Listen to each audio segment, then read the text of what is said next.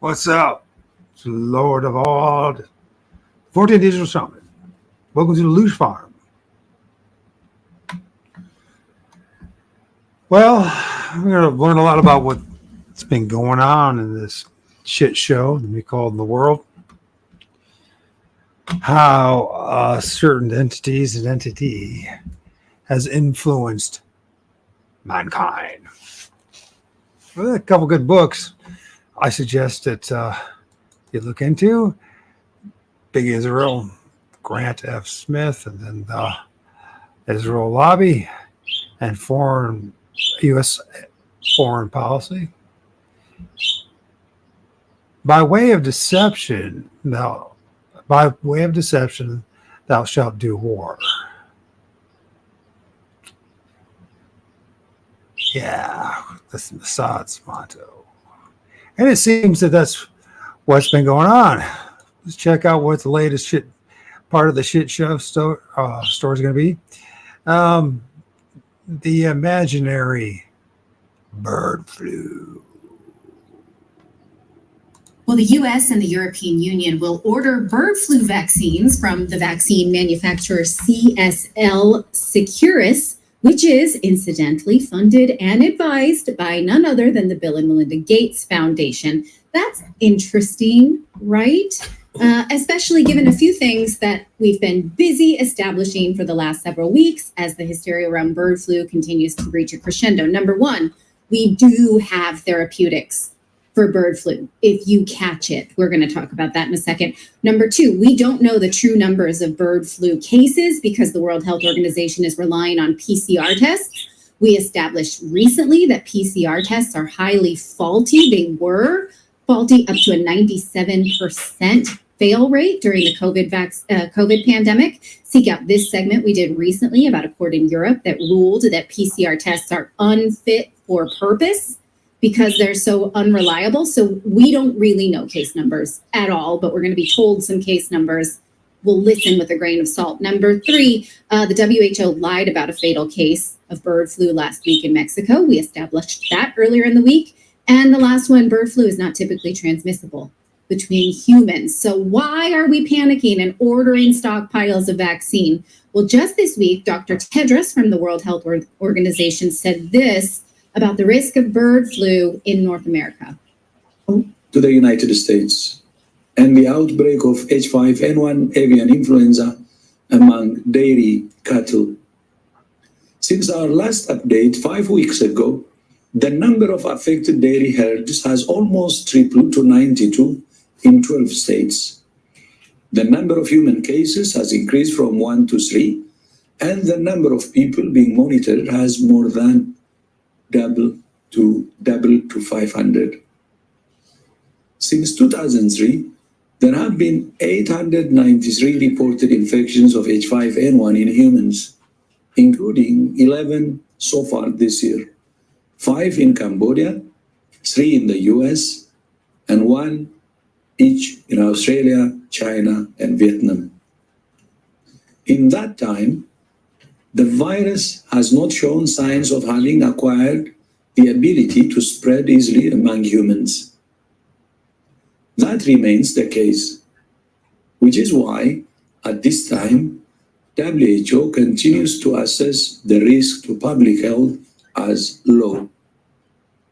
Low, he says. Low. Okay. He did not answer for why they told us that there was a bird flu death last week and then had to retract that after the health secretary in Mexico, Jorge Alcocer, said this about the WHO giving us that information. And I can point out that the statement made by the World Health Organization is quite bad. Since from the beginning it talks about a fatal case, which was not the case, or for another reason, and without it being determined, and only marginally says that the risk in this case is low. But she's going to have a meeting today to clarify this. Okay, this is a familiar story, right? The WHO told us that there was a fatality from bird flu when we established that it was a fatality with bird flu, with the caveat that we don't know how much we can trust the PCR tests. Now, here is a familiar story as well, that people who are being monitored for bird flu never showed any symptoms. So again, we have the case that one of the symptoms of COVID was no symptoms.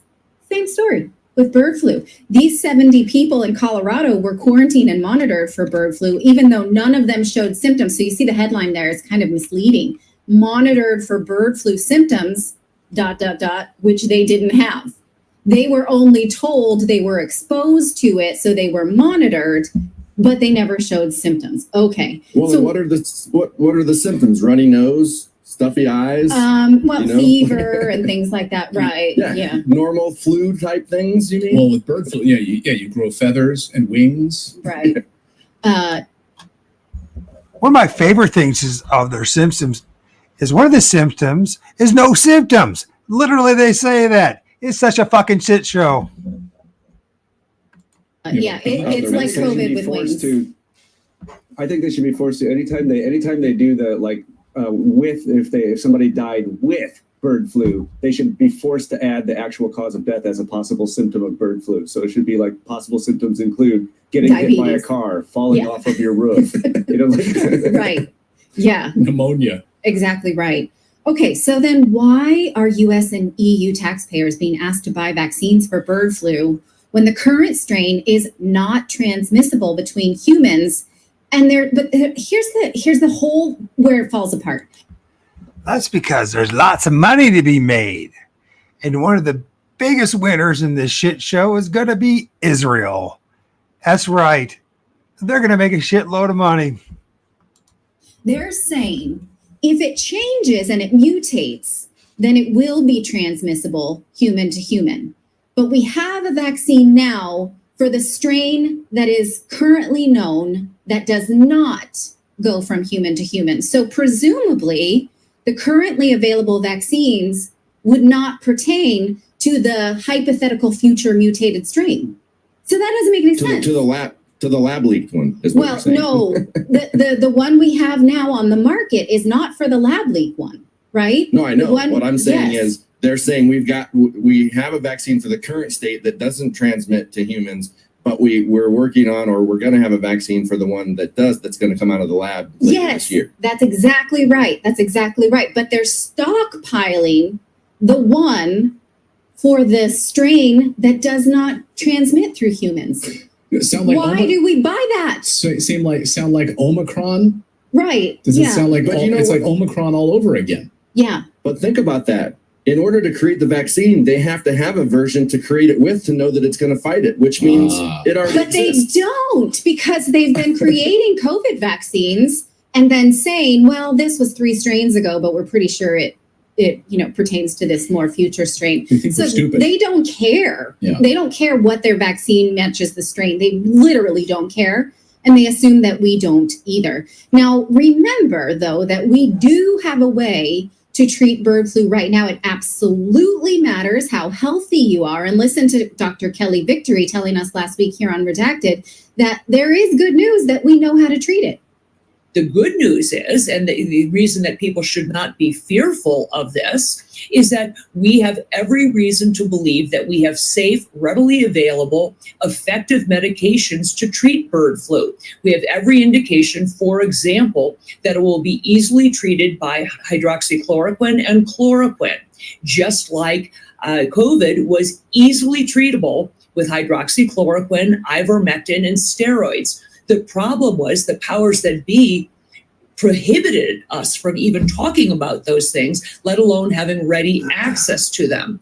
If doctors were not impeded from treating patients who had COVID with those medications, the death toll and the suffering would have been far less. So hopefully, if bird flu should become something to be concerned about, if it should begin to be transmitted between human beings and between people who are not in direct contact with infected animals, then hopefully we will be allowed to use the medications that we should be able to use, like hydroxychloroquine. If instead they shut those things down in order to foist their mRNA vaccine, quote unquote, agenda on us, then it's going to be up to people to push back and say, no, we fell for that the last time and we're not falling for it again. Okay, notice what she just said, that they may not allow us to use the currently available treatment, because they want to push an mRNA vaccine protocol. Aha. That's because it's eugenics. And those motherfuckers killed my mother with their fucking mRNA vaccine that they forced on her. She ended up having a blood clot in her brain and stroke and died. I had to bury her on the first day of spring in 2021. That's after she did not want it. And that's after I started warning people about this shit in the beginning of 2020. A handful of us were doing that. The small channels that had once that had at least a few thousand, 5 or something like that, didn't really matter. The fact of the matter is, I was such a threat. Then on January 6th, in the early morning of 2021, they took down my channel along with hundreds of other small channels. They were warning everybody about their fucking eugenics program. They said, well, how does that work? How come everyone else that I know took this vaccine and nothing happened to them? Have you heard of Russian roulette? If you haven't, you should learn about it because it's been applied and used in our lives, our parents' lives, our grandparents' lives, and for a very long fucking time. You see, Goyim, they don't give a shit about you. They never did give a shit about you. As important as you feel that you are, they don't feel that you're important at all. In fact, they find you a threat and a burden because you're taking away from what they want. Plus, we're going to learn about human sacrifice in this show and how real it's been in every culture for thousands of years. Now, you might not believe in it, but it doesn't fucking matter if you believe in it because you're not the one in charge. But the ones that do believe in it. You should listen into this. Look at this. Moderna has just secured government funding in order to start a trial on an mRNA bird flu vaccine. Now, again, yeah, I know it's too much, right? If it's because it's like, here we go. The taxpayer is paying for the development again, exactly, and then they pay for the marketing and exactly right. Yes, they have government funding through an organization I'm going to tell you about, which is a part of Health and Human Services, which is taxpayer funded. Yes, so mRNA is apparently the new flavor of the month, or the year, or the decade. For Moderna, we spoke about yesterday how they just received FDA approval for their RSV vaccine. This one is for adults 60 and up, and it marks the first time that the mRNA technology has appeared in any non-COVID vaccine, and they're pretty stoked about it. Now, they think that this technology can work in a bird flu vaccine, and the Financial Times says that they are going to be paid, this is the only number we've got, is several tens of millions of dollars. What does that mean? Maybe less than 100 million, but how much less? We just literally don't know, but it's our money. It's taxpayer funded through the Biomedical Advanced Research and Development Authority. It's called BARDA, which is part of Health and Human Services. In the coming weeks, they are going to secure that funding. We didn't vote on it, but that's what they're gonna do. Now, John Campbell was talking about mRNA technology and all manner of vaccines just today on his YouTube channel. And the way he put it made me laugh, so I thought I'd play it for you. Now, the mRNA vaccines are expanding around the world. There's multiple plants that have been built to produce them. So let's have a look at where we are at globally. All of the issues that have been raised, the concerns, the adverse reactions, don't really seem to have been taken into full cognizance, and they're ploughing ahead. Don't seem to have been taken into full cognizance. We're not trying to know this, but we here collectively are cognizant. So let's keep going. And again, as for the non-mRNA bird flu vaccine, again, that is made by CSL Seqirus. Well, that company also has a history of working with the Gates Foundation on the Zika virus and Ebola as well. According to their 2016 shareholder meeting, they've at least been funded by the Bill and Gates Foundation, Bill and Melinda Gates, since 2016. Now, as of yet, we haven't seen any evidence that the Gates Foundation is working with Moderna or CSL on the bird flu vaccine yet. But if you've seen that, please let me know, because I've got my eyes peeled for this, as they say. So again, as we sum up bird flu, we've been covering this at length for 2 weeks. Here's what we know already, which is very familiar. Stop me again if you think you've heard this one before. Number one, we're relying on PCR tests for case numbers. Number two, one of the symptoms is no symptoms. Okay. Number three, taxpayers are spending millions on vaccine development. Number four, the virus may have mutated, which indicates a lab leak through gain of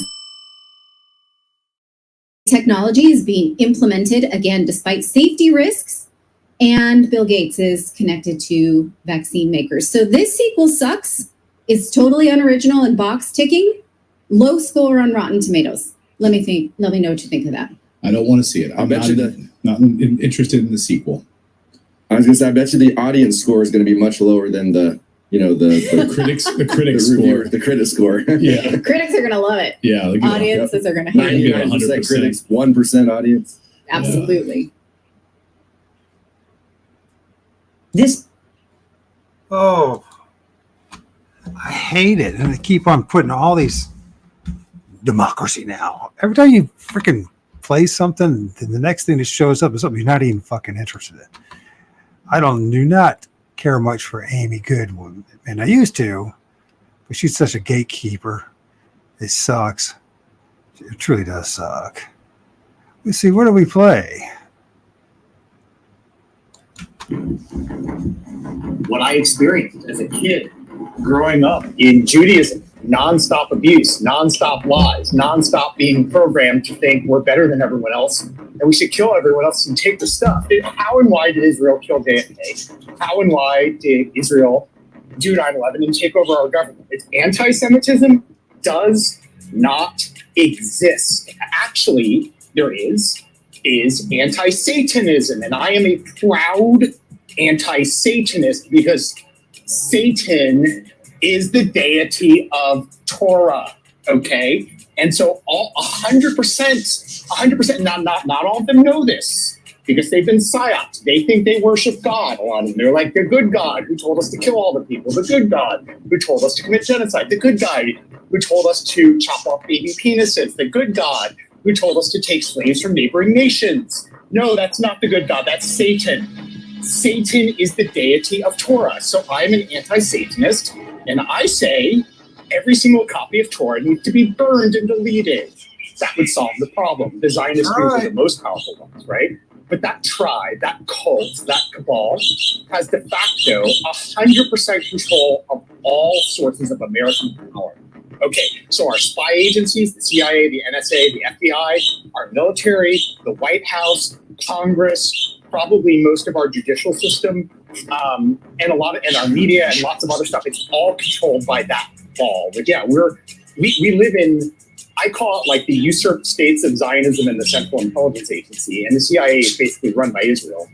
And some people kind of call it Jumerica, and I think there's some truth to that. I think we kind of live in Jumerica at this point, and we need America. We need to not have a country run like this. I mean, that's just the reality. And again, not all Jews, just in case anyone's listening to this recording, I'm not saying all Jews, I'm saying the powerful Jews at the top. It's obvious. Like, you have to be blind not to see this, bro.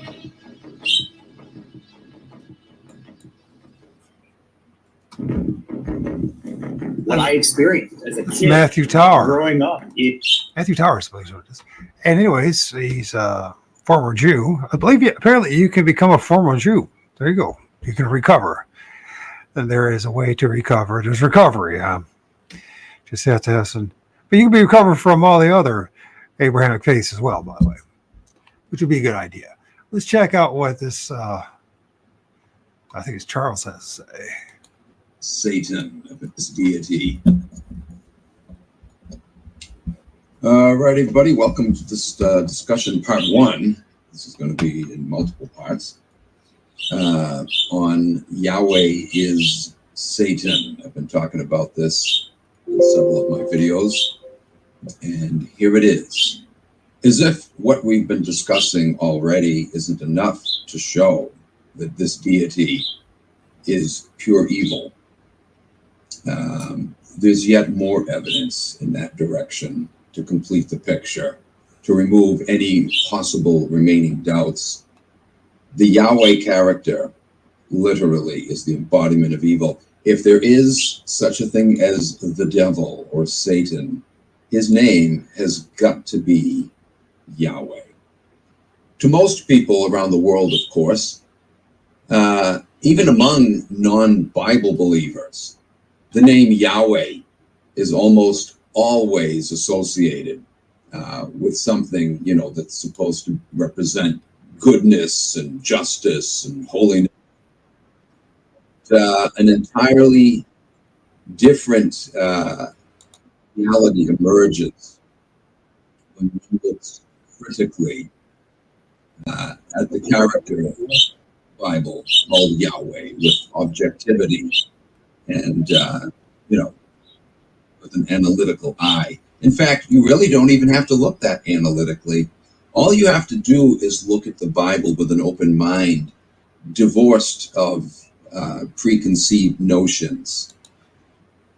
Once you get rid of those preconceived notions, in fact, if you never had them to begin with, if someone just handed you a Bible, having never even heard of that book, and asked you what you thought of this God character in it, you know, within a good 5 or 10 minutes minimum, they'd hand it back to you and say, wow, where'd you get that trash? I don't want anything to do with that character.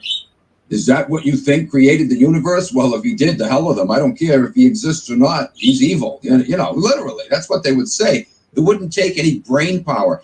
The only reason why people can't see it again is because they view it with a broken pair of glasses that screws up their vision. They're prevented from seeing what is plainly in that book because they have these preconceived ideas, this baggage that they carry around with them that forces them to interpret it wrongly. They're convinced before they even pick the freaking book up that this God is holy, just, and righteous, and loving, and you can't even possibly say otherwise. That's how it is. No, it's not. Read the book for itself. You don't even have to look at it critically. Just read it, let it speak for itself, and it'll tell you. But anyway. Far from being loving, just, benevolent, righteous, blah, blah, blah, Yahweh turns out to be malignant, evil, and psychopathic. Again, we've already seen that, haven't we? Abundantly displayed in previous videos, but we're going to get into it in even more detail now and end the... In short, Yahweh is nothing more than the devil himself, hidden behind a thin mask of righteousness, a wolf in sheep's clothing, if you will, which is quite ironic, isn't it? Because the Apostle Paul warns his followers to beware of wolves who come to you in sheep's clothing. He said, no surprise that you should be fooled, for the devil himself, he said, is transformed into an angel of light. Therefore, it's no marvel that his ministers should be transformed into ministers of righteousness. So according to Paul himself, that's the devil's game, to disguise himself as something benevolent, when in fact he's malevolent. And yet, all the while, that actually describes Mr. Yahweh. Mr. Yahweh loves to profess himself as the embodiment of love, and his fan club does the same thing, right? All throughout the Bible. That's all you hear about, is how wonderful Yahweh is. But when you look at his record, when you look at the things that he actually says and does all throughout the Bible, he is a monster. So yes, just like Paul warned, that's a good warning. It should be heeded. Bible believers, though, don't heed it, do they? Oh, they'll apply it to just about everything else and everyone else, but not to their own God and to their God's spawn, the alleged Son of God, Christ. Both of them turn out to be a wolf in sheep's clothing, or wolves in sheep's clothing. Anyway, let's begin by examining the name Yahweh itself. In cultures around the world, the name Yahweh or Yah or other variations thereof, Jehovah, you know, whatever, this name carries the meaning of evil and dreadful, believe it or not. Let's consider some key examples You have Yahweh or Yahoo. These are two of several names that are given to mythical hominid entities that are reputed to live in the Australian wilderness, sort of the Australian equivalent of Bigfoot or Sasquatch.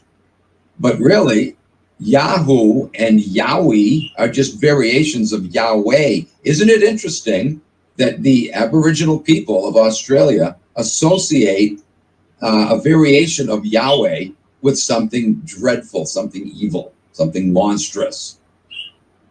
This creature has its roots, again, in Aboriginal oral history, and it's often deemed as, mischievous, even violent and aggressive, and thus something to be loathed, to be feared.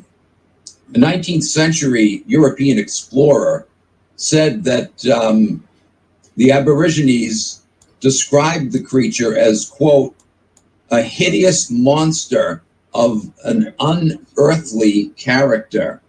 Sounds just like Yahweh, doesn't it? In the 1870s, accounts of indigenous apes appeared in the Australian Town and County Journal. The earliest account, in November of 1876, asked readers, quote, who has not heard from the earliest settlement of the colony, the blacks or Aborigines, speaking of some unearthly animal or inhuman creature, named or hairy man of the woods. So the Australian Yahoo or Yahweh is associated with an otherworldly devil. Very interesting, isn't it? In the Codex Chimalpopoca, the Mexican codex, we find that in the year 1487, or the year 8 Reed, as the Aztecs called it, some 80,400 prisoners of war were sacrificed on the top of the pyramid at Teochtlan, the Aztec capital. Mass human sacrifice was not uncommon among the Aztecs. This is well known, well documented. But where did this practice actually come from? Was there a particular deity that introduced/required mass human sacrifice? The following story of the origin of this practice is told in this same codex. It states, quote, the Toltecs were engaged in battle at a place called Netelpan. And when they had taken captives, human sacrifice also got started as Toltecs sacrificed their prisoners. Among them and in their midst, the devil Yeotl followed along. Right on the spot, he kept inciting them to make human sacrifices. A devil named Yeotl, Yeh or Yah, Yaotl. Yah, of course, is Yahweh. Often Yahweh is short, is spoken of in short, or an abbreviation as Yah, right? So when you have this prefix here, Yaotl or Yahweh, like the Aborigines of Australia, these two cultures both refer to this Yah character, Yaotl and Yahweh, as a devilish deity or a supernatural being who is evil, dreadful, a devil. Do you think this is a coincidence? Well, let me tell you right now, those of you who have heard my radio broadcasts over the years know that I have thoroughly documented the fact that Hebrews had visited the Americas long before Columbus. In fact, I've talked extensively about how pretty much every ancient culture had reached the Americas at one time or other, long before Columbus. The Romans were here, the Greeks, the Babylonians, the Egyptians, the Assyrians, and they left their fingerprints in many different forms. This, of course, is not only denied, but it's ridiculed. Academia. Well, you know what? I ridiculed them back for their baloney, and that's what it is. It's baloney. The evidence of that is it's absolutely overwhelming. It's jaw-dropping.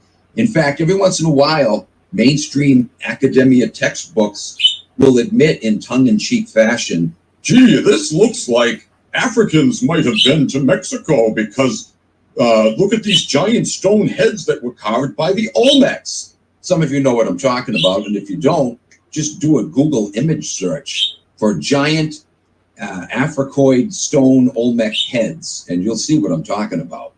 To date, there's been about at least a dozen of them that have been found. Some of them weigh several tons each. They're massive stone basalt carved heads of what cannot be anything else but Africans. And yet these date to about 1200 BC. I mean, they're Africans. There's no freaking way around it. They got the large cheekbones, the protruding lips and the curly hair. And some of them are wearing leather helmets that look exactly like the ancient Guyanese war helmets.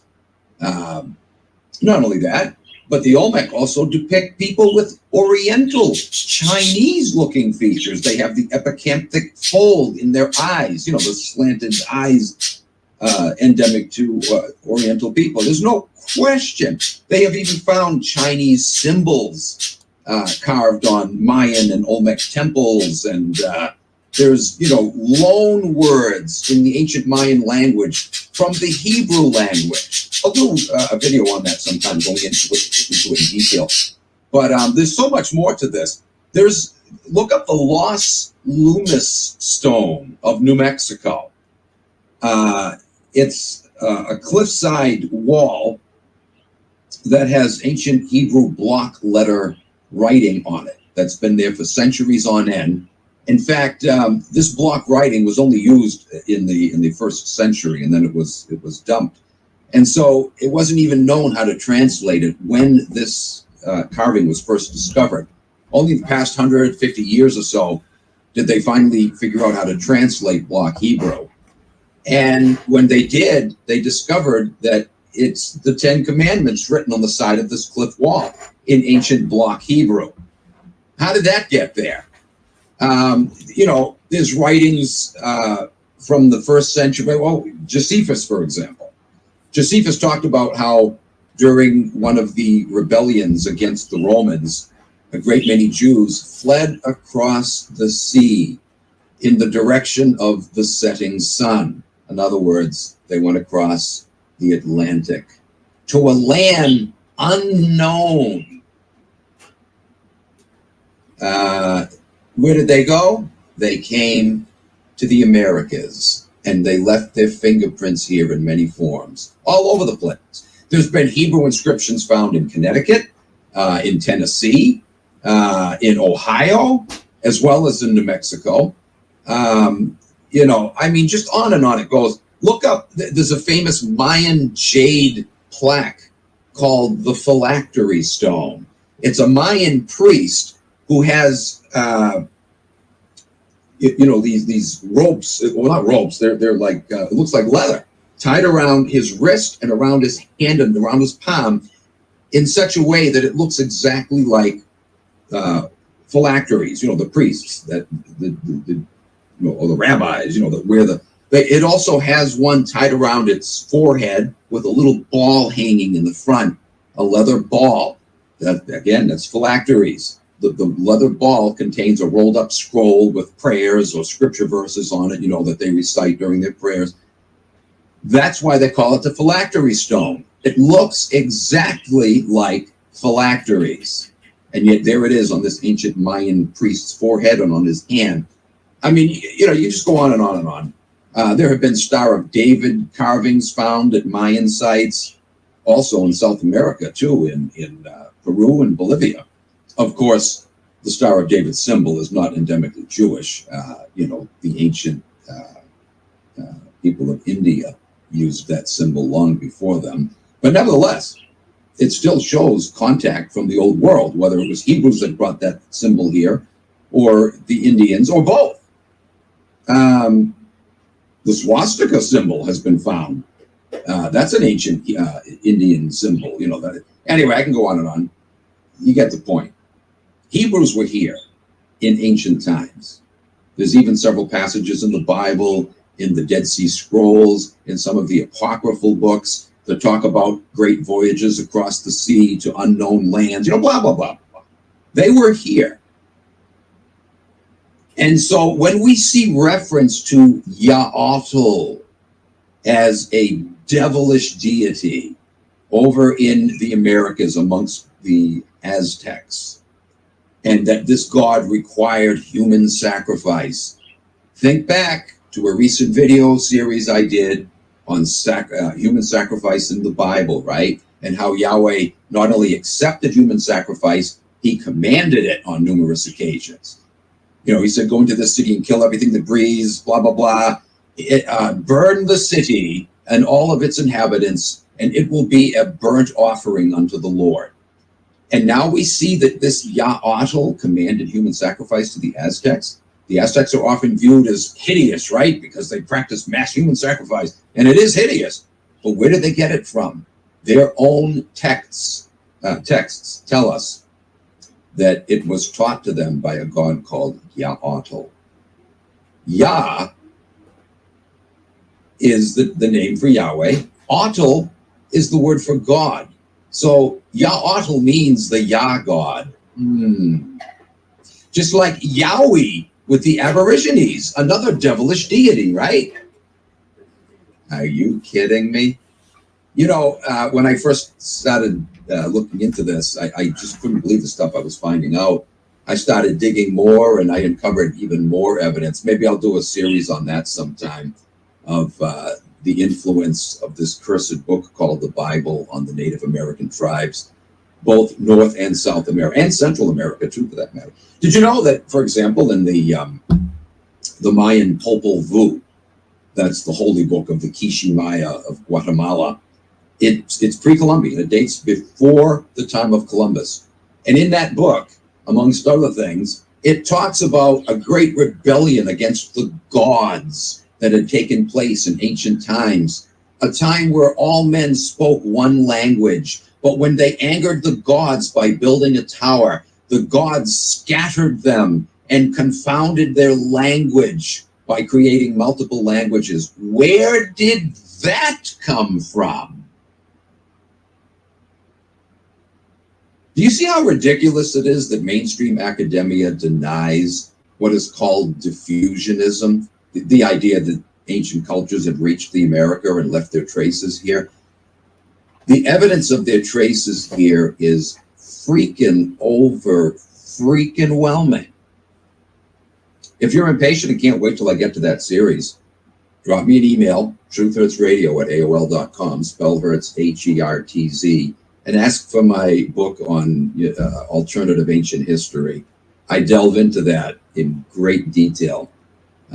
It's just, I go through one chapter at a time. In the second part of the book, I deal with this diffusion issue. And I go through every culture, one chapter at a time. I got a chapter on the evidence of Egyptian contact with the Americas in pre-Columbian times. I got a chapter on the Babylonians, on the Greeks and the Romans, on Hebrews. I mean, you name it. I go through the whole list. And, by the time you pour through all that evidence, you are forced to acknowledge that, there's no question. Every culture did make it here. The Americas weren't unknown in ancient times. They were very well known. The ancients were very much aware of their global surroundings, of their global geography. Very much aware of it. There's even maps, like the Piri-Reis map, for example. There's many of them, but that's the most well-known one. The Piri-Reis map was created in 1513 by an admiral in the Turkish army named Piri-Reis. And he described in some notations on the map, it's made from gazelle skins, he described how he compiled this map from pre-existing maps that were known to him in his day, which no longer exist. But we know that the maps must have been genuine. They were real because he depicted things on that map that weren't even known about in his day. He was just copying the map, these other maps, and compiling them onto one map. But he hadn't visited these places. He didn't know that these places actually existed. He was just going by what he, saw.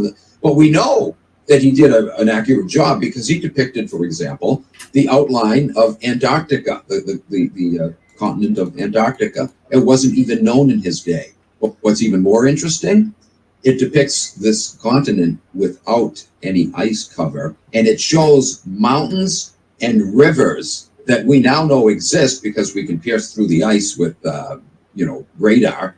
And we have done that and confirmed that these mountains and rivers do exist exactly where they're depicted on the map.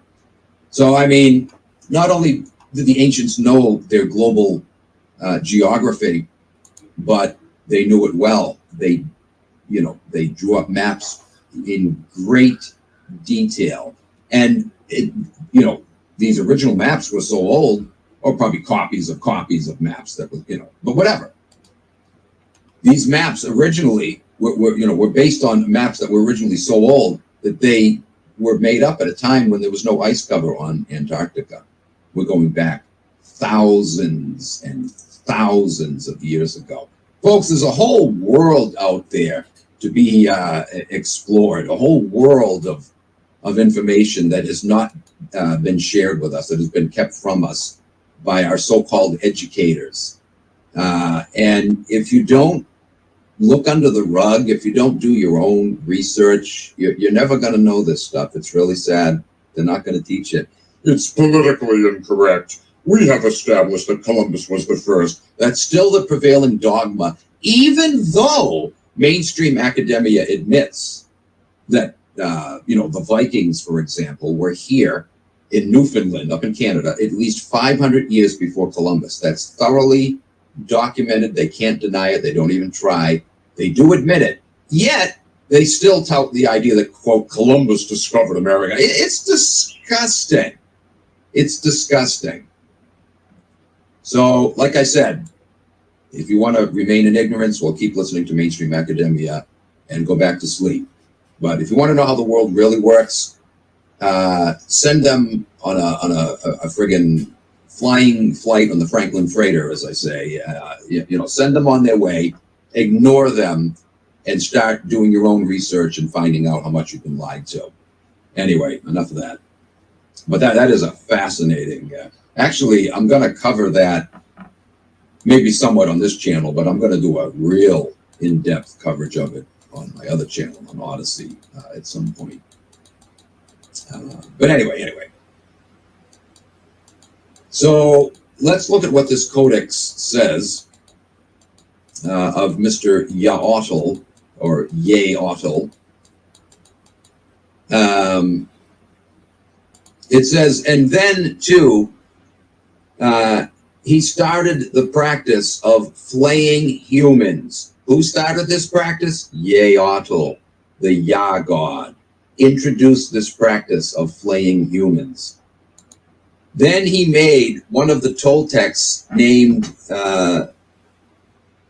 Zulkozatl wear the skin, and he was the first to wear a Toltec skin.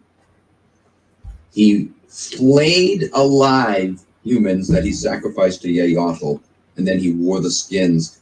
You might be interested to know that there's an ancient document that has survived to us from like the 4th century BC, where the Macedonians talked about how a group of fanatic Jews had slain a bunch of Greeks and skinned them alive and wore their skins. They also removed their bowels, i.e. their intestines, and wrapped them around their waists and wore them as belts. I just find that very interesting, that if you compare that text with what we just read here, from this Aztec codex. You know, it's interesting too, if you look at the Old Testament and David was slaughtered a whole bunch of innocent people, men, chopped off their foreskins. And you know what? In the Bible, it talks about how King David, this glorified, wonderful human being, walked around with a belt of human foreskins. That's right. King David. A belt of foreskins.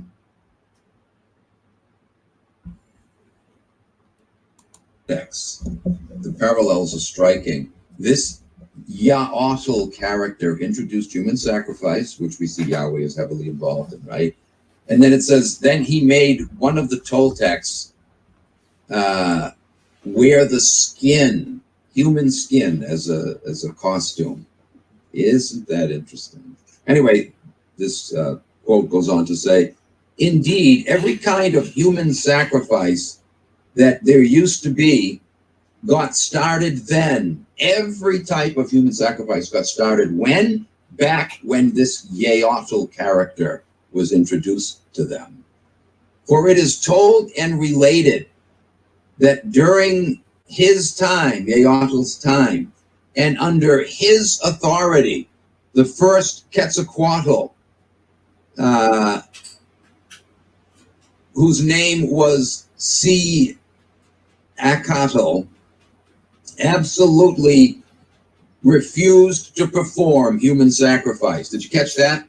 It's saying that their ancestor at the time refused to perform human sacrifice. It was introduced to them by this Yahweh character, but he was outraged and horrified over it and said he wouldn't do it. It was precisely when Cuauhtémoc was ruler that all those things that used to be done got started. So they had this corrupt ruler, Cuauhtémoc, who forced this upon them. It was the devils who started them, the devils who started these human sacrifices. So a group of people, I need to point this out. The Aztecs also have legends of how people came across the Great Sea from the east in ancient times to visit them and taught them a lot of things. And amongst them must have been this Yahweh character that they brought with them. Isn't that interesting? In the ancient Egyptian pantheon, Yah or Iyah, I-A-H or Y-A-H, the same thing, just different spellings, right? But they also had a Yah character in their pantheon. He was a moon deity with an avenging nature. One Egyptian text says that one who disobeys Yah, quote, will be fettered by the manifested might of Yah. Sound familiar? The Babylonians, all the while, also had a deity by the name of Yah or Jah, J-A-H-Y-A-H. And this deity was a vengeful and punishing god who was worshipped out of fear and whose wrath needed to constantly be appeased through sacrifice. Well, what do you know about that? Look how many cultures had this Yah character, and every single one of them taught that this Yah character was an evil, devilish deity. You know, how many times do you have to see a pattern like this before you finally realize this can't be a coincidence, can it now? Well, we're not done. The Canaanites also worshipped a deity called Yah or Ahi Yahweh, which was also a fear-instilling god. The ancient Akkadians had a deity named I or Aya or Yah, right? I or I-A. I or Aya or Yah. which was likewise dreadful and fearful. These primitive Yah deities are believed to have been the origin of the Baal god, who threatened to blast his patrons with a thunderbolt if he was not obeyed. And yet we see Yahweh doing pretty much the same thing, right? Sending fire down from heaven to devour those that, get under his skin. So whether it's lightning bolts or fire from heaven, it's the same imagery, isn't it? But is it not interesting to see how Yahweh, or variations of that name, is recognized universally and throughout the ages as an evil entity? Does this not tell us something? Anyway, as it turns out, even occultists acknowledge that Yahweh is the devil. Now, Bible believers would say, who cares what occultists say? They're evil. Oh, but the occultists are onto something here. We can't ignore them, especially when we see that cultures around the world have attributed the Yah God as something evil. And most importantly, especially when we see that the Bible portrays him as evil. Again, we've already done that, and we're going to be doing that more later in this video series. But for now, let's take note of what occultists say about Mr. Yahweh. Again, not that occultists are reliable sources. Nevertheless, it is quite interesting to see what they have to say about the identity of Yahweh, because at least in this instance, they're absolutely correct, as we will see from the pages of the Bible itself later. We'll see that Yahweh is evil. So once we realize how evil he actually is right from the pages of the Bible, now the writings of occultists, at least in this regard, take on a whole new meaning. All the other ancient cultures that we just looked at also referred to Yahweh as evil, right? There's a definite pattern here that cannot be ignored.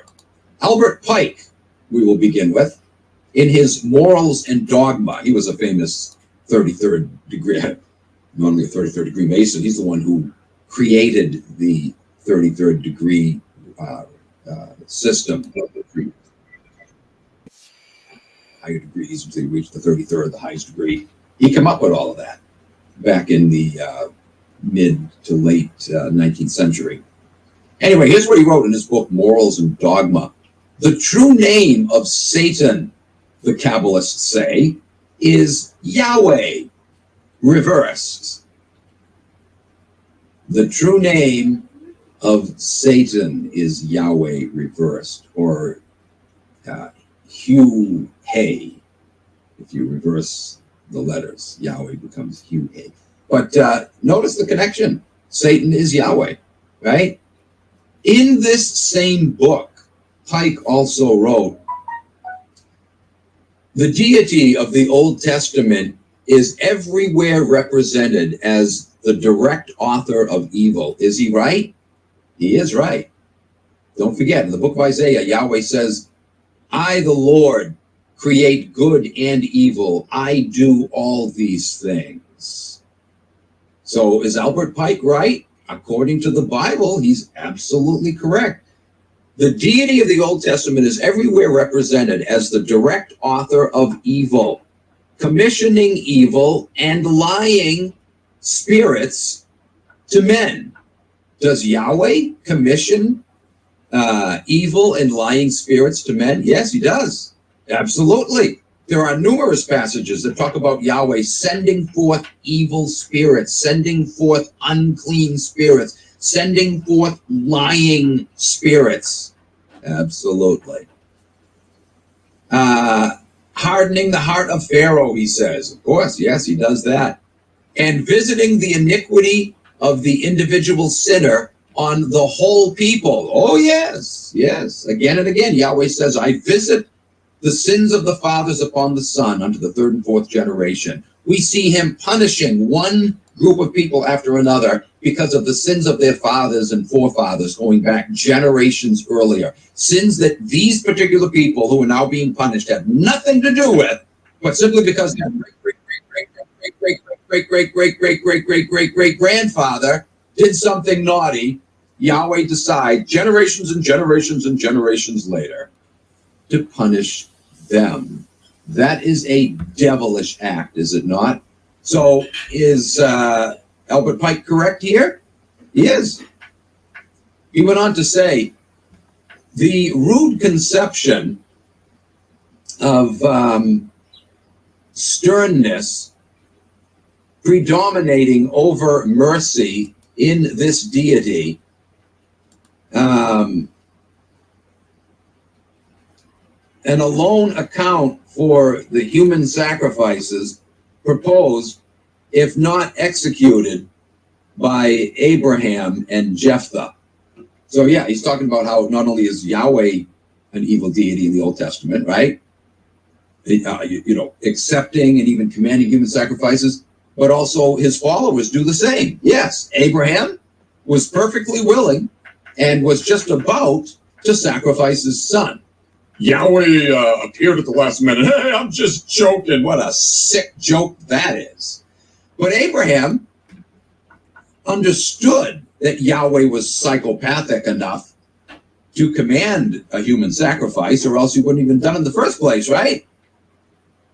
Why would you even obey an order? If you thought Yahweh was loving and wasn't into human sacrifice, you would say, Lord, I know you commanded me to sacrifice my son, but be it far from you. I know you're not a God that would embrace that. The fact that you even said it, I know you've got to be joking or this is some kind of test, but I'm not going to do it. Not because I'm disobeying you, but because I know you're a righteous God and would never actually expect me to do that, right?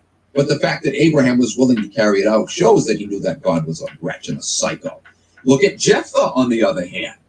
Bible believers like to point to Abraham and say, see, God isn't into human sacrifice. He wasn't really intending, as if that exonerates him when in fact, if he was a loving God, he wouldn't have asked Abraham to do it in the first place. It doesn't matter if he intervened and stopped him.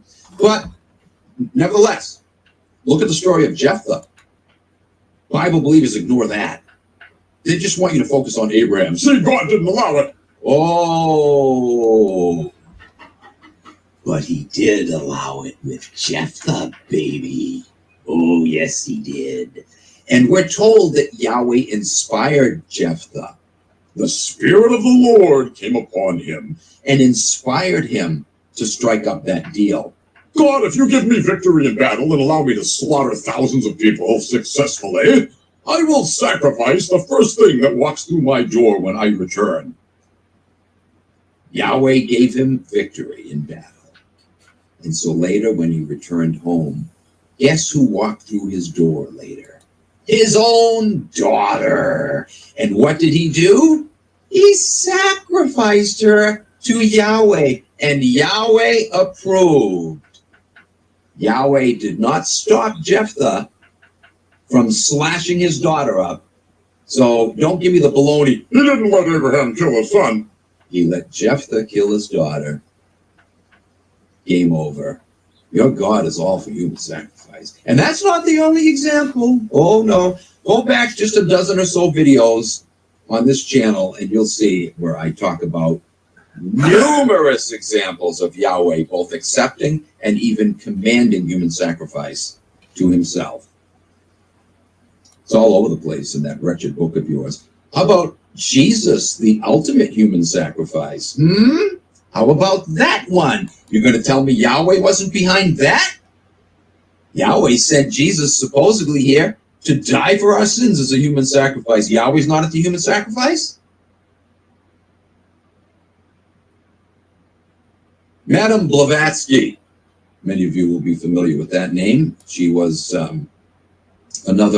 she was a contemporary of Albert Pike, another 19th century occultist, Kabbalist, into the Kabbalah.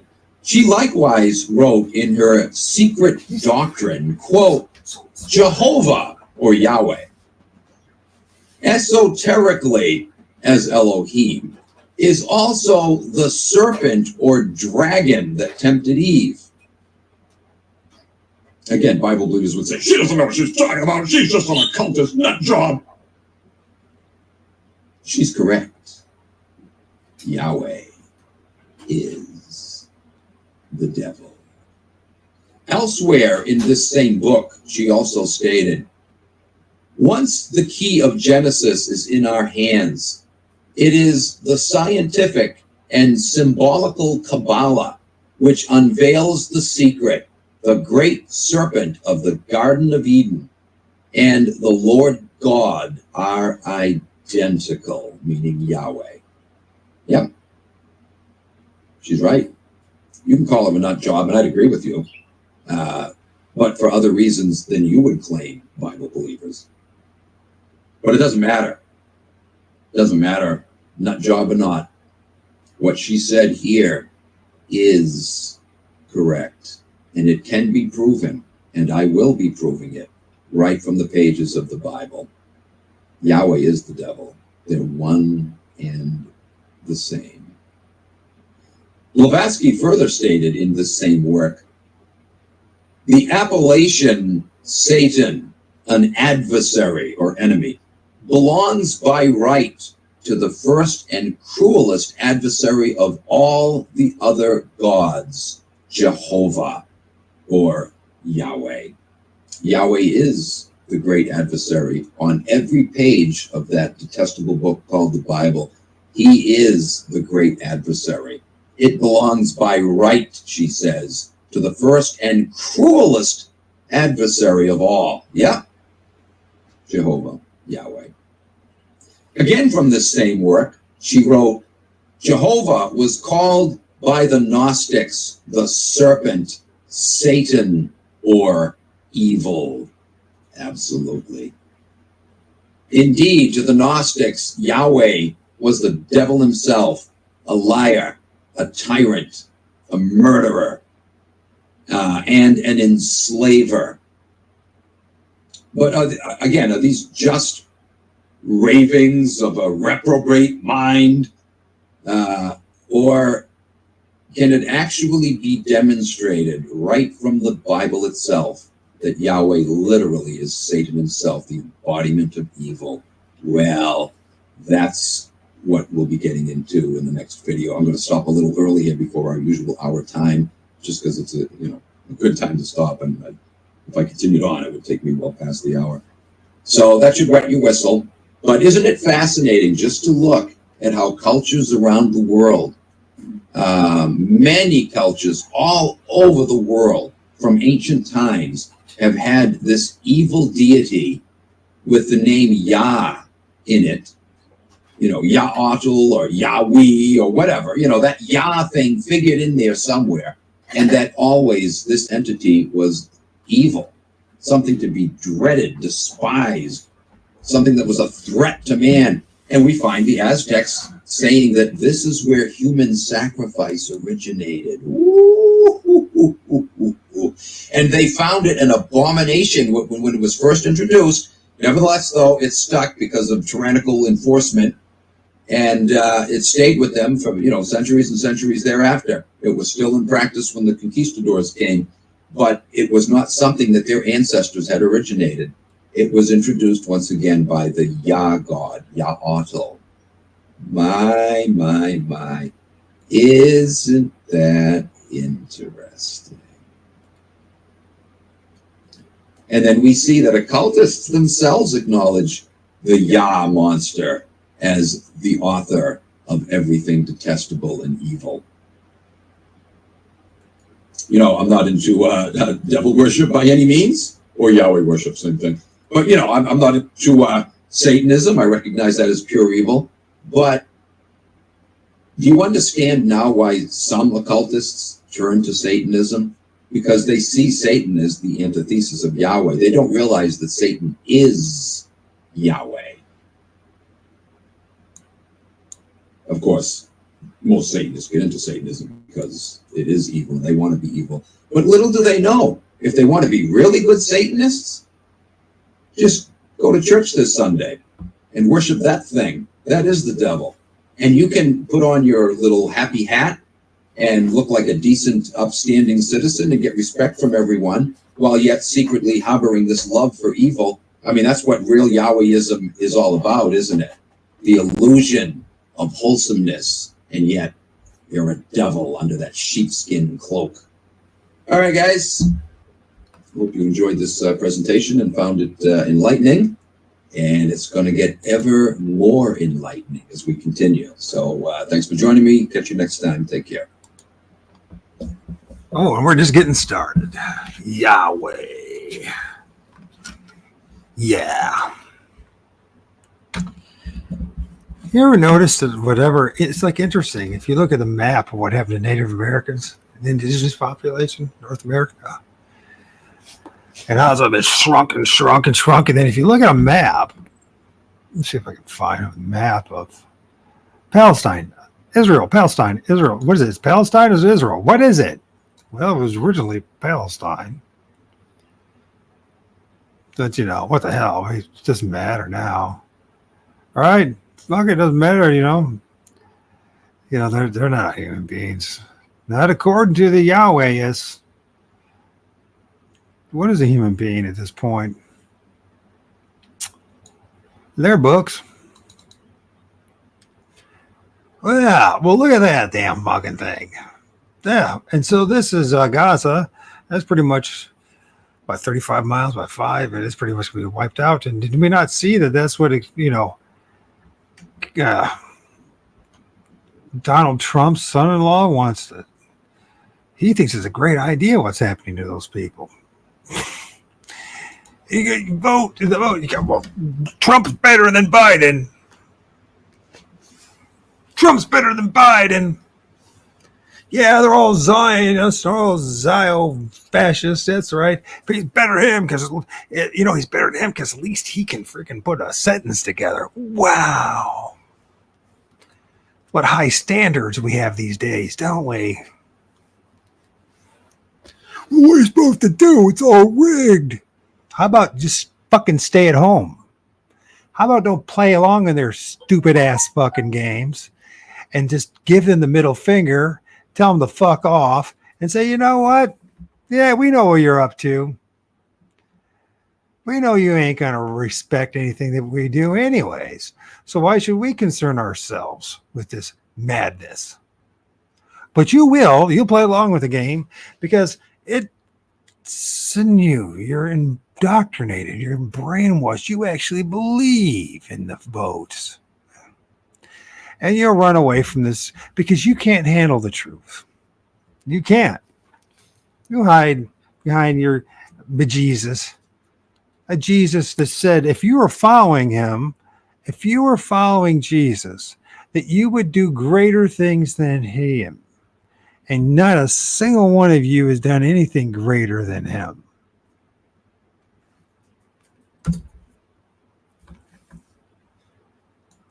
Which makes you all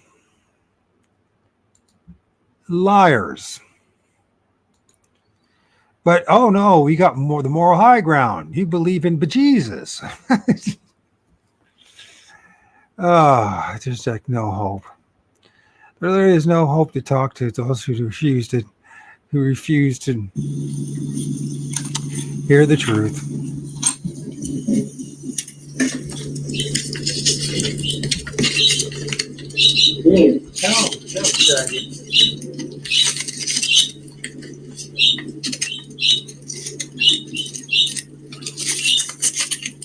Oh, there's that owl.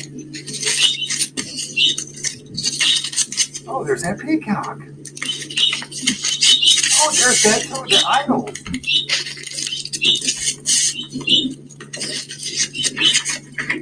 I have to stop this for a moment. You know, they accuse everyone of being idol worshipers, right? They all do. The law of reversal is just everywhere, right? And yet we just witnessed in their little ancient text, and we witnessed it before our eyes with this alleged Star of David, which is an idol. The Torah, itself is an idol. Look at that, right? And the phoenix, where did that come from? Well, Jesus. Well, it came from these dudes. How about the How about that thing? Is that not an idol? Isn't it fascinating that they accuse everyone else of being idol worshippers, and yet they are the biggest idol worshippers I've ever seen in my life or heard of?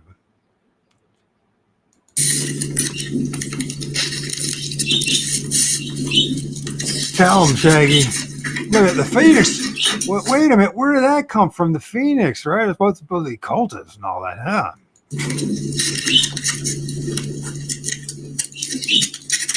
Oh, the butterfly. Where did that out? Oh, geez. Yeah. All that MK Ultra stuff. Isn't it interesting? Even, was it King Charlie Warley? You know, and is that new painting of his? And what is that painting of all the blood and all the fire and everything else? And his swollen hands. It isn't interesting. Those swollen hands have looked just an awful lot like Biden's swollen hands. If it isn't even Biden or a guy that's most likely in a goddamn suit in which.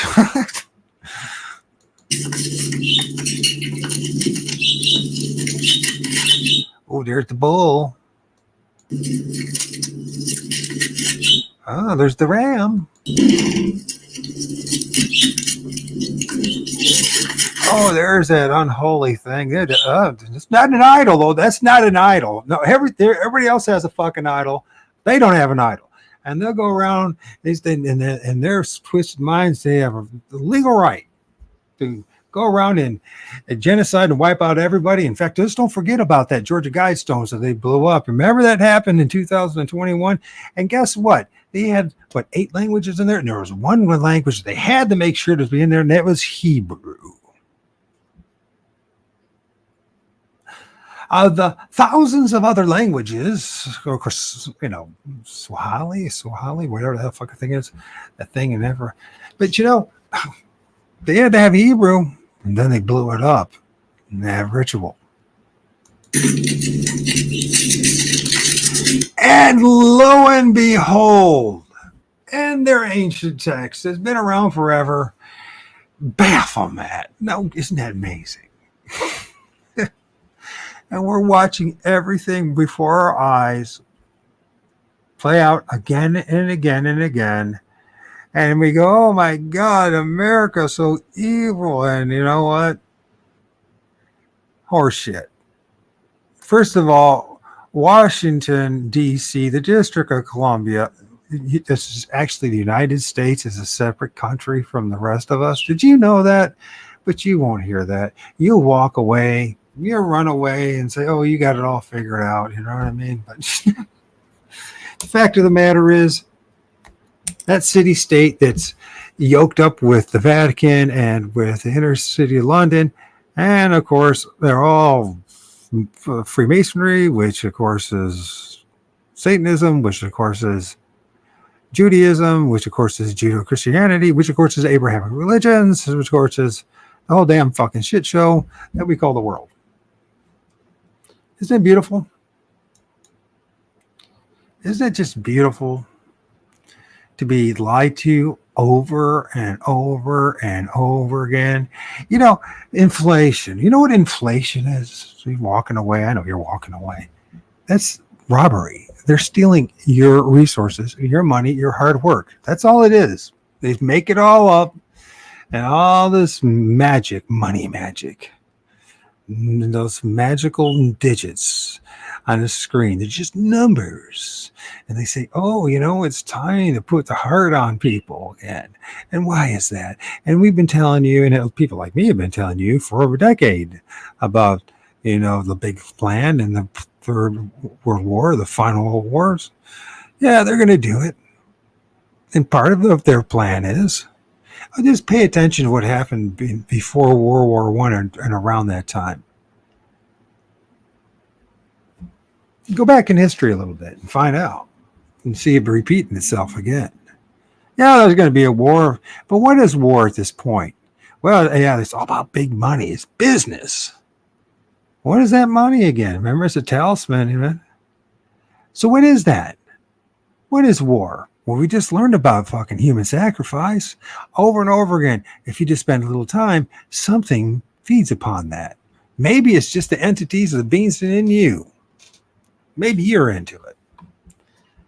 I don't think so, but maybe you are. If you have any conscience, then you probably aren't one of them. But those that don't have a conscience, and there are many of them out there, they don't have a problem taking you out. In fact, they love it. Even if the United States government will say, okay, hey, you're becoming too fanatic, the government, too religious. We'll give you $1 billion extra every year to the aid. Don't touch the churches.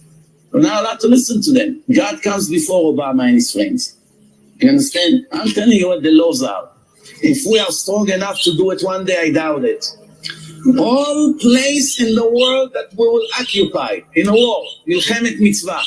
We go to a war, we occupy. Let's say we occupy Lebanon. And over there, there's idol worshipping places. We have the same obligation to destroy it. Why? Because now we live there. We occupy the place. We occupy the place. The Torah say, "Uviar ta'ara mikirbecha." Don't leave anything, any idols among you. So every place that you live in, and now you the original owner of the place now, you the new owner, I should say, from now on you have the same obligation to purify the place from all the idols. Because it's against the Torah. Remember, it's not what's good for me or not. You know, the funny thing is, as I said, they accuse everyone else of being idol worshippers, and yet they are the biggest idol worshippers that they are. Am I just saying that? I'm not just saying that. Star of David, all the other things, everything, that flag of theirs, what do you think? Why do you think they're all marching around with that fucking flag with the Star of David on it? No, that's not an idol, according to them. Of course, anybody has any logic will say, you know, oh yeah, that's an idol. Oh, that's an idol. That's because they are idol worshippers. They're insane. Here's some more insane stuff. But they're not the only ones that are insane, because you know what? Humanity itself, whatever's happened to us, it's fucking insane. Once we will leave this place, Hashem will bury America. That's what's going to happen. Not because I'm some kind of a prophet. I'm not giving you any prophecies here. I'm just describing to you a divine formula. So, I asked a very great rabbi, when do we go? We're doing work out here in North America, important work for the Jews. You know what's weird about these people? They're so idolatrous. They are the most idolatrous group of people, and they accuse everyone else of being that. And one of their strange idolatrous things is hair. And they sell wigs, and they're all wearing wigs. It's like they idolize women who actually have a full set of hair. It's weird. And nose jobs too. Jewish people.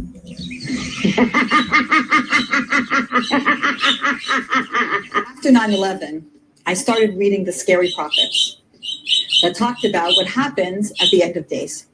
That when everything is going to come down. Now let's get this something straight here, and I'll challenge anybody. I'll debate anybody. You name it, you bring them up, I'll debate them. And the New Testament makes it very damn fucking clear that Jesus is going to come back in his generation. He said that some would still be standing there when he would show up with the glory of his Father and the angels and blah, blah, blah, blah, blah, right?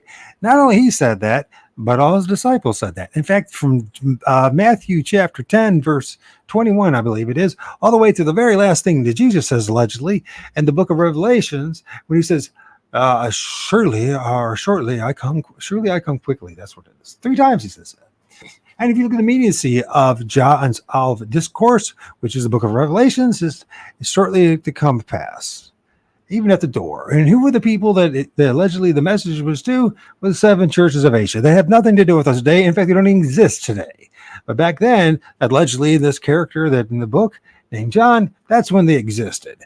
And it's all about them and what they're going to deal with. And it's overwhelming evidence, this Roman propaganda, that it didn't happen in 70 AD. I'll challenge anybody. I don't care who you are. I don't care what background you have. I don't care what your degrees you have. All you have to do is read what's in the book, and then you have to listen to all the horse shit about, oh, well, it's, the translation has been changed so many damn times, which in its own right, just by saying that, tells you that is not the word of God, or is the truth, right? But you know what? Don't worry about it, because it gets even worse and worse and worse than that. So here we go. We have all this craziness that the rulers of evil, they have conjured up. And those of us who have been infected by the Abrahamic religions, who all think that they're serving the true and living God, which you have no fucking evidence to say, except the idol that you have, which is the book that you have, a collection of books that, when you really break it down and challenge it, and if it was truly of God, would be very much preserved, right? And God itself would actually preserve it. It has the power to do that, but it doesn't do any of that, because the God that you believe in doesn't give a rat's ass about you, doesn't give a rat's ass about your kids, but he loves you so much. It might be the most merciful one, right? And all of them guarantee one thing: if you don't believe in that entity, that being that we just learned about, Yahweh, and what it actually is and its need for blood sacrifice, if you don't believe it, this is how much it loves its creation, that you will burn in hell. You must pay the price for what it created. If you believe in this shit, you must pay the price for its mistake, and you are the mistake. Isn't it fascinating how fucked up it all is? But let's listen to what these. Now, let's remember, they must leave the United States before it is destroyed. The chosen one must leave with their wigs and their nose jobs, which, that doesn't change your genes in any way, shape, or form, and all their idols. Don't forget, all the 4 idols that they have. The menorah and the Star of David and those cleats and that temple they got to have again. And no, they're not idolatrous, even though they're the perfect example of idolatry. You see the law reversal. You see the screwed up thinking. You see how the screwed up thinking and how it's infected humanity.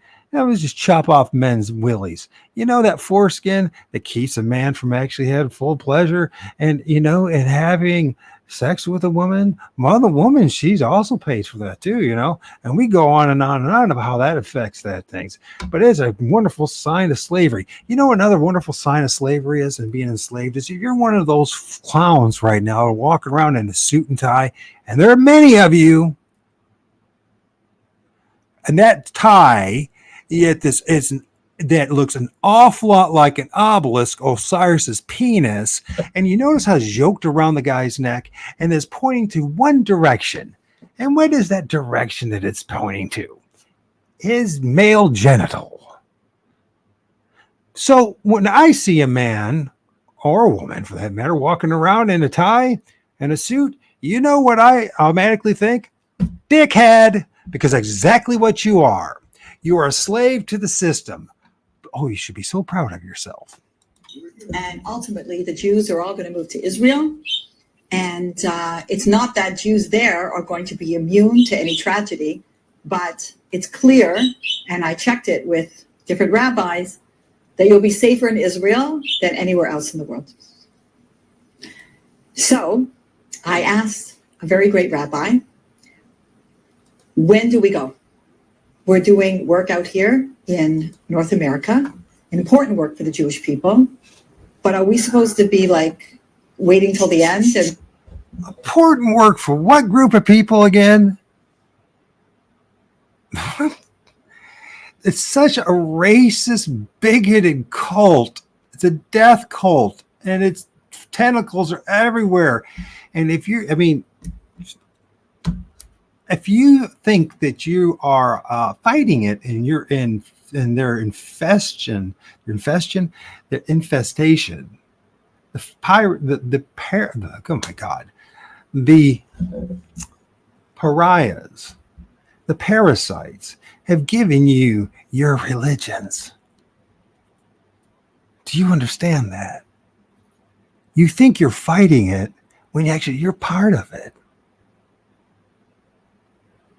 all the Abrahamic religions.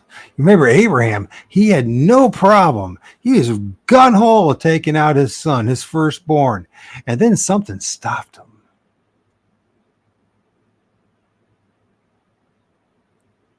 Think about what you have been infested with. What's possessed you? Start thinking about yourself and how you've been infested. Think about it.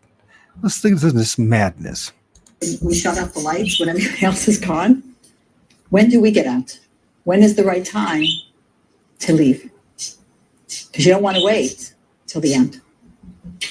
So he said, when they start killing Jews in the street, get out.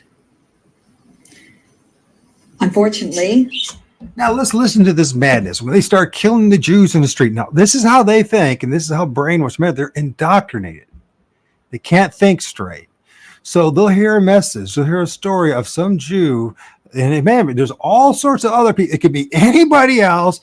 It could be someone who's black, white, purple, pink, whatever.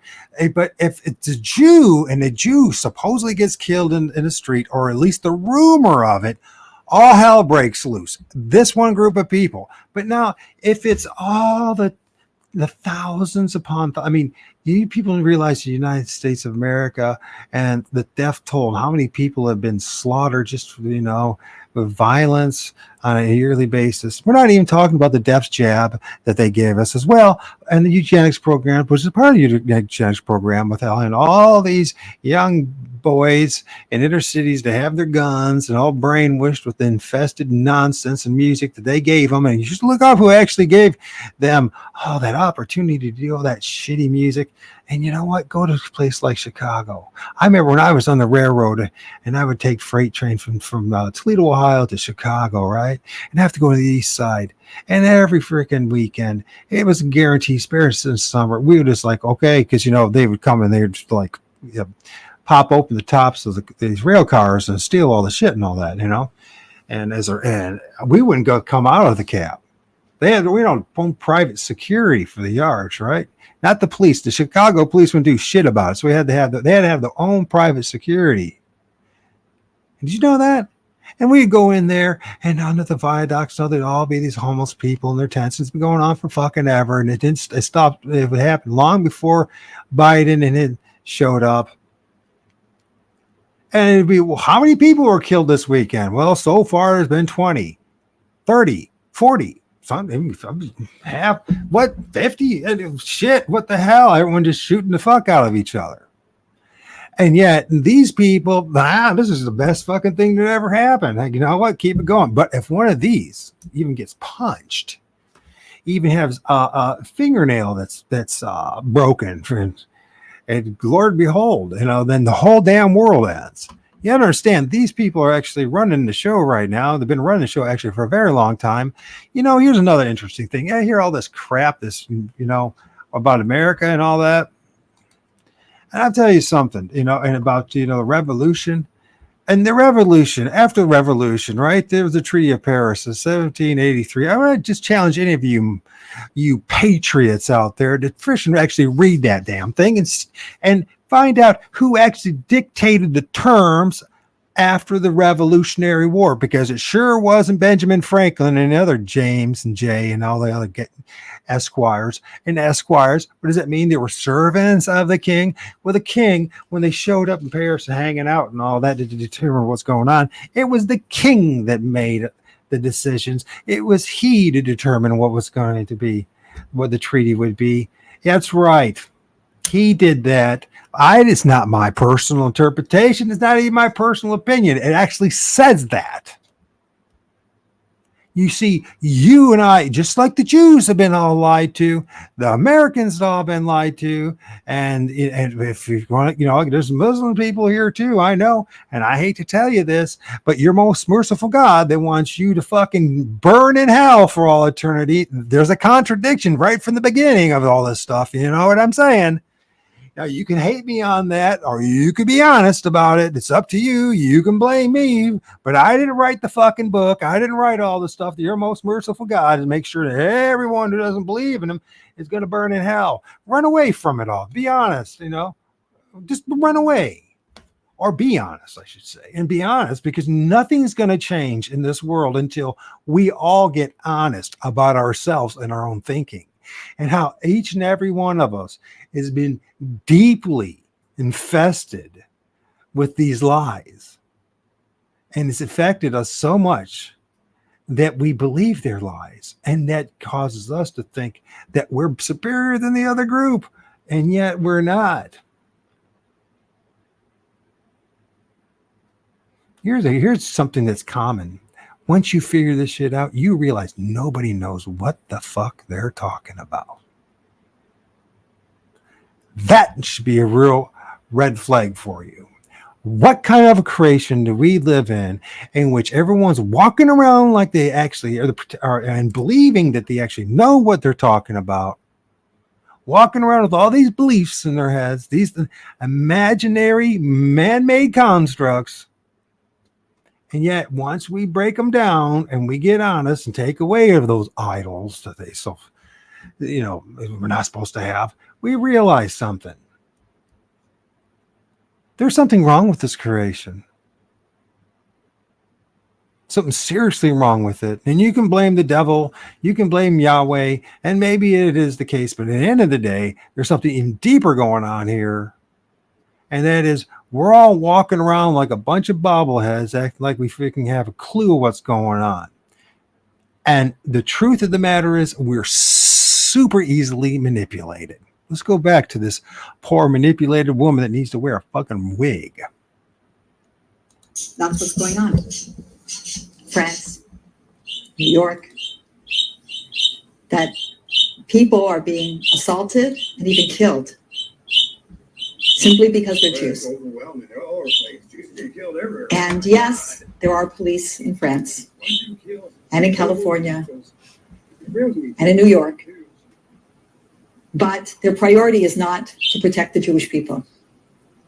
We hope they protect us, but in some of these places. Did you hear what that woman said? The priority is not to protect the Jewish people. Fuck the rest of them. The Jewish people, right? Jews who think they're Jews, who are not really Jews, and genetically there's overwhelming proof. You know what I mean? Hey, listen, it happens to the best of us. You know what I mean? There's a lot of Americans walking around today saying they're half part Native American, or they're half Native American, or someone like me that happened to. And you know what? Then I took one of those tests, and I found out there's zero Native American in me, even though I have family lore, and everyone say that, I'm part Cherokee and Ojibwe and all that. And, and I do look a little different from everyone else. And then I start realizing that I'm 55% freaking on my father's side, as far as British, Scottish, Irish, Northwest European, then my mom and all that. Then we got the Germanic, and we got frickin' Swedish, and then we got Norwegian blood and all this other crap and more of that. So I'm like 97% European, right? And then the 3%, one is Sardinian. This is somewhere south of fucking Italy, and then I got 2% of African in me. Nigerian or Congo, that's what they gave me. You know what? And then it makes sense because Africa's right there next to freaking Western Europe, and all this interactions going on, whatever reasons for. And then you start finding out a lot of other people who've done the same test. And you know what? All these Europeans have African blood in them as well. Well, what the hell fucking happened there?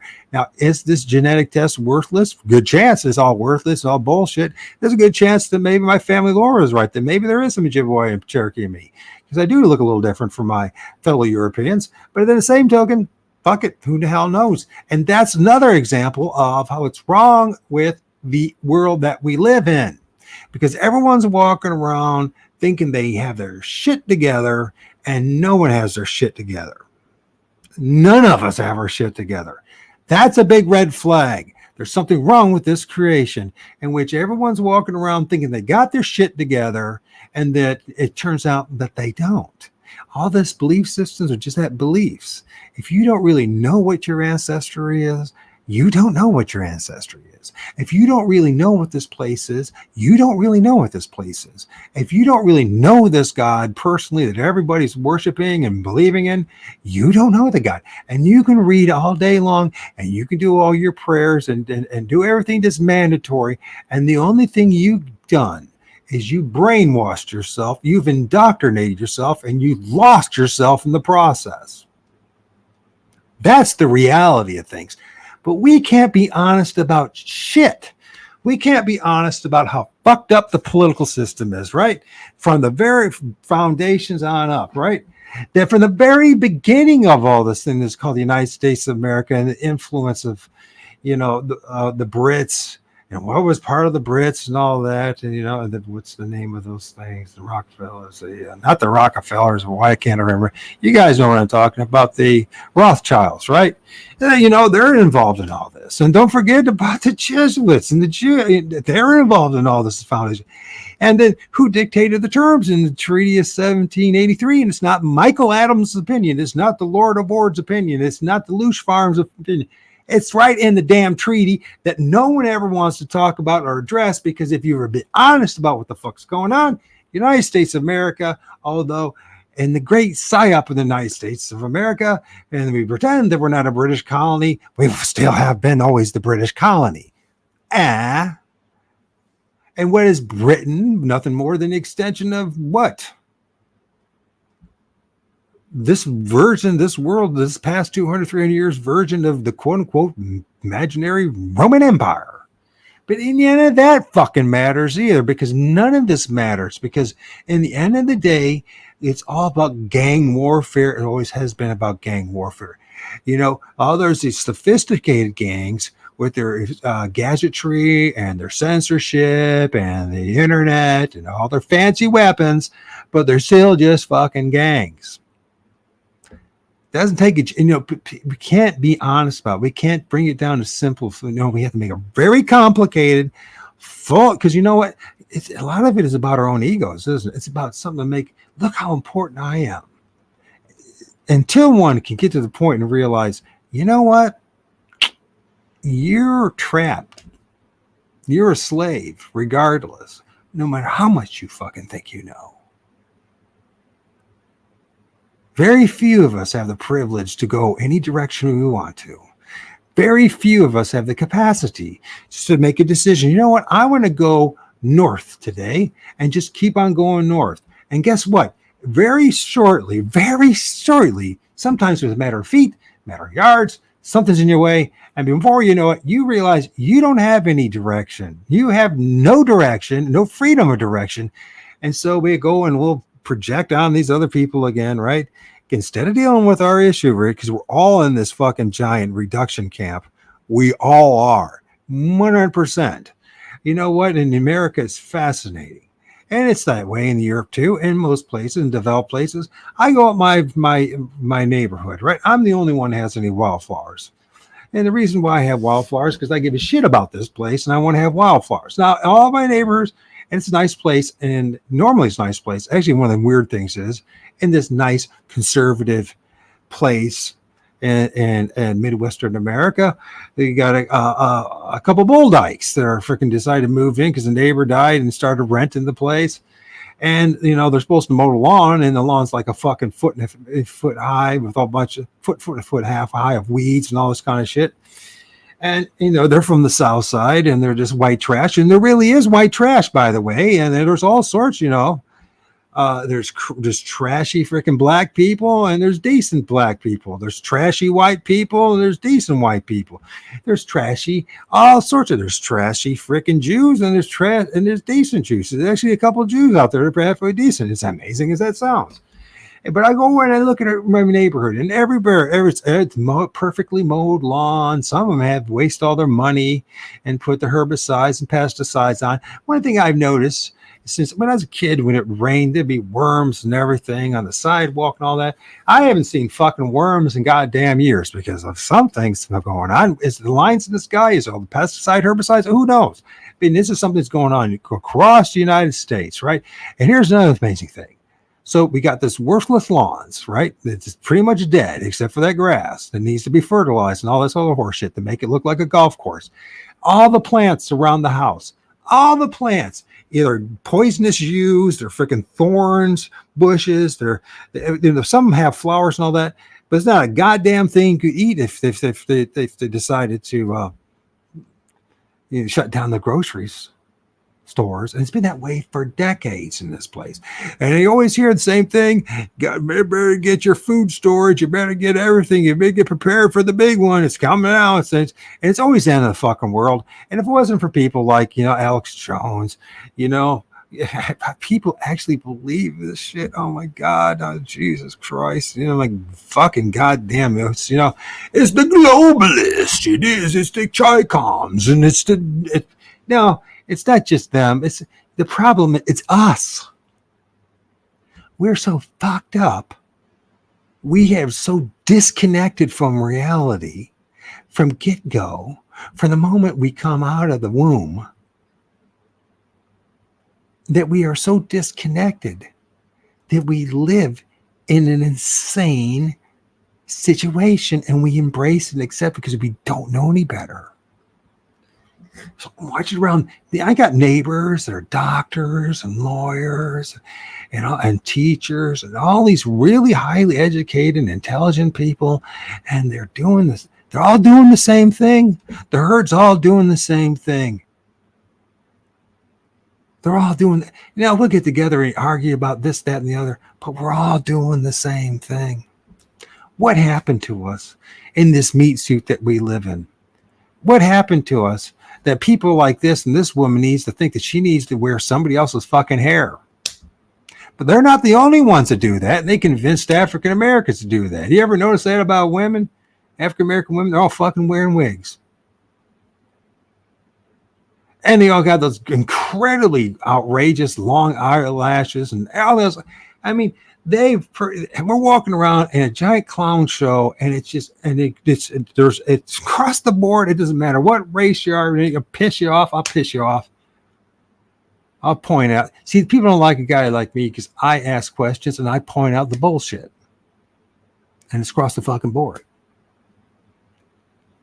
And once we get done fucking blaming each other and then blaming ourselves, we have to get to brass taxes here. What kind of fucking place is this? What kind of fucking place? There's a new thing that's out there, but it's not that popular right now, but it will spread. I guarantee you. And it's called the reincarnation soul trap matrix. When people realize, even if you believe in reincarnation, not for this to take it out. Soul trap matrix. Maybe you don't even believe in a soul. Let's take that off. Trap matrix. Yeah, it's pretty much a fucking big giant trap, isn't it? Yeah. In which the vast majority of this, we call them cities. They're giant reduction camps. They're there. You're already in a prison. I was like, oh my God, they're coming. The FEMA camps and all that bullshit. Well, hasn't it been dawned on you that you're already in a trap? Well, it's going to get fucking worse. Oh my God, it's going to get fucking worse. Yeah, it's going to get fucking worse. Guarantee you it's going to get worse. I guarantee you it will be your turn. History is replete of this. When it's your turn, your community, your country, when it's your turn to be part of the human sacrifice. That's a guarantee. I guarantee you that. It doesn't matter if it's fucking Gaza, it's Ukraine, or wherever it may be. It's coming someday to your neighborhood, because this is how this place is fucking designed. And you can blame the fucking bankers, and you can blame the Jews, you can blame the Jesuits, and rightfully so. You can blame the monarchies, you can rightfully so. You can blame the billionaires, rightfully so. But they're all serving something that's greater than them. Whether you want to hear that or not, our ancestors fucking have been telling us that for thousands of years, and they've been, we're just repeating what's been going on for thousands of fucking years, and it's no one's exempt. And there's all of you all pretend you're not idol worshipers, all of it, whether Jew or not. And Jews are the most idolatrous group of people there ever fucking was. But you know what? They're going to go around in their sick minds and they're going to kill and wipe out everyone else because they're idolaters. It's insane.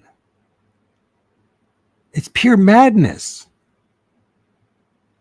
You can blame the America. Yeah, it's our turn. It's our round to be the fucking bastards, to be the ones that fucking did cause all the atrocities. Well, I guarantee you, if you look in your culture and you paid attention to your history, I guarantee you there's been a whole hell of a lot of atrocities. And it might be your turn next. Who knows? Maybe it will be some country no one is even thinking about that at 50 years, 100 years is going to be in charge of everything. And they'll be committing all the atrocities. I'm not giving the Jews a break. I'm not giving Israel a break. I'm not giving the United States a break. I'm just reminding you that no one's guiltless in this whole fucking thing. No one is. The only one is actually, well, rephrase that. The children, are guiltless. The ones that are victimized the most are guiltless. But I guarantee you, thanks to all the bullshit that all of us have done, if you're over than 20, you're part of the crew now. You're part of the problem. Guess what? Even if you're teens, you might be. The fact of the matter is, if you've been around, you're part of the problem. If you're promoting this shit, any of it, you're part of the fucking problem. Until we get honest about across the board, it doesn't matter what culture, what society, what religion, what political system, what banking system, whatever system, and all the other mind constructs that are out there, all these man-made, until we all get honest about the fact that none of us know what the fuck we're doing. We're just pretending, we're just faking it till we make it, or we're just out there fucking to make a paycheck and make a name for ourselves. And I know you don't like what I just said, and that's the reason. If you don't like what it says, because you know it's true and it's about you.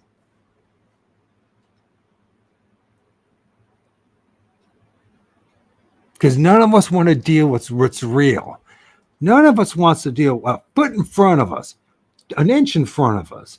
You know what's behind our fucking eyeballs? What's in our fucking heads? None of us want to deal with it, right? Please, someone else tell me what's going on. Tell me what the truth is. Tell me who God is. Tell me. I'm going to do it to give me anything so that I don't have to deal with the reality of what I'm actually dealing with. I want you to really think about that. If any of you, if there's a single person, a human being out there, just one of you that can fucking think about it. We'll go back to this mad woman. This mad woman, the reason why she's mad is because she's been brainwashed from a child to believe that she's a victim and that everyone fucking hates her because she's Jewish. Even though in the United States of America, there's not a more privileged group or class of people in the whole fucking country than being a Jew. Oh my God. They're so tortured, so traumatized, even until you realize they control the media, they control Hollywood, they control the Federal Reserve, they control the money, they control the federal government, they control most of our government, they control every goddamn fucking thing. Oh my God, there's the most victimized people, and they're so hated, and it's so insane. But you understand, when you're listening to her madness, realize she's a victim. She's 100% a victim.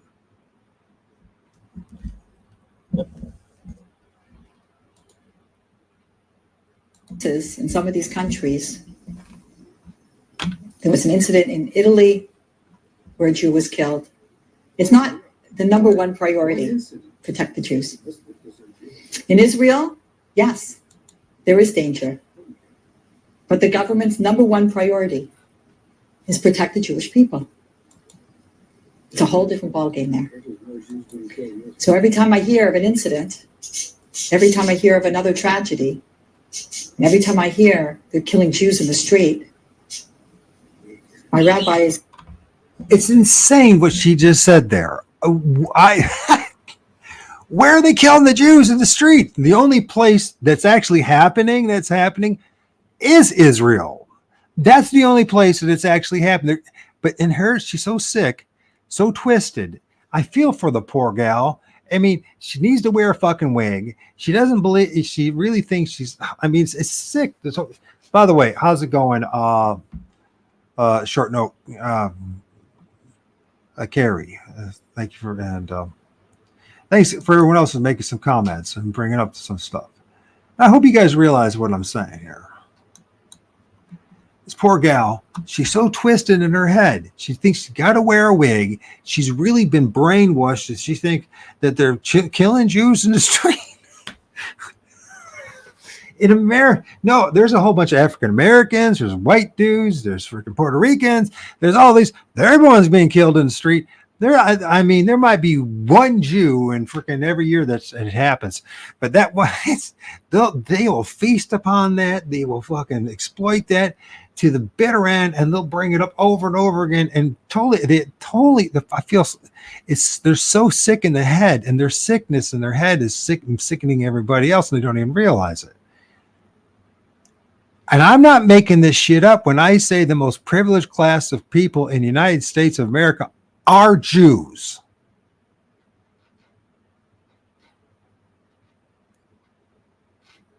And this country, the people of this country, if you want to call the countries more, what the hell is a corporation?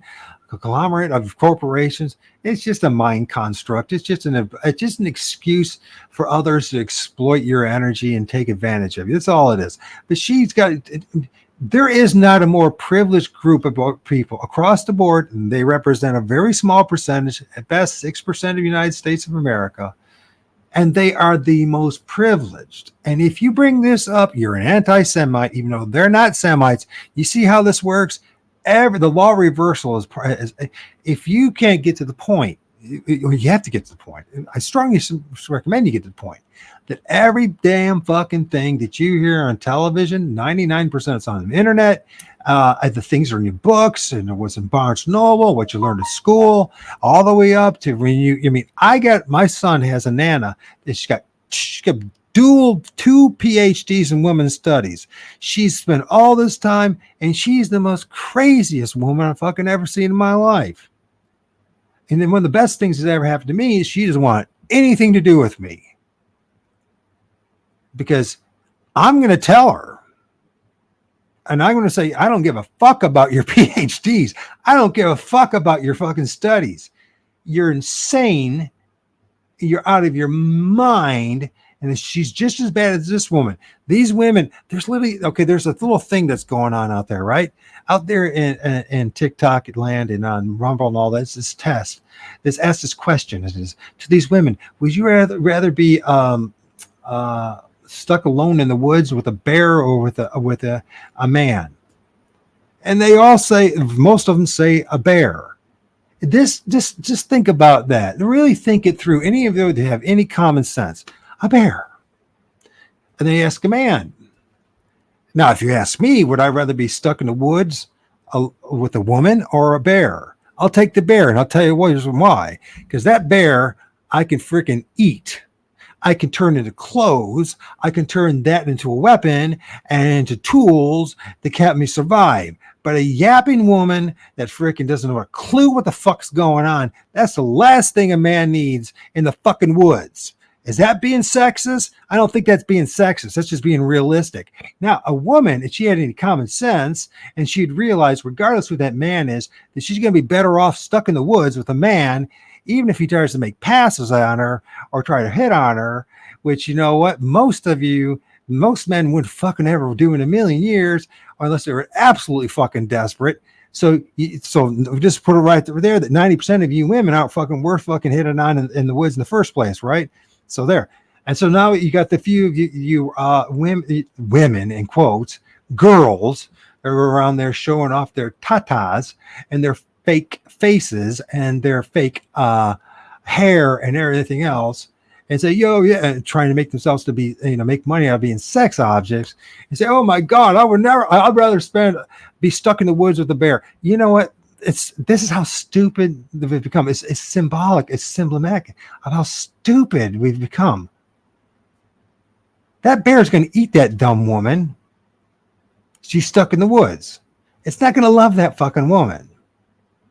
I don't care if it's a black bear or fucking grizzly bear or brown bear. If they're stuck in the woods together, that bear is going to eat that dumb woman. Unless she realizes that bear is there for her to eat. Do you understand what I'm saying? This is how fucked up the whole damn thing is. And we're living this shit. And they're saying, oh, yeah, what would you rather be stuck in the woods with a bear or man? And these women, and the vast majority say, I'll be stuck with the bear.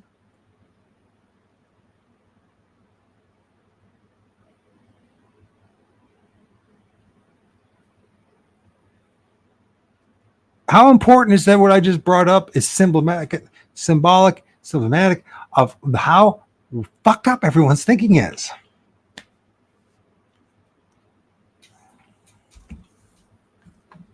Let's go back to the woman with the wig that she thinks that everyone wants to fucking kill. She's one of the privileged. She's one of the most privileged human beings on the planet.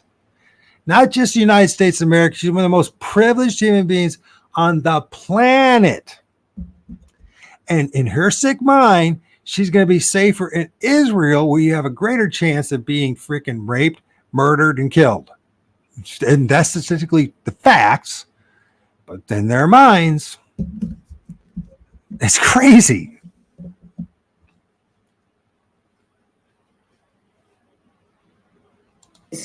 Words resonate with me. I'm hoping and praying that we will be able to return very soon. Of course, there are many factors. And for those of you who are watching me from Israel, I know you're going to be replying and writing in. Then come now, Lori. Come on. I'm working on it. As my friend said, if you can't be there now, send them ahead. We have some kids living in Israel now and more on the way. And God willing, we too will follow. I hope this is not too apocalyptic to you, but it's not too apocalyptic. It's crazy is what it is. It's batshit fucking crazy. That's what the problem is.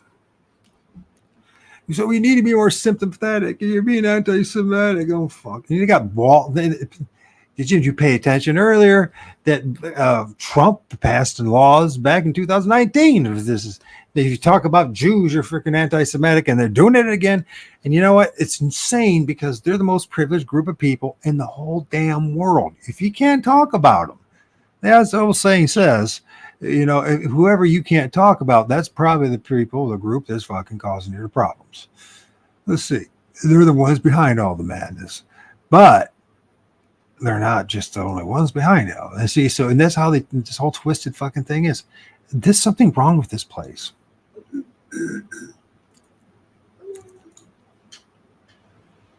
Let's see what else I want to play. I know there's something I want to play. What I want to play, because I think it's very important, because the next thing is Jimmy Dore, this, that. Is this the one?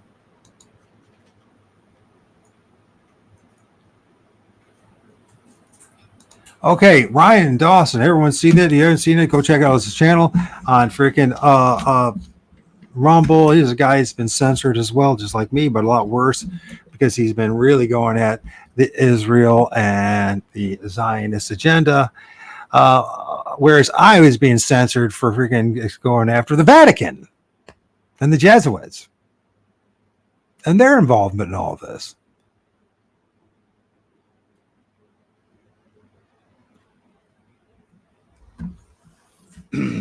So, tit for tat, right? Everything's that. But let's listen to this because this is very important. This is going to show you the power structure. This is going to see how they freaking manipulate politics, our government, and everything. And they're still hear about AIPAC, but there's so many other, and there's a bigger group out there than AIPAC, and he does a better job explaining it, and he should deserve the credit. It's Ryan Dawson, and I don't blame him that he's living in Asia. Maybe one of these days we'll talk about that. That as a man, you might be better off when you're growing up in North America that leave the country.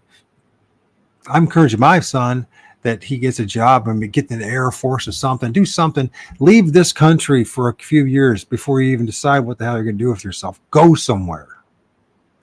Go see the rest of the world. So when you come back here, you realize how fucked up the place is.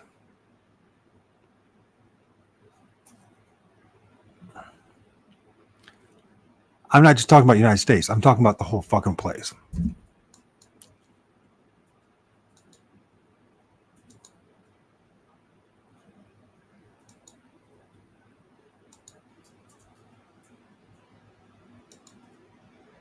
college kid. AIPAC and the lobby.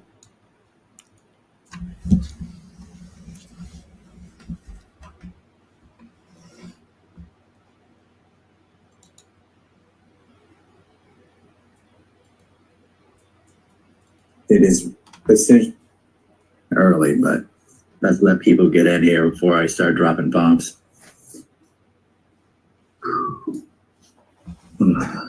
Yeah, we're going to be deconstructing AIPAC in the lobby and tear apart Zionist power. I tell you, people always ask, how do they have so much influence over the United States, this parasitical group? This is going to be explained. AIPAC's hidden megadomes. Hidden in the sense that it's just simply not reported. It's not a secret society. It's not secret at all. They do everything rather, not everything. I take that back. They do most of it openly, in your face. And yet, the mass media just doesn't do its due diligence to explain to you what's going on. Now, there are things that are hidden. There are things that are criminal, like credit bundling. And it is essentially organized crime with this legal facade, but it's untouchable because anything related to Israel, no matter what the crime, if you uncover it, then you'll be labeled anti-Semitic. And they've set that up too, as a defamation league called the Anti-Defamation League, and there's other defamation leagues like the Cameron Canary Mission. They have a slew of organizations that are there, no matter how big or small. You could be some college kid, some Arab girl about to graduate and said the wrong thing, and they will slander you, and they will destroy you, and you won't be able to defend yourself because the first thing they do is they kick you off social media, and then while you're no longer there, they run your name through the mud. And politicians are afraid of this. Celebrities are afraid of this. No one wants that label. There's nothing more off-putting to turn you into a pariah than being labeled a racist in the United States. All right, we got it. I'm not doing speakers right now. I got a lot to get through, and then let me see the request. Yeah. No, I'm not doing speakers right now. We can rewind back to the Iraq War. The second one, well, either one, but the Israel lobby pressured politicians to go to a war. They lied about weapons of mass destruction, which they knew were not there. They set up an office within an office in the Department of Defense called the Office of Special Plans, headed by Douglas Feith, but actually headed by Richard Pearl, who is the chairman of the Defense Policy Board, also in the DoD. And they just sat there and fabricated lies. They lied about yellow cake uranium. They lied about bombs under the palaces of, Saddam. William Safire reiterated this stuff in the New York Times, and then he gets a Guardian of Zion award. And they just run fake news in a circle, quoting each other. They set up Ahmed Chalabi, who ends up being the vice president, an oil minister. They ran the show there, and they erroneously attached Iraq to September 11th. Israeli security forces were the origin of that story that James Woolsey brought back to the United States, reported in the New York Observer, owned by Charles Kushner, another Zionist. Yes, the father of Jared and Josh, son-in-law of Donald Trump. They reiterated this garbage, and a lot of people my age signed up to go fight in Iraq thinking that they had something to do with September 11th, and they did not. Did that ever come out after the fact that Iraq did not have anthrax, that they did not get it in Prague? They did not give it to Mohammed Atta in Prague? No.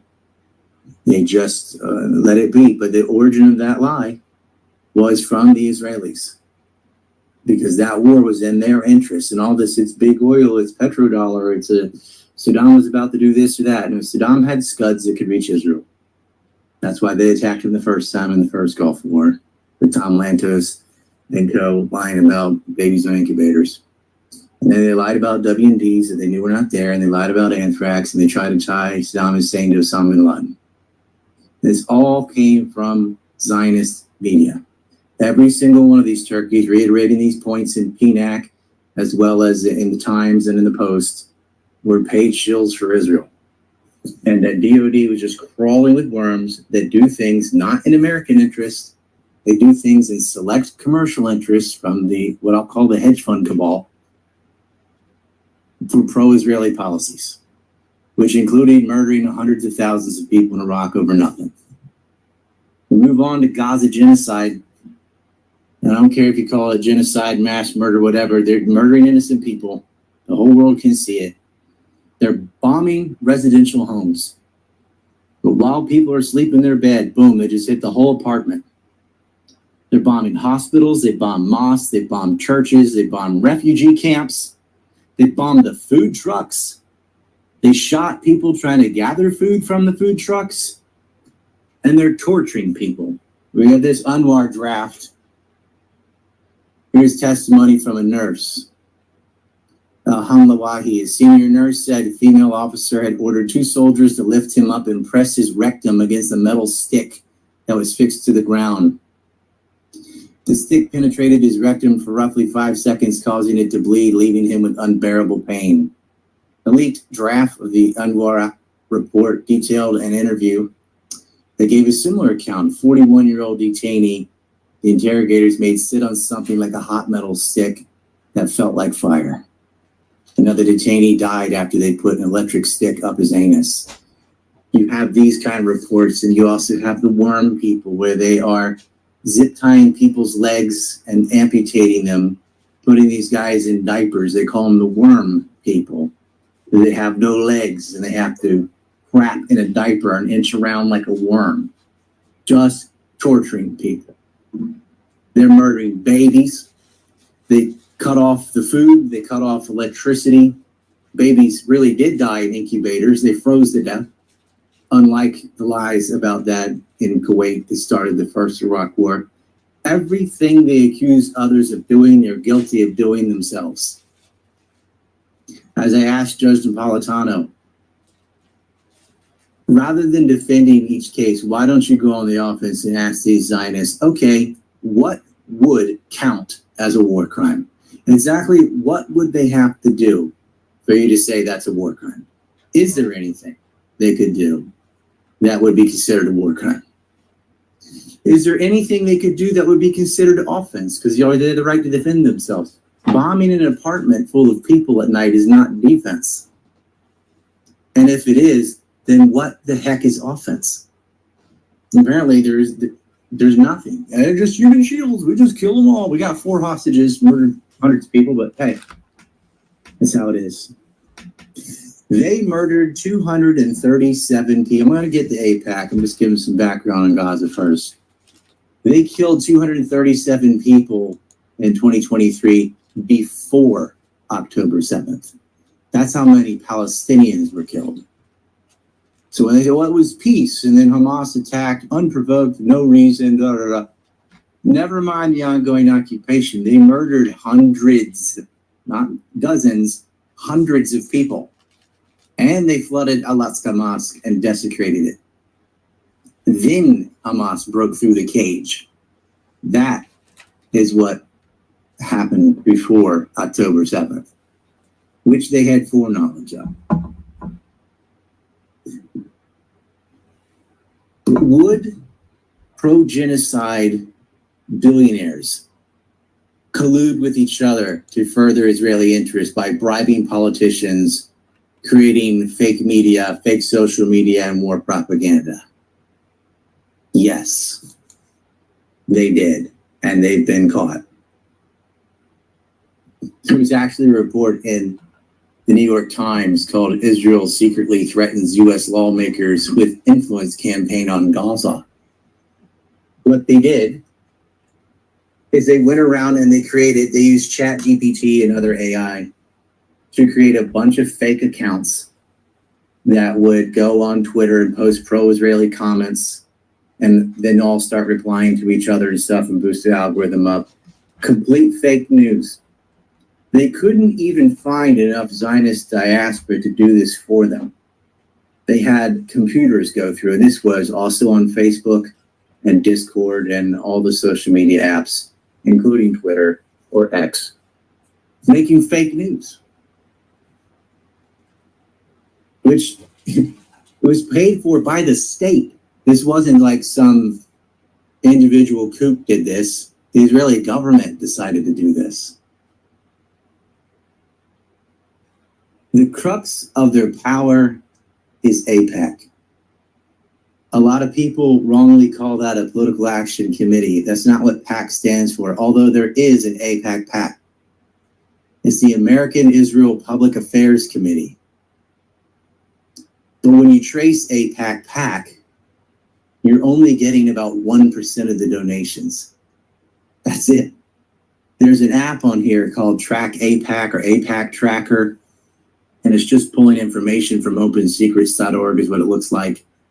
And that's well and good, but you're missing 99% of the money. It's the most powerful lobby in the United States, hands down. But they understand how bad their brand is. There's the, ban the ADL, ban AIPAC. Those are the two organizations that people seem to be aware of. Those are the ones with the worst reputation, the most name recognition. So when you track these things, you really need to know how AIPAC actually works. And what AIPAC itself donates directly to congressmen is but a fraction of the influence. AIPAC is an umbrella organization. We call it the lobby. You might want to pluralize it, like the lobbies is sort of the central hub for this octopus of lobbies. They have a series of super PACs that donate money on their behalf. And that's what we're going to talk about today. I'm going to give you the three main ones, and I'm going to go over about 50 of the Israel affinity organizations or affiliate organizations. There's the AIPAC PAC, obviously. There's the UDP, United Democracy Project, and that's the big one. And then there's the DMFI PAC, the Democratic Majority for Israel. These three donate millions of dollars to Congress critters, to gubernatorial races, mayors, you name it, they're in it. The top donor this year for these three organizations, this all goes to AIPAC and it all gets spent. 70% of GDP is spent on media. And then second is salaries and so on. Jan Kuhn, the founder of WhatsApp, gave $5 million to UDP. He said, well, you can't give $5 million to a politician. No, an individual can't. But they can divide that up to a bunch of people who are donating on their behalf, called bundling. It's illegal. They do it anyway. $5 million. Do you know how much he gave to AIPAC directly? Nothing. What did he give to DMFI? Nothing. He gave it all to UDP. But the UDP is AIPAC. He's a Ukrainian Jewish billionaire, part of these quote-unquote Russian oligarchs, all of whom, by the way, we could dissect, and I did on a show in 2008 with Scott Horton about Boris Berezovsky and Dana Proska, Mikhail Khodorkovsky, and all these goobers they're all criminal. They all made money, corrupt Yeltsin, Yegor Gaidor. So they're acquiring their wealth through theft and shenanigans, and then they use it to manipulate politicians. He's one of these Ukrainian Jewish billionaires. He's got a restraining order placed on him from an ex-girlfriend for physical and verbal abuse. And I'd note that J.P. Morgan, when they were pushing hush money around for Jeffrey Epstein, were using WhatsApp to organize. And it's funny that the founder of WhatsApp is the biggest donor this year to UDP. And it ends up being a WhatsApp group and their chat that gets leaked that uncovered 10 more billionaires and about 90 other multimillionaires who were part of this syndicate. In the second place, you had Jonathan Jacobson, $2,500,000 to the UDP. How much do you think he gave AIPAC? 1,000. Contrast that, $1,000 to AIPAC's PAC, $2,500,000.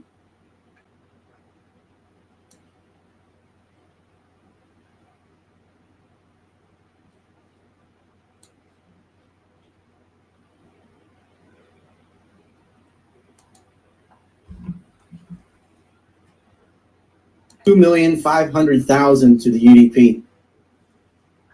How much do you think he gave AIPAC?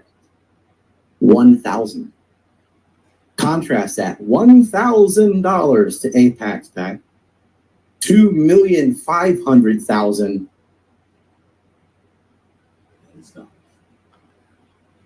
They're interrupting. Push them into pointless wars for more profiteering and eventually genocide. We have David Zalik, who really should be higher than he's placed because his wife donates equal amounts, but he sent $453,800 to AIPAC and $2 million to UDP. You notice a pattern here. And that number 5380 is a special thing. We'll put a pin. Before we go any further, let me show you what's going on here. Thanks for those who joined. Phil, good seeing you. Hopefully you can do a show again soon.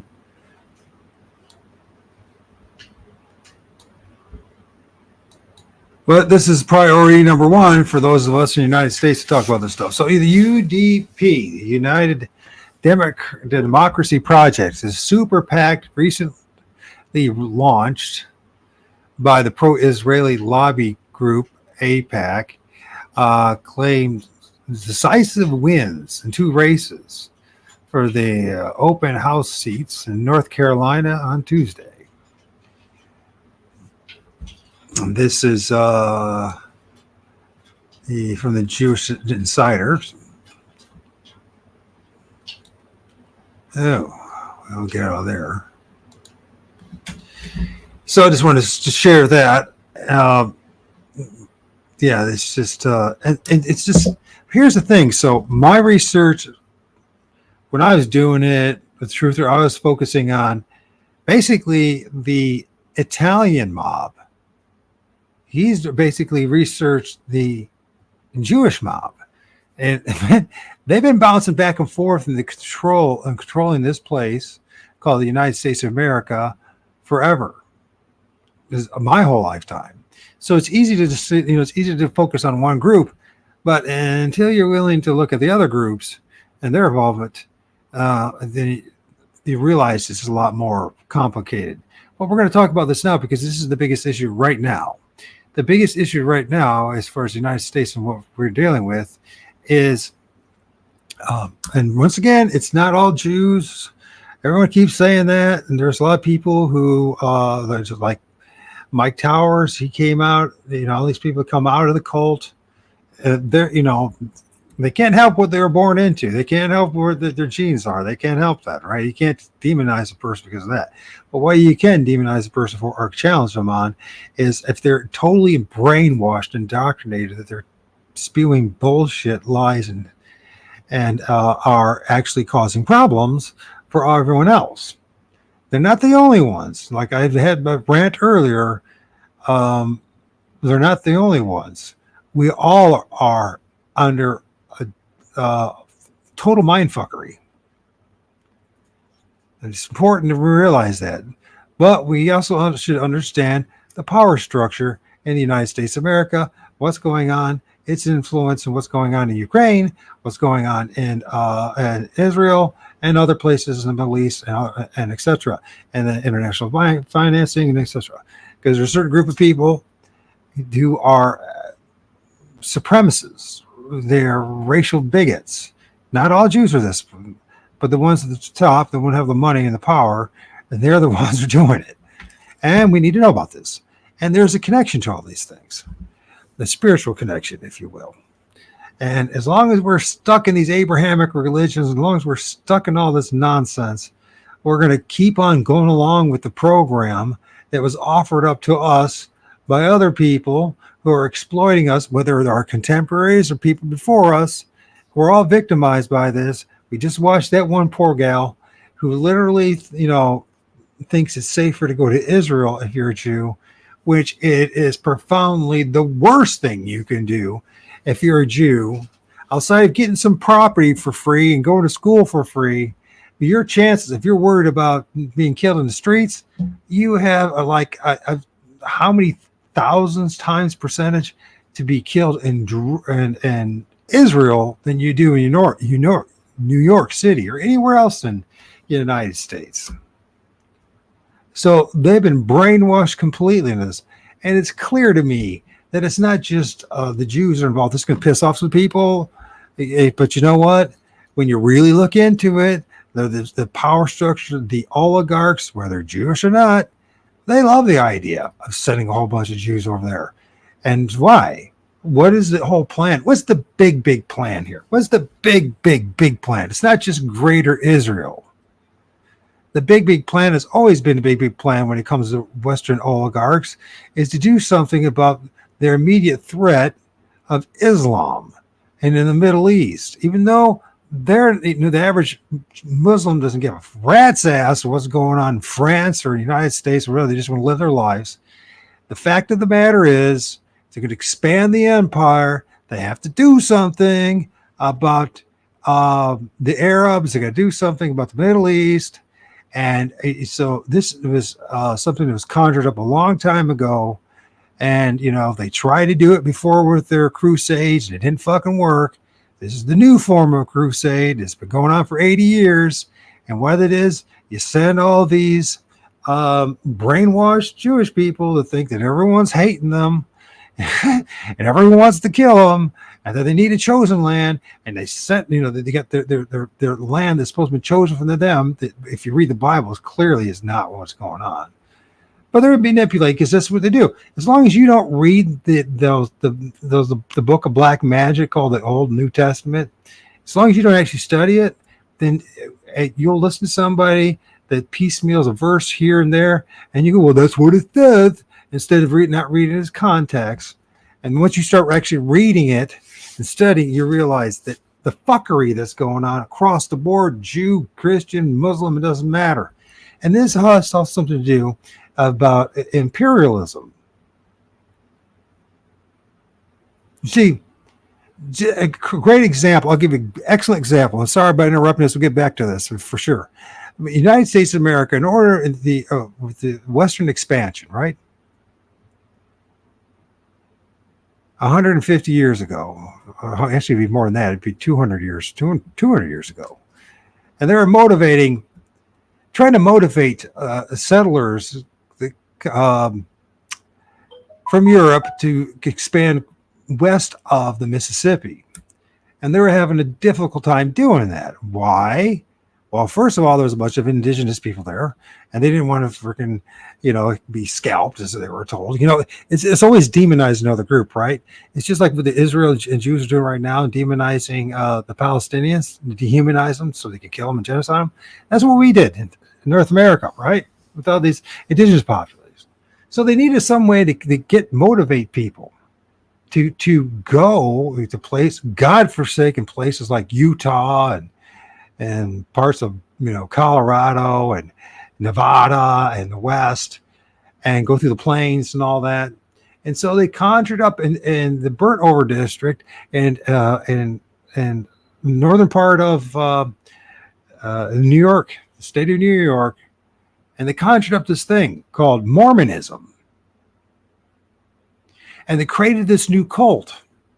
And they were persecuted, and it's funny to watch how they were persecuted, and everybody, oh my gosh, the Catholics and the Christians, everyone was persecuted, the Mormons, and it was a great way to motivate, because people need to belong to something, right? And one of the most strongest motivating factors in a group is to convince them that they're being persecuted. See, where the Christians are an excellent example, even the United States today. I mean, they cross the board, they're all persecuted, right? Even though they're the dominating group of people is culturally, religiously in North America. Apparently, they're being persecuted left, right, and center, right? That's what a lot of the shit is, dude. All this stuff like the woke stuff and the, this transgender stuff and all that. I mean, they conjured it all up, right, to fire up people. I mean, there's lots of dynamics, but ultimately, in the end of the day, it's mind control, right? You got to convince the group that you're in or that you're controlling that they're persecuted, even when they're not. So when it came down to this settling the West, right, they had a hard time. Most people didn't want to fucking go to the West. They didn't want to fight the Native Americans, the indigenous population, the Indians, whatever you want to say. So they created this thing they called Mormonism, a new form of Christianity, one of the 40-some thousand different sects of Christianity. But this one stuck, and they were able to group these people stuck close together, very close, just like the Jews. And they said, we can use these people. Let's motivate them. Let's give them money. Let's give them power, resources, and all that. And let's get them out there, out west. And I'm not making this shit up. You can look it up. It's very difficult to find it, but you can use some common sense to realize this, right? And there was Jesuits involved in this, and the power structure of the day, and in North America, they said, you know what? We'll send them. They said, hey, there's a place called Utah. We're going to call this place Utah. This is with the Great Lake, the Salt Lake. You guys can go over there. You won't be persecuted there. We'll support you. And so basically, they became the frontier force, if you will, the cultural force to bring European, to expand the European empire in North America. And I see similarities. I mean, it's shocking the similarities between how they use the Mormons to settle the West and how they're using the Jews to settle what? The Middle East, the Levant area. And they got them all convinced that they were born there. There's a chosen land that is promised of God and all that, just like the Mormons. And by the way, the Mormons, their name is the Church of Jesus Christ of Latter-day Saints. The whole name is bullshit, right? And totally, from Latter-day Saints to Jesus Christ and all that. But, here's the thing. And I used to be a member of the Church of Jesus Christ of Latter-day Saints. I actually left the church when I had 2 months left of my mission, which is a big deal. Someday I'll talk about it again. And what happened was I realized the forgery, the plagiarism, how the Church of Jesus Christ of Latter-day Saints, the Mormon Church, was no different than any other corporation out there. And it was all bullshit. And I couldn't live the lie anymore.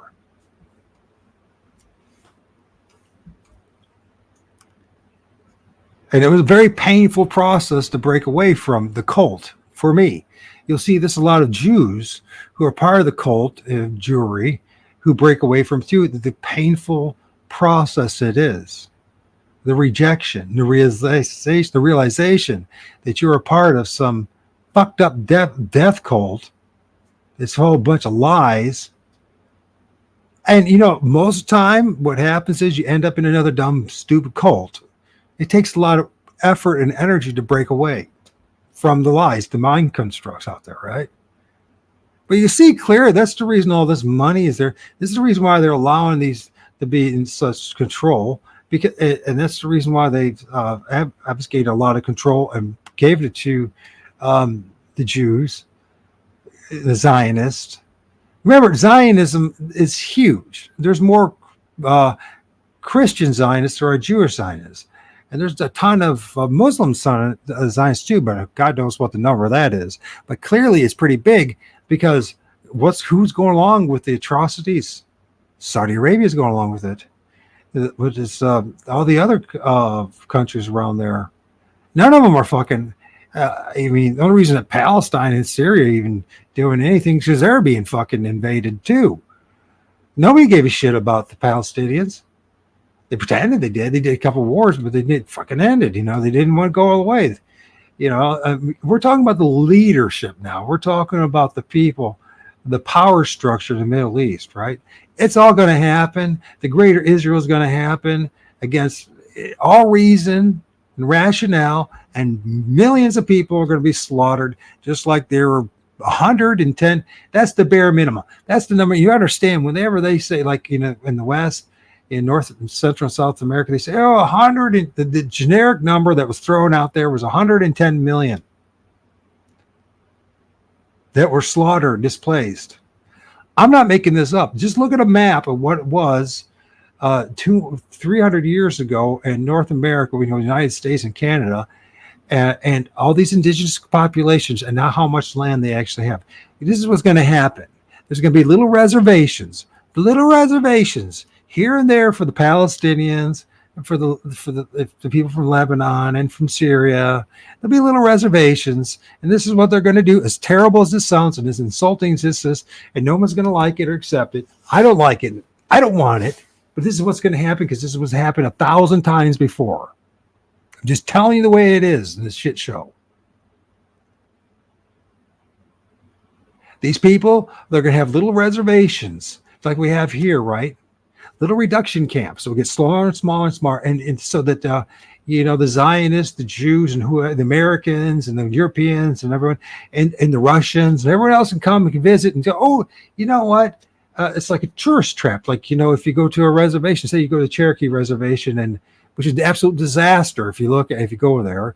But or all these other places in North America, and you can play, you can gamble, go around and look at the Native Americans, maybe take a picture of them, maybe have a sense of their culture, maybe get a rug or some pottery, you know what I mean? Maybe eat some of their food if there's whatever, maybe be along to be a powwow or be in a sweat lodge. It's all vacation time. It's all it is. It's make believe. They're all being exploited. And the same fucking thing is going to happen to the Palestinians. What's going to happen to all the other groups of people there. And unless the people in the Middle East fight like madmen, which they're not doing. Because it's against our nature for the most part to be savage. And so this is what the oligarchs have always done, whether Jewish or not. Jews are pretty damn good at it, but so are a lot of other groups as far as committing genocide and ethnic cleansing and robbery and stealing and all that. And that's what they're going to do. In 100 years, the Greater Israel project will be a completion, and then there'll be the next phase. I'm sorry if nobody likes to hear what I said. I know nobody likes I don't like what I'm saying. But all you have to do is do some studying of history.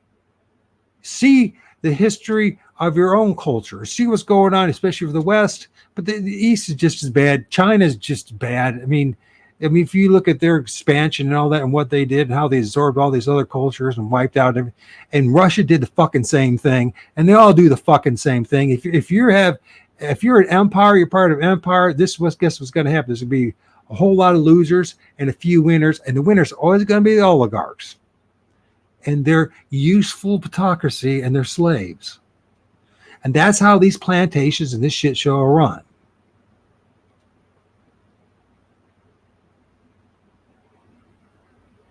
And the average person is expendable. You're expendable. I'm expendable. That's the way it works here.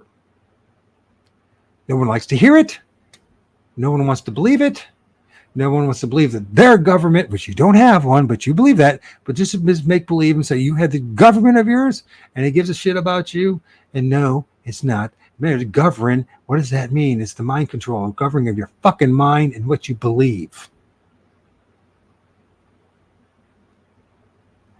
And it's perfect. And while the focus it's the Zionists, it's the Jews, it's United States of America. No, it's Russia. No, it's fucking France. No, it's this. No, it's England. No, it's and it's just this constant fucking thing. And there always will be, but they all work together because there's a greater project. It's even bigger than fucking Israel and the Zionists. We won't ever talk about that. We'll never talk about the Vatican's role in all this fucking shit. The monarchies in Eastern and Western Europe and their involvement, or Russia's involvement in all this, and the monarchs and the oligarchs and Russians and their involvement in all that was going on in the Middle East. And we'll pretend and say, well, it's Russia. They're the allies of Syria. Today they are, tomorrow they won't be. Oh yeah, America and Russia are going to be at war. Sure they are. You know what I mean? They'll have their little war, but that little war is not really about conquering Russia, conquering America, or America conquering Russia. It's about taking more territory for the empire. Remember, Russia represents the eastern wing, the western leg of the Roman Empire, or the eastern or leg or wing of the Roman Empire, and Rome represents the westerns. I'm gonna get to.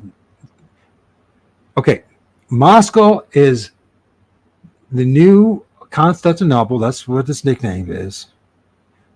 When you look at the Greek Orthodox or the Russian Orthodox, care the Romans and the Roman Catholics and all that, it's all fucking fuckery for the average simpleton to believe that any of this shit matters.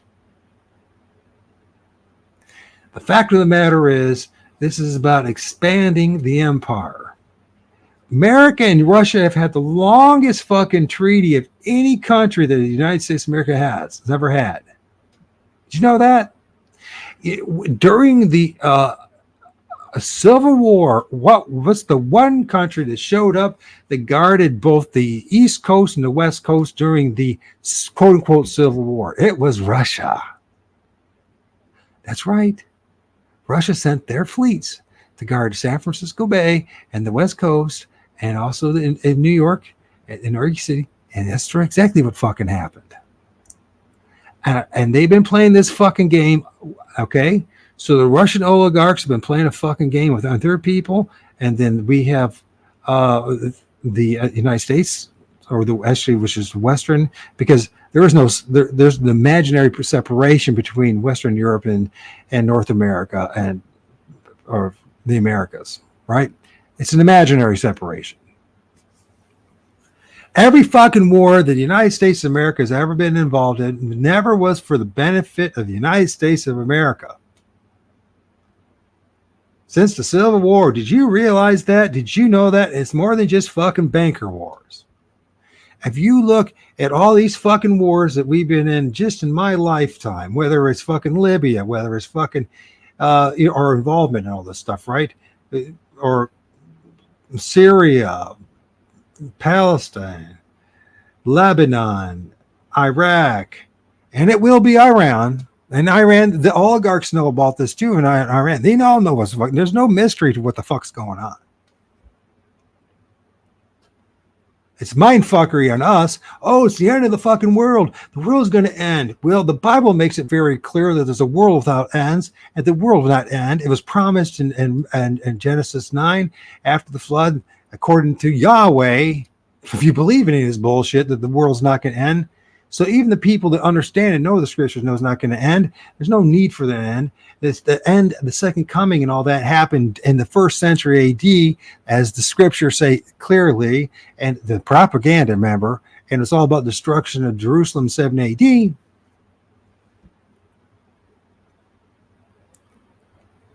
I'll challenge any of you on it. Anybody who wants to challenge me, DM me, email me. We'll have a debate. We'll have a show. I'll share the details. I'll show it to you. I don't even have to make this shit up. It's right there in the fucking goddamn clown show called the New Testament. It's right there.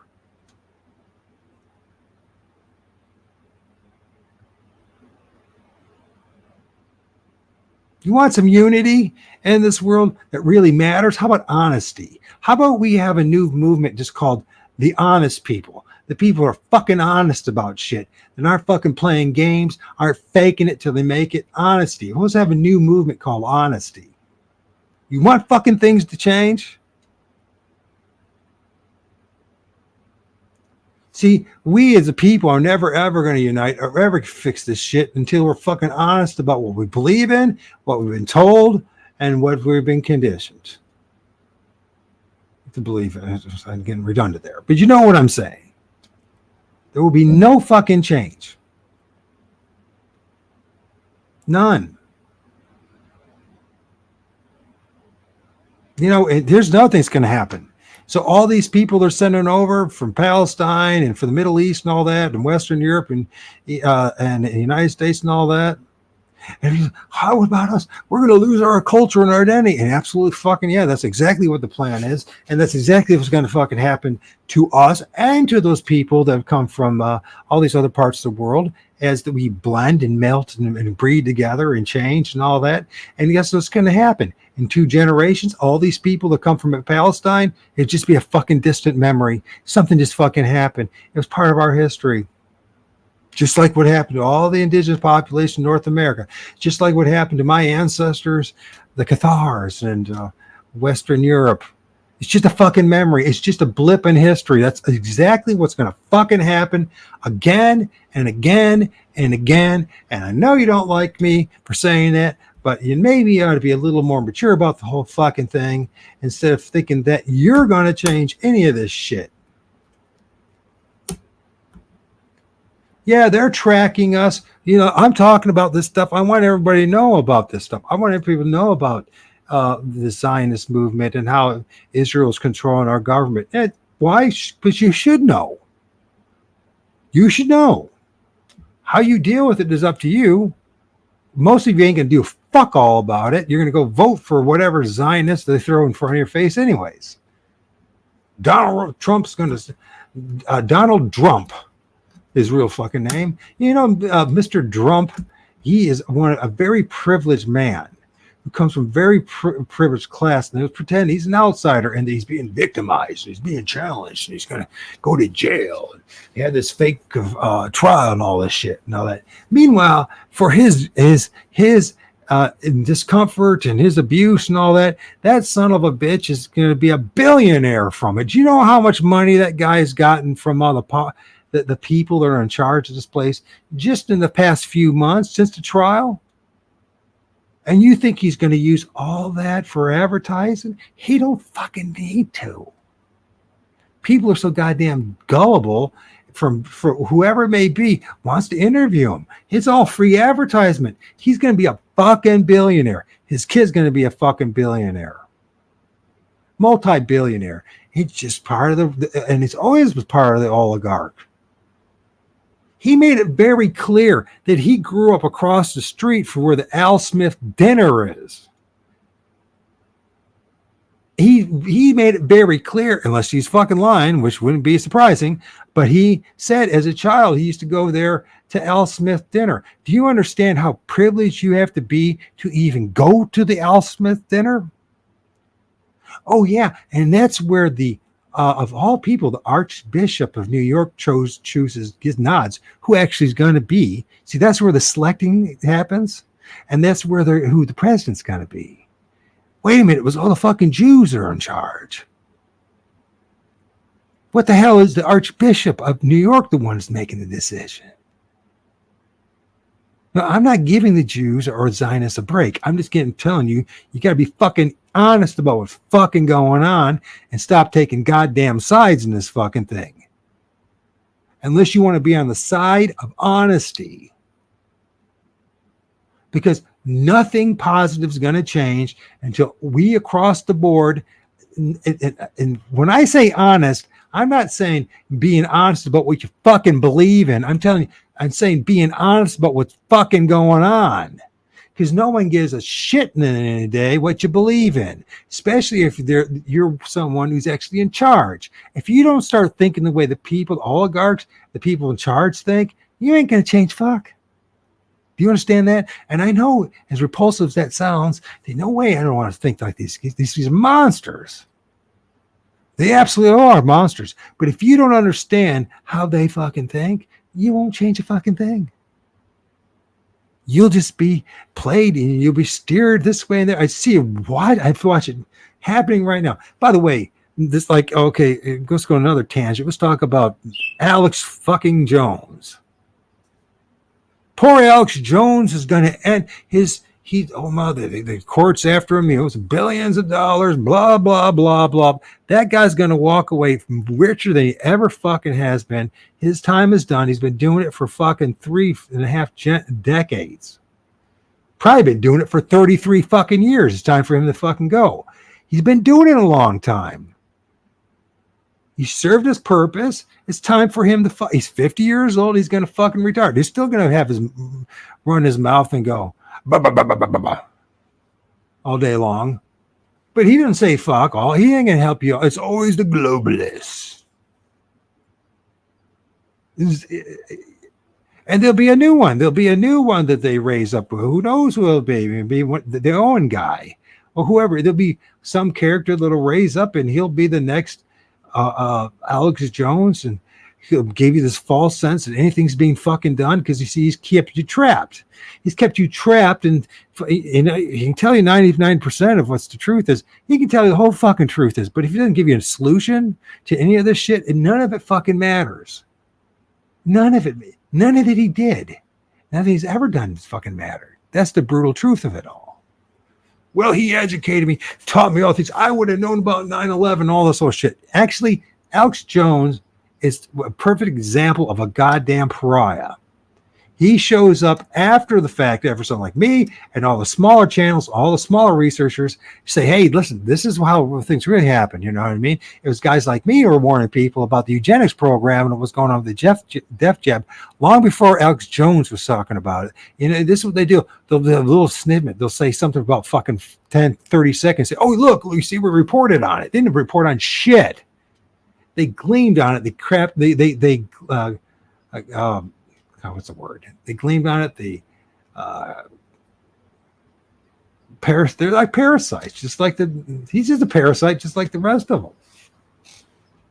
He's gonna, it's an absolute fucking joke what's going on. Meanwhile, he has all the big names show up, all the big names of the alternative community. All of them amazingly have CIA and Mossad connections. And they're gonna be there. They're gonna answer. It all leads back to the same thing, Jesus and freaking, pray and it's all about God, and because they don't have none of them have a fucking answer, but they're gonna milk the motherfucker for all it's worth. And Donald Trump might pretend, they might pretend he's fucking going to jail. He might go to jail for a fucking day just for the experience. Maybe they'll do a reality show of Donald Trump going to fucking jail. Huh? Well, you're negative. Listen, it's bullshit. It's the reason why they call it political theater is because it is fucking theater. If you ever noticed, I've noticed, for as long as I paid attention to politics, which is listed since the 1980s, that every fucking goddamn thing they say, they don't do. It's all just lip service, and they're going to do what they fucking want to do, regardless of whether everyone in the United States of America likes it or not. Because you don't fucking matter. I don't fucking matter in this shit show. It's important to be honest about this shit. It's very important. My book did not take a side into this stuff. This is where my landlord showed up once, and he was talking about this is when the freaking Ukraine-Russian war started, and he's talking all this shit from Fox News. And I said, listen, his name's Jim. I said, Jim, I'm going to tell you right up front, don't take sides in this. Do not take a side on whether it's the Ukraine or the fucking or the Russians, because it's not what you think it is. It's never going to be what they tell you it fucking is. Whether it's from InfoWars or from Fox News or from CNN or whatever fucking channel you're watching, or somebody that's exploiting you and is asking for your goddamn money or fucking donation or trying to sell you, it's never going to be what you fucking think it is. So the smart thing to do is just step back, do your best, if you can, is sick and away, enjoy the fucking show, and realize in that show there are going to be millions of fucking people are going to die to be displaced, like it's happened tens of thousands of times before. And whether you think it has something to do with Russia or the Ukraine and whatever, all the experts say, in the end of the day, it'll wash out the same way it always has. It's always been about fucking population control. human sacrifice to feed whatever is out there that needs to be fucking fed, and to make a bunch of money in the process. And the sad reality is that very few people, very few human beings have enough empathy and sympathy to actually make any real difference. Those of us who do care or get the shit kicked out of us over and over again. Emotionally, mentally, and if it needs to be, physically.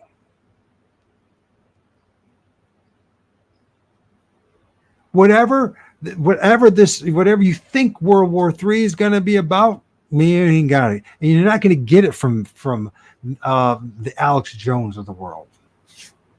Because their job is to keep you enthralled and captivated and stuck. Instead of dealing with your own fucking issues, dealing with your own problems, and part of that and dealing with your own problems is having your own fucking mind. Do you understand?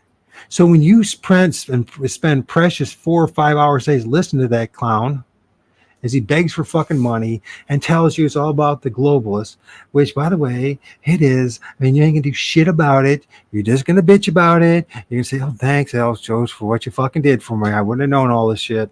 And guess what? You ain't gonna do shit about none of it. Nothing. You're gonna do nothing about it. What you are gonna do, because you're programmed like fucking lemmings, you're gonna go fucking and vote for the national election for the CEO of District of Columbia, Washington, D.C., United States, like a chump, and it won't fucking matter anyways because you didn't select, and you are not part of electoral college, and you're not part of the monarchy that exists, or the oligarchy that exists in the United States of America.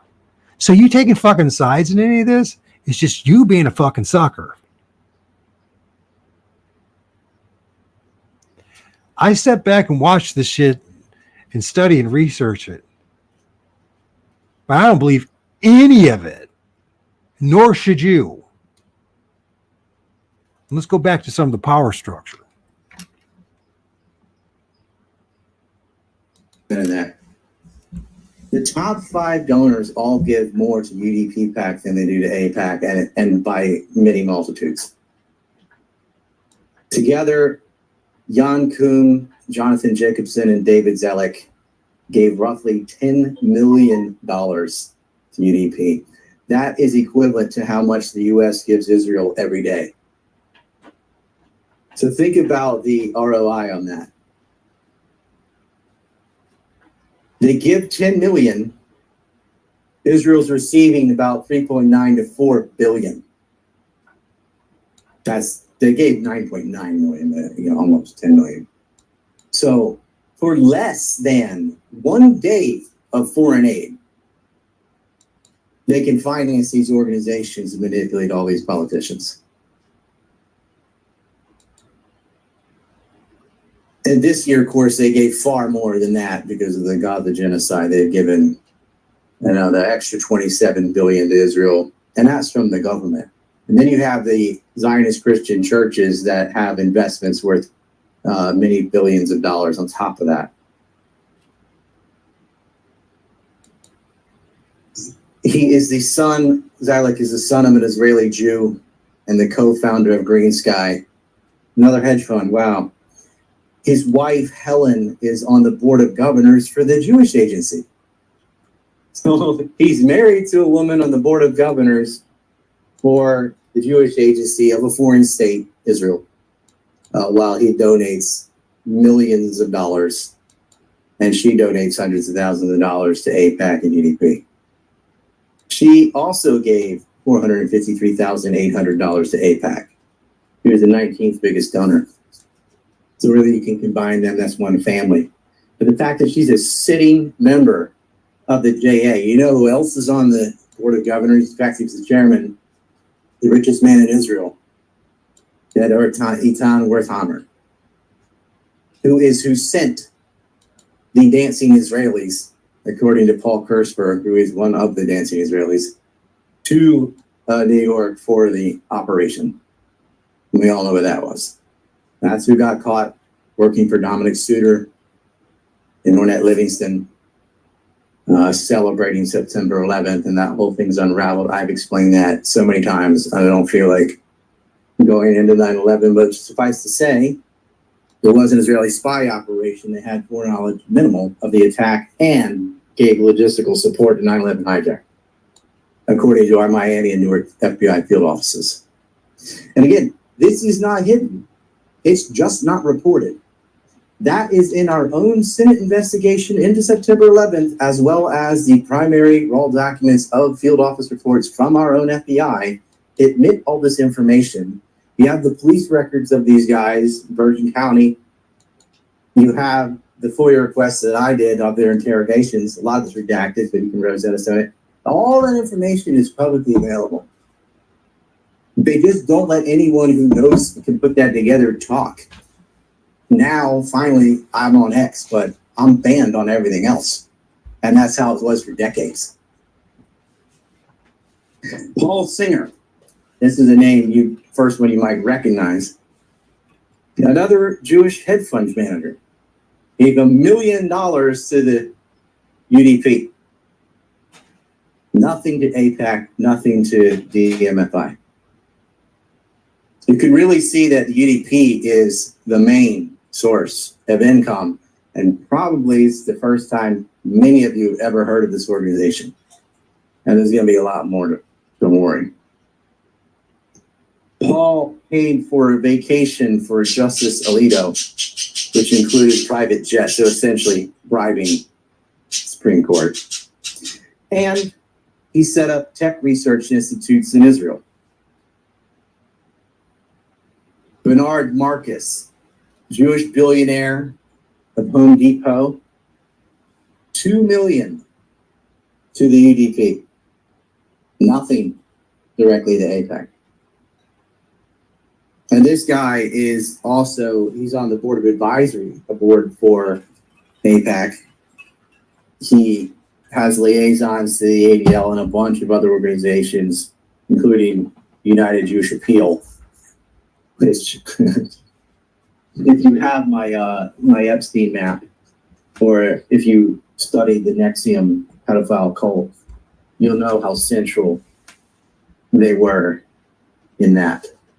That goes back to Wexner and the Mega Group. He's also on the list. I don't have to spend a lot of time on Les Wexner. He's Jewish billionaire, owns LL Brands, principal backbone financer of Epstein, followed by Leon Black, and down the list.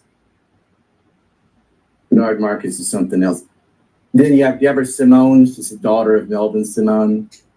$1 million to the DMFI, nothing to AIPAC. If you total that up, you're looking around $15 million already, but only a few thousand have gone to AIPAC. So when you're tracking AIPAC, you're like, that's great. But again, you're not even close to the center. You're getting like the canary in the coal mine. Oh yeah, AIPAC. Now AIPAC is the one. They're the organization that, as Thomas Massey just admitted to Tucker Carlson, everybody in Congress has an AIPAC guy. Well, I'll tell you what, it's not just Congress that has an AIPAC guy. It's the press.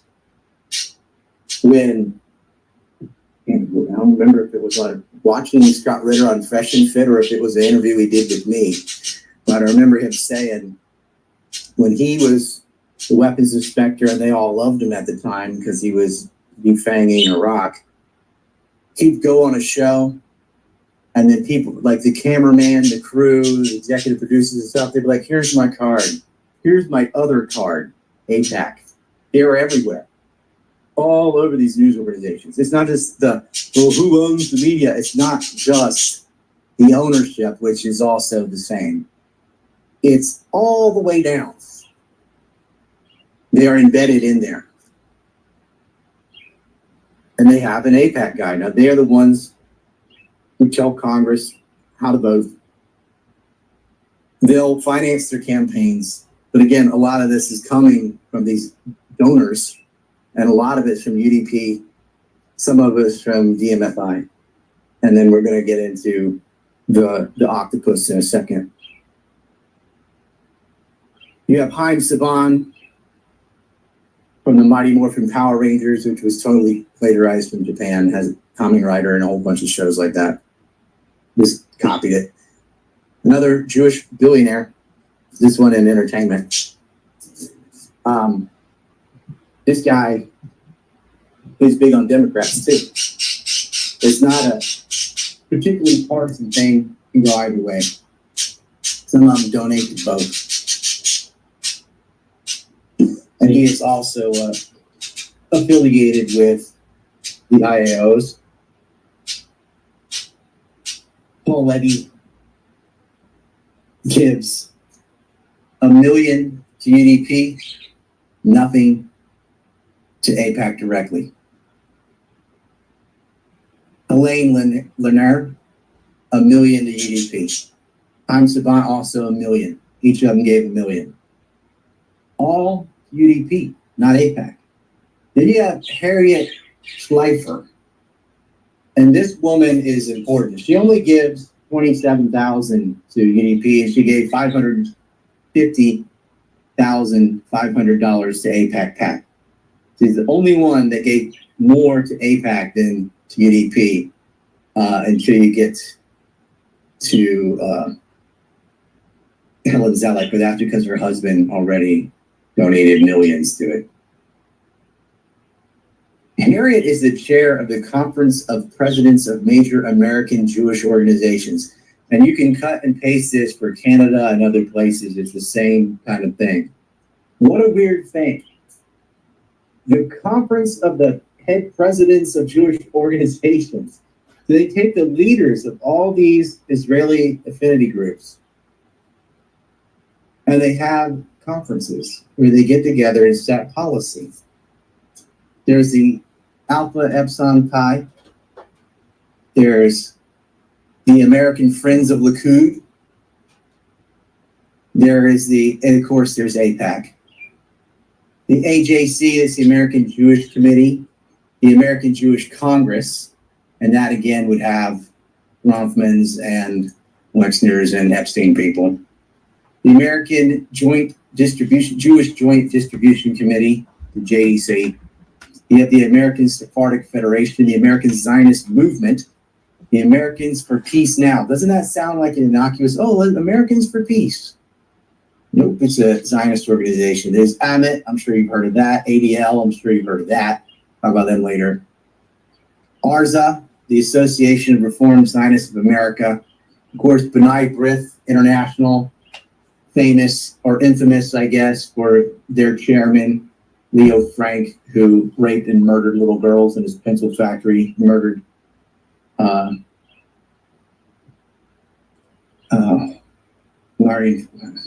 drawing a blank all of a sudden. Mary Fagan, killed her, 13 years old, president of the B'nai B'rith, or the Georgia chapter. And the ADL was formed to help commute this guy and get him out of prison. There was a prison break-in and they hanged him, but they pardoned him after he was dead. He even tried to frame a black man in Georgia in 1913, and the crowd had none of it because they had interviewed the other girls at his pencil factory and he'd been raping and molesting them too. BZ Media. B'nai B'rith was also part of the anthrax lies, by the way. And I mean the ones from the 90s with Philip Zag. There's the Central Conference of American Rabbis, the CCAR. There's the Committee for Accuracy in the Middle East Reporting in America, that's CAMRA. And they go after college students. I've been defamed by them. So if my co-president of Reality in Israel Palestine at William & Mary, her home was attacked by them. There's Amuda of America. There's Friends of Israel Defense Forces. And that's one that has a lot of these people like Brian Mass and stuff are part of that. Greater Miami Jewish Federation. And it has nothing to do with Miami. It's all over the place. Hadassah, the Power of Women to Do, the Zionist Organization of America. Then there's HIAS, the Jewish Organization for Refugees. This is the one deeply involved in open borders and getting migrants anywhere other than Israel. Same with GENSA. HIAS is when you're like, who are these people that are opening the border? There it is. Hillel, they're embedded in college campuses. That's named after Hillel Silver, who's part of the gun running ring that stole nuclear weapons, stole uranium from the United States. You have the JCC Association North America, JCPA, which I'm sure you've heard of, Jewish Council of Public Affairs. JCPA is rotten to the core. Jewish Federations in North America. Then you have the JINSA, talked about them earlier, the Jewish Institute for National Security in America.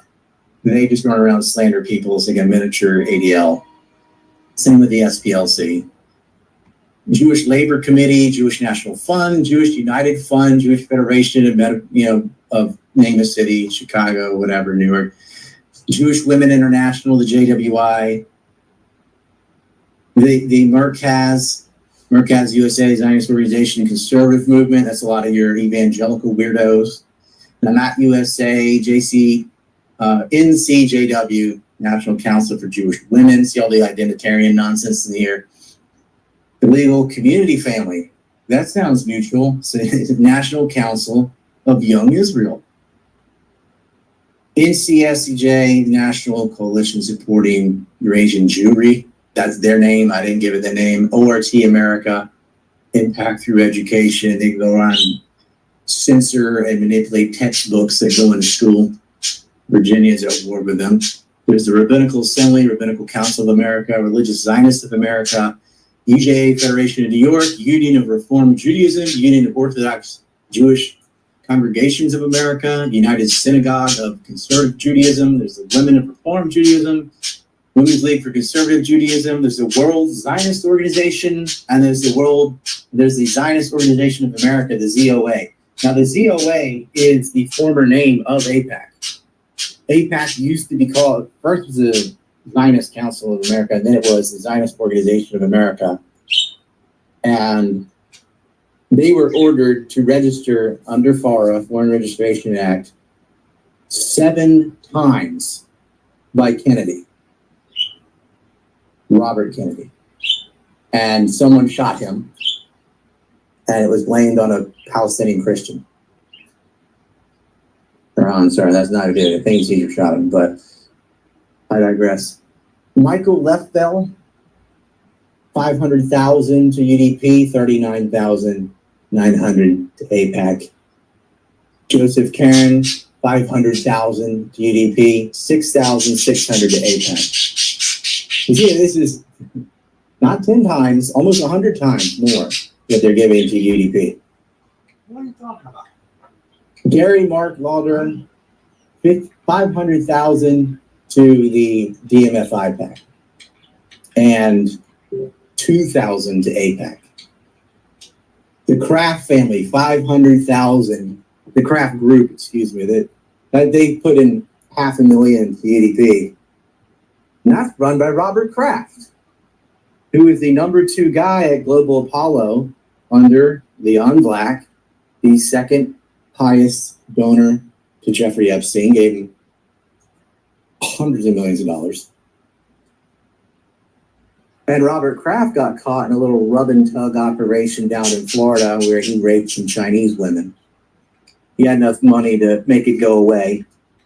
But this is the guy working with Black, financing Jeffrey Epstein and cavorting with prostitutes, even though he's a billionaire and he owns a football team and cheese and whatever. And of course, he's giving to UDP. And he also gives to a lot of those organizations I just named, rinse and repeat. And then those organizations give to AIPAC. It's just a filter, kind of like FTX. Robert Friend, 500,000 to UDP. Phil DeTolio, 350,000 UDP, 90,000 to AIPAC, 50,000 to DMFI. And there's Edward Levy and the Democratic Majority for Israel, 450,000 to DMFI, and they're on the board. So these are the kind of things and how they're getting these monies through all those organizations I listed. I don't expect you to memorize those 50-some organizations I gave for the Conference of Presidents of Major American Jewish Organizations. That's for hardcore nerds. But I want you to remember these three: United Democracy Project, Democratic Majority for Israel, and then, of course, the American Israel Public Affairs Committee, PAC. Those three super PACs are the ones pulling in tens of millions of dollars. But when you add up those other 50 orgs, they are pulling some money too. And it's also the influence they have over media and universities. In addition to that, they're doing credit bundling, totally illegal, which was exposed in 2 different documentaries on the lobby, one for the UK, one for the US, from Al Jazeera, and they removed it. They had a documentary about Israel's untold influence over media, and they go, "That's not true," and then they canceled it from the media. They leaked online, and it went out anyway. The one on the UK was pretty widespread. The one on America, people didn't know that there were 2 of them. They go, "Oh yeah, the lobby, I saw that on Britain." Like, no, there's one on Britain, there's one on the US. You need to watch it both. But they explain the methods of how they get around campaign finance laws.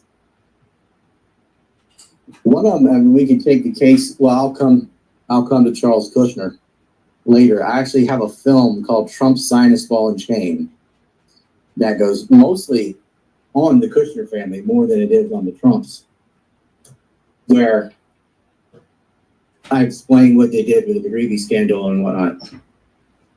These campaign finance laws aren't enforced. They can get other people to donate on their behalf. Take the case of Bill Gates, formerly richest man in the world. Bill Gates was donating to MIT through Guaido on behalf of Jeffrey Epstein. They would have taken his money. They had no problem taking human trafficking, career pedophiles' money. It just looked bad to do it publicly. So they used Bill Gates as an intermediary. Now, why would Bill Gates donate that money on behalf of Epstein? Well, he's going to help the Bill and Melinda Gates Foundation. No, he ain't, and he didn't. We have emails from him on where he stayed late in the night at the rape mansion with a 16-year-old, Selena Dubin, the daughter of 2 other rapists, Ada Dubin and Glenn Dubin, another Jewish hedge fund manager, banker, excuse me. They don't care. They're forced, like one of the most powerful people in the world, to donate on their behalf. Now, that will not get registered as a donation to UDP or APAC or whatever. And what they were doing with the universities is they wanted to spy on R&D, where they get grants to do scientific research.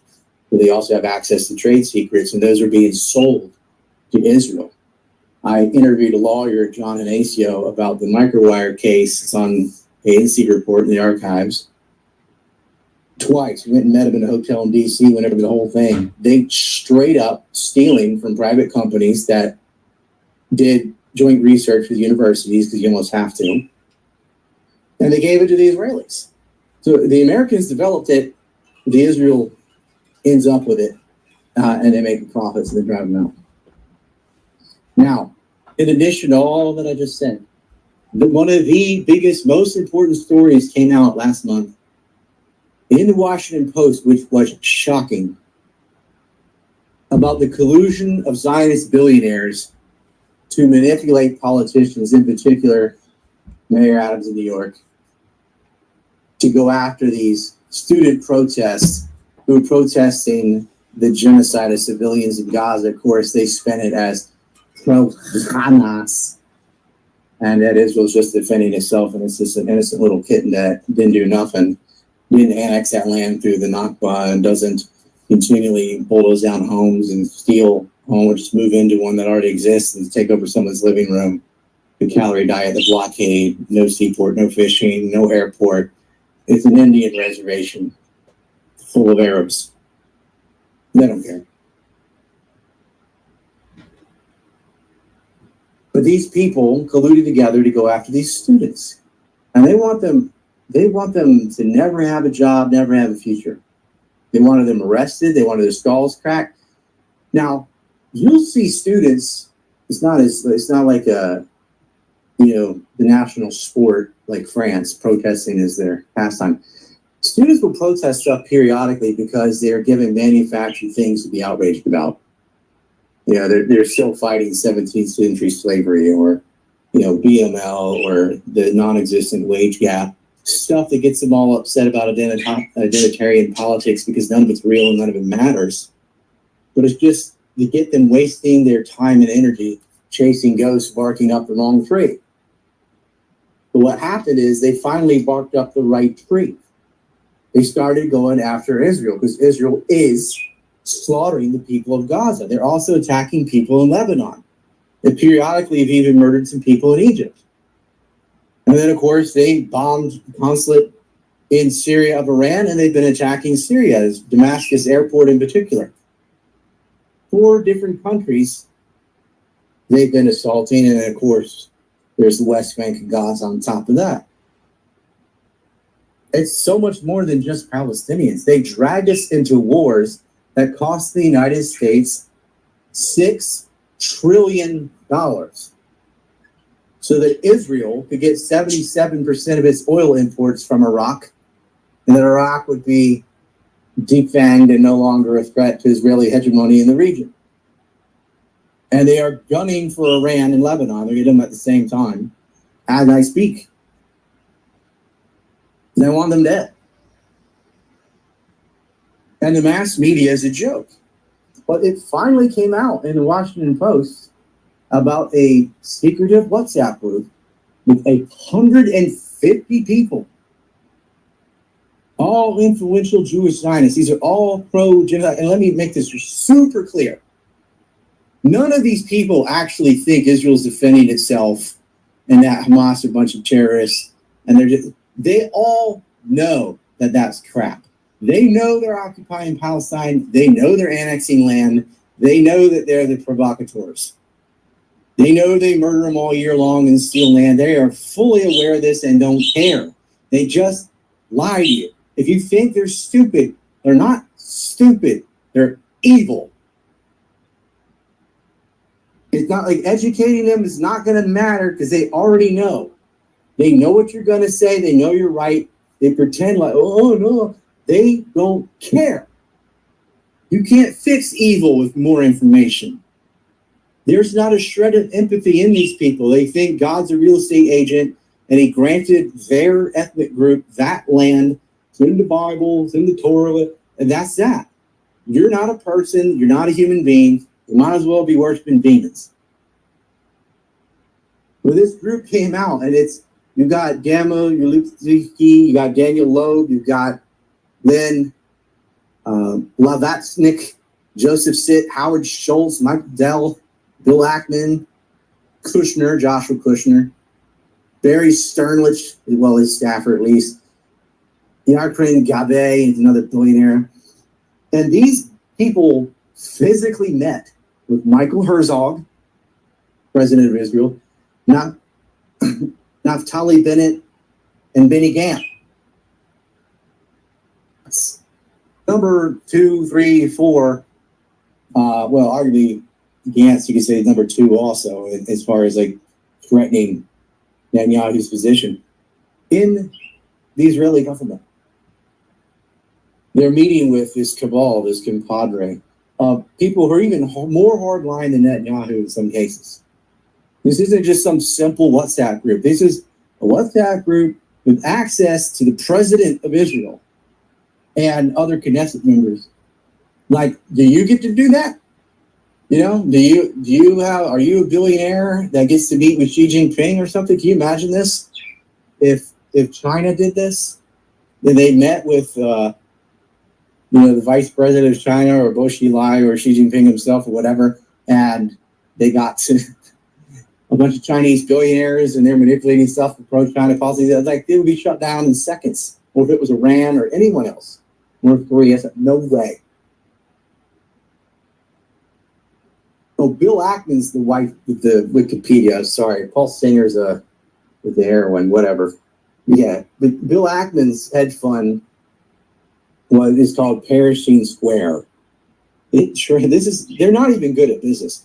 He dropped it from 20 billion to 8.2 billion in just 3 years. 20 to 8.2 because of a bunch of bad bets. It was just horrible. Lost people money, but then he seemed to get everything wrong. However, in 2020, he made, you can look this up, the greatest trade of all time. Google the greatest trade of all time with 100-time return because he bet against corporate credit and on lockdowns, which he then encouraged on media under the guise of health. He proposed a coordinated 50-state lockdown, which turned his $27 million bet into $2.2 billion. He's still in the hole going from 20 to 8, but he turned 27 into $2.2 billion. Again, he created nothing.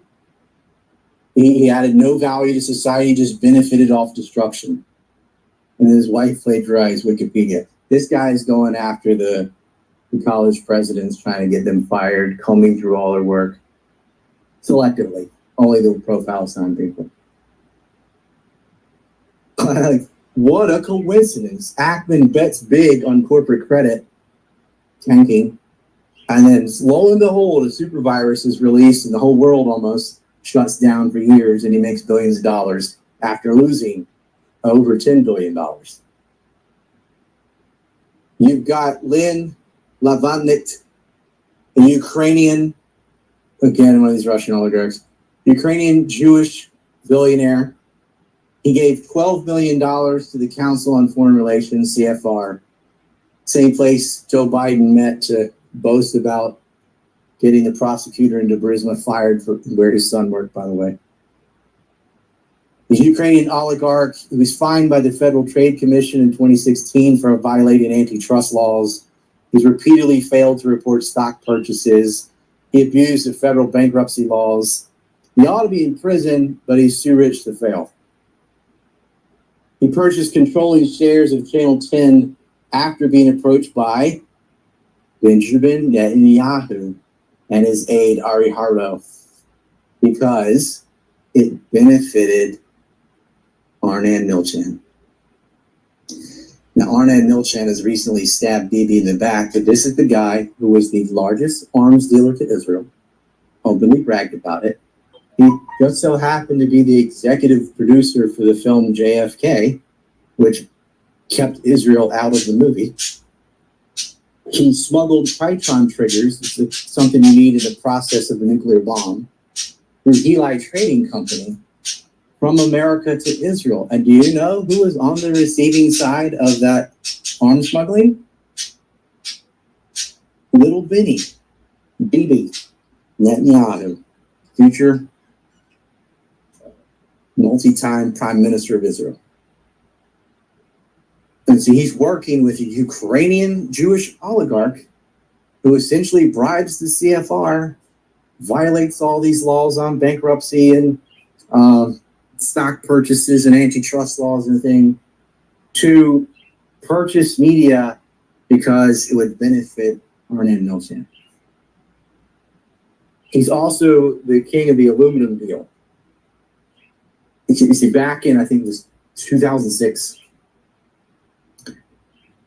Rusal and Sol and Glencore, which is Mark Rich's commodity company, merged. And you had Oleg Nepraska, that's the Russian oligarch, where when Putin goes to inspect his factory, he says, "Give me my pen back." So, Ivan Glinsberg, together with Lynn, are on the board, and the CEO of Mark Rich's Glencore is Ivan Glinsberg. During the time when they were bribing foreign officials to secure contracts in cargo, they bribed the bureaucrats, they bribed to avoid audits, and then they bribed the judges to make the lawsuits go away. And Mark Rich and Pink is Green, also involved in human trafficking, also involved in transfer pricing for securities. I did a film on that, how they stole his copper out of Zambia. These guys were on Interpol's most wanted list. They're also on the Jeffrey Epstein list. And both got a pardon by Bill Clinton, who also supported the Jeffrey Epstein, 1 hour before he left office as the president.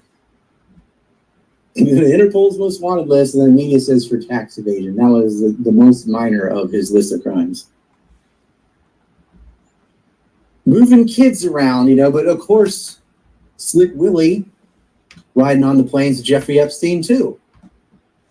And it was Slick Willie who appointed James Woolsey to be the director of the CIA, who was then the former director of the CIA when he passed on this bogus Israeli intel saying Mohammed Atta got anthrax from Iraq. It's just a big circle jerk with these people. Daniel Loeb was in the WhatsApp group. Third point, billionaire Jewish hedge fund manager. Third point's the name of the hedge fund. He dumped $60 million into FTX, and then he lied to investors. Now, we all know what FTX was doing. Sam Bankman Fraud is now in jail, whatever. Most of his cohorts got away scot-free, blew through $32 billion in this crypto scam. But essentially what the government was doing, and when I mean the government, I mean the bureaucracies, because the National Endowment for Democracy is kind of like UDP. It's just an umbrella organization for the CIA for coup d'etats and color revolutions. They were in Ukraine. The U.S. government was pumping money into Ukrainian oligarchs' coffers, pumping it as foreign aid to Ukraine, military aid, NATO, whatever. And other countries did too, but a lot of it went into FTX. From Ukraine invested in this crypto scam, who then donated it back to the DNC. So it's just a conduit to pay themselves through foreign aid. Very similar as the Israelis.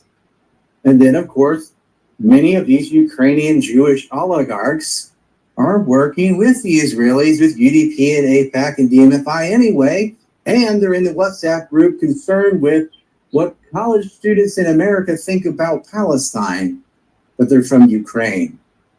They're not Ukrainian Jews, they're Jewish Ukrainians. They're just Jews. Their entire identity is Jewish supremacy. I don't mean Jew like they follow Judaism as a religion like Christian or Muslim or something about theology and cosmology and moral philosophy. I mean, the part that's important to them is the racial aspect, the chosen race and the bloodline of Jacob and all that nonsense. It is an intrinsically racist faith unless you interpret it otherwise.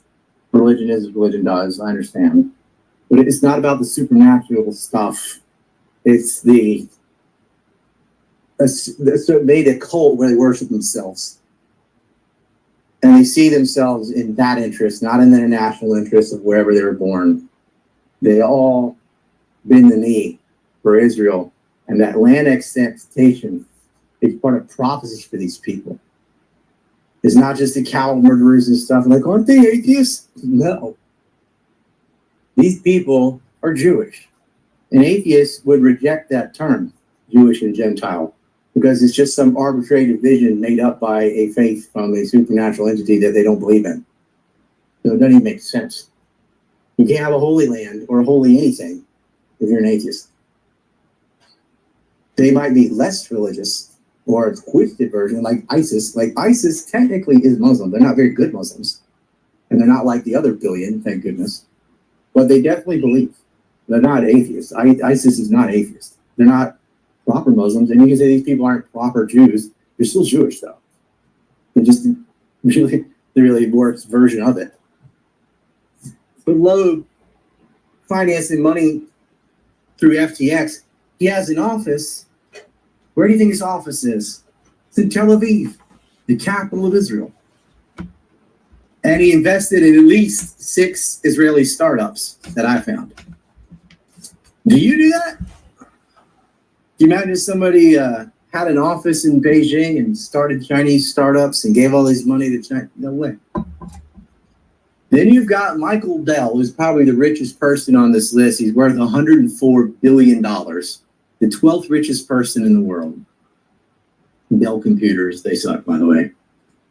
Ironically, he had to pay $104 million to settle a fraud case with the SEC, the Security Exchange Commission. And then in 2022, he settled 1.1 billion with shareholders related to his stock swap transactions. And he's a member of the Friends with the IDF. Remember I mentioned them earlier as part of the head presidents of Jewish religion. He's part of the Friends of the IDF. A lot of Israel organizations start with the word friend. Friend of the IDF, friend of this, friend of that. And he's also donated millions to them, which ultimately goes through the AIPAC pipeline. Daniel Lupczynski, the CEO of Kind granola bars, another Jewish billionaire. At least he produces something. This is the first guy that actually made a product besides the Home Depot. Which, by the way, was just a takeover. Someone else made something functional, and then they became the ownership class. But he is on the board of directors of the ADL. So enough said. Daniel is part of the ADL. Of course, he's in this WhatsApp group. And there's Howard Schultz. He's the former CEO of Starbucks. The same guy that told his workers that they should be like the Holocaust concentration camp survivors who all had to share, five people with one blanket, that they ought to be more like that and show solidarity and share their blanket. Totally divorced from reality. He even aspired to become president, and Howard Schultz ran for president. And he did a little miniature version of what the Israeli government did. He created a bunch of fake accounts on Twitter that were all identitarian. It was like blacks for Schultz, women for Schultz, gays for Schultz, as Gilad Osman likes to say. All the little slithers thing to make it look like these are organizations and they're all supporting him to become president. You should boycott Starbucks, by the way. There's so many coffee shops. Just drink it at home. Get your 1775 from Rumble. You can, if you're in America or Canada, you can get the End All Aid to Israel coffee from me in my store, and it actually says that on the package, End All Aid to Israel. At least buy it once just to get the bag. It'd be worth it. But that's the kind of forces we're up against. These are not just millionaires. These are billionaires working together to further the interests of the Israeli state against American interests, against European interests. They want it like this. And then on top of that, of course, they manipulated social media. Now, the ADL, Camera, Canary Mission, SPLC, they're not in the bribing department like AIPAC. They're in the defamation department. These are the people that slander the opponents of the puppets of AIPAC. They're also the people that slander, libel, and defame journalists or just American, Canadian dissidents. They did it. I think I have the longest Canary Mission report. You go there and type my name in. It's so bad because they have me as the president of some Muslim organization in Washington, D.C. that I've never heard of, where I do not live. I don't even live in the same country, and I'm not religious. But so that's, apparently I'm the head of it anyway. And some white separatist organization. I'm like, don't those two things conflate? How could I be involved in both of those and those two things wouldn't like each other? And I'm not a part of any kind of white anything either. Again, I don't live in America, but they have me running two organizations that contradict each other in a country that I do not live in, and one of the groups I've never even heard of. And then it's just crap. But the problem is, and they did this to Roger Waters, they did this to Max Blumenthal, but I'm not a multi-million-dollar rock star from Pink Floyd. I don't have the Gray Zone or some giant conglomerate, feeding in my journalistic work. So those kind of people can just laugh it off. Max is Jewish too, so he'd be like, what do you call me, a selfie? It doesn't quite work as well if the dissident is a Jew, but I am not. And so just like regular people who get defamed by these groups lose their payment processors. You kicked off PayPal, kicked off Patreon, kicked off Discord, Stripe, you name it. You get your social media taken away. No Facebook, no MySpace, no AOL, no Discord. Kicked off Twitter for many years. No Twitch, none of that stuff. No Live League, no Daily Motion. Name anything prominent. I'm not allowed to either. Kicked off Coinbase, kicked off Binance, can't even use crypto exchanges. They just go behind your back and lie to people. You don't even get to see what they're saying. I found a way because I had groups dedicated trying to get me kicked off radio shows and stuff even. And one of those knew me personally and forwarded me the emails of the crap they were saying about me. And it's just utter BS. But the easiest thing for these companies to do is just get rid of you instead of fighting with billionaires. Now, if you want to do a comparison of the Epstein client list and the people I just named, both as donors to UDP, APAC, BMFI, and the WhatsApp group, there is a lot that you could make a Venn diagram. And it would almost be a kind of a circle with some small flower petals on the edges. There's so much overlap. And if you were to take that group and rewind the clock, because Les Wexner, he's in his 80s. He's been doing this a long time. His foundation was part of the original mega group, Michael Steinhardt and those guys. But it was through him that you had Rabbi Herbert Friedman was the head of the UJA. Along with Abba Hillel Silver, that Hillel's named after. He was with the Wexner Foundation as their president and was part of the gun running and uranium smuggling for the Sonborn Institute, the Rudolf Sonborn. And the Sonborn Institute are not only, they're not the financial backbone, it's the political backbone.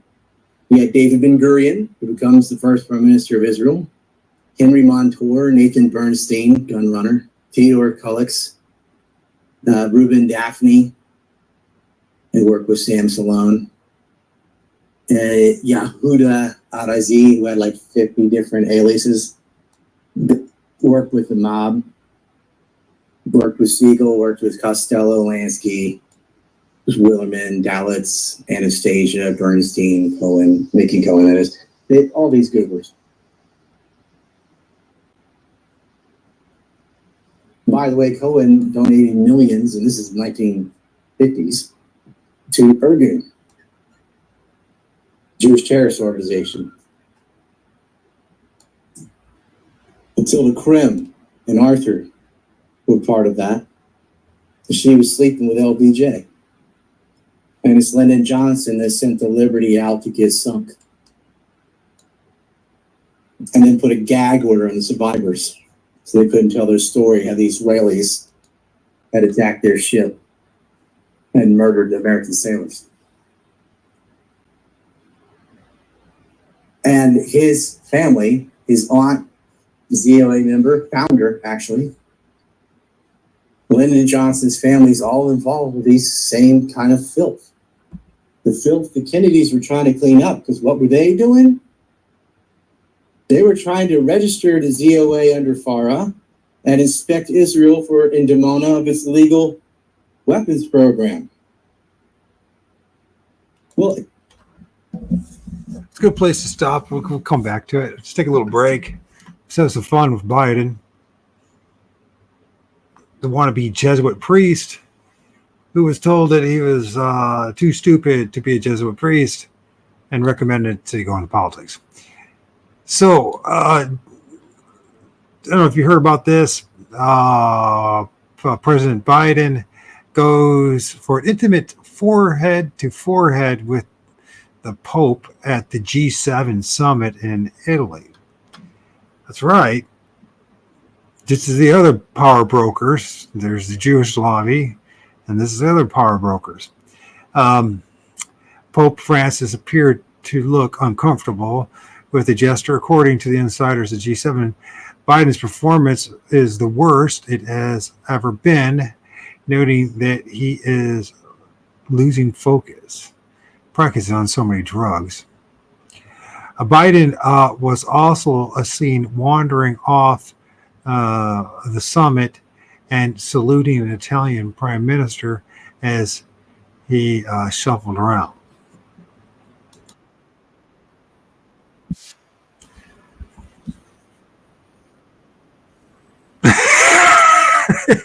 And this has become, it's funny, it's sad, it's so funny, it's both decrepit old farts, perverts. Here's the other thing, is Biden's vigor is impressive. Just in President Biden appears to start wandering off at the G7 summit and has to be handled back in. Now, it's what's pathetic about it is it's cruel that they have thrown him in this situation. It's cruel to us too, as American citizens, have to put up the shit. So here's this guy. He's coming in the parachuter. No, bro, everyone else paying attention to the parachuter, and there's Biden just wandering off. His hands look weird. It's almost like somebody. I wonder if it actually is him. It's a question a lot of people have. Hey, come over here. And what the hell's going on? Yeah. Let me put my Italian mafia glasses on. Holy shit. There's somebody in the parachute. But he's not the first time he did this. This is his new sniffing position. He did this at Patti LaBelle at the White House this week.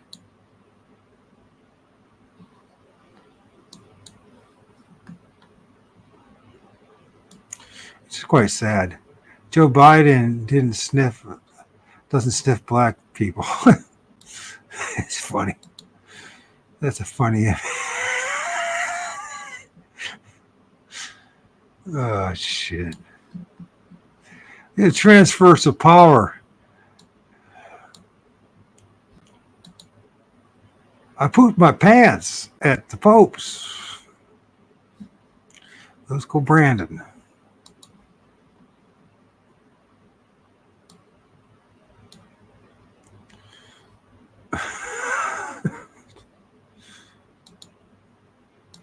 If you can see that, him putting his head on that little kid. Oh, go get away from me, you pervert. Holy shit. There's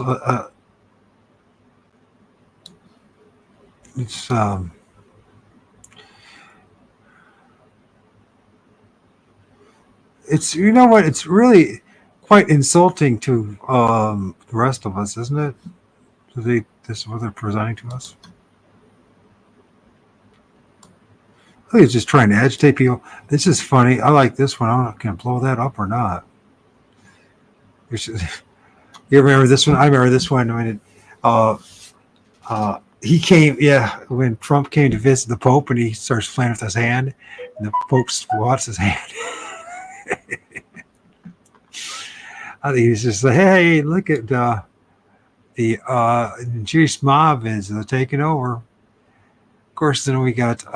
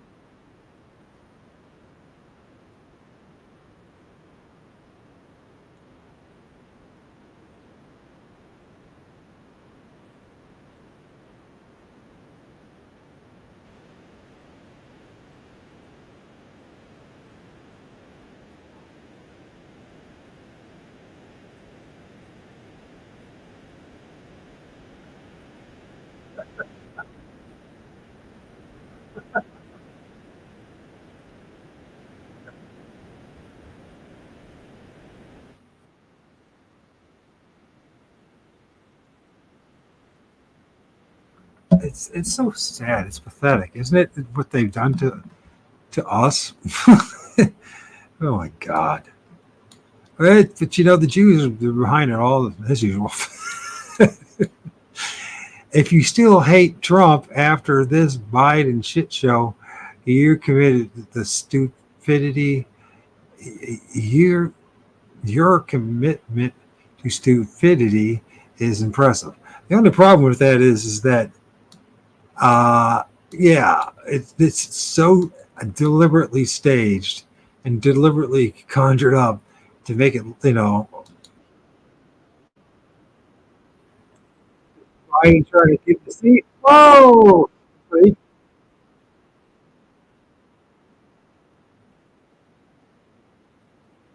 I wonder if he'll try to sniff to the guy next to him. I can't remember who that is. Federal Review has offered to cease fire with Ukraine. His terms are basically the following: Russia keep occupying territory gained, and Ukraine doesn't join NATO. Will Zelensky and Biden agree to the terms? Who gives a shit? It's all staged anyways. You got to remember, Putin is in his connection, all that's just too.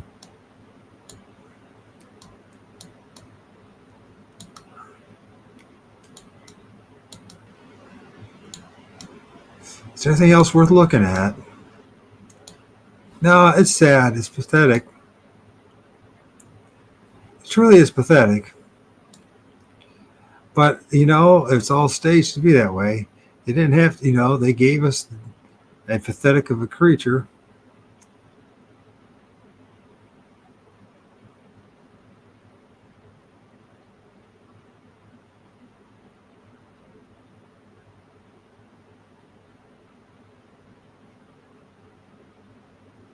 What else is there to watch before we get back into this? There's I talk about idolatry. That flag is the biggest symbol of idolatry there ever freaking was.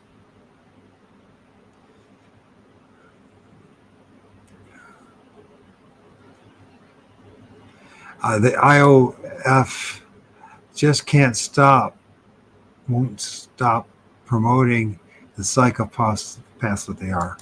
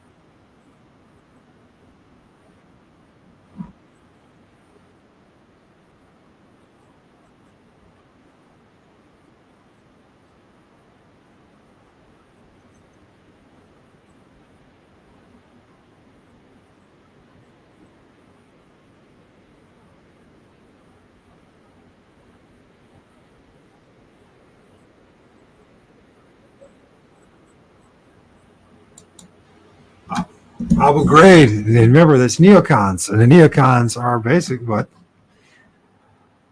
the Jewish mafia, and they gave us brought back torture to the country. Isn't that wonderful? Breaking news: Feds attempting to take my personal X account today. I just don't trust. Not in a million years can I trust Donald Trump. I mean, Alex Jones, or Donald Trump, for that matter. Trump on aliens. They are spoon-feeding the alien demon psyops.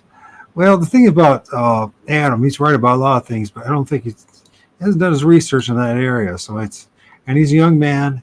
And you know what? I didn't believe in freaking Bigfoot when I was 49 until I was 49 years old, and I was standing next to a Crow Indian medicine man, and fucking two of those damn things showed up. One got 15 feet in front of our faces. So until they had that experience, I can't expect you to believe it.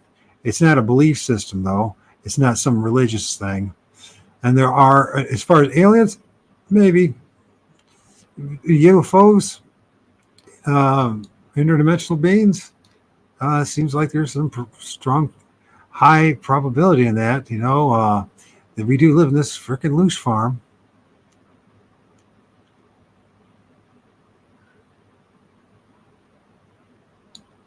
Should we really listen to Candace Owens? Give us a break, even though she's part of the psyop itself. But let's listen.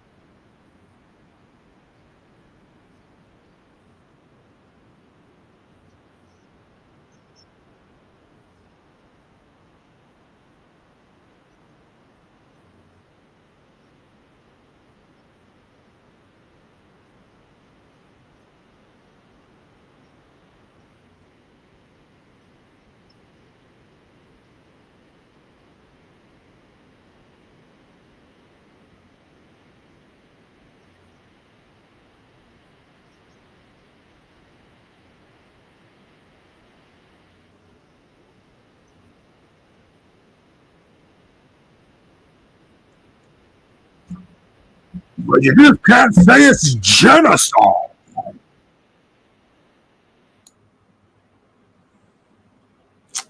British guy beats Israeli scumbags. Well done. Well,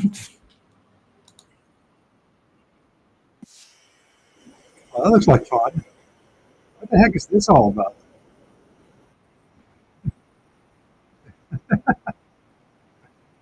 Is this like a movie or what?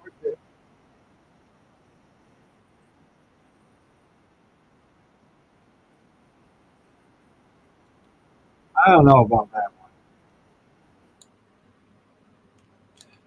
Well, where else we got it? What other? Oh, there's the gays and their U-term things. U-term. Doesn't teach it out.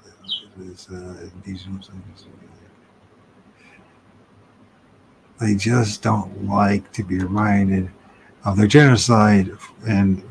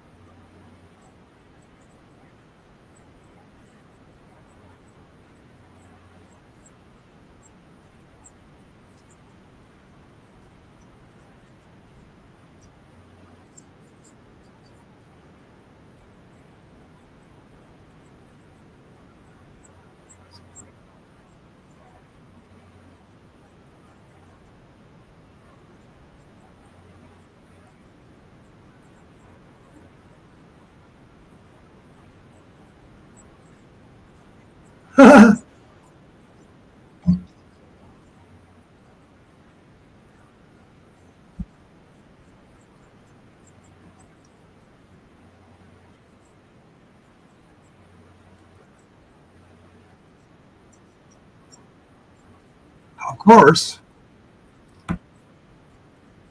Huh.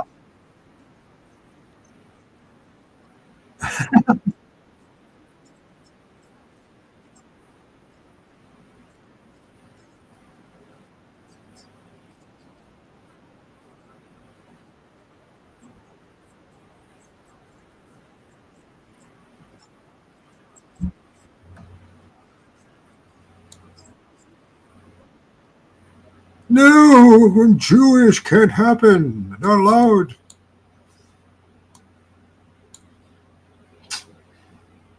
Shooting breaks into 2,000 teens skipped school and swarmed in Nassau County in Long Beach. Teens were seen fighting, dancing on cop cars, and twerking. Oh God, there's nothing more nastier than a bunch of fat chicks twerking. It's just disgusting. That's more disgusting. That's evil.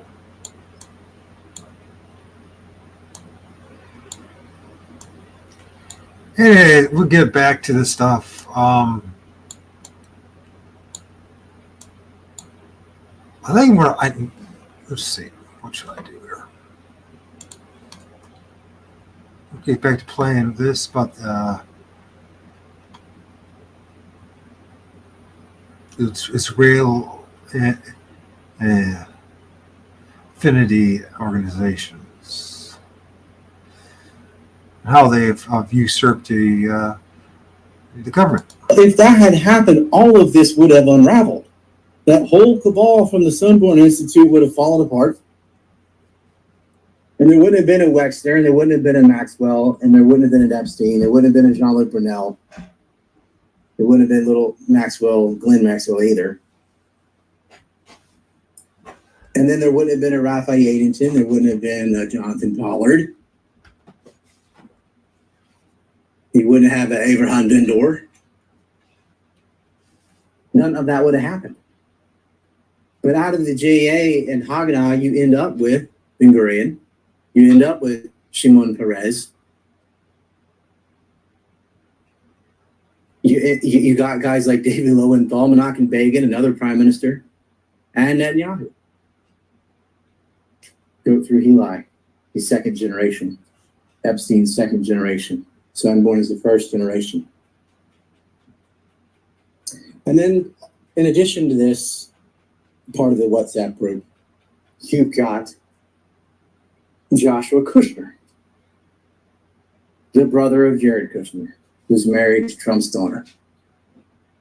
Their father broke campaign finance laws in the Governor McGreevey race, giving illegal donations to the governor of New Jersey. It was important because it's the governor of New Jersey who appoints the president of the Port Authority that divvies out massive real estate contracts in New York and New Jersey for public works and airports and bridges and things like this. And they just so happen to sell their World Trade Center properties to Larry Silverstein months before the September 11th attack. And then, of course, Zim Shipping, 50% run by the Israeli government, coincidentally moves out of the towers.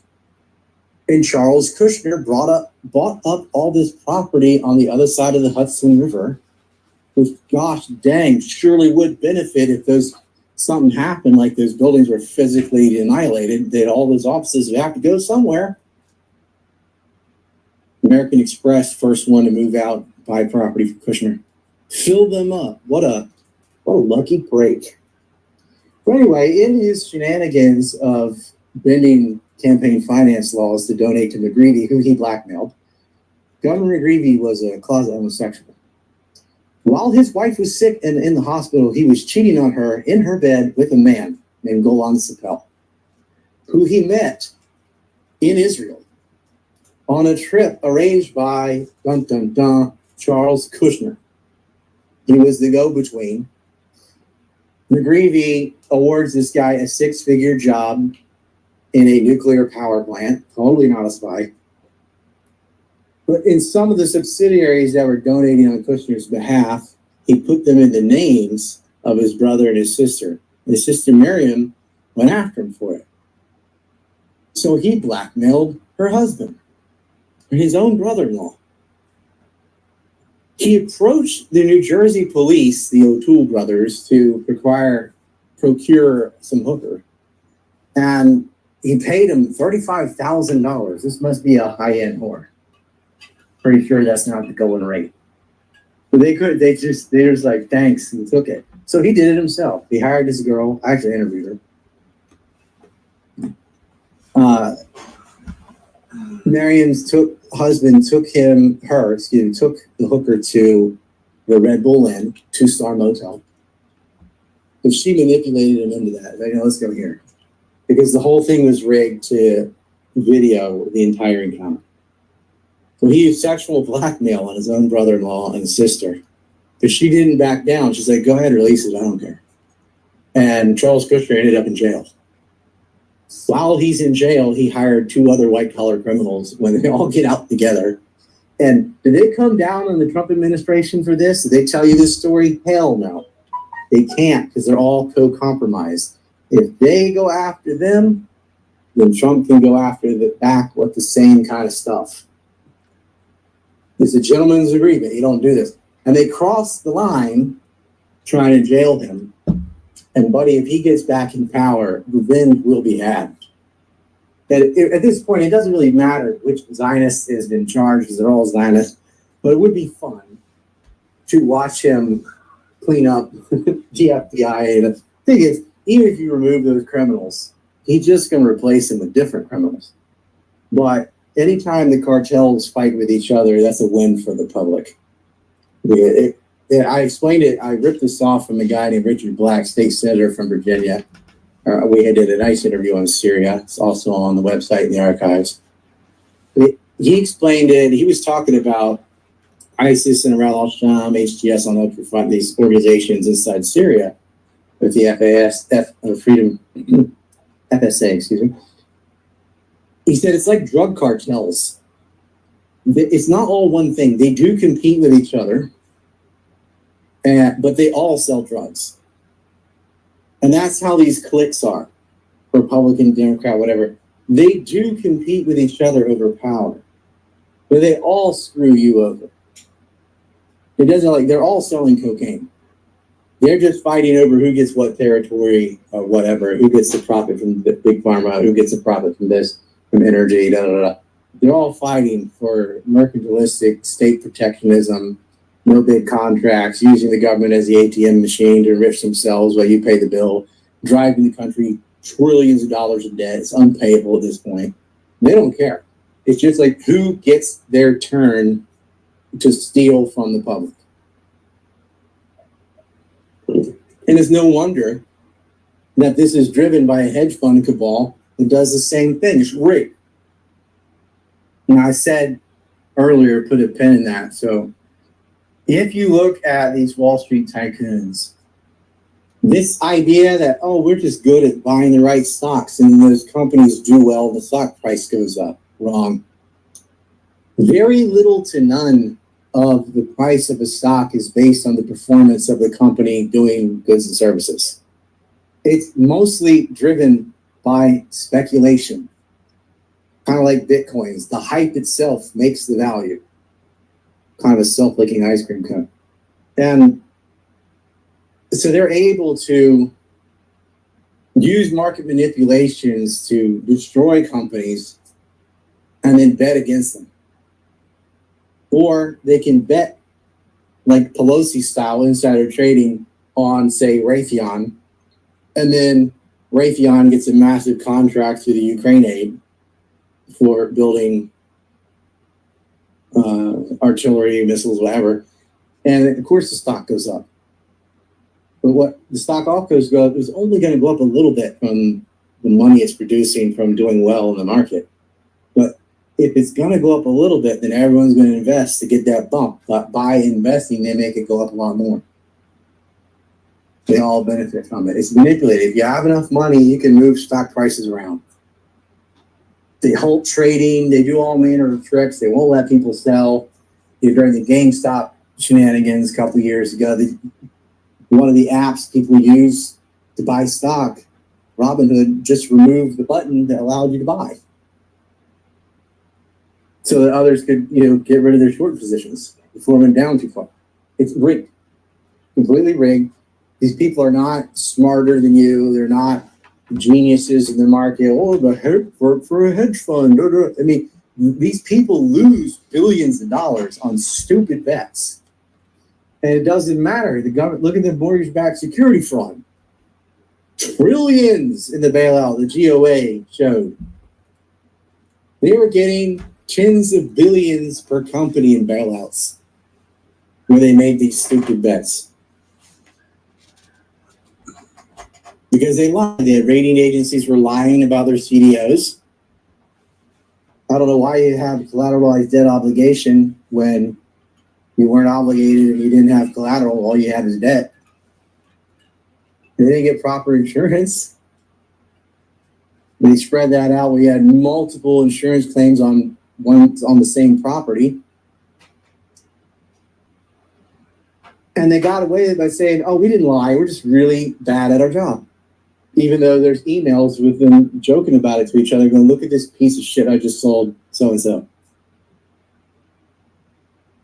And they ruined people's retirement savings and they destroyed the common man.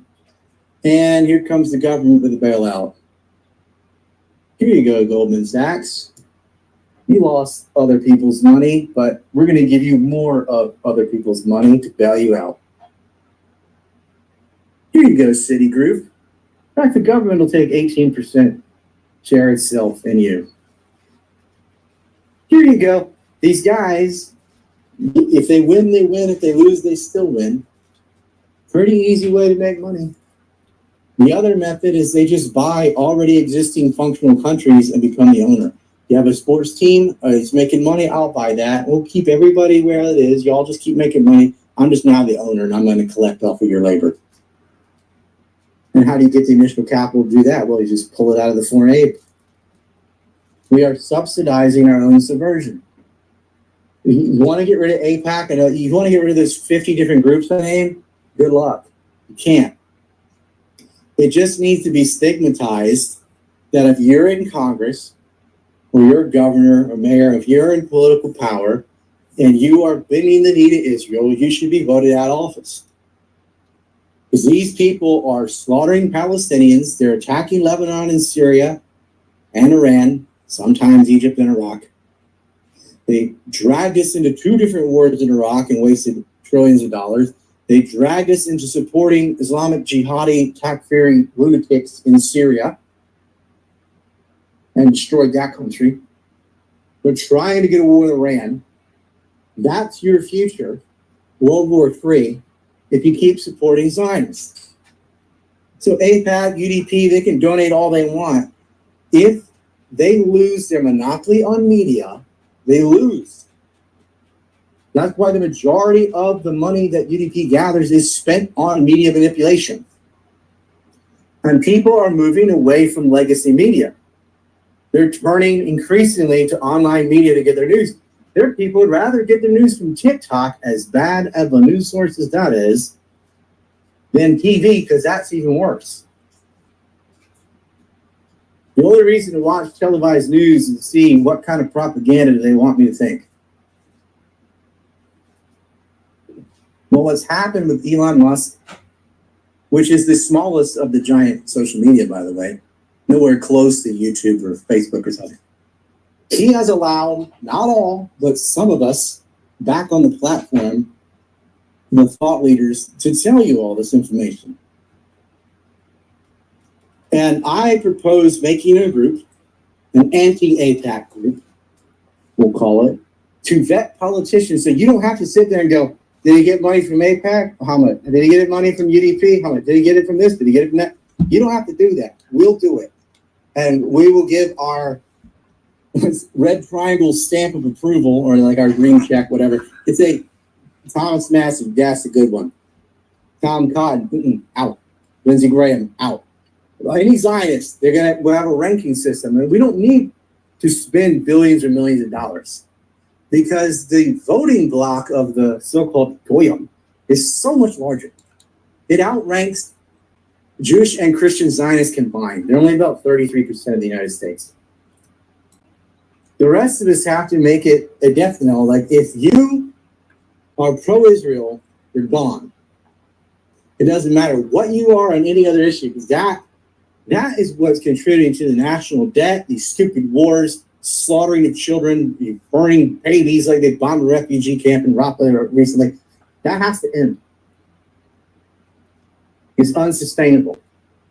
We need our own anti-AIPAC lobby to go to Congress and argue on our behalf. You just pick the most articulate people that know this issue in and out to go there and represent you, not as bribing and taking people to lunches, but to just go sit and talk to legislative assistants, make the case, the moral case, and the financial case of why we shouldn't be supporting this Israeli apartheid state.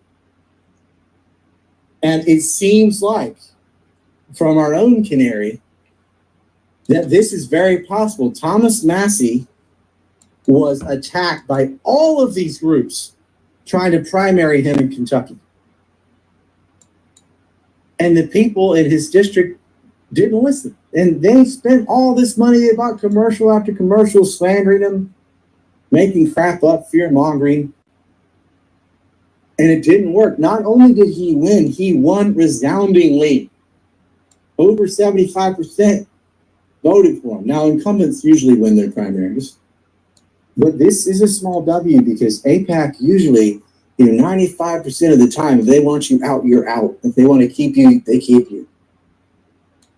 If this is a sign of the times come November, because there's a lot of different congressional races, if there's the case where there's a Zionist and a non-Zionist, and sometimes there isn't. But you have to vote for the non-Zionist. Being a Zionist needs to be an automatic dismissal from any political position. We have a shekel chat on Rumble from the Candyman Can, and says, what's the easiest way I can describe the Jewish powers to someone who is totally unaware without sounding like I'm super conspiracy theorist? Also, what do you think of Trump being backed by Jews? Well, step one is don't call it Jewish power or Jews. And a little bit of tact is useful here. You have to understand, like, if you want to win, and you really can't, don't refer to it as Jewish power. That it's, first of all, it's a poor description. It's like blaming what the West does on like the whites and calling it white power or something. It's not a product of DNA. It's a product of a religion and a political ideology that not everybody belongs to within that group. That's why we say Christian evangelicals, because they're very different from other sects of Christianity. For example, they all believe in Jesus and all that. They're all Christian. But the evangels are hardcore Zionists, normally.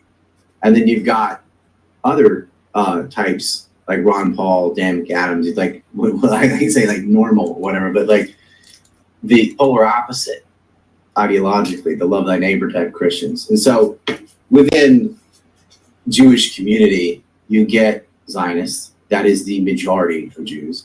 But you also have a lot of people who identify as Jewish based on nothing other than descent.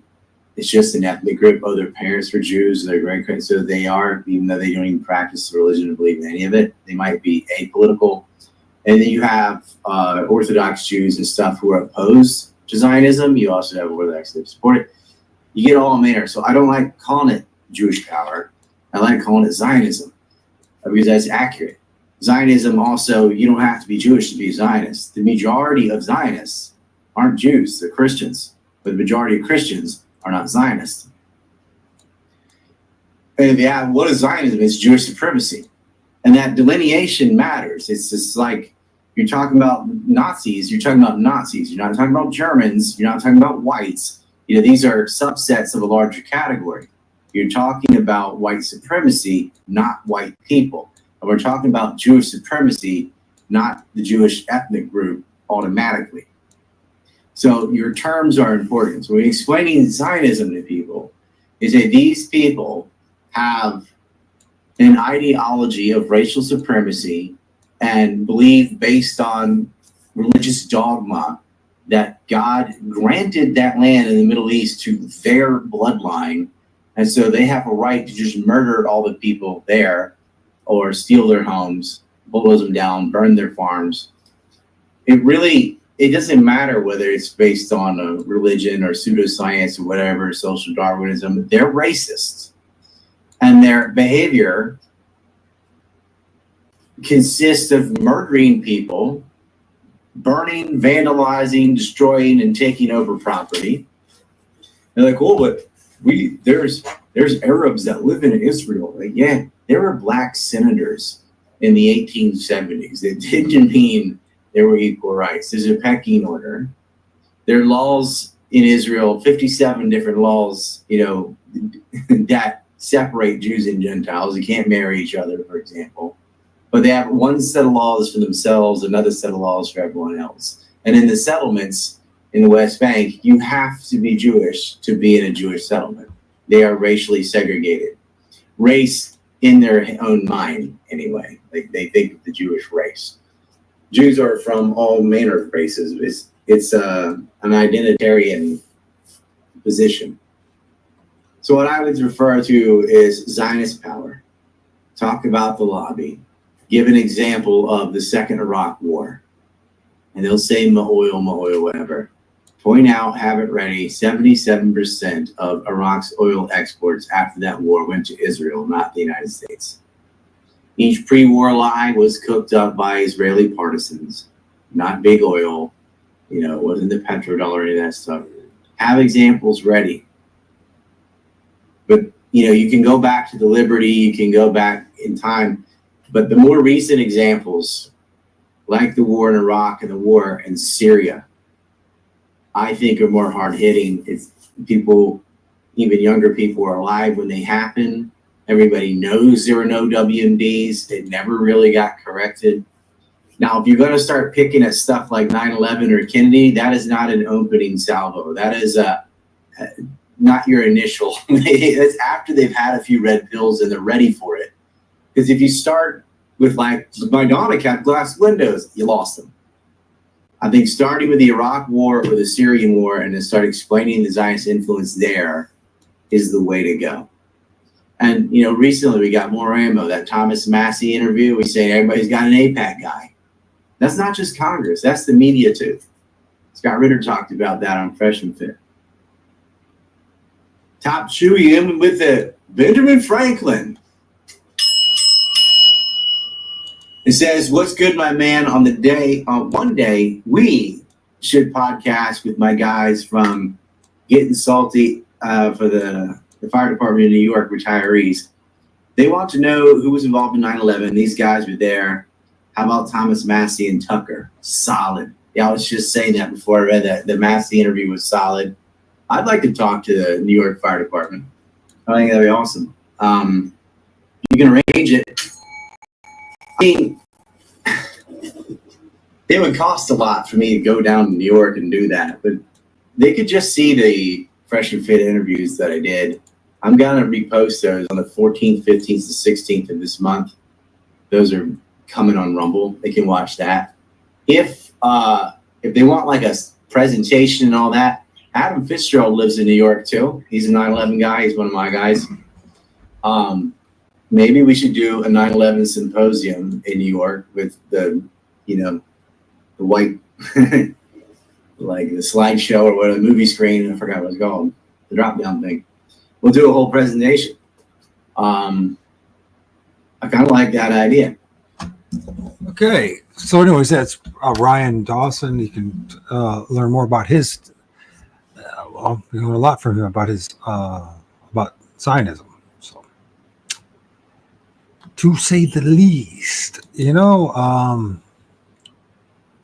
what is it? The one I wanted to play next.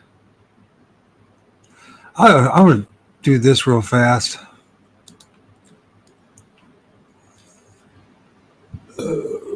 Wow.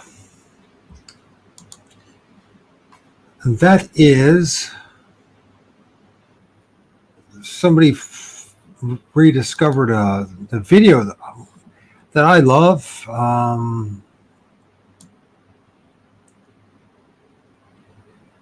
Let's see.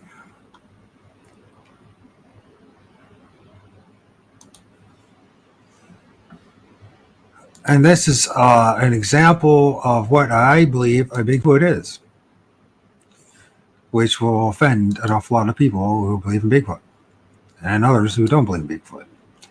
But this is pretty much similar to what I saw in 2017, August 2017. I was standing next to a crow and you miss him. I hate the back. Now, pay attention to this. So the guy, this is not the whole video, but yeah, this thing pops out of this dude that got attacked. And the shadowy thing is what I saw too. So it was much more darker and it had very much like electric going through it, like static electricity. So anybody who doesn't believe in that, I don't care. Just not a religion. Don't give a shit, to be honest. I mean, you should understand it. I mean, it depends on how much you want to know the truth about things. Because the truth is, say it'll set you free, and what will set you free from all the matrix that you're in, you'll stop believing in all the horse shit that all the experts and all the other people say is the truth. Yeah, let's. There's so many good things to play. Let's play.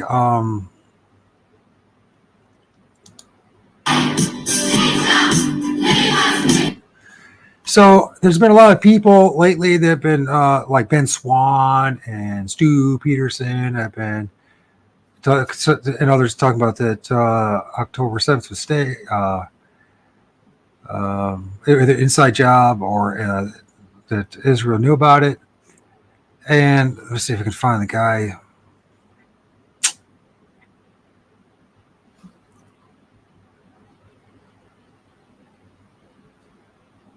Where are you at, buddy? Give you the credit. Your credit's due. Because it's not those guys. They weren't the first ones to like start putting the pieces together.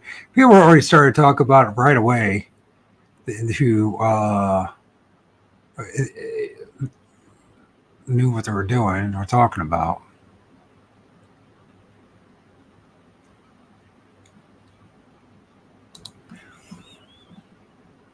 Do it this way. I see Matt Tower stuff. Okay. I want to do some of his stuff. So this is John Hankey. You just said he's doubled his subscribers since I found him. But John Hankey is one who did this great breakdown on October 7th, an inside job. I know Ben Swan argues otherwise. Whatever. Whether it's inside job or not, they knew what the hell was going on. And this is important to see. It's for people to realize how the powers that be, the parties that be, whether it's Hamas, whether it's IDF, whether it's Israel, whether it's Netanyahu, Washington, D.C., etc. Everyone knew it was coming down. And they knew in advance, kind of like 9/11. And that it was all 2000, October 7th, 2023 was deliberately allowed to happen to justify the ethnic cleansing, the removal of the Palestinians from the Gaza Strip. And we know that the Kushners have some involvement with it. And that means then Trump has some involvement in it. And this whole thing about taking it, choosing one false candidate out of another, whether it's Donald Trump or it's Biden or JFK or RFK Jr. or whoever it may be. Oh, then there's the one Jewish princess that wants to be the president. That's all we need. And line it all up, right? You got two Jewish princesses, one controlling Mexico and another in the United States, and that just be quite a coup for the Zionists. Anyways, let's watch this. He's updated it a little bit from the old one that I shared in a live, and I think it's important to see. There's so much to talk about when it comes to this part of our reality, that being Zionism and how it's corrupted us. But if it didn't corrupt us, something else would. It's the way this Loosh farm is designed. It's all designed to corrupt us.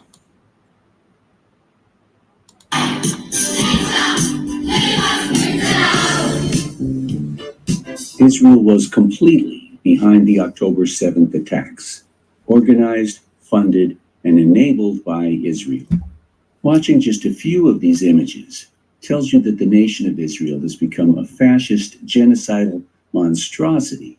But the paid defenders of Israeli genocide say that it's necessary to kill all those kids because of the terrible crimes committed by Hamas on October 7th. Killing Hamas makes Israel safe. Yeah, Hamas is responsible for killing all those children. Hamas kills children. Hamas is an evil organization. I hope Israel destroys Hamas. That's what I hope. And I want to help Israel destroy Hamas. But these two Israeli army veterans want us to know that the whole story of October 7th is a lie, and they are furious about it.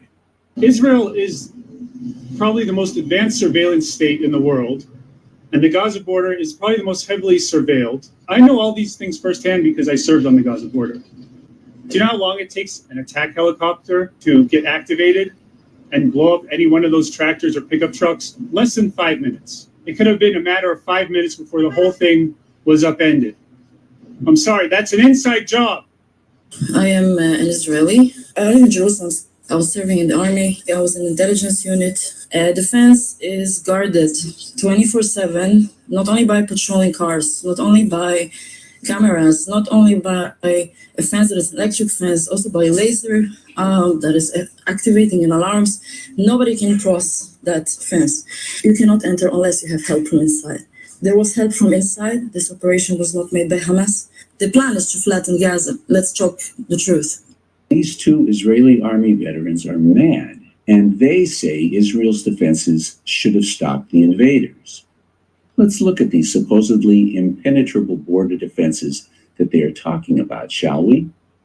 The wall is steel reinforced concrete, 20 feet high and 22 miles long. In front of it is a minor fence, and behind it is a $2 billion electrified steel fence. Every few hundred yards, there are machine gun turrets, patrolled 24/7 by soldiers, all of it backed up with an array of devices for detecting anyone approaching the fence. These devices include radar systems with cameras that cover the entire territory of the Gaza Strip, night vision cameras, of course, a system of lasers for detecting movement, super high-def cameras that can see faces close up from 6 miles away. The cameras are located atop surveillance towers. Many of these cameras are mounted in balloons, allowing the spotters to see deep into Hamas's backyard. A small army of spotters monitor these cameras intensely, 24/7. And the spotters reported that they could see training camps, which are as far from the border as you can get. Before you're out of range of these cameras, you're in the sea. The cameras send a picture of any intruder to the spotters, who then send the information to the soldiers who operate the machine gun towers by remote control with devastating effect. These machine gun turrets should have exterminated the Hamas invaders when they first approached the fence.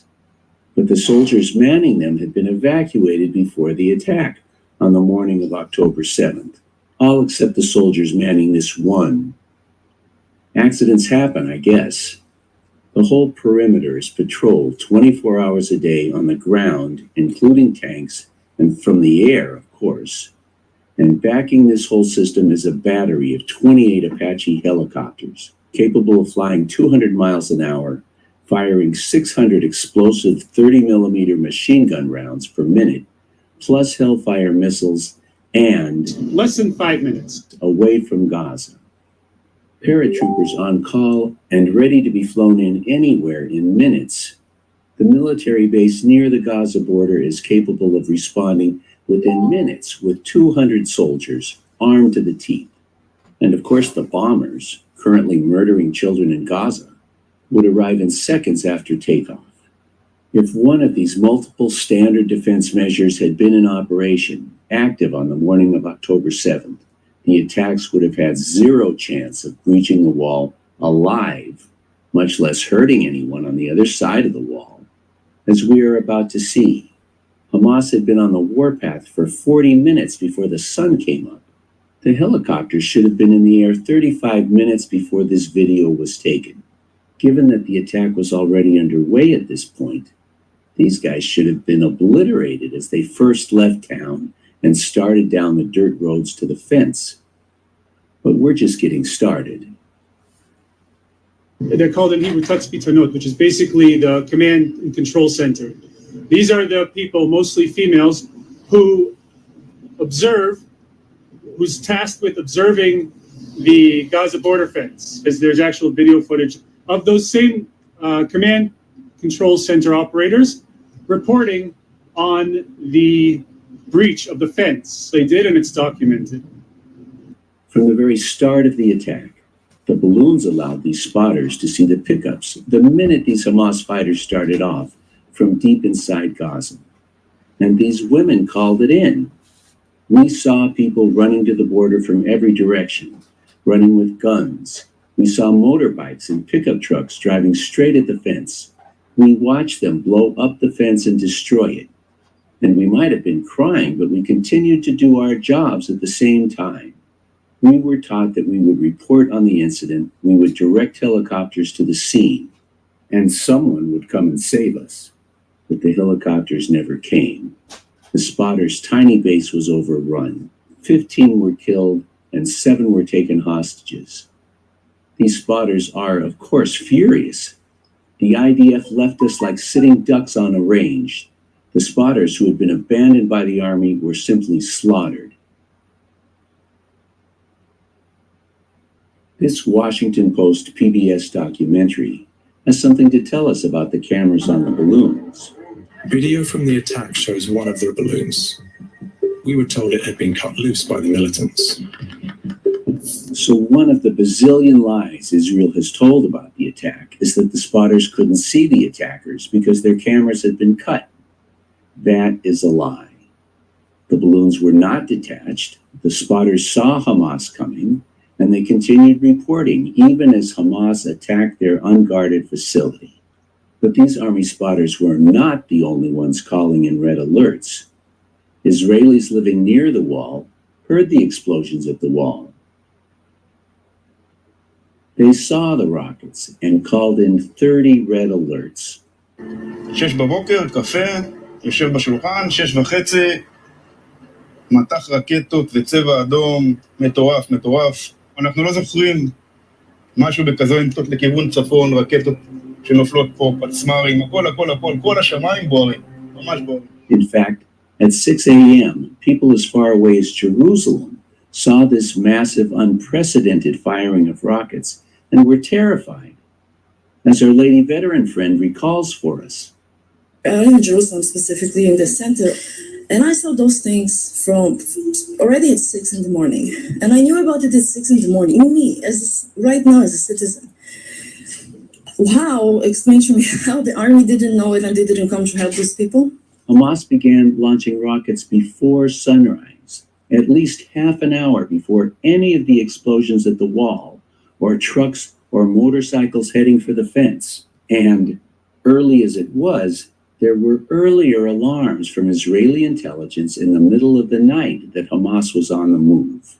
You've likely heard about the Nova Music Festival that was attacked and 350 people murdered, mostly burned alive.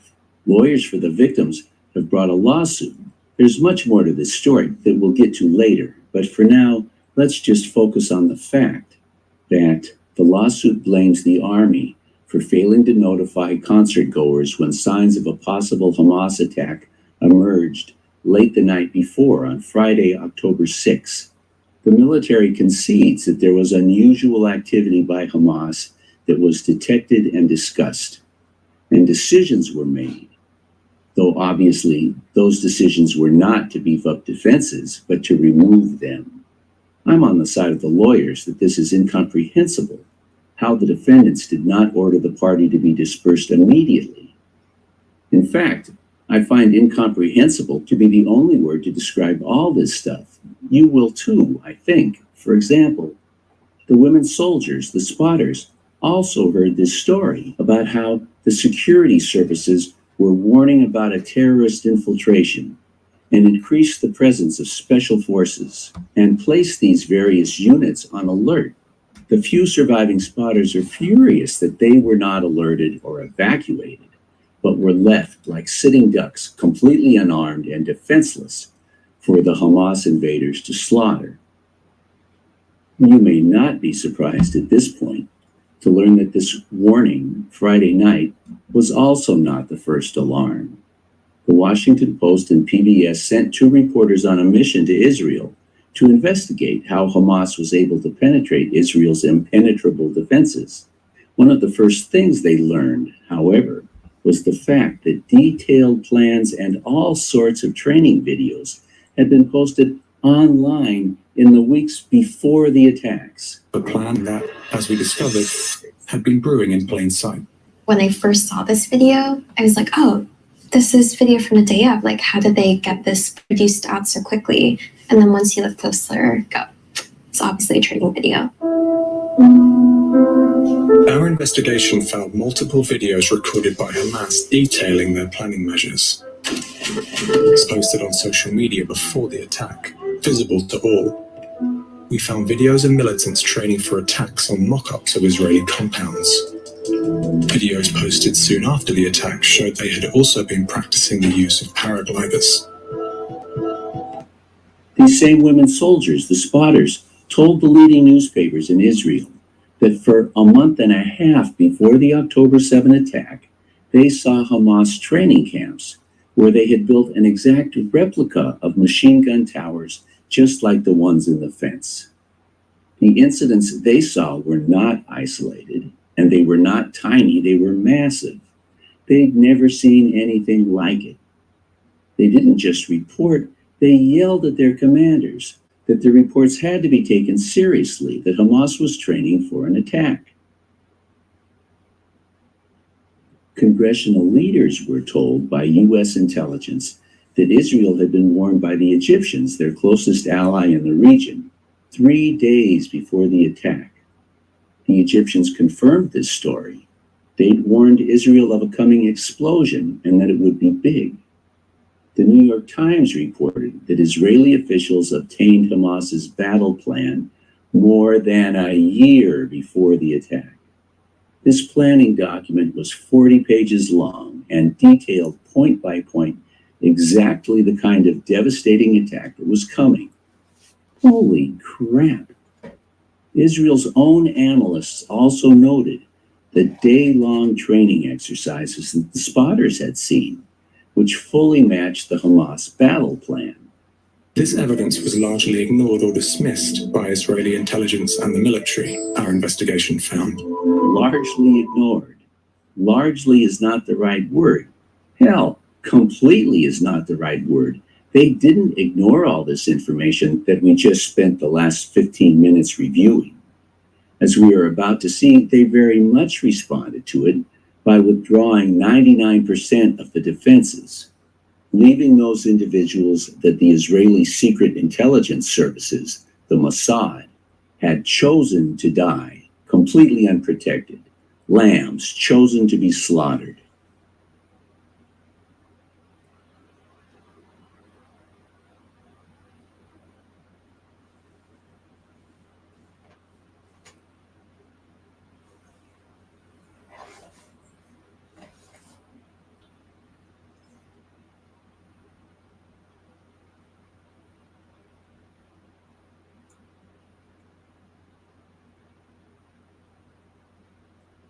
This video is mind-boggling. You have to please note at the top of the screen that the New York Times calls this base the heart of all military operations along the Gaza border. What you are seeing take place is this massive attack launched by Hamas upon this completely abandoned military base. And I count at least 5 and maybe 7 Hamas fighters. We were told there were over 1,000.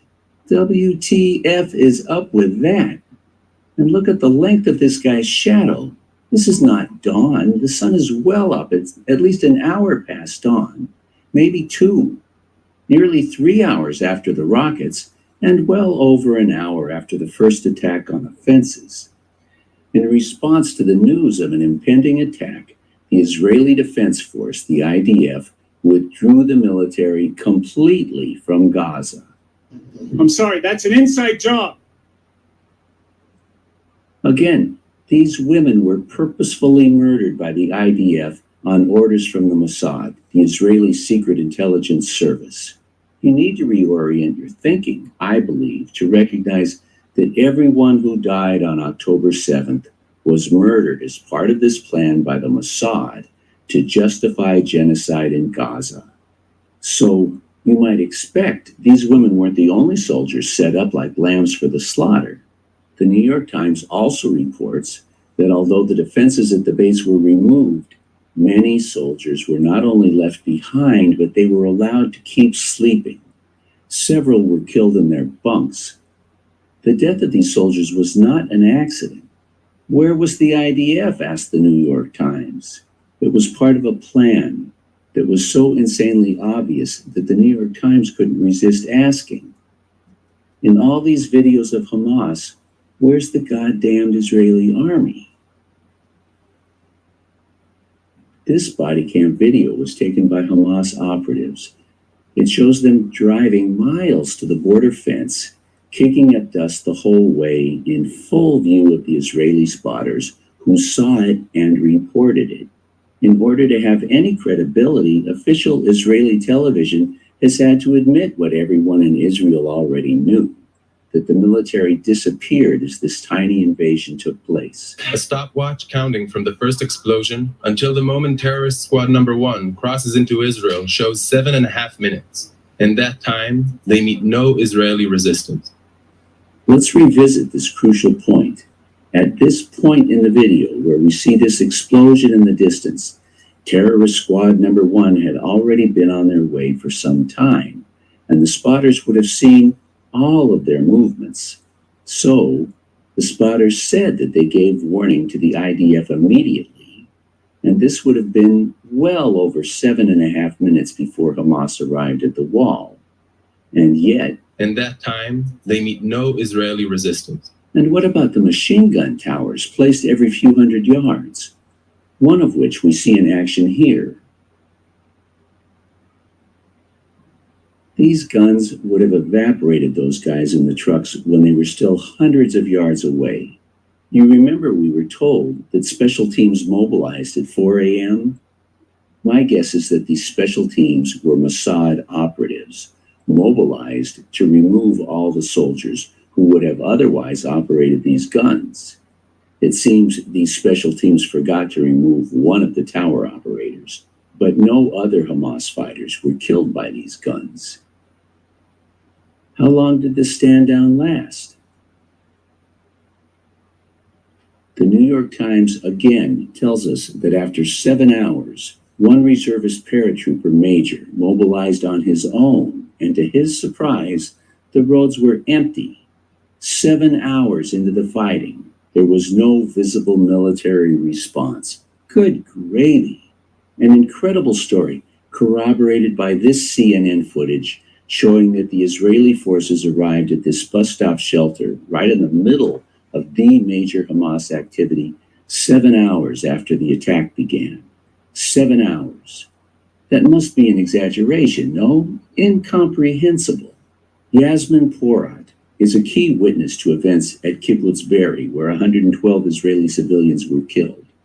She says it took 10 hours for the army to arrive. Do you know how long it takes an attack helicopter to get activated and blow up any one of those tractors or pickup trucks? Less than 5 minutes. And yet, for 6 to 8 hours, Hamas wandered all over southern Israel, unsuccessfully looking for a fight. Trust me, all the vets in Israel were asking the same question. And what is the Israeli military supposed to say? Everybody, even this idiot, knew there was a 6-hour stand down. So, look, I can understand why there are so many questions in regard to the IDF and how it took them 6 hours to respond to Hamas's terrorist attack. But unfortunately... And what could the military say? We couldn't use helicopters because they didn't know who and what is going on there. Right. They couldn't tell that these guys with the RPGs and bulldozers were Hamas, or these guys, or these guys, or these guys, or these guys, or these guys, or these guys, or these guys, or these guys, or these guys, or these guys. Or these fools, my favorites, parked, waiting, doing everything they could think of to attract the military. And then the director behind the camera whispers, "Psst, hey, Ahmed, run out there and pose for the camera. Now, pretend you're shooting at something. Cool." By the way, there are all these videos showing fewer than a dozen Hamas wandering around, and there are no videos of Hamas fighting the Israeli army. None. I'm just saying. These two Washington Post reporters made a big deal about Hamas blowing all these narrow holes in the wall. It took them only minutes. And then we are treated to this very short parade of at least 8 Hamas people walking single file through these narrow openings. But after these guys go through these narrow holes, then what? Do they wait for the bus? Hitchhike? These holes are useless if the trucks can't get through. There's something fishy going on here, right? Hey, look at all these completely useless holes the amazing wizards of Hamas were able to magically make. Ooh. This is all smoke and mirrors, misdirection, to distract you from the nearly obvious truth that the trucks went through a gate. Israel, you see, built a 20-foot-high wall, 22 miles long, with a gate right in the middle of it. And then they left this gate completely undefended. At the risk of repeating myself, what the frog? And look at the welcoming committee that received these 2 trucks, carrying 1,000 soldiers each. Mossad operatives opened up gates in the wall to allow the trucks through. You just saw it. They opened up gates in the wall, and then they guided the Hamas trucks through. That's how the trucks got through the wall. Good luck finding that fact anywhere. Go pay for this video right now. There was help from inside. This operation was not made by Hamas. This operation was an operation that was an excuse for a bigger cause.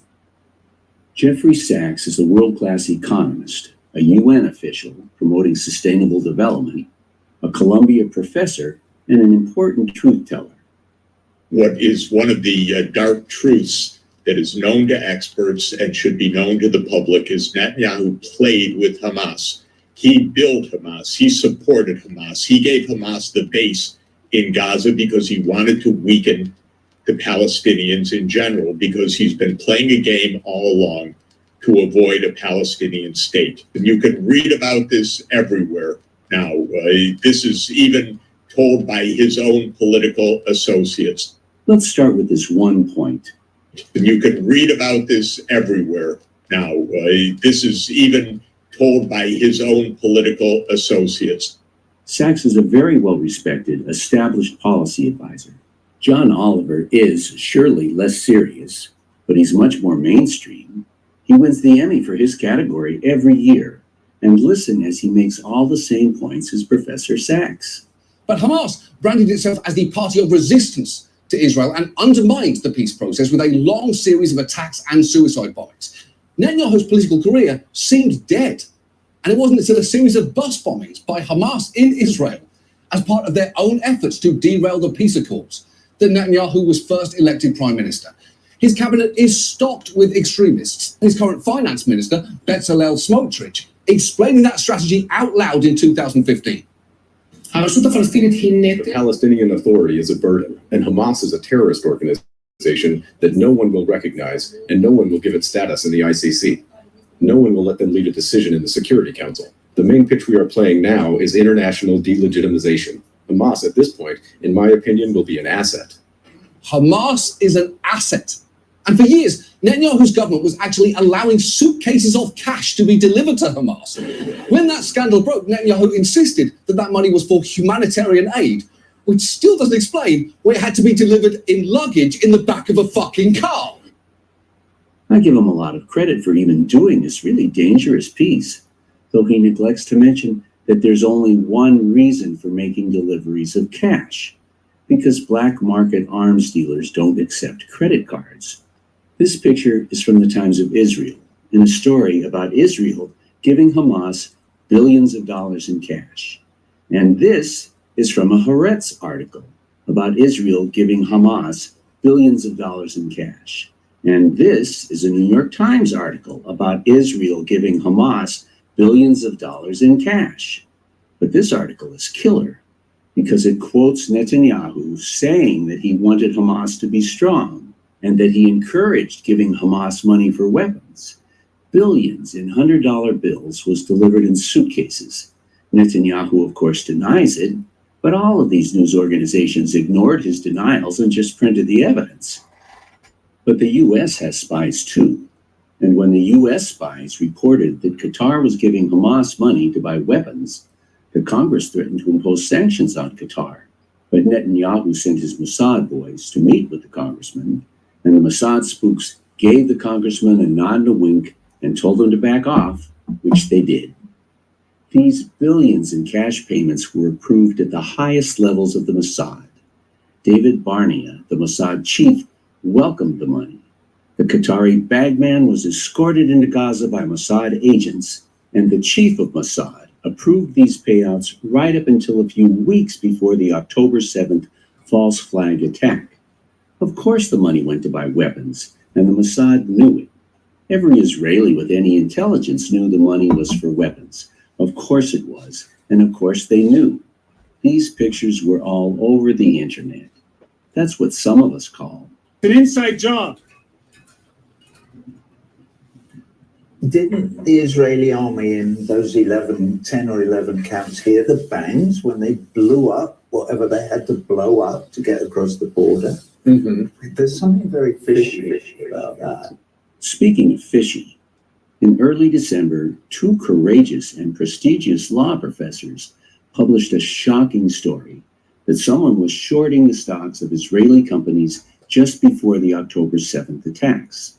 That is, on October 2nd, millions of dollars in bets were being made on dozens of Israeli stocks, betting that they would go down in the following week.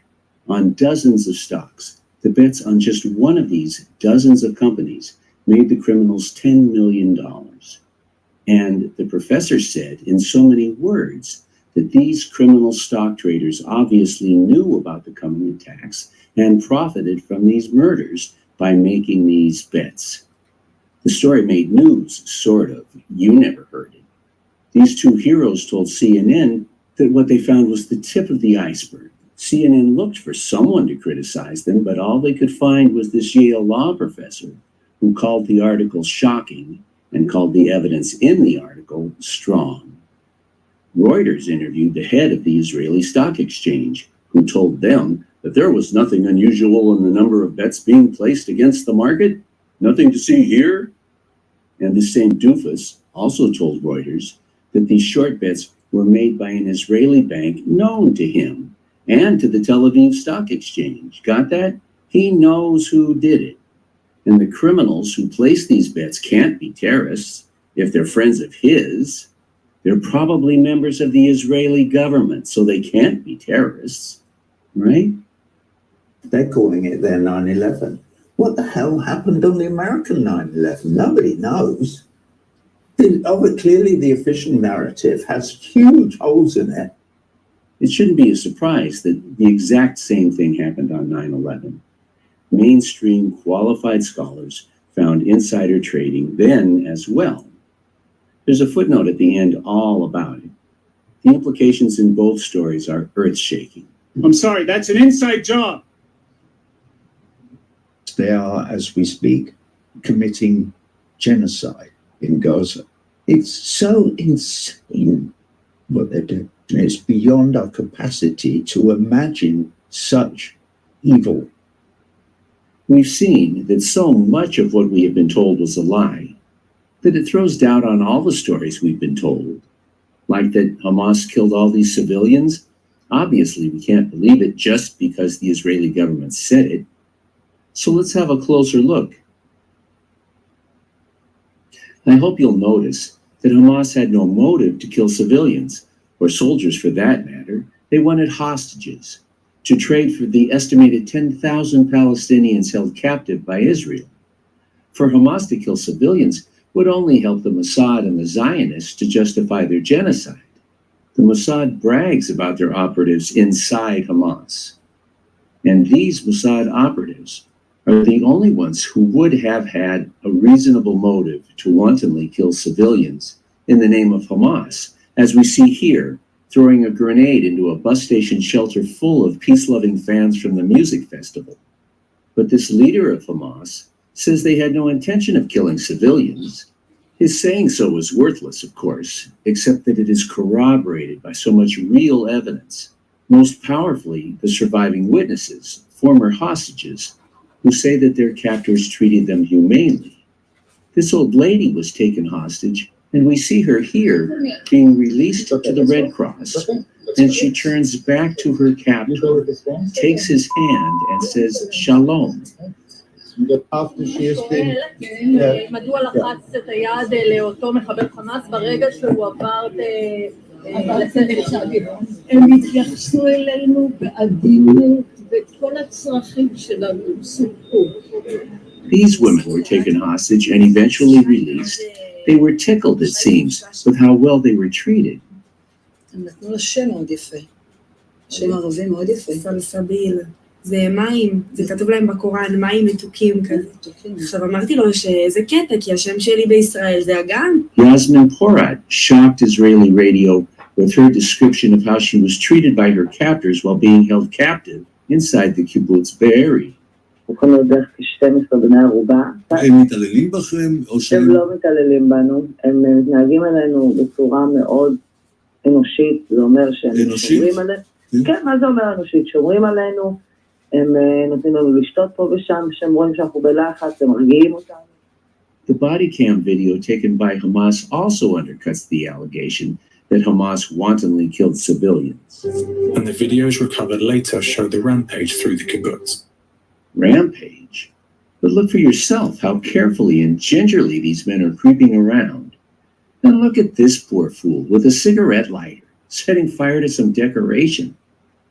This old man says Hamas occupied his house with him and his wife inside for hours, and then left it looking like this, totally ruined. It's obvious, no, that these houses were not bombed out by men who had no bombs, but only small arms and cigarette lighters. This was done by Israeli tank shells and Hellfire missiles. In a minute, we'll look at Israeli media accounts of how the tanks and helicopters in fact inflicted this damage. Most of the dead were found under the rubble of these bombed out houses. And to what purpose did Israel blow up these houses with over 100 civilians inside, except as part of a plan? To kill these civilians and then to blame their deaths on Hamas and to use this wanton murder by Israeli soldiers of their own people to justify genocide against Palestinians. Another point made by these videos is that these Hamas fighters seem to be wandering. They shoot carelessly at a passing car, but this seems random and careless. And what are these guys looking for? Like everyone else, they're looking for Israeli soldiers to fight. But the Israeli military had mysteriously evaporated and wouldn't appear for another 6 hours at least. If these guys were trying to massacre civilians, you'd be watching a video of them massacring civilians. And you hear it explicitly in this video. Hey guys, look, here comes the army, yay! We've already seen that Hamas is entirely financed by the Mossad and infiltrated by the Mossad. And yet, in spite of the billions invested by the Mossad, Hamas barely seems to exist. The notion that a paraglider is a weapon is a sad, pathetic joke. Hamas put on a big show in April, 5 months before the attack, but no one dressed like these guys is seen in any of the videos from October 7th. I guess they had to take the costumes back. Hamas fired hundreds of these skyrockets. These are fireworks, not weapons. They do zero damage. And this ragtag gaggle of a half a dozen amateurs in pickup trucks armed with pea shooters is not an invasion. And it's a f***ing pickup army that's killing us. At noon, the Israeli military's Southern Command, the people in the center of the action, assessed that 200 Hamas had entered Israel. Most videos show fewer than 10 gunmen. None shows more than a dozen. And for this staged show, the photos show 20 or so. This one shows about 40. My estimate, based on what I see in the videos, is that there were fewer than 50 altogether on October 7th. And it's a f***ing pickup army that's killing us. A kibbutz is a commune. The residents are communists. They are the left wing of Israel. They believe Israel can live in peace with Palestinians by helping the Palestinians form a Palestinian state. These peaceniks are hated in the extreme by Netanyahu and his gaggle of racist, bloodthirsty Uber-Zionists. The Nova Music Festival also was a peace festival, attended by the younger kibbutz crowd. There is no group of people on the planet whom Netanyahu would rather see dead. I'm not a fan of numbers games, especially where the numbers come from sources I regard as liars. But the numbers from the lying Israeli government are all we have to work with. And taking the numbers given to us by these lying monsters, using their numbers, it appears that the IDF killed virtually everyone who died on October 7th. They now say that the total number of dead is less than 1,200, and they say that of these 1,200, 700 are police and military. So, 1,200 total minus 700 military leaves around 500 civilian dead. The total dead from Kibbutz Be'eri is 112, and the total murdered at the music festival, we are told, is 360. The total number of civilians killed anywhere then, besides the Nova Peace Music Festival and Kibbutz Be'eri, is 28. This little numbers display suggests then that all the Hamas fighters we've seen roaming all over southern Israel, shooting randomly at civilians to get them to call the police, and all of the hours and hours and hours of unhampered wandering and shooting, this math display suggests Hamas killed something around 28 civilians, which corroborates what the Hamas spokesman said about not killing civilians, and these numbers corroborate what our 4 former hostages told us. In fact, each fact corroborates the others. We've already seen that Hamas did not have the weapons to destroy these houses. And this witness, Yasmin Porat, not only confirms how well she and the other hostages were treated, to the shock of all who heard her, she says that the vast majority of the killing was undoubtedly done by the IDF. ואחרי שעתיים שאנחנו נמצאים שם עם החוטפים, מגיעה המשטרה, מתנהל קרב ירי שהמשטרה שלנו מתחילה אותו, ויש 5 בני ערובה ששוכבים או 6 על האדמה בחוץ, ממש חיצון הטבח מול הירי של הימ"מ שלנו והמחבלים. הטרוריסטים ירו בהם? לא, זה נהרגו מהחילופי ירי, תבין שהיה חילופי ירי מאוד מאוד קשים. זאת אומרת, יכול להיות שזה כוחותינו ירו בהם? כשניסו לפסק את החמאס? את כולם, כולל הבני ערובה, כי היה שם חילופי ירי מאוד מאוד קשים. אביב של טנק שירו לתוך הבית, שזה בית קיבוצי קטן, זה לא איזה רואים את זה בחדשות. כן. זה לא מקום גדול. וברגע הזה כולם נהרגו, היה שקט. כולם נהרגו. מהחילופי אש? מהחילופי אש, כלומר יכול להיות שגם זה מאש כוחותינו? חד משמעית. כן? This is worth repeating, but let's definitely not miss her confirmation that a tank destroyed that house that she'd been in, and everyone in it.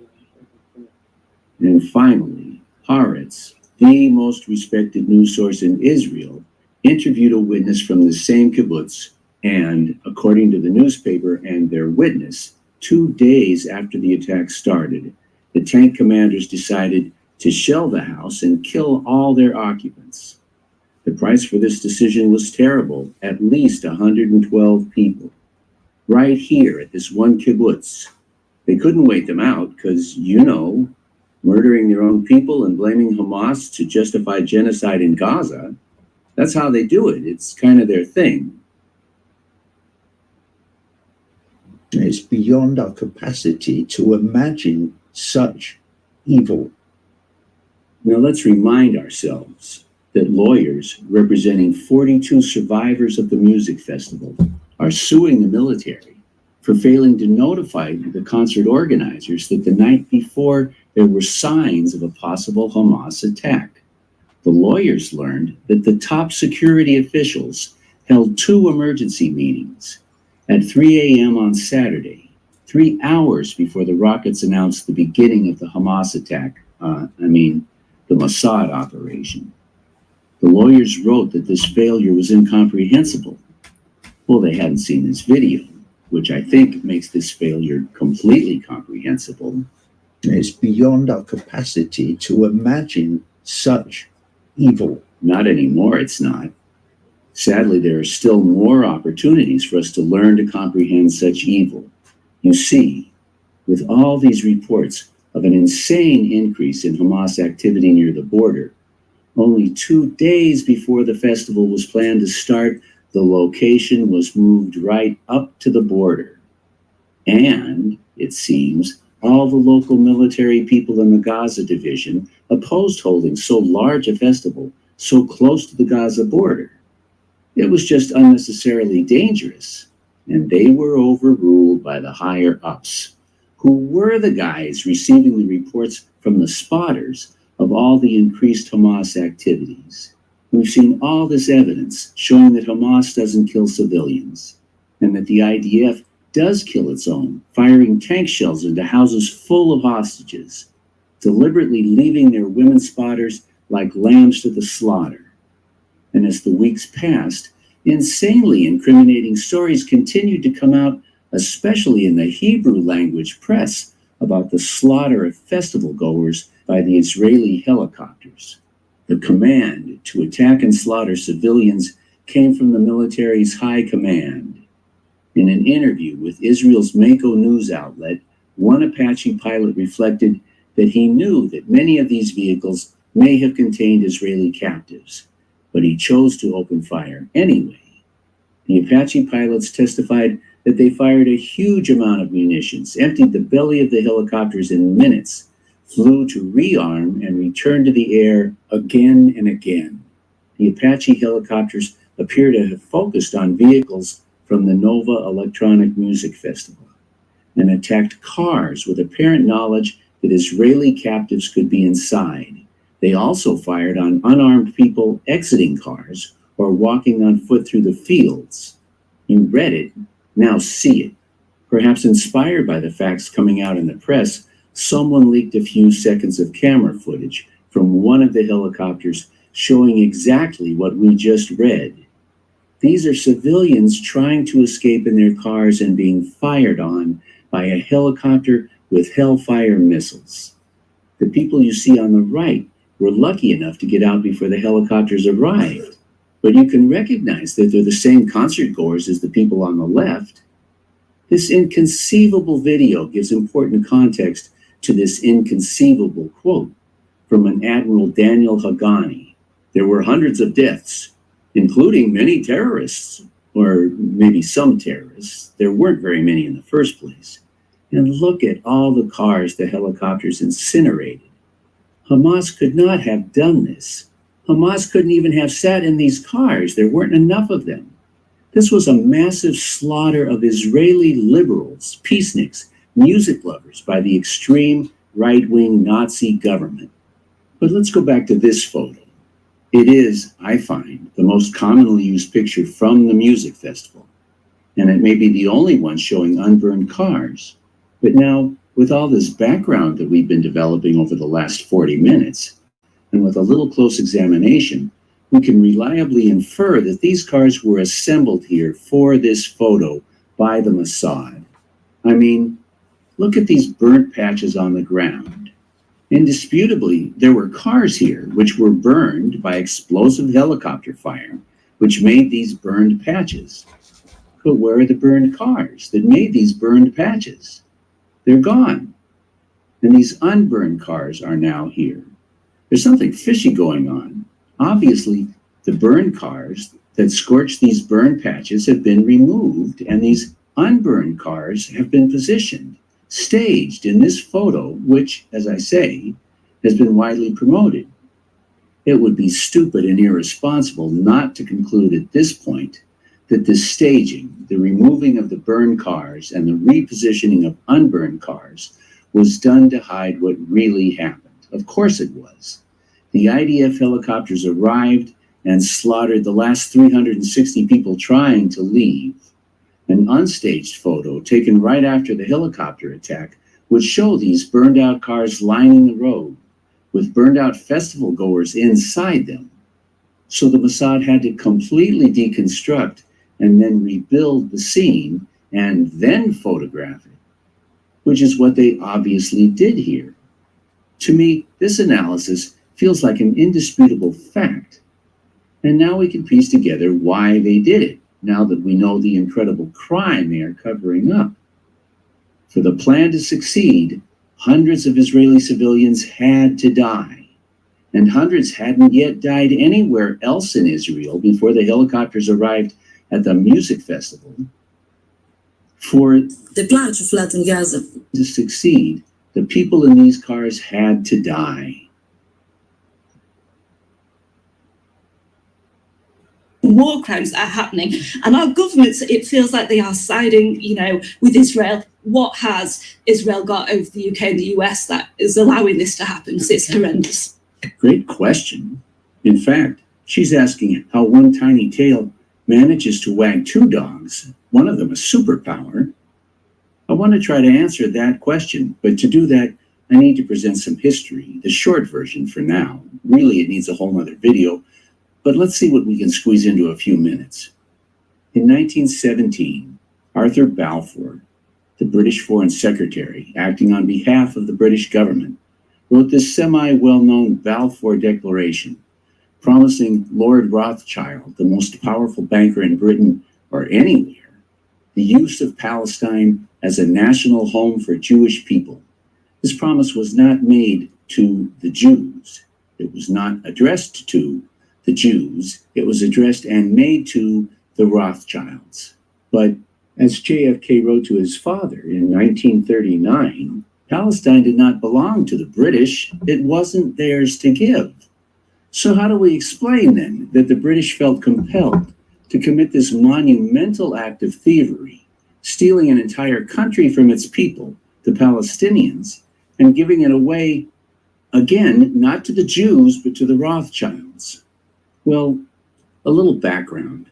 100 years before Balfour, in 1825, the Rothschilds took formal control of the British economy and state, taking over the Bank of England. Open, formal domination of all things British. This was not the Jews who did this. This was the Rothschilds. 4 years later, in 1829, the Rothschilds formally declared their intention to take over Palestine, and they demanded that the Turkish Sultan sell it to them. Again, this was not the Jews making this demand. It was the Rothschilds.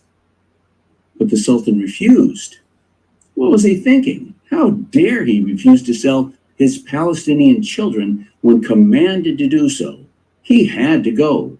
So in 1914, the Austrians, longtime slaves to the Rothschilds, started World War I. To do what now? Oh, to bring down the Sultan. At the very end of this war, the British, who had been under 100 years of Rothschild domination at this point, for no particular reason, ordered 100,000 British soldiers into Palestine. After 3 years of the brutality of World War I, these soldiers were desperate to return to their families. Their families were even more desperate to have them return home, but who cares what they wanted, not their government. So the British government sent 100,000 soldiers to invade and occupy Palestine, and immediately, I mean immediately, handed it to the Rothschilds, even though it wasn't theirs. Again, the British did not do any of this for the Jews or for the citizens of Britain, certainly, but for the Rothschilds. The Rothschilds have dominated the economy of the USA since 1776 at least. They were the prime beneficiaries of the American Revolution, but that's a topic for another video. And of course, they try today with all their might to push the US into wars and policies that benefit them.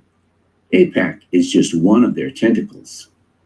And every president since JFK has genuinely and wisely feared them. The bad guys have dominated the mainstream media for hundreds of years. Steve Bannon founded Cambridge Analytica, a military disinformation war machine, and they now control most of the so-called alternative media. So who can you trust? For example, are these stories real? you can check. Pick 5 words, put them into Google in quotes, and the search will bring up the original article if it exists, and you can read it for yourself. Now you know. Go out and defeat the machine.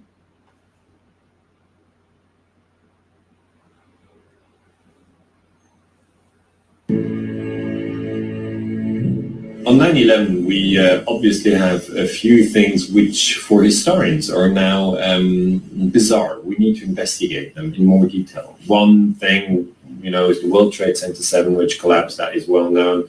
Another thing, maybe less well known, is the so-called put option issue. A put option, for those who are not active on financial markets, is a bet that a share will fall. Okay, you for instance buy shares of Lufthansa, an airplane, and you say, okay, I think this company is doing great, and all you hope for is that the shares are rising. That's the normal, investor thing. But people don't know that you can also bet on a share that is falling and make a profit from it. And for that, you need a put option, because actually your speculation is then that this share is going down, and if it really does, you get a lot of money. That's the framework. Now, on 9/11, we can show that you have put options on American Airlines and United Airlines. And these are exactly the two companies which were involved because their planes were used for the terrorist attack. I have a colleague here in Switzerland. He's in Zurich at the University of Zurich, and his name is Professor Mark Chesney. And he has looked at the put option issue, and he can prove that there was insider trading on 9/11. So some people knew that this terrorist attack was going to happen. And what he looked at is when there was insider trading, in the sense of that many people thought the airlines were going to go down in many different countries, and they just bought put option on Singapore Airlines and Swiss Airlines and British Airways and American Airlines. Now that's not the case. It's just on United Airlines and American Airlines. So that's very specific foreknowledge that you need to actually pick the right airlines. They said it was a reputable firm that had placed these airline put option trades. Tell us about this reputable firm, Alex Brown. Yeah, it was Alex Brown, which is a subsidiary of Deutsche Bank. And they said that this is completely harmless. But what is really interesting here is that the executive director of the CIA at the time of the 9/11 attacks came directly from Alex Brown. And another interesting thing is that the CEO of Alex Brown, on the time of September 11th, on the next day, he resigned from his post, even though he had still a contract for 3 years at Alex Brown. So this is a little bit strange, isn't it? Well, it demonstrates a direct pipeline of information between the CIA, Alex Brown, where these put options are. And I believe after the events, something like $5 million of profits were never claimed, correct? Yeah, there are different numbers out, but we can say something in between 2 million and 5 million, yes. So, to sum it up, you had insider trading on 9/11. Somebody, knew that you can make $1 million or more, even on a day where people are getting killed, and it's all a tragedy. Some people get rich on that very day. And what we as historians would expect is that on such an issue, you would have a very thorough investigation by the Security and Exchange Commission, SEC. And that didn't happen. It just didn't happen. What we saw was that the Keene report, which is the investigation that the government of President Bush said could happen, but this investigation said, yes, there was insider trading, but we couldn't trace it back to Osama bin Laden. Okay, so to whom could you trace it back? That'd be the next question, but they just don't do it. They just don't do it. So the put option issue is something that needs to be clarified if ever we want to understand the terrorist attacks in 9/11.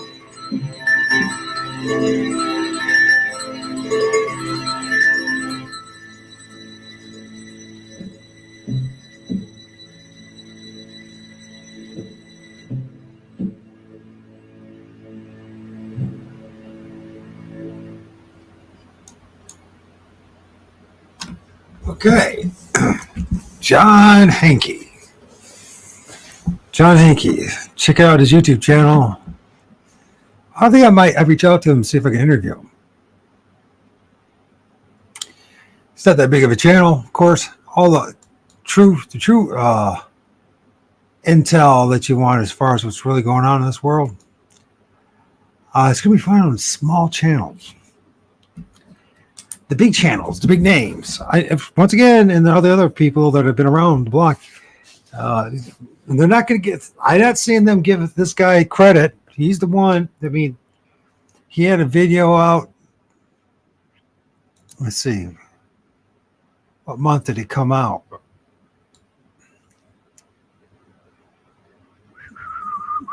Six months ago. If I got the month right, let's make sure I got it right. Not 2 months. No, because I've been playing that video for a while. He did the original of this 6 months ago. I'm afraid of Jews. Seth Rogen criticizes the idea of Israel. Breaking through theoretical release. That's not it. I just could have swore this. I thought I've been doing it longer than this. Maybe I have been doing all this. Where's it at? You know, he put it out sometime. Sorry about this. 4 months. It's only been 2 months? Nah, where's the original copy? Because there's that image. When did I post it? I can't remember now. Well, I figured this out. I found this like the first week of me doing research. And I've been doing this 3 months, 4 months, something like that. Whatever it is. For the others to hear this is the guy, and he won't get any credit for it. No one will know. Meanwhile, Ben Swann's the world, and all the other guys. What's the other guy? Stu Peterson, and did Alex Jones bother to interview this guy, or did any of the other up and coming rising stars and the alternative media that's controlled, as we learned, by some clowns like Bannon? Are they gonna recognize this guy? Are they gonna give him credit for being the one that really started to break this stuff down? It must have been 2 months ago. Is it really? It got to be more close to 3 months. How long have I been doing this?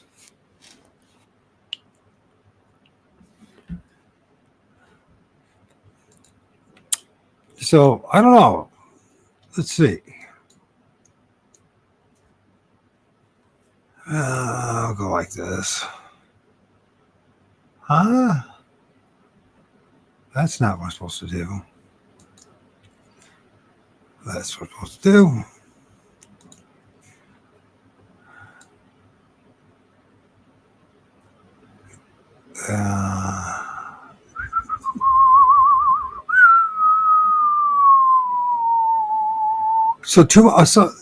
So I haven't really been doing it as long as all these guys, except when I do research, I focus on something until I figure shit out, right?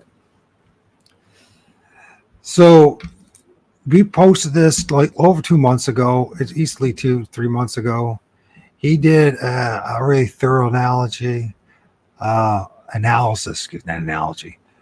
of what was going on on October the 7th, the best that I saw I could find. And of course, now the other folks are taking their credit, but not giving this guy credit. So, am I wrong about it? I don't think so. I think the problem is, unlike the rest, he didn't do this for money. Just like me, I'm not doing it for money. Literally not doing it for money. And when you pursue the truth and you're willing to take the darts and the arrows and whatever comes your way, you'll come to find the truth a lot faster than others. And you're not going to get popular, and you're not going to get followings, and you're not going to get noticed Well, it is interesting though. I started using the my X account, Twitter account. I had no followers after a year, right? Not a year. Yeah, I really didn't do much. But in the past 2 months, I've managed to acquire 150 followers. But anyways, check that out. I strongly recommend you check out my BitChute channel. So to see more graphic and more intense intel information. I finally broke 1,400 there subscribers. Meanwhile, I'm slowly creeping up to 600 in one of my YouTube channels and broke 550. Wow, subs. So, mind you, my channel's pretty tough to watch. I admit, I go through and tackle things that most people don't want to talk about. Talk about things that nobody cares. Wearing out things that nobody wears. And me, that'd be I. So anyways, I'm going to think we'll close this for now because we've been doing this for almost 6 hours, at least over 5.5 hours. There's so many other videos to share with you that really paint a clear picture of these parasites, the parasite class who are exploiting us, destroying our country and our companies or corporations. You know, when it comes to stuff like this inflation that's going on, we see the same thing that happened prior to World War I, World War II, and this is the same strategy they use because they use the same damn strategy because you don't need to change things. And it lead us into the latest human sacrifice. They'll call it World War III or whatever they're going to call it. Maybe they'll call it World War X. Yeah, who the hell knows? And it's all part of this ritual sacrifice. Whether you believe in the spirit realm or not, it doesn't really matter. It's that they believe it. And they're the ones that are calling the shots. You and I are not. So it's up to you. If you want to deal with it.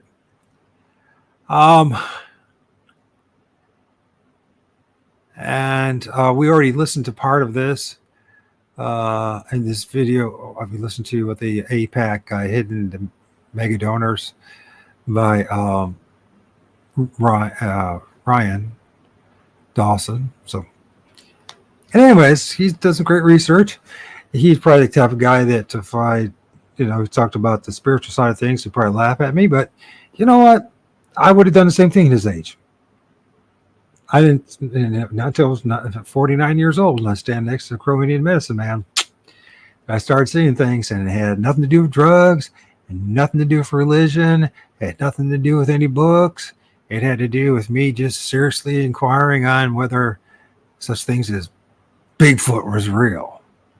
Which is also my intent was to prove that it was just another government psyop. Just more bullshit. The problem is, just like everything else, we look at like the Bigfoot community, and it's just the weaponization of anthropology and the use of just the mind control manipulation once again, the power suggestion over and over again, and it just twists everything. Just like the UFO community, it's just always the same thing, right? I mean, there's something there. There's something in the sky. What it is, that's another thing. And but and just like when it comes to Bigfoot, what it is, I saw a damn thing. I saw 2 of them that day. One got 15 feet in front of my face. While I was standing next to that Crow Indian medicine man, and I don't give a shit if you believe me because it's not a religion, and I don't plan to make any money off it. Nor do I want to be part of any community. I just want to know the truth. And I understand the price it is that one must pay for the truth. And the truth is lonely. And which there's not going to be you're going to lose a lot more friends, money, resources, opportunities if you go down the road of truth. But if we really want this world to change for the better, it's not going to be through religion, not through belief systems. It's going to be through get honest with oneself, honest with one's circumstances, and honest at what's going on outside of one's circumstances to the best of one's ability. And that means to really check yourself when you're bullshitting and lying, to get honest about stuff, to correct oneself, to correct one's course. Even if that means you're going to lose friends, followers, money, whatever it may be. And most people don't have the balls or the guts to do that. That's one thing I discovered. And mind you, I think a lot of it, like with myself, it took time. The desire. I had to really want it. And I was willing to lose whatever I perceived to be of great value. And it turned out that a lot of things that I valued and thought were of any true worth, well, shit, they weren't worth a damn. So the numbers on the screen, you see all like these numbers, it means, I appreciate the people, follow my channel, but I understand what it's really about. And half of it, God knows, half the people don't have, there's no way to know if they're even a person. And that's just the reality of things. And it's just, what's the point? I see other guys, they'll get it, because of, trend, just building a following over the years. And it's just number game. It's just, and I know someone makes some money off it, but honestly, if that's the reason why you're doing it, you're going to pigeonhole yourself. You can be trapped yourself, and you're going to not go the distance. You're just not. So I see a lot of guys and gals that they get pigeonholed in one particular aspect of the grand illusion that we're living in. And they'll stay focused solely on the Zionists, or maybe it's going to be the Jesuits, right? It's Roman Catholics, or maybe it's just going to be about UFOs, or maybe it's going to be about this or that, right? Or Bigfoot, or whatever it is. And yet you'll make this following, this illusion, these numbers on the screen, describing me. But do you really have the big picture? Are you able to really see from, 30,000 or 30,000 feet up, or whatever it is? The full picture, a clearer picture. And when you realize, you should, at least for me, what I see things today, it's a soul trap matrix. It's 100% something of that nature. You want to call it simulation, whatever you want to call it. The fact of the matter, whatever you want to call it, it should recognize we're living in a giant shit show. One of the big problems is that, we operate in belief systems. That's our imagination. That's a nice fancy way of saying, I believe in operating in somebody else's imagination, somebody else's mind constructs. It's part of the prison. It's part of the mind constructs. It's part of the matrix, excuse me.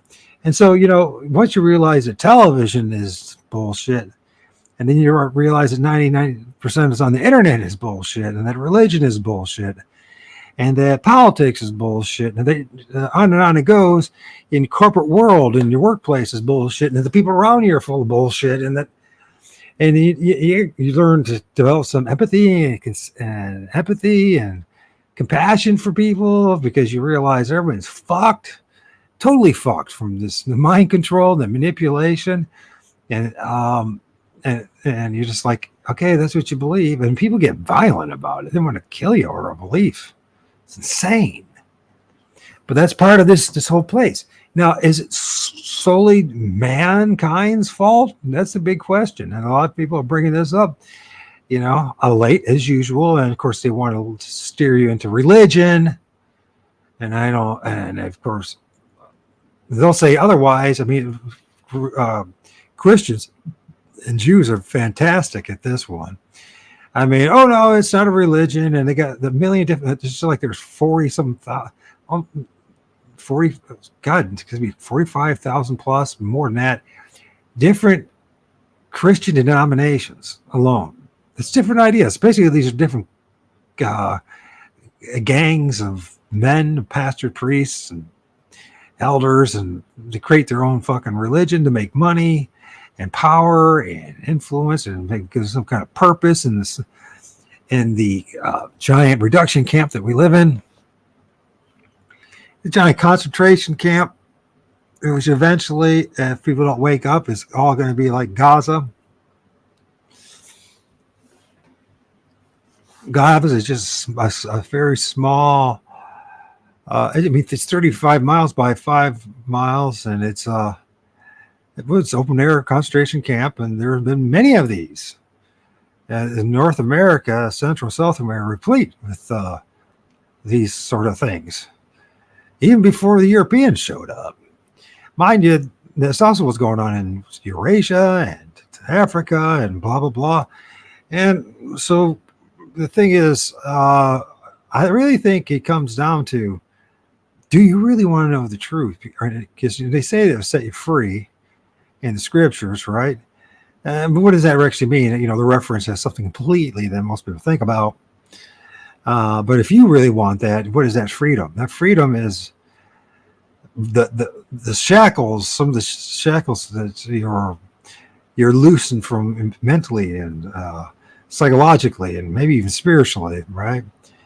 Physically, it's not going to improve things in a lot of ways for most people, because you will be ostracized by the people around you, first and foremost.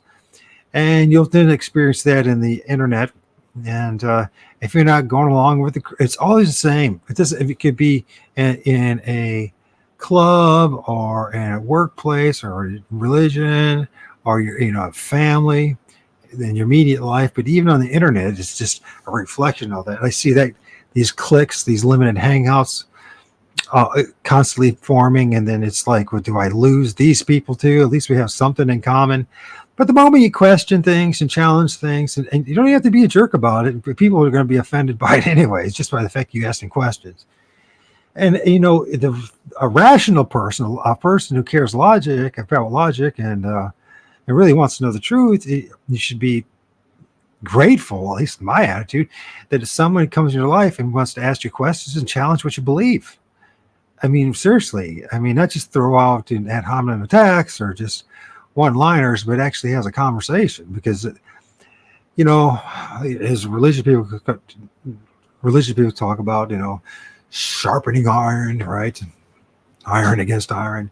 Even though when it comes to religious people, there's no sharpening of iron. It's just more delusion. That's all this. So that iron turns into rust, and it turns into very flaccid looking,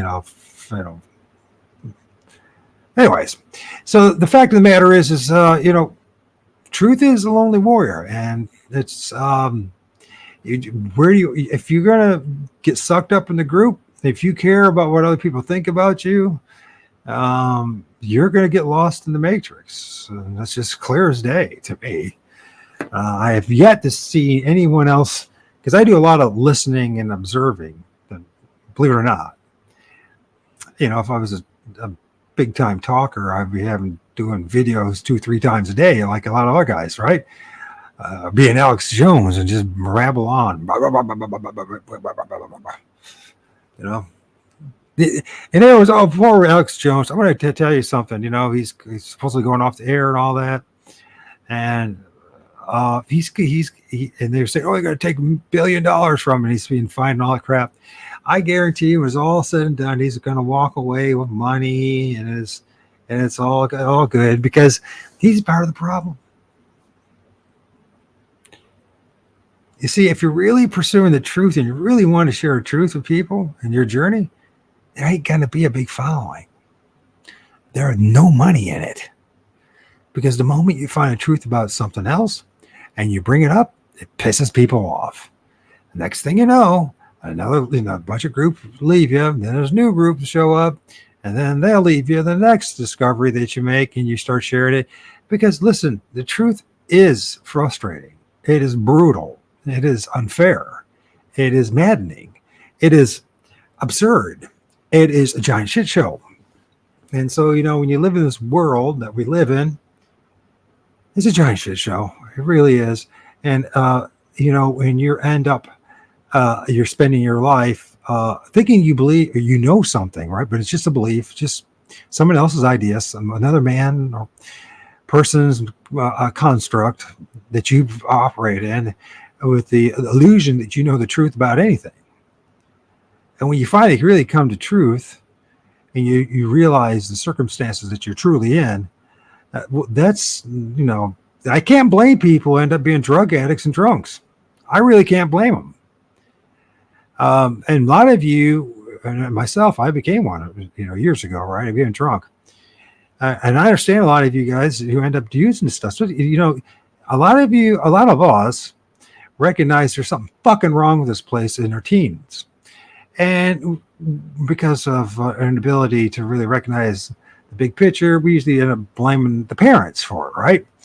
Or somebody who did us wrong, or maybe somebody violated us sexually, or whatever it may be, right? Beat you or whatever. Okay. And it could have been continuous type of thing, right? Or just once. Sometimes just once.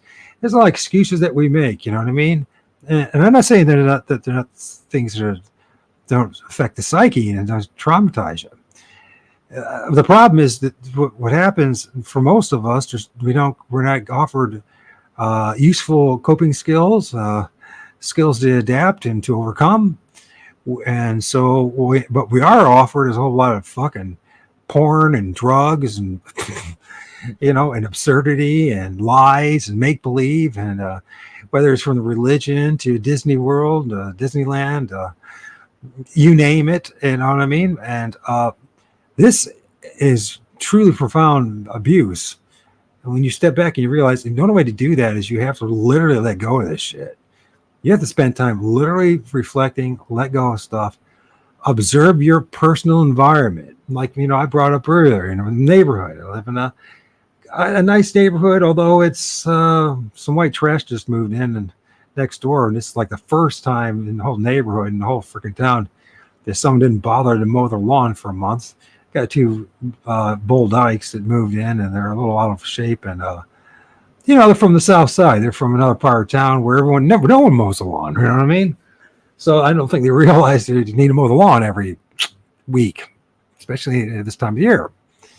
And so they got, foot and a half high fucking grass and weeds growing everywhere. And I got a feeling it's going to take a lot longer than that. So it is what it is. What was my point in all this? My point is once again, to bring up the fact that, it's a very nice, orderly neighborhood.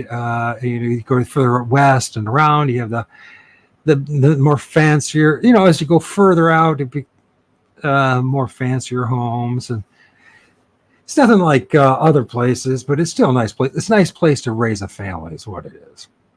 So a lot of people end up coming here to raise their family. I call it the Shire, you know what I mean? It's just like nothing fucking happens here. It's a great place to fucking... I think this place maybe had 2 murders in the past decade, type of thing, you know what I mean? But, you walk around, you just observe your neighborhood, and everyone's got a nice manicured lawn. And it's a bed of death is what it is, because there's no worms or any insects anymore. And it's amazing that birds still exist. I remember it used to rain as a kid. After a rain, all the red worms and night crawlers would come out, and they'd be all over the grass. And there'd be hundreds of them on the sidewalk and in the street and all that, right? And that's a sign of a healthy soil, and there's none of that anymore. In fact, the only people who has any wildflowers at all is me and my front and back, but everyone else has the typical yews and barberry and everything that's a death. You can't eat any of it. If you do eat it, you're either going to get thorns in you, or you're freaking going to get poisoned by poisonous berries. And everyone's complicit about it, and they're complicit in the destruction of the environment around you, and everyone's mindless. And it's all part of the cult. You see, this is the problem when you go along with the herd or the group think, is that it's an endless. It's like the onion that they talk about, and you're the center of that onion, if you will. But then there's all these layers upon layers upon layers, and you have to break through one layer after another and another, and to come to the realization of even where you're at in your immediate surroundings, and then to come to this realization that you listen to all these people who claim they know what the fuck this place is. No, 100%. And, you know, my favorite Hegelian dialectics show is it round? Is it flat? You're flat earthers, heliocentric model, you know, or your globe head, or is it the geocentric model? Is it flat? And you know what? The truth of the matter is, you and I, unless you are privileged enough to have access to planes and boats and travel and able to go and somehow circumference the globe is, well, let's go with the globe and go over the North Pole and go all the way around and then all go over the South Pole, etc., and then go and it's just world travel. Go everywhere for us to even really know what this place looks like at a greater level than, say, myself or some guy who let's say a guy never fucking even left the town and stayed in the same town his whole damn life. Because the truth is, you and I are never going to be, you know, let's say 100 miles. It should be probably be great. Need to be greater than that. Let's say 10,000 miles up into quote unquote space to be able to see down and look at what this place looks like and to see whether it's flat or sphere or blah blah blah. You're just never going to know because you're never going to have the privilege to know. And so that's why they have these. They give us the shit to us, right? So they waste our precious time arguing about whether it's flat or round. You know what I mean? And in the day, it probably is a ball. It makes sense. So but then again, you look at a glass of water and it's water. It's finds its level, and maybe that's the case too. You know, and people argue, say you're just an idiot. But you know, the thing is, the honest answer in all this, the real, truthful answer to the question is, I don't know and you don't know. Because we've never seen what this place looks like, period. We've never been in the position to truly navigate this place. Now, we have a lot greater technology today. There's these satellites and Google Earth, and we're finding things like star forts everywhere and strange anomalies and structures everywhere and LiDAR and all this kind of stuff. And we're finding all sorts of, amazing things on just 10, 20, 30 feet in the ground type of stuff that not supposed to be there. But there's still a long ways to go before we even have a clear understanding of the shit show place that we live in. You know, this is the absolute truth.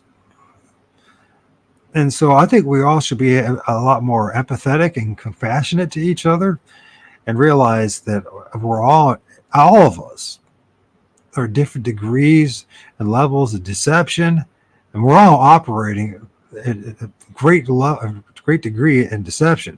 There's some extremely smart and intelligent people that I've met and run across and have listened to, and they don't have all the answers. They might present themselves that way, and they might be a hell of a lot smarter than you and I, and might have a quote unquote higher IQ, but that doesn't fucking mean they know everything or they're fucking God. See, that's the problem. So the problem is that it takes an immense amount of time to figure out something.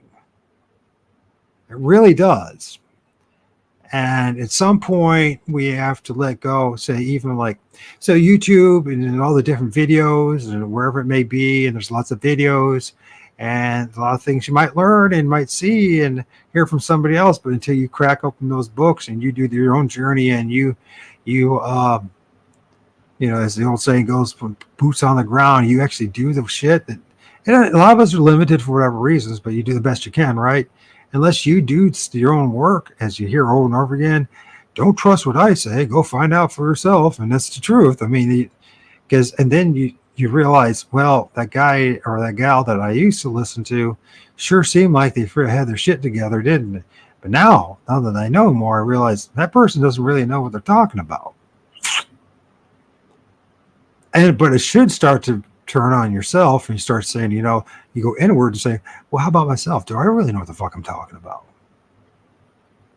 And most people don't have enough guts, and especially you get like an old man like myself. This is if I was 20 something, it's acceptable. in your mid 50s and saying this is not acceptable. But then I'm telling you, the more and more you learn stuff, the more you realize how little you literally, and you've heard this 1,000 times, how little you know. Except that this place is fucked up. 100% giant fucking shit show. Don't like my language? Okay, that's fair enough, but I can't think of any more descriptive group of words. Oh, the word in particular. 2 words, fucked up. Because it is. Because, it's like nothing is as it seems at all. Except that it's a very violent place, very prodigious place. Everything seems to want to feed off everyone else.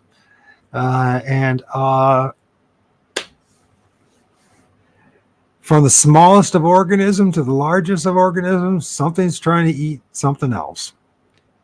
We're no different. That's on the biological level. Then if you start going and thinking about something in the supernatural, God forbid you do that shit. Oh my gosh, it's supernatural, and spiritual. Fuck, man. Because that's a clusterfuck in its own right. Because then you start experiencing things and that you can't, no matter what you want to do, no matter what, you can't prove to the other person that what you're saying is true unless they share that experience. And even then, this is a lot about this place. I mean, this is one of my favorite videos. It's not the whole thing. I wish they had the whole video, because the whole video of the guys fighting, getting chased.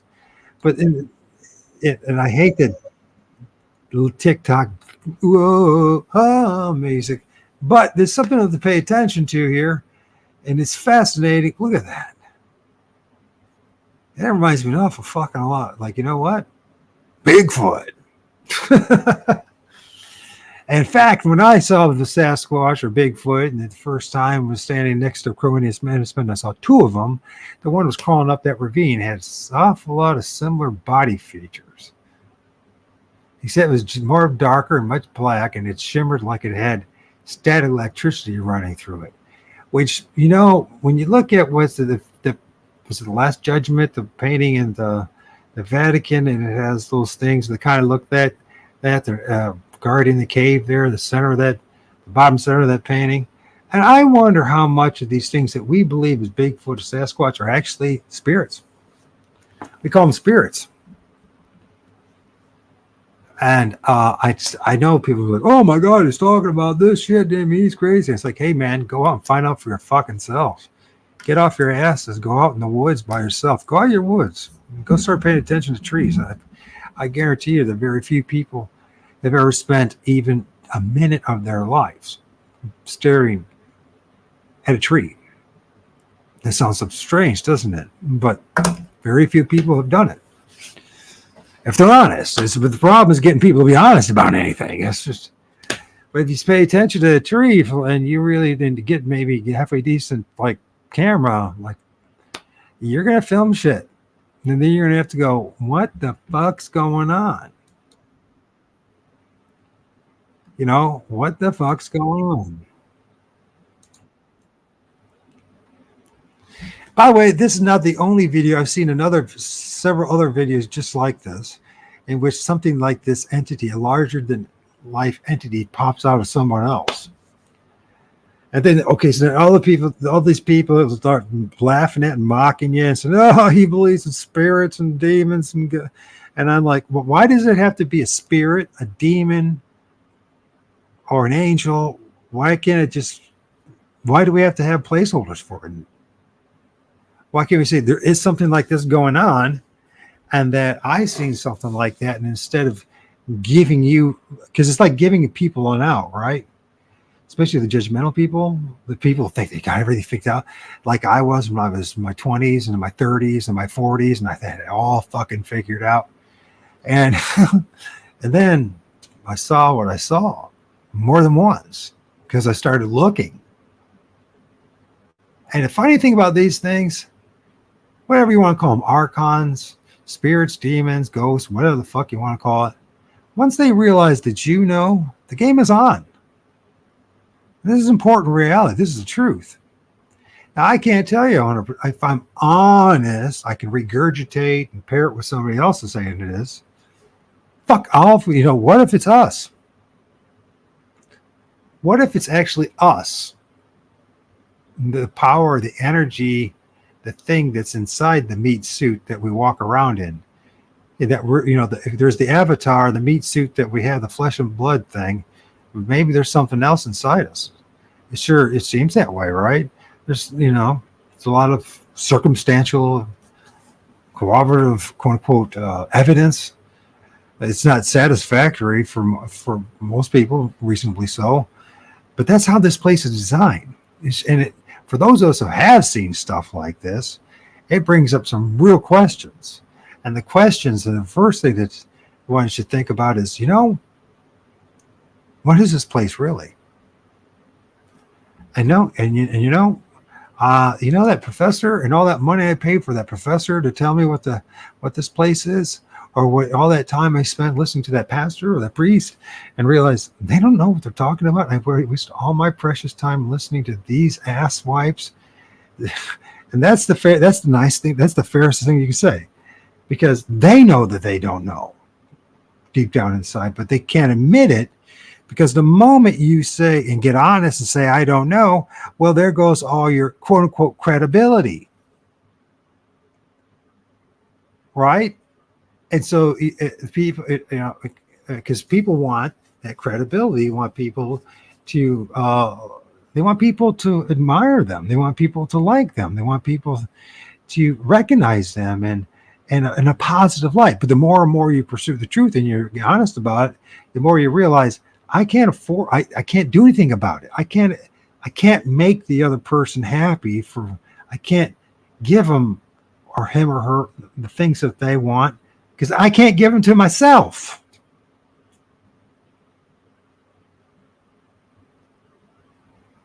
And so they'll laugh at you and mock you and say it's CGI and all this other horse shit, even though they don't have a clue what they're talking about. They haven't bothered to find out if it is CGI, which, by the way, there's software out there for you to find out if it's CGI or not. And it's free. You just have to apply yourself. But people are going to do that. What they're going to do is just fucking judge. Because that's what we do. We're all conditioned to judge each other and dismiss everything. It's like, how many seconds does it take for a person to judge you before you even get to know you? Just by your looks? Or, a few things that you say, and they already got you to 100% figured out. And people, and the vast majority, when I say majority, we're talking 99.999% of the world operates that way. And that's part of the reasons why we have the problems we have. But the biggest problem of all, if humanity is, our lack of honesty. Our inability, it's one thing to be, and I'm not talking about your beliefs. I'm not talking about, well, this is how an honest belief, because who gives a shit what you believe in the end day? If you want to know the truth, it doesn't matter what you believe. What matters is, can you be honest about yourself? Can you criticize and critique yourself and tear yourself down to the point that you can be honest about really who you are? And usually, it is very rare is there somebody in their 20s or 30s or 40s, they're in that position. It's usually, you have to be at your latter stages of your life to get honest about things, to really be reflective of your life and the world around you. The other time is there's a small group of their teens that seem to be able to do that, or in their as a kid and in their teens. Maybe it's because they've had a really rough life and they've seen the hypocrisy at church and at schools and around their friends, and they somehow figured out a way to manage their hormones. It's just an awful fucking thing to go through, if we're honest about it. the hormones and hormonal changes as a teenager. I mean, it just fucks you up. In fact, it brings up the question about this kind of place and the soul trap matrix. And whatever designed us, it gave us the mind that it has, as imperfect as it is, this questioning mind, and yet they gave us this body, this avatar that has 5,000, allegedly 5,000 genetic defects, possible genetic defects.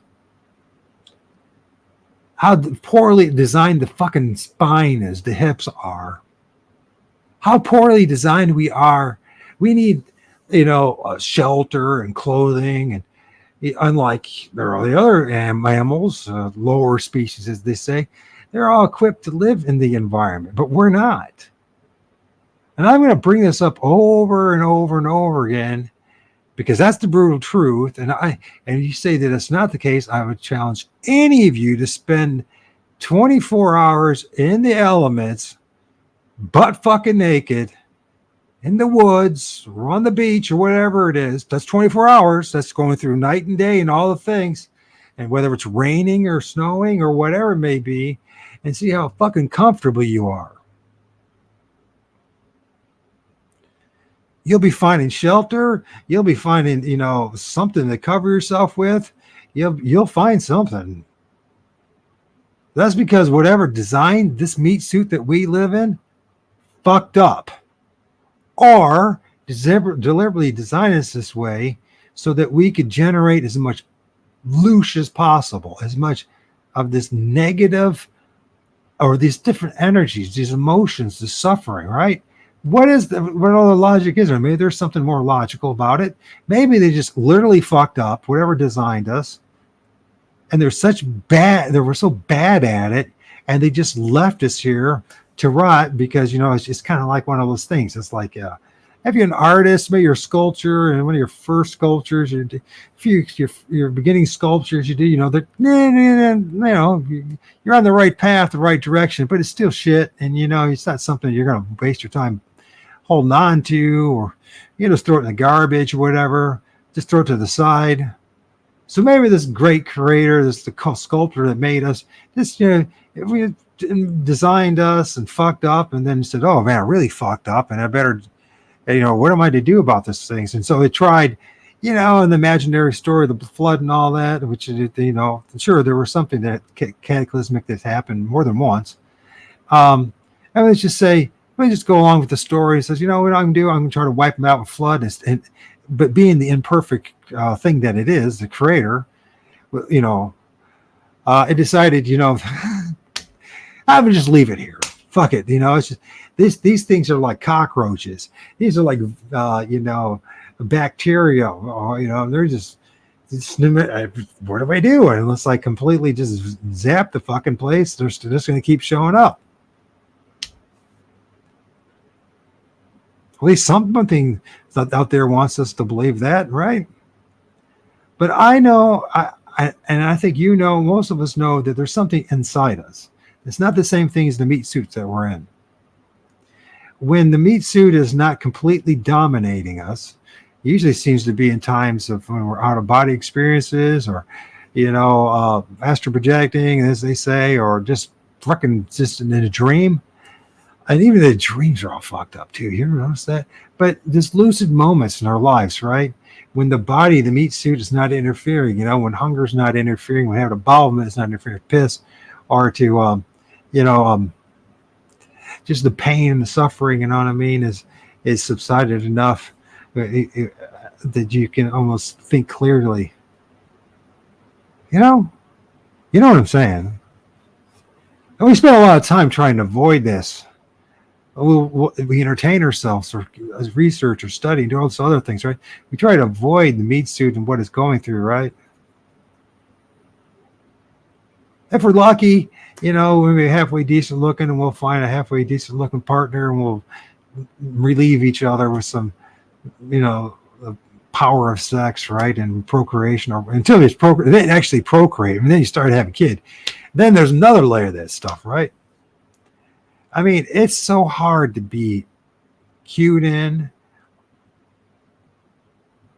really dialed in, It's extremely difficult when you think about it. Now we could do it in just one, like maybe we can focus on one thing,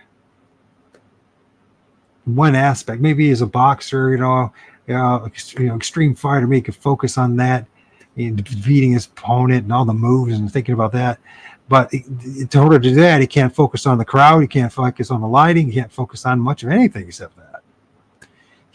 You can't be focusing on your kid, or you're focusing on the girlfriend, or what you're going to do next week. You got to focus right there on that thing. You know what I'm saying, right? You hear what I'm saying? The way we're designed, we're not designed to be multidimensional in our thinking and in our perception and everything. It's all fucked up. It really is, because it'd be one thing if we were just flat out animals, right? I mean, I could accept that, except there's a problem.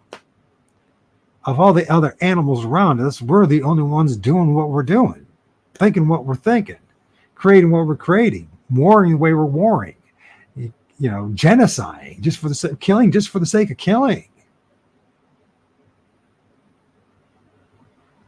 I mean, it goes on and on and on. So to say that there's not something uniquely special about humanity is being pretty disingenuous. I mean, whether or not you want it. The part of the problem is the people insist that there has to. Well, are we saying there's a God there? And it's like, well, why don't we just be honest about shit? We don't fucking know. What's up, Sid Soul? Hi, Mike. And Angie are watching the show. Good show. Thanks, man. Nice. We don't know. And so living in uncertainty is like one of the most frustrating but most essential things one has to get to, in my book. You have to be able to say, I don't know. I don't really have an answer. Somebody else gave me an answer. I tried to qualify it, quantify it, prove it, and demonstrate, see some way to be demonstrated, and I couldn't do it. And nor can they. Can I live with this? Even though the person next to me cannot. This place is totally frustration. It's total frustration if we're honest about it. And just be speaking this way, people can say you're negative and you're out of line, and that I don't want anything to hear it. I don't want anything to do with it. I want to live in my fantasy or somebody else's fantasy, make believe. But nothing's going to change. For the better, perceived for the better. And then what I mean by better, I mean is that my life improves, your life improves, our future, our children's lives improve, the community lives improve, everybody's life. We're not interfering with each other in our progress and our journey. We're not lying, deceiving each other. We're not manipulating each other. We're not trying to outdo the other person. We're not trying to get fucking money off them. We're not trying to sell them something that they don't fucking really need, that we're not dependent on this magic talisman called the dollar bill or any other currency for that matter. And on and on it goes until we have some semblance of freedom.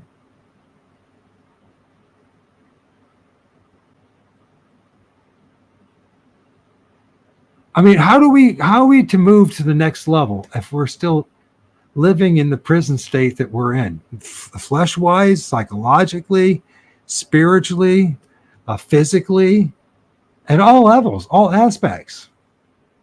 If we're honest about it, but nobody wants to be honest about much of anything. What they want to do is to convince everybody else that they know what the fuck they're talking about. They got a book to sell. They got, whatever gadget to sell. They're focused on going from one box and one cage, say wherever they live. Maybe you live in the Midwest in the United States, and the focus is I'm going to go to the coast. To say we're going to go to Florida. I'm going to go to the beach for a few hours and then spend the rest of the time in one box after another box.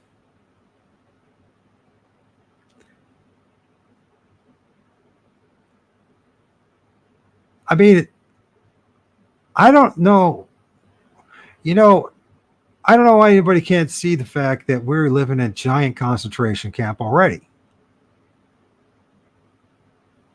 And they say, well, the new world order is going to come. It's coming down the road. The new world order will be here next year. Well, I have to disappoint you, but you lived your whole life in the fucking new world order. Because the new world order is nothing more than the old world order. And the old world order, and it's just like the new, is that you're a slave and you're in prison, and as much as you want to think otherwise, your actions are limited, your thoughts are limited, your opportunities are limited, your opportunity to go in any direction. People say, oh, I'm free, I can go wherever I want. No, you fucking can't. I mean, this is how fucked up the whole thing. People believe in black and white, right? I'm a black person, I'm a white person.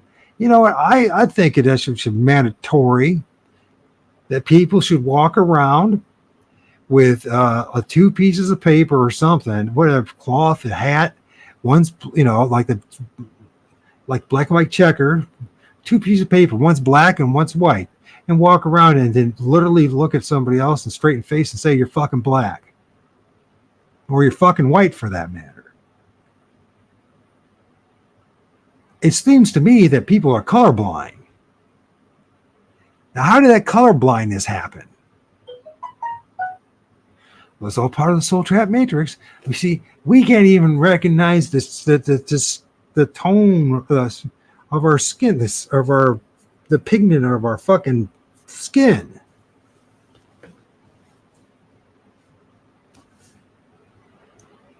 I mean, do you understand where I'm getting at? People's perceptions is totally fucked up, and we've just perpetuated, and we do it to each other over and over and over again. And this Hegelian dialectics, this Hegelian dialectic, this whole thing, this opposing forces, right? Yeah, left, right, male, female, even our brain. Think of that left hemisphere, right hemisphere, and everyone's like, yeah, this is the greatest thing. This is awesome. And I'm like, you know, do you understand how fucked up the body is really, the brain is like a reduction valve that it keeps you from thinking fully, to even be able to use the capacity of your thoughts and reason, the mind. It's like a giant trap. And what you need to do to quote unquote exercise that muscle.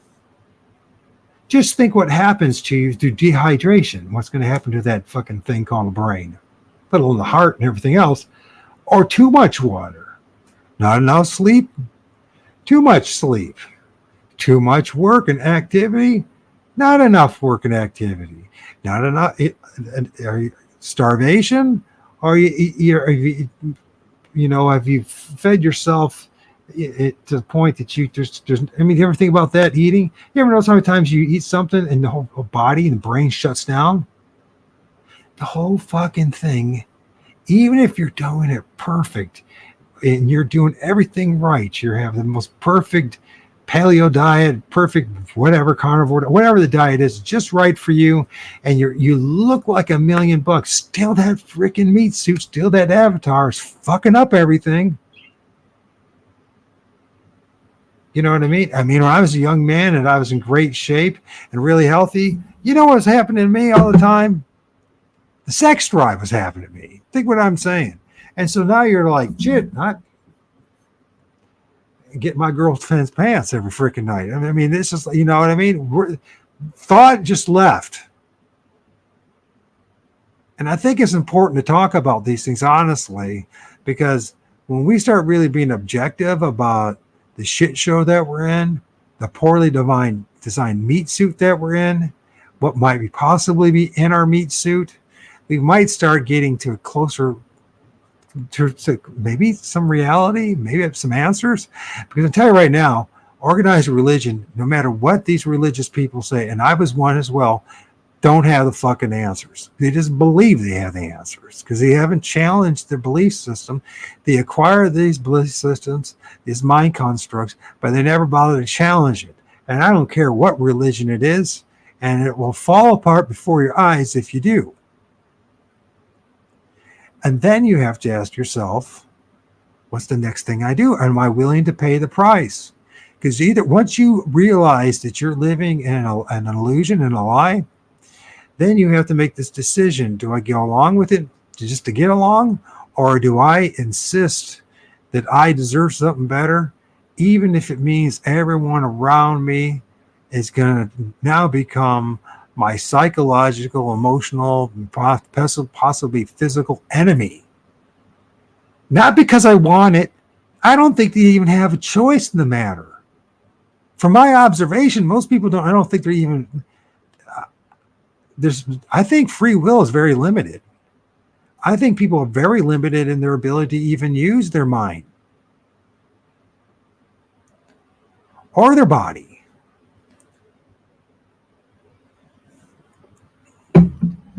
I think this is important. I think it's not something to just dismiss.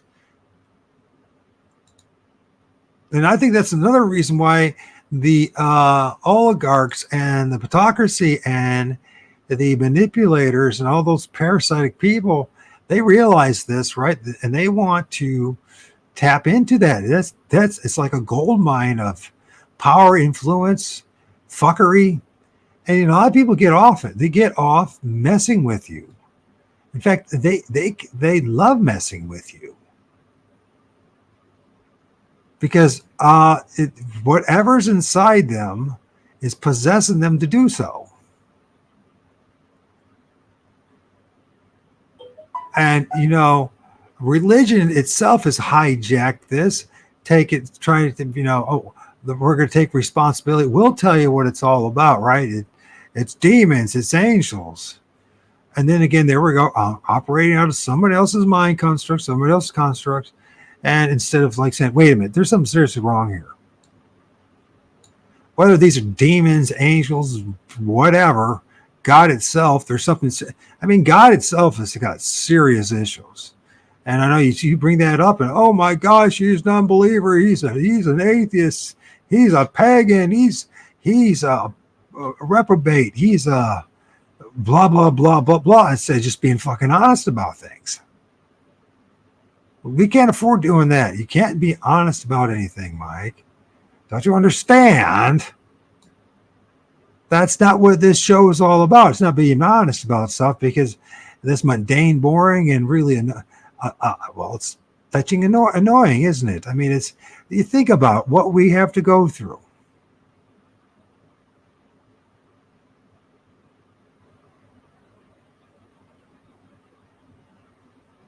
And we can try to dismiss it with your belief in God. Spoke, which was right. You can say it's all about God. There's a God, or if you say otherwise, you challenge. You say, "Well, I don't know if there's a God," or if you say you're agnostic. Oh man, that's just unforgivable, right? You either got to be an atheist, or you got to be a religious zealot. All right. Why can't you just be honest and say, I don't have a fucking clue. I've tried and tried and tried. I did everything I was supposed to do. I prayed over and over again. I did this and that. I was told I was supposed to do greater works than him. And the only thing I've been able to do is just recognize how fucked up I am and how fucked up everything else is. Now, that doesn't mean we can't be decent human beings. What else? You have an option. If there's any choice, is that you can be decent to a human being today. You don't have to overreact or be like a nightmare to them, or, you know what I mean? Or you can be there for your children, or, for people, do something good for others, you know what I mean? Be of use to others. But at the end of the day, those are limited options to things that you really can't do. And they have an option in it, right? So you can try to be as decent as you want, say to your spouse, your girlfriend, boyfriend, your chick, your kid, whatever, but they just might decide they're not want to do it. They don't want to reciprocate. Now what are you going to do? Well, then you get pissed off, mad, and angry, start yelling and fight, or do you just shut up and just suck it up and move on and say, you know what, I can't do anything about it. I'm very limited what I can do about myself, let alone anybody else. Yeah, life is hell. In fact, we're going to learn some hypocrisy. We're going to listen to Mark and his channel. If we introduce you guys to him, Forever Conscious Research. The real truth about the soul trap, prison planet, Earth, and astral plane, corruption, experiencers. It's Mark and Dan. And Dan, I can't think of his channel right now because I got to pee. But we're going to listen to this, and it's going to be, I hope, worth your time. At the bare minimum, hopefully it makes you think. These guys don't have all the answers, and they're honest about it at least. But they do ask the questions. And I think that's part of the process of getting honest. Check this out. So freaking odd. It was in Windows. Happened out of nowhere. I've never changed those settings. So, of course, it's always something, right? Hey, everybody. Great to see y'all. Welcome to Forever Conscious Research Channel. And it is June 9th, 2024. And so some of you may have been familiar in the past with me talking in response to, sorry, hold on, guys. Just trying to change that a little bit. Me in response to some of Melissa's videos, goes back, I think, a couple of years.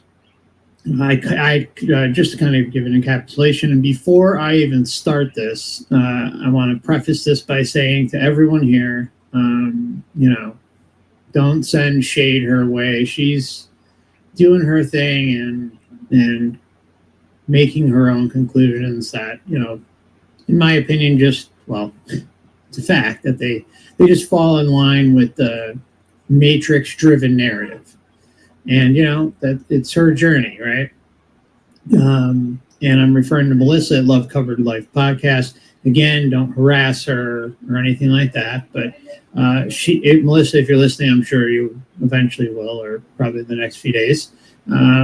You still have an open invite to come on and talk about it, or I'd even gladly come on your channel. So the open invite forever. So if you ever want to talk about this and just hear things out, even though I think you've heard quite a bit at this point. But so in short, just to kind of give it a little background, I don't know if the mic's too high or not. Hold on, looks like it might be getting a little high.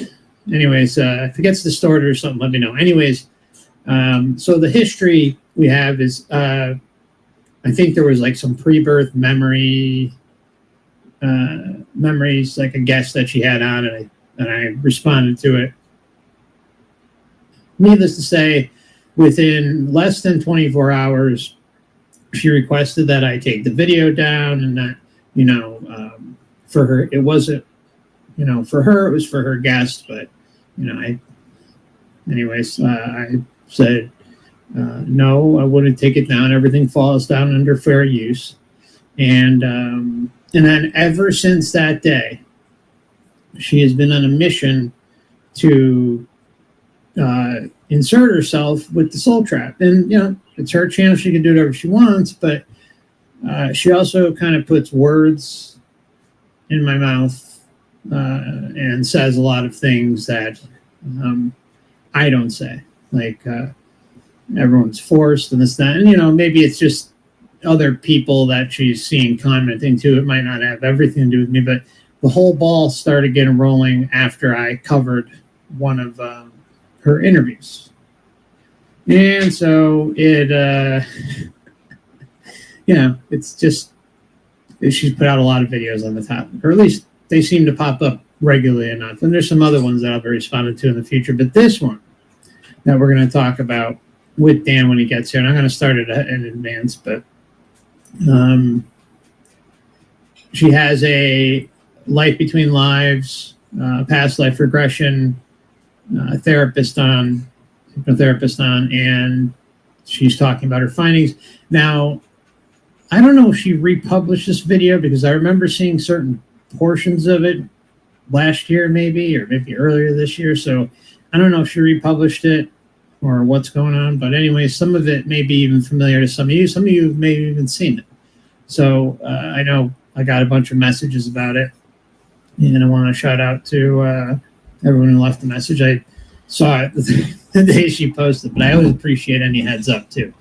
And so let's get into this. So she's like the title, she's doing kind of like a few of these videos, you know, the truth about the soul trap, the truth about the soul trap, you know, is the world a soul trap? But everything falls in line with the cookie cutter matrix narrative, you know, the light's cool, everything's fine, you know, everything's about love and this and that. And some of the stuff that you're going to hear, not at the beginning, but later on, it's, at least from her guest, it's pretty. I don't even want to put a word to it right now, but it's offensive to pretty much anyone who incarnates here, regardless of what you think this whole realm is. And there is a lot of evidence, actual evidence and data patterns to support that something is very wrong here. Not that it's this whole love and light thing. Now, some may come from the New Age in general, or maybe even some sort of other religion or godly type narrative where everything's okay. And so it just doesn't fit in combination with what's going on here. And that narrative is pushed and pushed and pushed. And the data patterns show that that's what the system is also trying to sell us in the astral. Okay, at the time of death and, you know, going down the tunnel into the light. It's the same narrative. So it's not like this is just some hoity-toity BS. No, this is there's actual facts behind it that this is what the system's selling outside of Earth. And so all it takes is just a little bit of like critical common sense analysis of what happens here and how it's completely nothing of the sort like love and light. So I do see that Dan just joined us, so I was happy that I was able to at least get a little introduction into this, and I'm going to bring him on right now. Okay, hey Dan. I'm hearing some feedback, brother. Can you put on some headphones, please? Dan? Hello? Can you hear me? Hey? Hey, Dan, can you hear me? I can. Can everybody hear me? Yeah, sorry about, yeah, I can hear you good. Yep. Okay, great. So yeah, I want to welcome Dan from Overwatch channel and overwatchproject.com. Be sure to check him out. He is got his own YouTube Odyssey channel and a great website, and is a good friend of the show, a good personal friend. So how you been, man? I've been doing much better, and I hope you're doing okay, Mark. I know you've been having some issues lately, and I hope you're feeling better. Thanks, man. Yeah. Hanging in there. Thank you. I appreciate it. Yes, this is very exciting. I sent you this video. It turns out you already knew about it, which doesn't surprise me. I made it, but the video is like 58 minutes long, and I made it, I don't know, a little past halfway, and there was one point I told you about. I had to actually stop it because it was like, wow, this is really... Yeah, it's a rough one. Yeah. I'm telling you, man, she's like, you know, again, don't go throw shade at her channel, you know, don't attack her or anything, everybody, but you know, she is on a mission to destruct any narrative that questions this reality in the form of the soul trap. But it's like religious persecution. She I think in the first response she said to me, what was the term she used? Basically like almost like a cult or religious cult or something like that, as if, you know, sovereignty and liberation's a cult. I mean, it was crazy. Are you? First I understand that unless people have a kind of like the ability to learn how to investigate something, or they have a career where they're investigating things all the time, you can be easily, you know, not understand information and analyze it like an intelligence officer would analyze information. And then the other thing, of course, is I've said it, many, many times in the past. Cognitive dissonance allows people to believe whatever the hell they want. It's just an amazing mind virus that was baked into the human design. I think on purpose. It's the only explanation. There's no other. It's served, as far as I can serve. What useful function does it serve to allow people to deceive themselves? No, exactly. Yeah, and to go against themselves in every way, shape, or form about questioning things. And what's interesting, I feel bad for her. I do. She had a rough go at it, and her channel's doing well now. And she's got some decent content on there for research purposes. Again, the channel's called Love Covered Light Podcast. I love you. And but the only thing I said to her, we had a couple back and forths, not many, and then there was some comments I put on her channel. Everything cordial and everything, and they were deleted, of course, but. Even though they were kind, but when I said to her, I said, what's the problem with like a sovereign approach to all this? See, that's where people can't respond to that. When you put that out there and say, hey, look, instead of just going along with everything, going down the tunnel, going to light, believing that everything is as it's cracked up to be and as it's presented in all these experiences, why isn't using your intention and for a sovereign resolve of liberation? What's wrong with that? And you once that's brought up, you just can't get a response, because it's like the default programming is going right back to what you're saying, the cognitive dissonance. What else could it be? Cognitive. If you, they always say that, the old saying, fool me once, shame on you, fool me twice, shame on me. But honestly, no, because with cognitive dissonance, it's endless fooling going on. Endless. George Bush said, a fooled man can't get fooled. Whatever he said.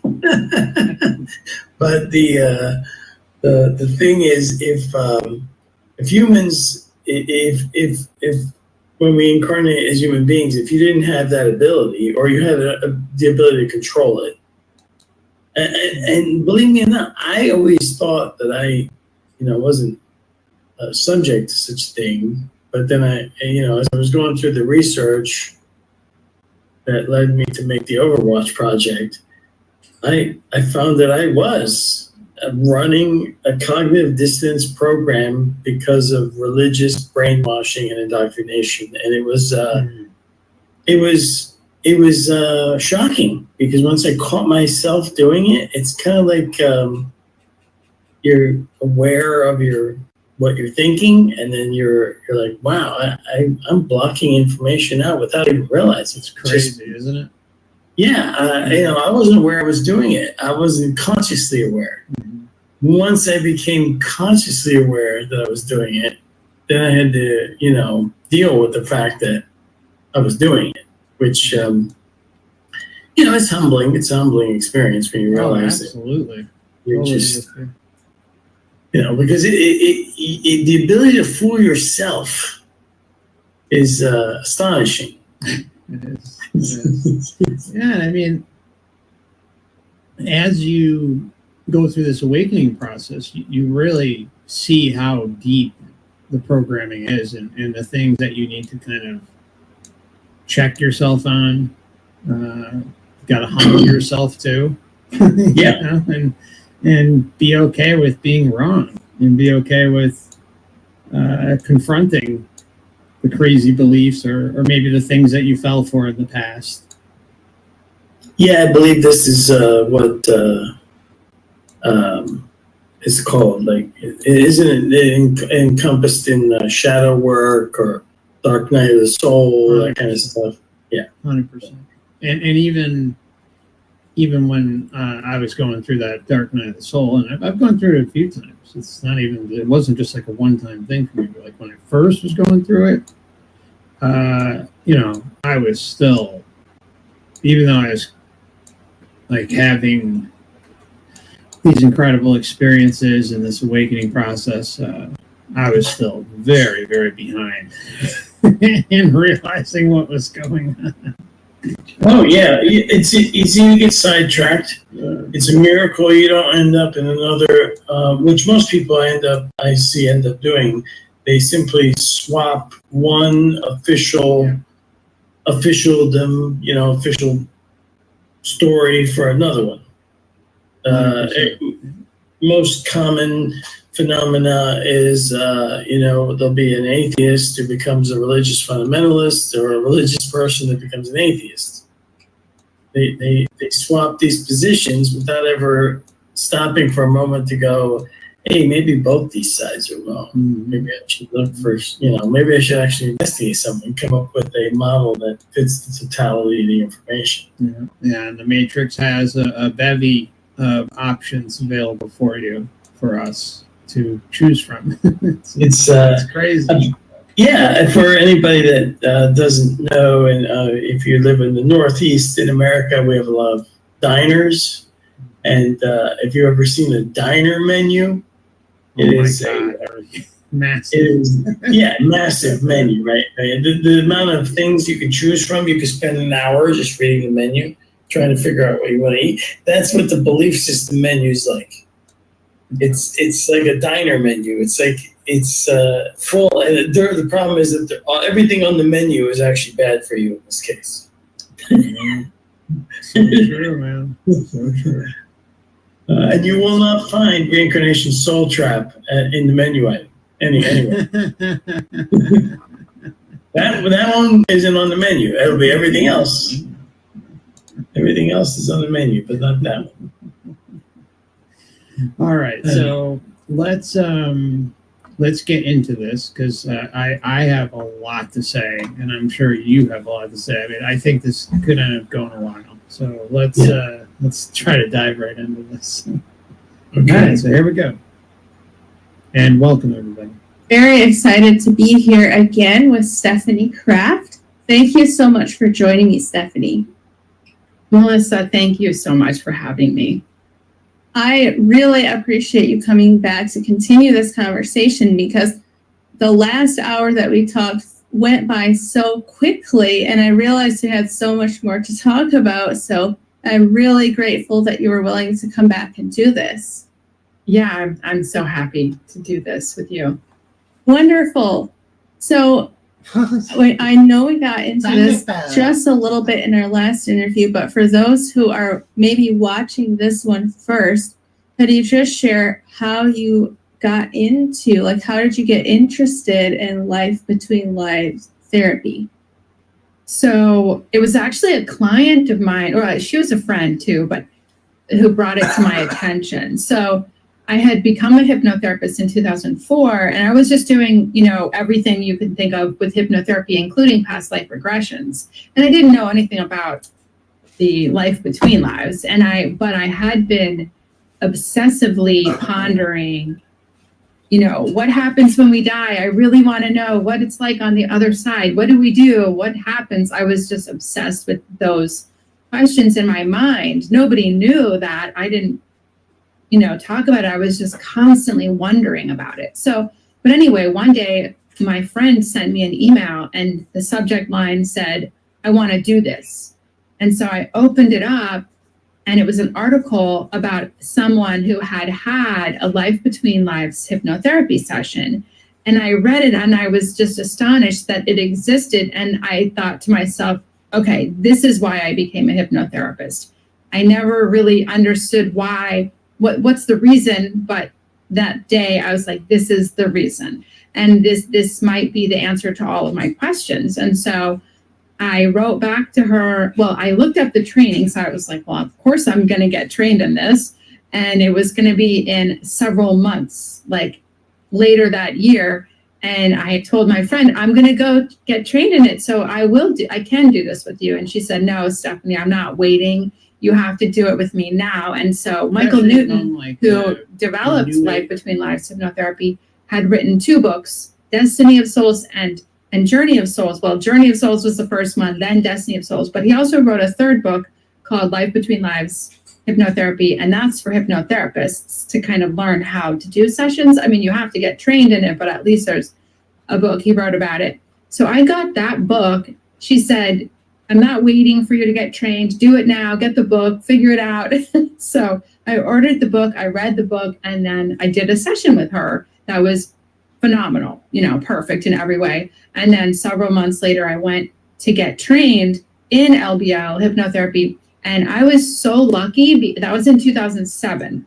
I was so lucky because Michael Newton had retired, but he came out of retirement for my training. My training was the last training that he was present at. And so it was an amazing experience, phenomenal week. It was a 40-hour training week, plus then I had to do many hours of sessions before I could get certified. You have to do all of these sessions and record them and write them up and send them in, and they get reviewed by people at the Institute, so at the Michael Newton Institute. So that was the process of learning Life Between Lives hypnotherapy. That was in 2007, 15 years ago. So I've been doing it ever since. Wow, it's amazing to me that Michael Newton was at your training. I know, I was so lucky. Yeah, because as I was telling you off camera, I love his books. I just devoured his books. And I just got to insert a few things here every once in a while too, even on the early parts. I'm with her on this. It's Newton's work is huge, and what's interesting is that his approach is one of the best that I've run across. Now, are you going to believe every single story that's out there, especially in the most recent book that I did a cover of, a commentary on? It was more done by other hypnotherapists that work under his tutelage, so we should say. And there's some questionable stuff in there, and I brought those up. But that aside, the main books, I think there's a lot of value there. I like his approach because it's designed to not be fooled with, but you're always going to have any possibility of a hypnotherapist taking those courses and twisting them and inserting things into a session that shouldn't be there. And that's the biggest problem with hypnotherapy. Regression, anything.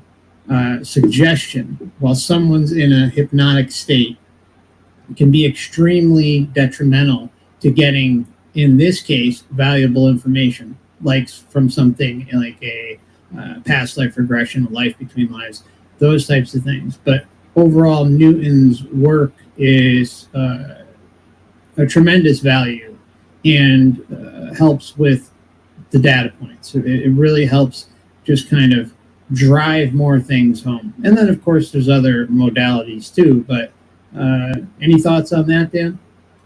Yeah, well, you before I even knew who you were, Mark, I had read, actually listened to audible versions of Michael's books. And it was of the whole thing for me when he was reporting and these people's past lives. That's, when some red flags started popping up and they're like, this doesn't jive. The conclusions that people were coming up with from the reincarnation data simply wasn't matching like a cohesive or logical common sense like deduction. But it's hard for me. I hope you understand what I'm saying. Like when you're just seeing what these people are describing and telling, and the intel you can get from the life between lives, and then you're trying to make this into a positive, loving, learning. You're coming up with these conclusions, and I'm like, those two things just don't go together. This doesn't match that, and these people are very. They don't want to they're very delicate.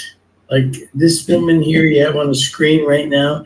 And I'm not saying this is an insult. Some people they're very delicate, and they have to maintain a kind of like a Stockholm syndrome, positive view, positive relationship with whatever entities are orchestrating this behind the scenes. It's they're loving. It's all loving. But we're gonna get to that good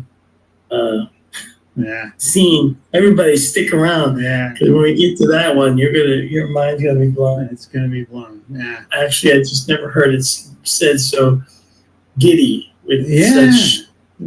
I've heard people gloss over it, that what they talk about, but I've never heard it said like, like it's funny. It's I have heard it before, but not a lot, but it has popped up here and there, where like we'll get, when we get there, we'll talk about it. We're not gonna ruin it right now. And I almost forgot to mention, after we started to get to know each other, I listened to your whole series, so it's kind of like listening to Michael Newton's works twice with your analysis. So there's a whole section on Forever Conscious Research channel of Michael Newton books. Yeah, I did. Thanks, Dan. I did Journey of Souls and Destiny of Souls, and it's really good to listen to his books in order. So, and what's interesting is in both those books, this is really important, everybody. Michael Newton, there was one case where he was I'm not going to drone on too much about this, but it's really important. Some of you have been watching and listening and maybe heard the series are familiar with this, but in one of the books, or actually both books, but one book he was at a conference, and he was given, I think, a lecture or something like that about the work. And some guy just out of nowhere in the lecture goes, I knew it. I knew something was wrong. Something like that. I don't remember his exact words. But basically, he had figured out and basically kind of already knew that there was some sort of big deception going on, like something wasn't right. And of course, Newton brings it up. Like, to his credit, guys, he put it in the book. And then he also talked about in another book, I believe it might have been the first one, where there were some people that were like sending him mail or something, or maybe coming up to him. Either way, it was brought up twice in first two books, where there were people questioning whether, whoever was in control or what's going on here, if it wasn't if it was a deception, like something seemed off to them. Of course, unfortunately for them, they grew up in the wrong time period. Hopefully they're still alive and came across the information of the soul trap now, but this was, a couple decades ago, at least a few decades ago.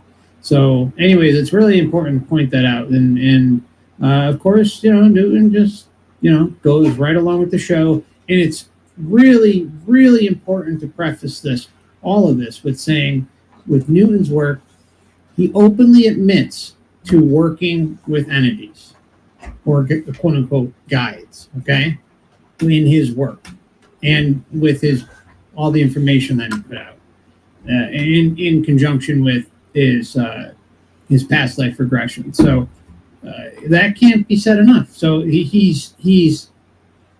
was chosen in his life script. He picked this life script to do this work, spent a long time doing it, and became really well known, came up with a good system to help others extract this information and share this information.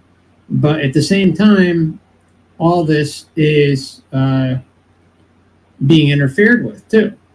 And so certain narratives are preserved. I do, I'll just say one more thing and then we'll move on. The only thing I was always really kind of iffy about with Newton was the color coding system that he came up with. I don't know.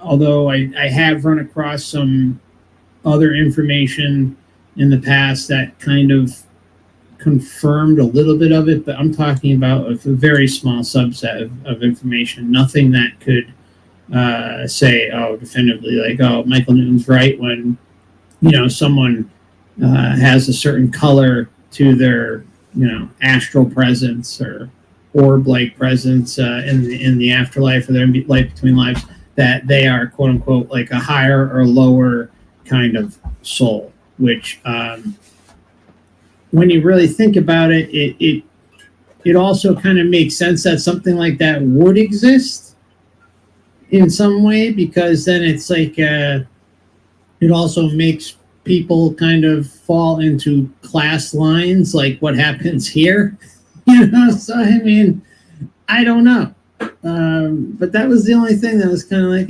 But he said it was there and talked about it a lot. So make of that what you will.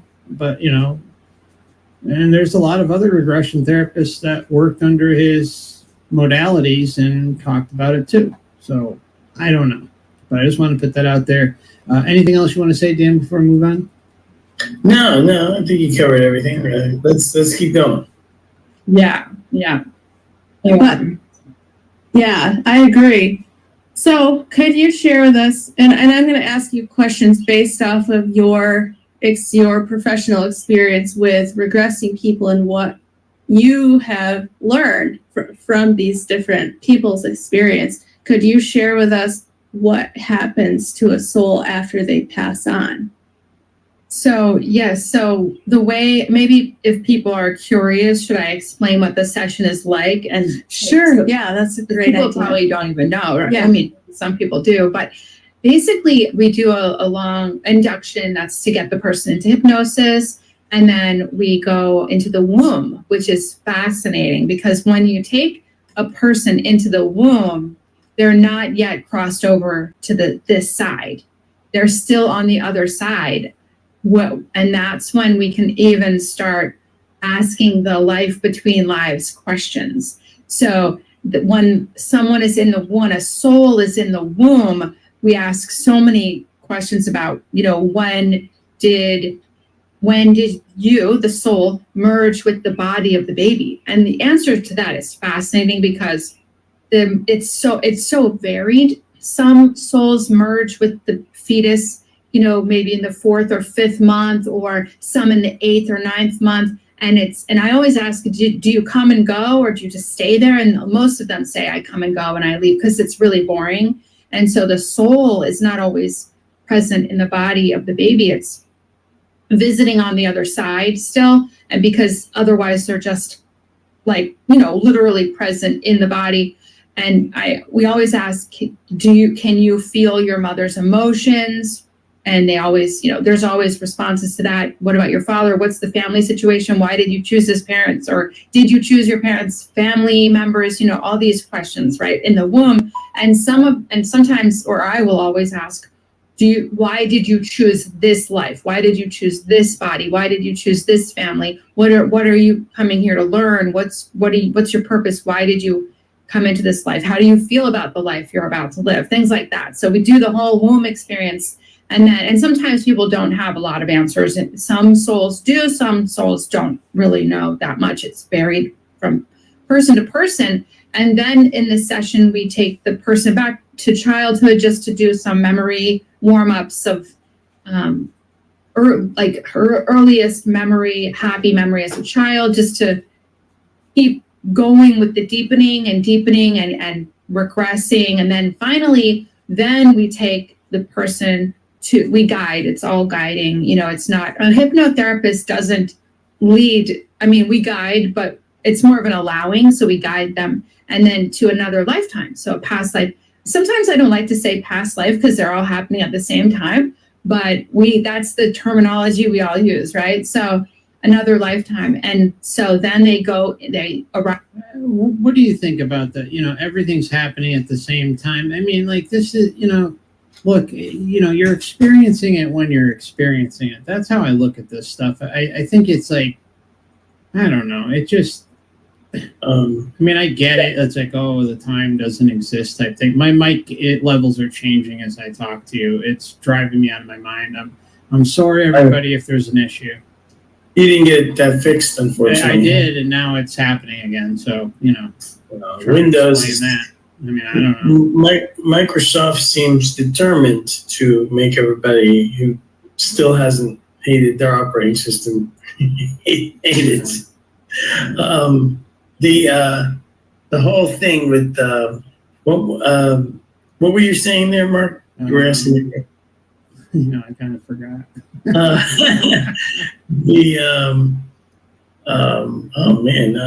Wow, Matrix moment. That's a Matrix moment for sure. Well, let's not worry about it. It's wow.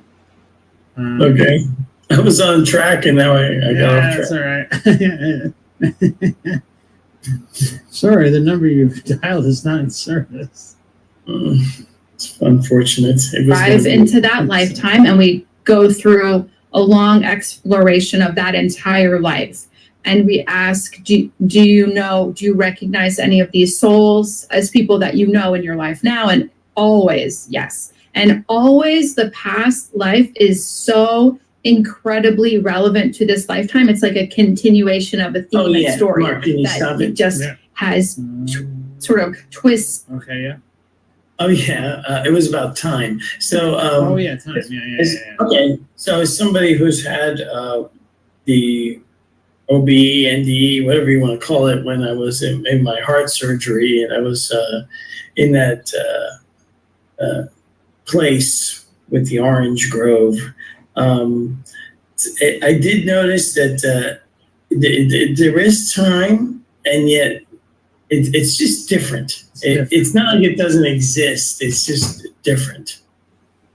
And I can't explain it in human language why it's different. I just know that it is different. But it's not like everything happened. It's not like this whole thing. It's always at the core level. At the core level of all this is people. They insist on this. One of the things that the Matrix peddles down here is this bullshit that. And everything is one, and there's no time, and everything has already happened, past, present, future. Yep. I think that's all BS. This whole thing that we're all one is BS. Trying to completely remove the experience of time. Individualism. It's always about removing individualism and corrupting what it means, what personal sovereignty and individualism is. They have all kinds of philosophies out there that kind of yell out this stuff, but they don't really mean it the right way. And then this whole thing about time kind of like not existing, that's also a bunch of BS. It does exist. I just want to add something really quick. I hate to interrupt you, but Adam brought up a great comment. He says, utter nonsense about the past life continuation when there is a memory wipe. Exactly. It's like, hello. I mean, exactly. We don't, all these people, everyone, even including me, I've extracted past lives and connected with them and stuff like that. But the fact is, they're not in this current existence that I am now, and they are of a different time period. Period, point blank. It's non-negotiable. So I don't want, getting into the whole technicalities about what everything is and all that stuff. No, let's just get it down to brass tacks. I lived, I died multiple times in different bodies, different areas, different situations, and now I am here. And have no every time, any of it. Right, and every single time you incarnate as a human in the earth, in this in the earth realm, the time is quite linear. It's very linear here. That's the only way to explain it. It's what we experience.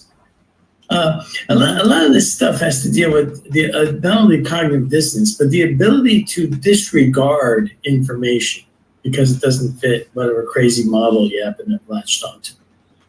A lot of these people have these crazy model realities or these crazy understandings, and they can easily just disregard the information when it contradicts whatever they're saying. And so that's it about time. I just want to say that. Yeah, and understand too, like in being outside the body, I agree with you just based on some of the experiences that I've had.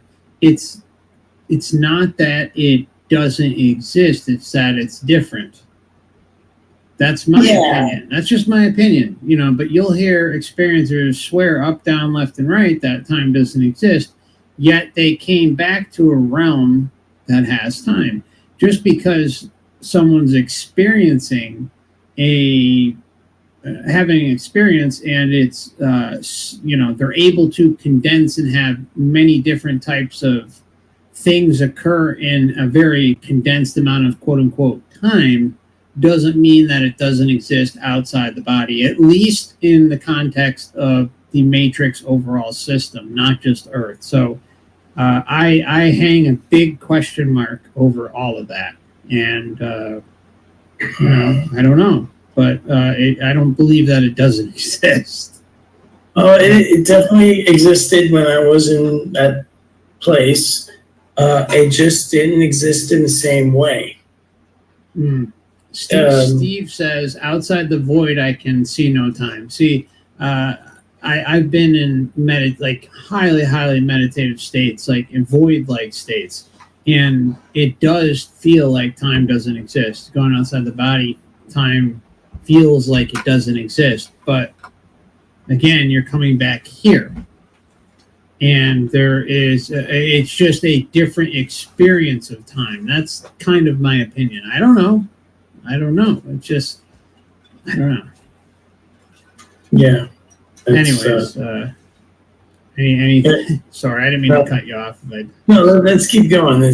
I can't wait to get to the good part. And turns, variations on the theme, like, oh, that was my husband, now I'm the wife, or just roles are switched, father, daughter, all the different family members are friends. A lot of times people have, their best friend is now their daughter in this lifetime. Just so many continuations of having lifetimes with the same souls, and then the same kind of situations or situations that need to be resolved, or karma playing out where, one time I did this to you, this time I'm doing this to you. It's fascinating. So I mean that, I'm sorry to stop it again. That's a really important part too. Yeah, I think the switching of the roles, or even kind of being like a friend, not even necessarily like in like the family unit, but you can be like a friend in the neighborhood, or you can be a relative, maybe in a couple states over, or you meet in college or something like that. In having those roles reversed or karmically switched and messed with is just wild. And it's true. Yes, it happens. It comes up all the time. Now, this is one of those moments where this is a really good piece of information here. A lot of these reincarnation investigations or data points, have this phenomena where you're swapping roles. She brought up karma. That's another whole pile of bullshit. Karma. The thing is that now, let's say you're kind of like in an acting class or something, or you're one of those improv things where you can play different characters. And how many times can you play different characters before you're done, learning from that experience? I'll be the bad guy this time. Next time I'll be the good guy. Next time I'll be the victim. Then I'll be the perpetrator. You're going to run out of combinations pretty quickly, especially if you're doing it and then swapping roles. And then, of course, in order to learn from that experience, the only way to do it is to remember, because otherwise you won't earn anything. If I gave you some kind of like in that show Blind Spot with they had this substance called Zip or whatever, it would give you complete mind wipe you and would give you amnesia. You'd still know how to talk, and all the other stuff, but we just give you that typical amnesia where you didn't remember who you were, you wouldn't remember where you came from, anything like that. Now, suddenly, you're not learning anything. And then the whole thing with karma, again, if you can't remember, which that show Blind Spot is very good to show people, the kind of like moral issues you run into with pure amnesia. 100%. So, yeah, because you can be like a villain, and then your mind is wiped. Now you start to get all new connections, and you're with different group of people. Things you're picking up, you start to develop a different personality traits. Yeah, different meat suit that's programmed differently based on the environment you grew up in. Exactly. So now you're a completely different person. How can you have any karma from the last time, because you don't remember? That wouldn't make any sense. It doesn't. It just doesn't. It's so frustrating because there's just no way to make sense of that. No, you can't. You can't. You can't. You cannot make sense of it. You just can't. But everybody else in the reincarnation study field seems to casually just gloss over this data point and just say, yeah, well, the next time I'll be the bad guy, and karma, and then you'll get me. And well, what good is that? What on earth are you accomplishing? Because you don't remember. So you're not gaining anything. And then when you find out people have done it thousands of times. Yeah. And who knows how many times any of us have done it. I mean, I feel like I've been here a while, and I know of, a handful of past lives that I've tapped into. But, and it really made sense when I looked back at the things that I've explored and done in my life. It just fit like a glove. But at the same time, again, like everything leads back to the memory wipe.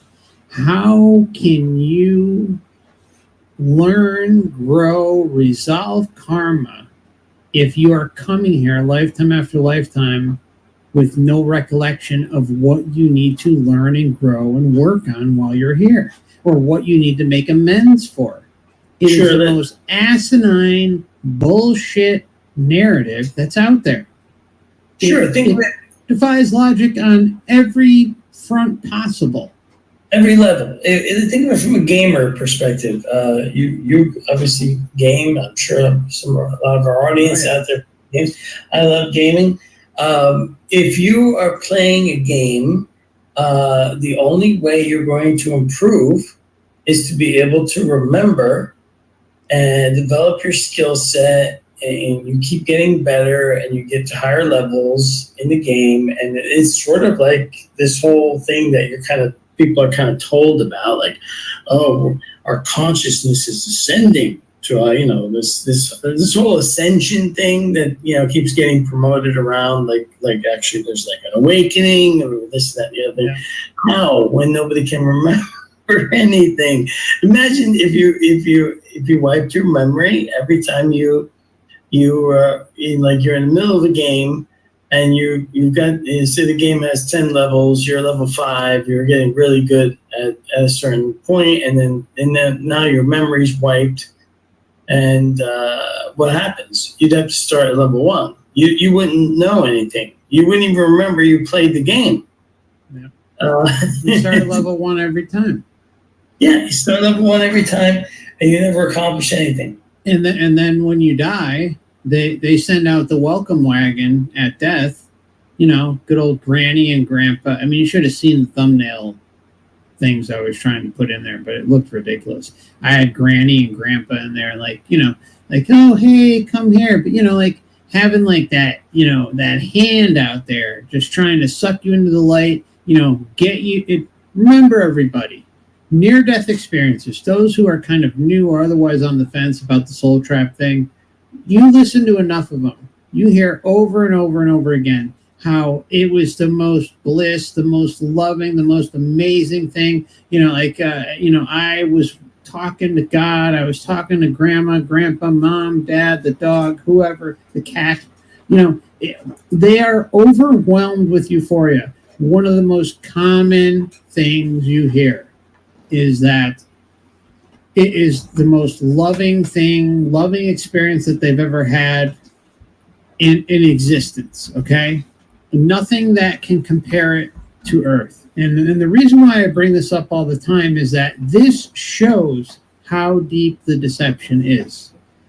When someone has a precursor for what love feels like, what love like, happiness, joy, like the pinnacle moments of their best of the best while they're here in the physical.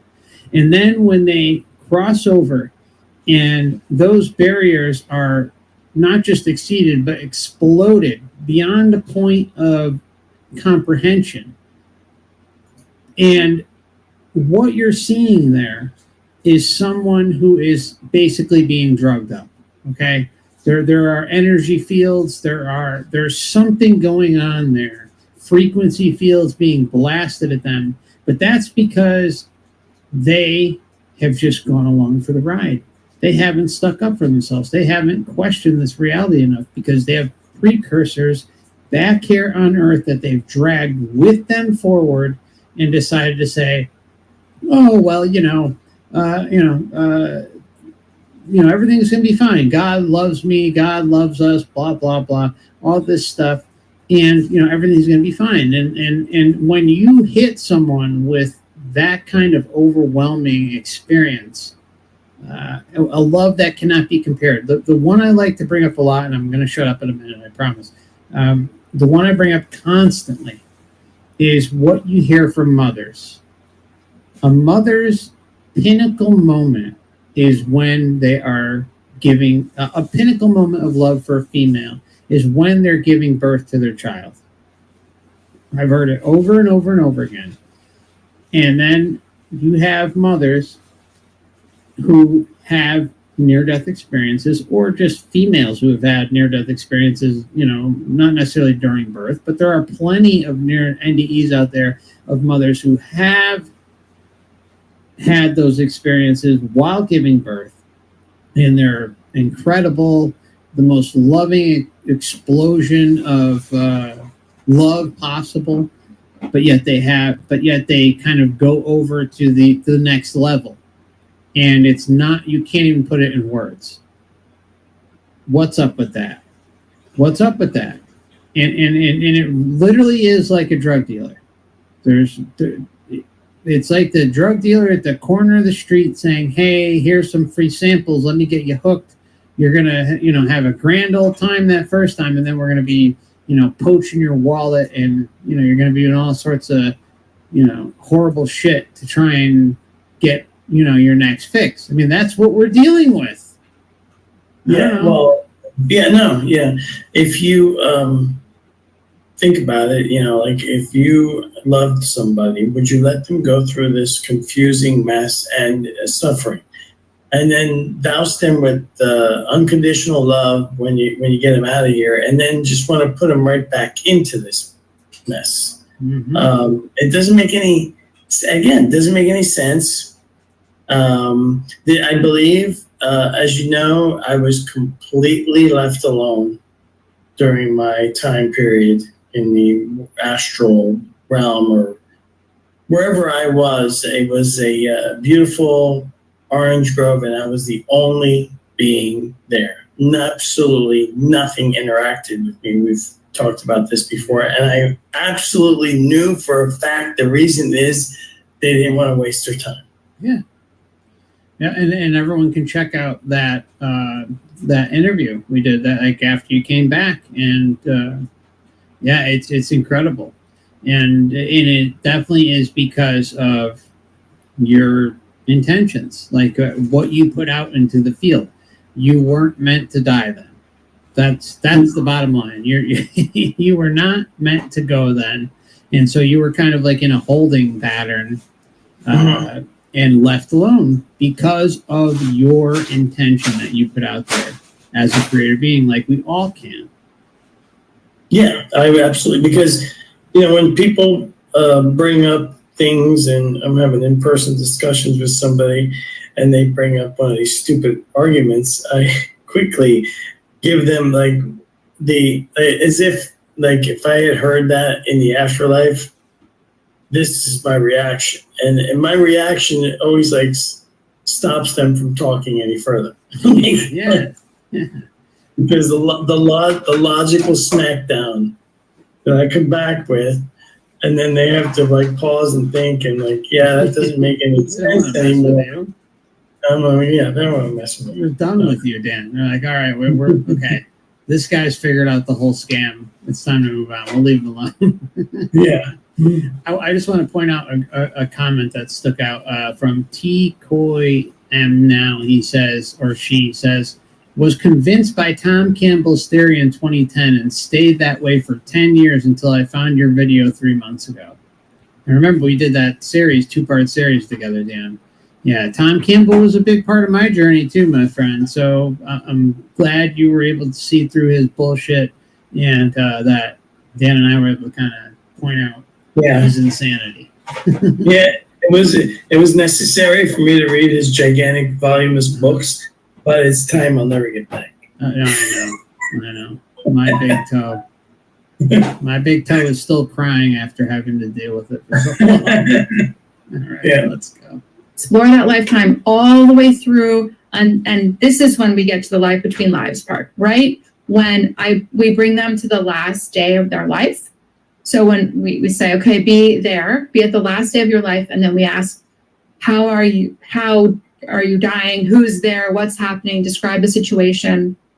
And then when it's time, once we get through all that and whatever information is coming up, I say, okay, leave the body at the time of death. And always leaving the body at the time of death is like nothing. It's just like a non-occurrence. There's no trauma, nothing. It's just, oh, now I'm looking at the body and I see everybody around me and they're crying, and this is generalizations, right? Because sometimes people are alone, but it's just a general overview. And then, I'll ask, did you stay and linger? What are you doing now? Or do you leave? And then the ones who leave right away, they don't linger behind. They don't try to console anybody. They just shoot out to space or whatever you call it.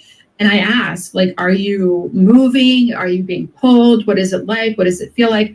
I don't lead. I mean, to talk to you about it and the audience who's listening, I'm using a lot of words, but it's better for a hypnotherapist to sort of keep asking the questions, what's happening now? What's happening now? So even though I'm sharing like words that might be, we would call it leading a client, I don't do that in this session. Just, what do you feel like? What's happening? So it's hard to, I can't just say that to you, like, but this is what they tell me. I'm being pulled, or I'm slowly moving, or I'm fast, or I've arrived, or, it's all the different ways to get there. And sometimes they're surrounded by just darkness, but it's very comfortable. And sometimes it's light, but sometimes they are met by a guide. Sometimes they're not. Sometimes they meet with their soulmate that they have missed, that either from that lifetime or this one. It's really interesting because when the person crosses over out of that past life that we just visited,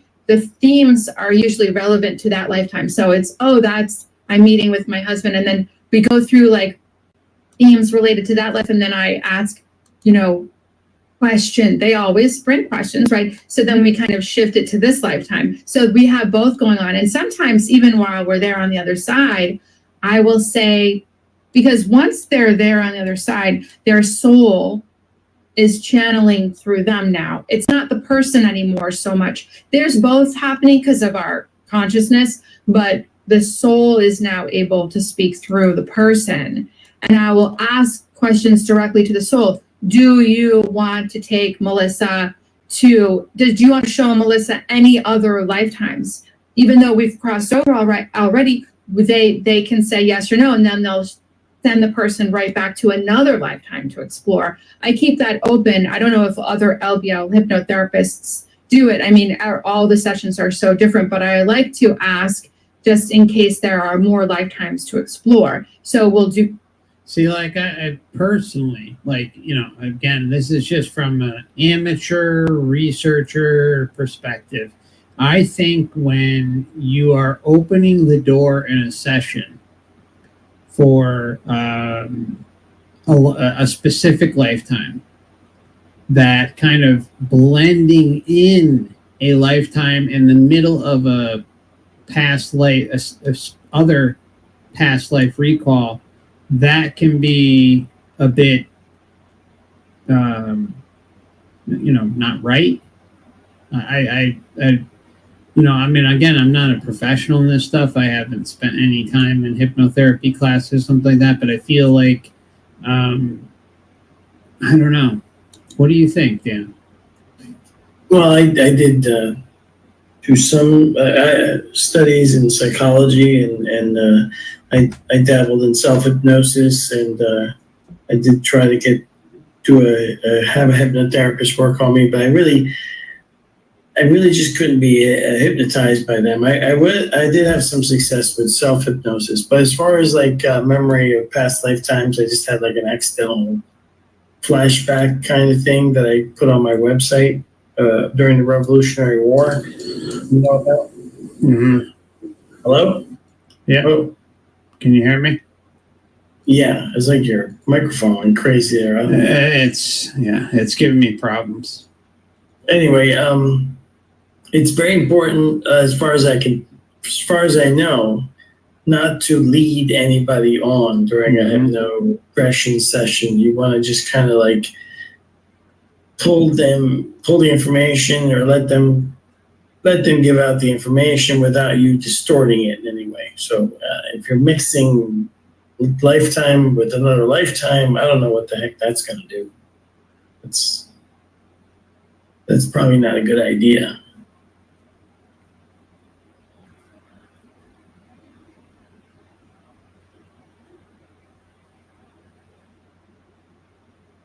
Hello?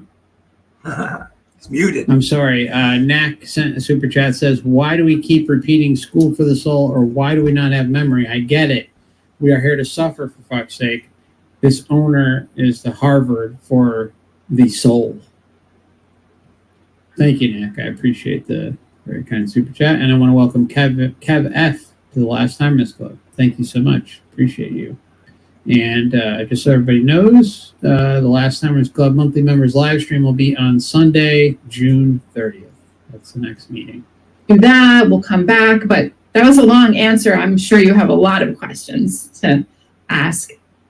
No, that was perfect. Just to give people a background on what you do in case they're not familiar with it. But it's fascinating for me to hear your process, because I think, like you said, everyone does it a little bit differently.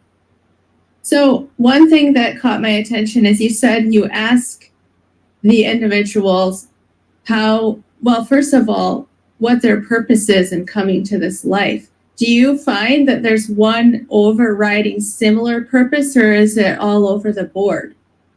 That is a great question. And, a lot of people do have this question, what is my purpose? And a lot of times I think that people think it's about doing something in this lifetime, but really it's always the virtues. It's always to love, to forgive, to have compassion, or resiliency, things that to endure, to not give up, it varies from person. No, that's the scam.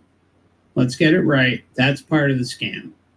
To love. And come on. Look at the way the world is run, everybody. Let's just be honest with one another. Let's stop beating around the bush and trying to, sit back and pretend like everything is on the up and up when everything is like up shit's creek. It blows my mind. It's so easy to just say this stuff, but yet, some of the information that comes out through Newton and other past life regression therapists, you hear this, but it's an insult to all of us. It really is. So we come here for love, compassion. What else did she say? love, compassion, and forgiveness and stuff along those lines. Right. Because this is a world, and like trying to right, whatever, the same old stuff. Because this is a world of love and compassion, and yeah. I mean, you have to be delusional to not see. Look, we're kind of lucky. We live in a part of the world at the moment where we don't have to deal with some of the absolute complete insanity as some other people have to deal with on the planet here. Like in some of these areas where you can't even get any food to eat. There's no clean water. You could live in absolute squalor. There's all kinds of really, really bad stuff happening on the planet. And just because I'm not partaking any of of some of this really horrific stuff that's going on here doesn't mean I don't feel an incredible amount of empathy and pain when I even just think about a dog suffering. It just bothers me immensely. Same, man. Same thing. So this is not a world, right? The only love that exists here are from good people, but even those people that exhibit a lot of that stuff, they don't have a firm foundation in some genuine spiritual connection with themselves, with their consciousness. Because if they did, then we wouldn't have seen some of the things we've seen around here in the last 3 or 4 years, where everybody suddenly would, how easily things get turned on their head, and everybody turns on each other.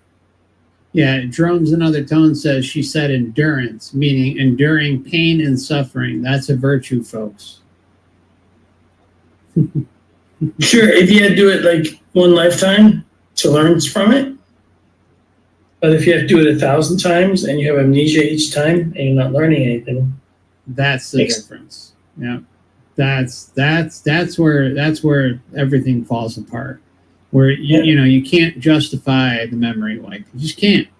Like we've talked about in the past. Like if there was full disclosure about what was going on here, and when we passed, we said, okay, well, you did this, and you want to go another round, we're going to memory wipe you, but you're free to leave if you want. But no, you gotta kind of figure things out, under the guise of the memory wipe. And I think it all has to do with those terms of service that we talked about when we initially got here, and so they can kind of throw these curveballs, and we fall into like the whole sensory experience while we're here and get lost. Sure, it's just like all the online services that are free. You are the product. You on the surface it kind of seems like you're getting something out of it, but in reality you're the product. That's why the service is free. Yeah. So the lady says, I wondered why Dolores Cannon always says Earth is a school while she's doing past life regression. Earth is 100% soul trap because reincarnation is real. Yeah, there's also a reason why I never covered Dolores Cannon, because I think she's a complete plant for the Matrix. And that's not to say that a lot of others aren't, but she is really bad. Really, really, really bad. I mean, as far as getting any sort of reliable information on it, I've never once covered her because, she had agendas. She said completely wrong, provably wrong information that was out there many times. So, I think whatever modality she was working with or came up with, she let the money get to her head, and also manipulated a wide variety of other individuals out there who took on those hypnosis modalities and unfortunately weaponized them in the form of the New Age. That's my opinion. Okay, just to prevent any legal possibilities that may be thrown my way, by the Dolores Cannon Empire. Some people have had lifetimes, well, it can vary. So they'll have a lifetime with a lot of people around and family. So then they test out lifetimes alone, which can be really hard, but they do it again and again to get better at it. It seems, and based on my clients, and it's just like, I think they're just trying to prove it to themselves that they can do it. So things that are really internal. Can I do this better? How well can I do this? Being traumatized and then learning to love unconditionally or forgive or protect themselves or use their voice, speak up for themselves, whatever it might be. But it always comes back to generally these virtues and of how well we handle situations. I've never heard a person say, oh, it's to write a book or it's to become a stock, trade in the stock market, or it's never a thing to do. It's always these internal processes of becoming a better, more refined human. Wow, that's fascinating and right in line with what near-death experiencers say also. Yes, there are the similarities between lives hypnotherapy sessions and NDEs are. Yeah. How can you refine?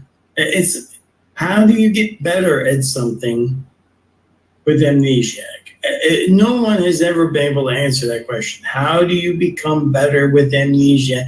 Why would you need to repeat this over and over and over again if you're trying to learn something? Yep. Yeah, it's crazy. It's absolutely crazy.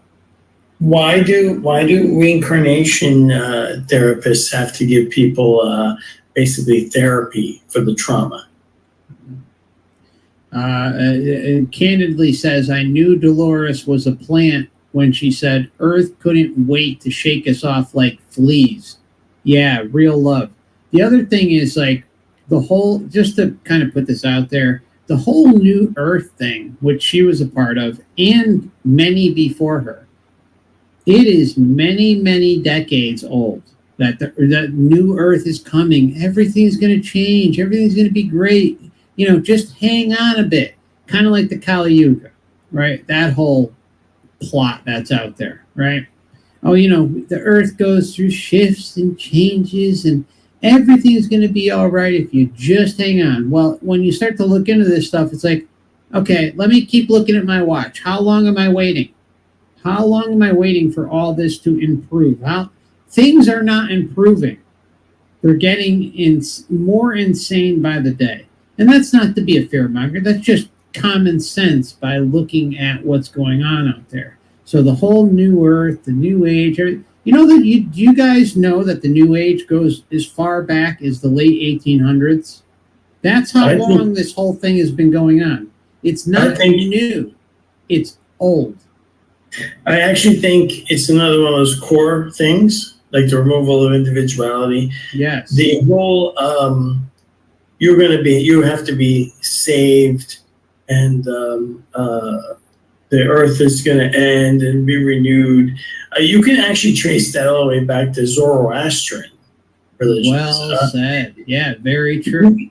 This is a repeated thing that goes back, as far back as we have records of any historical myths and, ancient civilizations.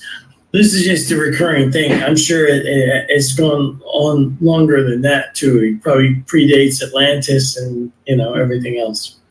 And even Monroe's thing, right? Monroe talked about, just not to veer off too much, but Monroe talked about how they were tweaking things, right? Like there was like a highly kind of loving, not as a parasitic type experience like we see today, but like a more fake loving timeline, should we say, or epoch that was out there, and that they had to adjust it because it was too obvious for those that were in it at the time. I mean, that really stood out too, because you're seeing an open admission of how they, have tried different modalities and different kind of scams to keep this charade going. Sure. That and was here even we in- are today. Sure, that was even in the first Matrix movie. Yeah. Oh, yeah. The, Matrix. Yeah, you're right. Mr. Agent Smith tells Neo that, we tried, giving you a better Earth, but you people work, like humans work best, or we can keep you under control better when you're just like constantly in chaos. Yeah. It's much easier that way to keep you corralled into the system. Astounding. Yeah. Another thing that caught my attention is that you agreed. said you'll ask them how they're feeling about the life. So I'm just curious if people are excited or are they scared, or have you ever run across somebody who feels like they were forced into it? Yes. So this is very interesting, because for many years in the beginning of doing this, I had so many souls saying that they did not want to be born and they were forced to come here, and they would cry and they would say, I don't want to come, I don't want to do it, they made me, and they were dreading this life and this world. But then it's weird, and I don't know why it changed.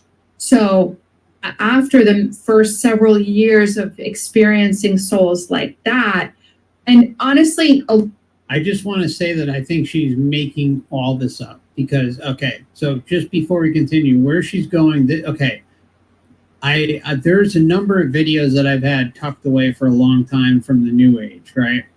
Where they talk about how, like when the soul trap started to kind of take a little bit more of a prevalence in the internet world, shall we say, a few years back. And to be honest, a lot of it had to do with me covering NDEs and Dan and Wayne, like kind of just ramping up the exposure of all this stuff.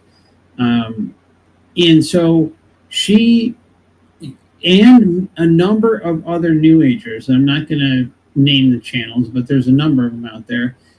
When confronted with the soul trap, their go-to narrative is to say that, oh, well, things are changing. Or like the soul trap has been shut down. Or, this was the way things were, but it's not like that now.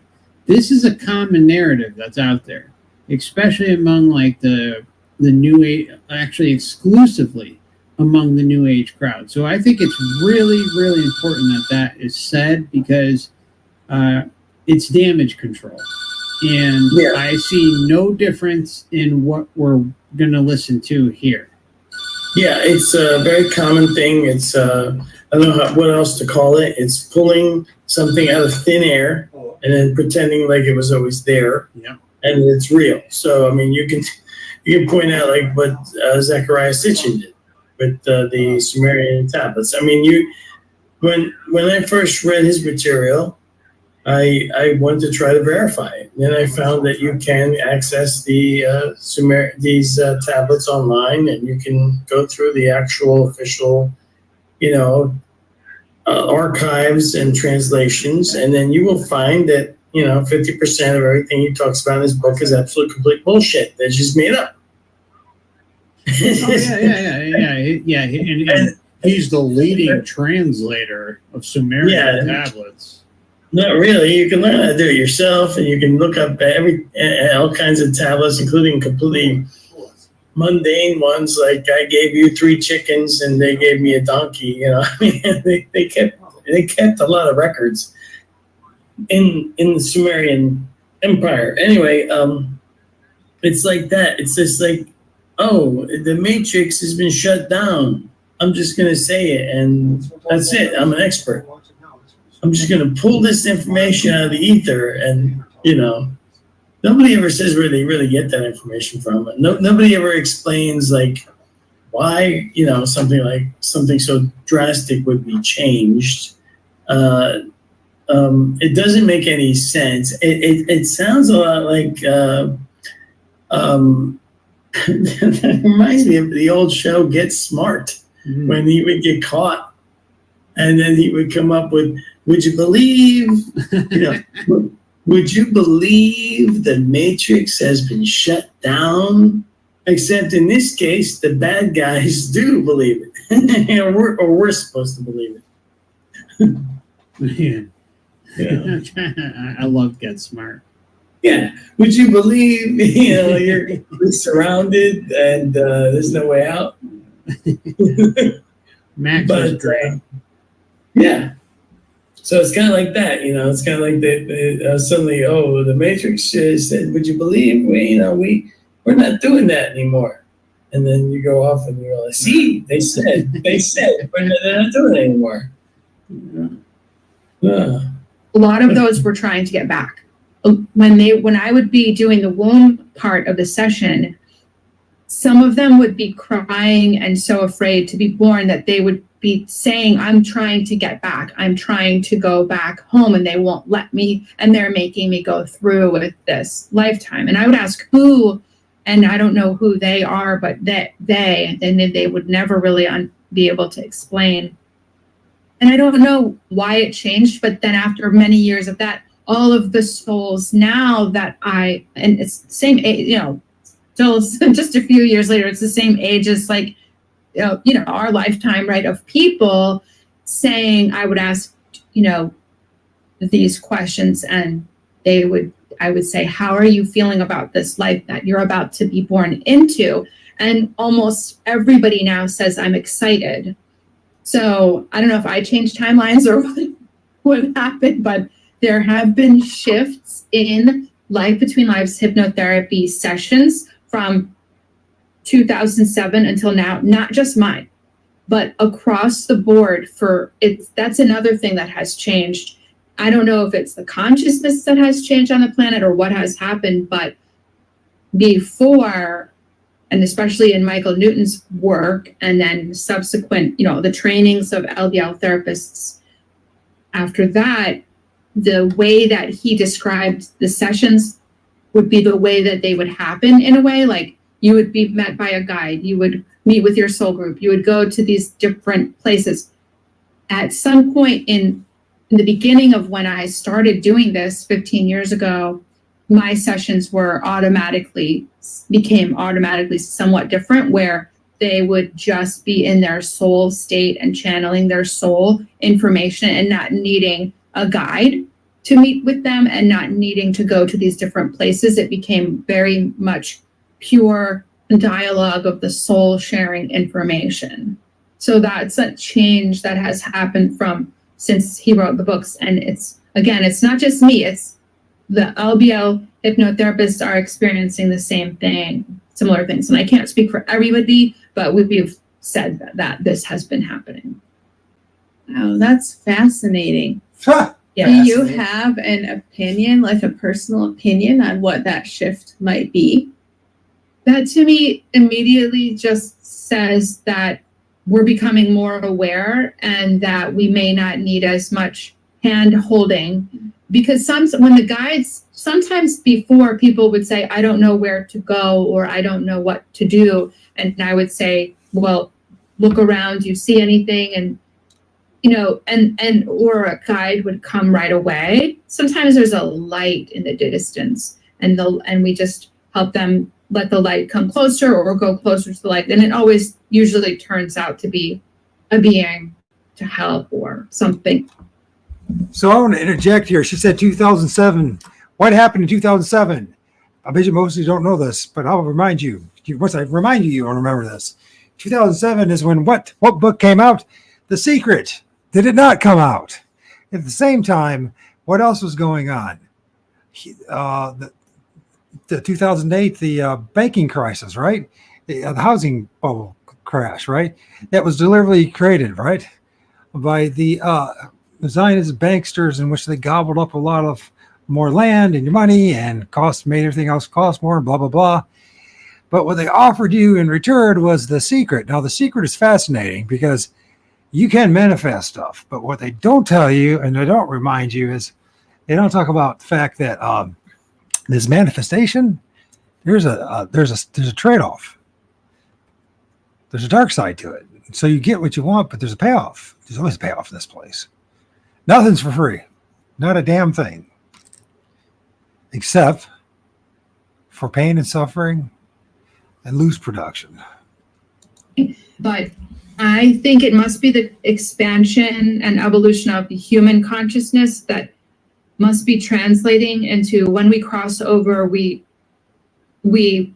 feel more confident about just being there and knowing what to do. It doesn't really.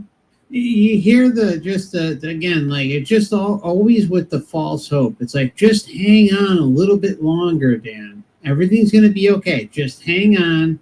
Everything that the system advertises is completely on the up and up. Don't question it. And you know what? This is the same thing in everything. Look at politics, same way, isn't it? Finances or the markets, financial thing that will improve. It never does. The war will end, but there's always a new one. You name it. There's always this empty hope, this hopium, right? The president of the District of Columbia, right? He's going to save our asses, when really he's just a representative of a certain criminal class, and they don't give a shit about you, and they're going to keep on taking shit from you, and taking shit from you, and taking shit from you. Opium, the secrets, right? How you can manifest things, right? And this whole thing, because we know there's something wrong, and this whole damn thing, this place is wrong, but none of us want to pay the price, the real price, and making any drastic change, which means a whole lot of pain and suffering. And that's how this place is set up, one way or the other. See, the managers of the giant plantation, they don't have a problem producing the loosh, the suffering, the pain, the human sacrifice, the wars, because they benefit from it at your expense. Think about what's really going on. We're just going through a shift right now. We're just going through a little change right now. Everything's going to be okay. Just believe in everything that the system is selling, and you will be fine. I promise. It's that, and also this whole premise that there's some kind of expansion of. Now there is a small amount of that because of the internet. Yeah. Because of the internet. Let's just get real, right? Like, let's just talk turkey, okay? Yeah. Because people are able to connect with each other like never before in recorded history anyway. I'm sure that this has happened before, where technology has risen and then everything gets reset here. But in the meantime, right now, we have this incredible ability to communicate like never before. So people from all over the world that are, if you search enough, hopefully you can find like our channels and stuff. And then if you were looking for these answers, these are the small amount of people that have, because we want to know. But as far as like there being a general expansion of like the whole human race is going through some kind of awakening. Total bullshit. Not only is it beyond, we're witnessing what a lot of people out there is the exact opposite of emotional. Yeah. I mean, has anybody, this is kind of like a little off topic, but they can't even write entertainment anymore. The writers can't even write cohesive scripts for stories anymore. I mean, just when you think like something like a giant franchise like Star Wars couldn't get any more broken. Has anybody seen the new Acolyte show? I mean, holy crap. No, I haven't. I'm happy I haven't. I mentioned it on my video earlier when I was telling people to tune into this show tonight. There's some links there so you can see what the heck's going on. It's mind blowing. You wouldn't believe what they did in the show unless you actually looked at it for yourself. And again, like I'd like to refer people to what happened a few years back, right? What happened there, right? I'm not saying we, us, everybody in this chat complied with what happened. But the point is if there was this grand, amazing awakening process that was occurring, what we saw a few years ago would not have been allowed to occur. Yet it did. And yet it continues to go on. And people think that, these show hearings, like you saw that the clown that was at the center of all this appearing at hearings. My family and this and that has been threatened and this and all this stuff. What a joke. It's beyond my words. Everybody listening here today, mark my fucking words. Nothing is going to happen.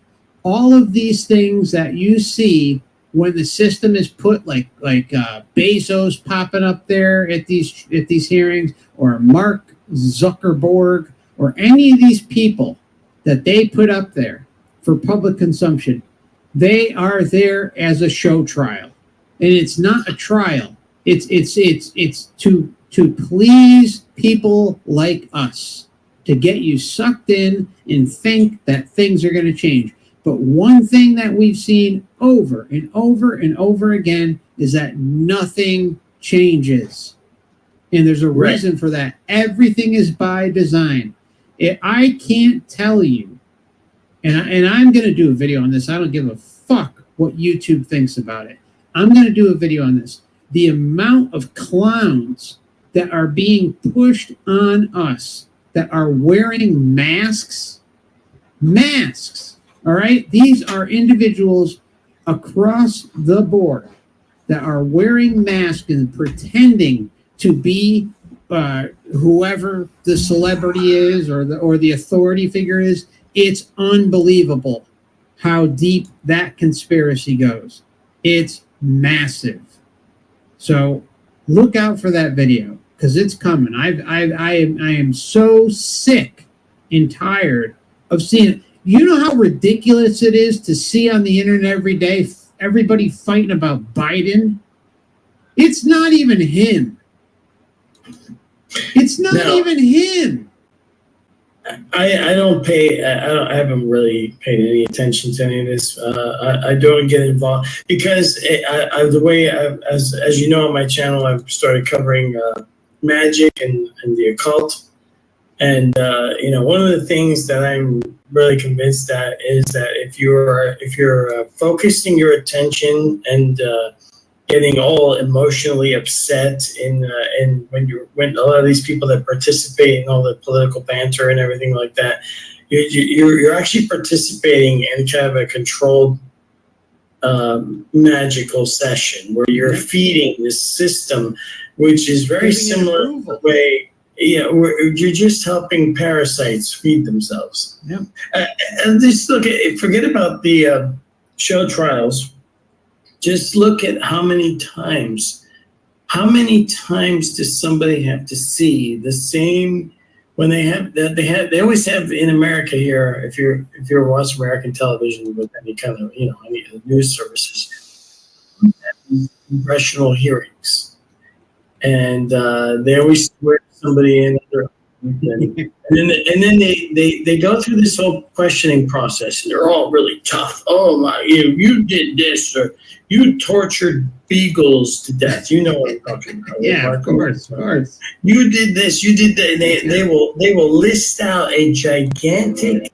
They will expose and confront somebody on a gigantic list of what I can only describe as immoral and potentially felony and criminal activity. You will never, after that, ever see anyone arrested, charged, brought to trial. Nothing. This goes on over and over and over again with different people. I believe we had an agency recently under questioning because of killing someone. And they weren't even following. So Mark was bringing up the mask. Let's check out the mask. And I think that's what Biden, he's talking about Biden and whoever's there. Biden, I think he is actually wearing a mask. Somebody's wearing a mask and pretending to be Biden. Possible, but let's check this out.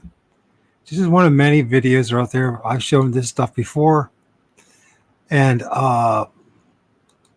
this is all part of the shit show. So check this out.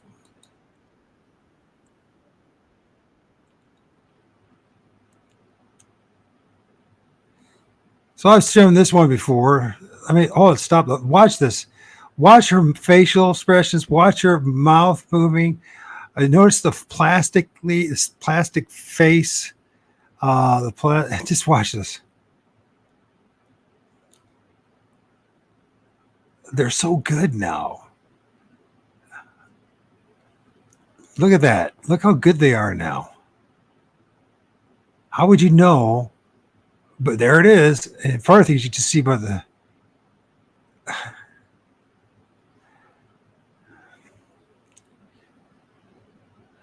Look how fake her face is. Now, remember, these people are getting older now, and they're trying to look younger and more appealing to everybody. But come on.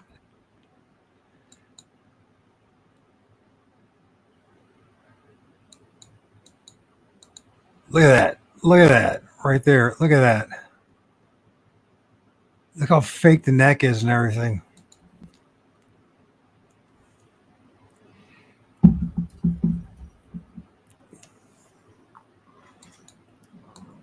Look how fake the face is. Look how plasticky. Look, there's like no wrinkles in the forehead or anything. No, nothing. And then there's Biden. Biden has his own. And of course, this is the guy from the French dude, Macron. Look how fake.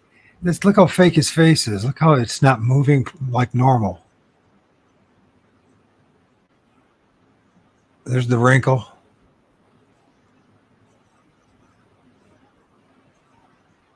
How fake the ears are. Look how fake the hair looks. It looks too perfect. It's or like a mannequin.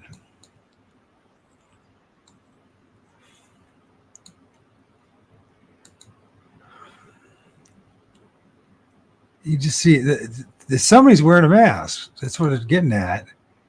It looks like they don't look like normal human beings. They don't have the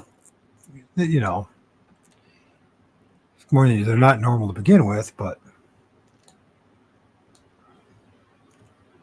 see, is there anyone? Are they masks?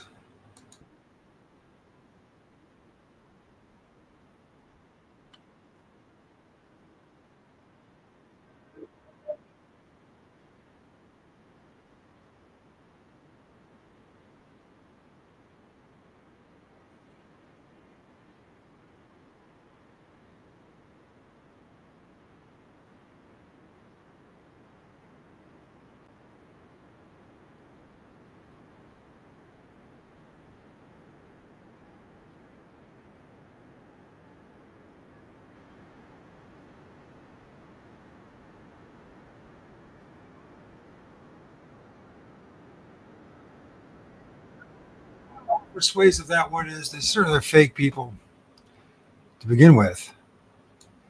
Now look how strange Biden's hair is and everything, his forehead. Look how his facial, you ever notice that Biden's face expressions don't work right? I mean, look at that. Look at that. Look at these.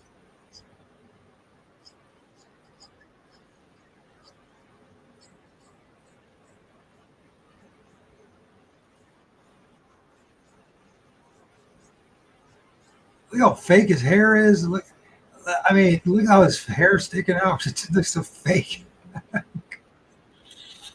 Oh my God.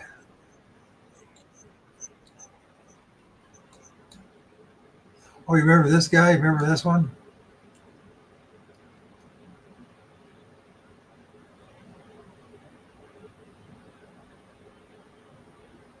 Look at his neck. Maybe it's a health condition. Maybe it's not. Maybe he's got. Well, what is going on with that neck?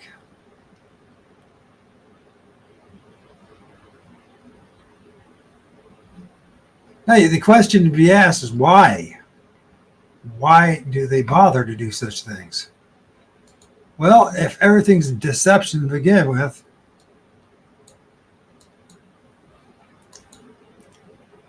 and it's all about mastering the craft of deception,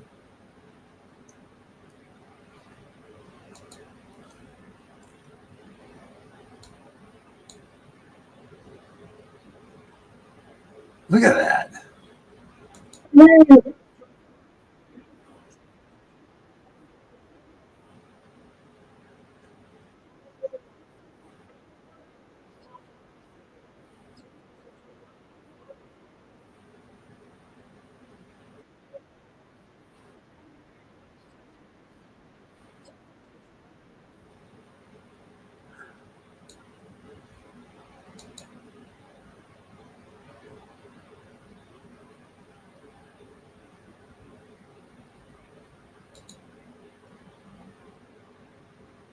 Definitely looks different than the other images, for one thing. Whether that's a mask or not, it looks more natural.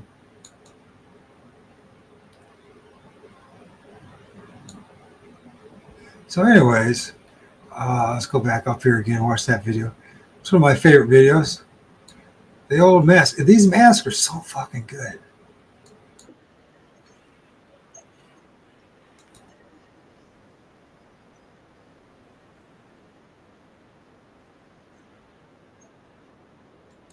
This is so this chick is so bizarre.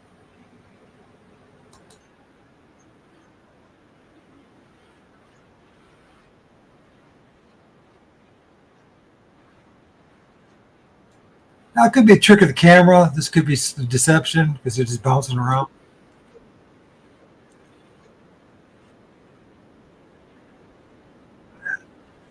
This mask guard now.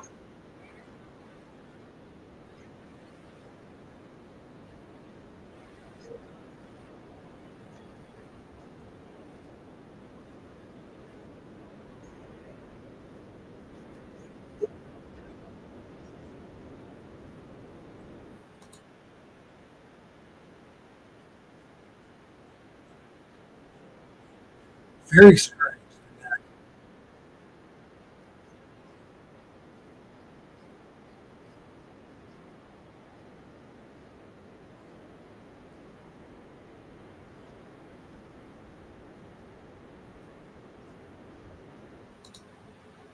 For whatever's worth.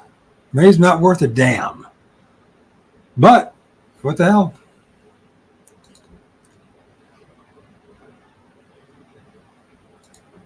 Their procedures. And there was another congressional hearing about that, and they're really questioning. I'm like, oh my God, you are in such trouble. As soon as you leave here, you're not going to be in trouble. But right now, we're going to talk to you like you're in really big trouble. Yeah, exactly. Thank you, Dan. Thank you. Look out for that video because it's coming. I am so sick and tired of seeing it. You know how ridiculous it is to see on the internet every day everybody fighting about Biden?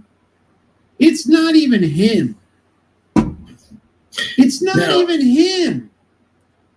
I don't pay. I haven't really paid any attention to any of this. I don't get involved because the way as you know on my channel, I've started covering magic and the occult, and one of the things that I'm really convinced that is that if you're focusing your attention and getting all emotionally upset in when a lot of these people that participate in all the political banter and everything like that, you're actually participating in kind of a controlled magical session where you're feeding this system, which is very similar to the way. Yeah, you're just helping parasites feed themselves. Yeah. And just forget about the show trials.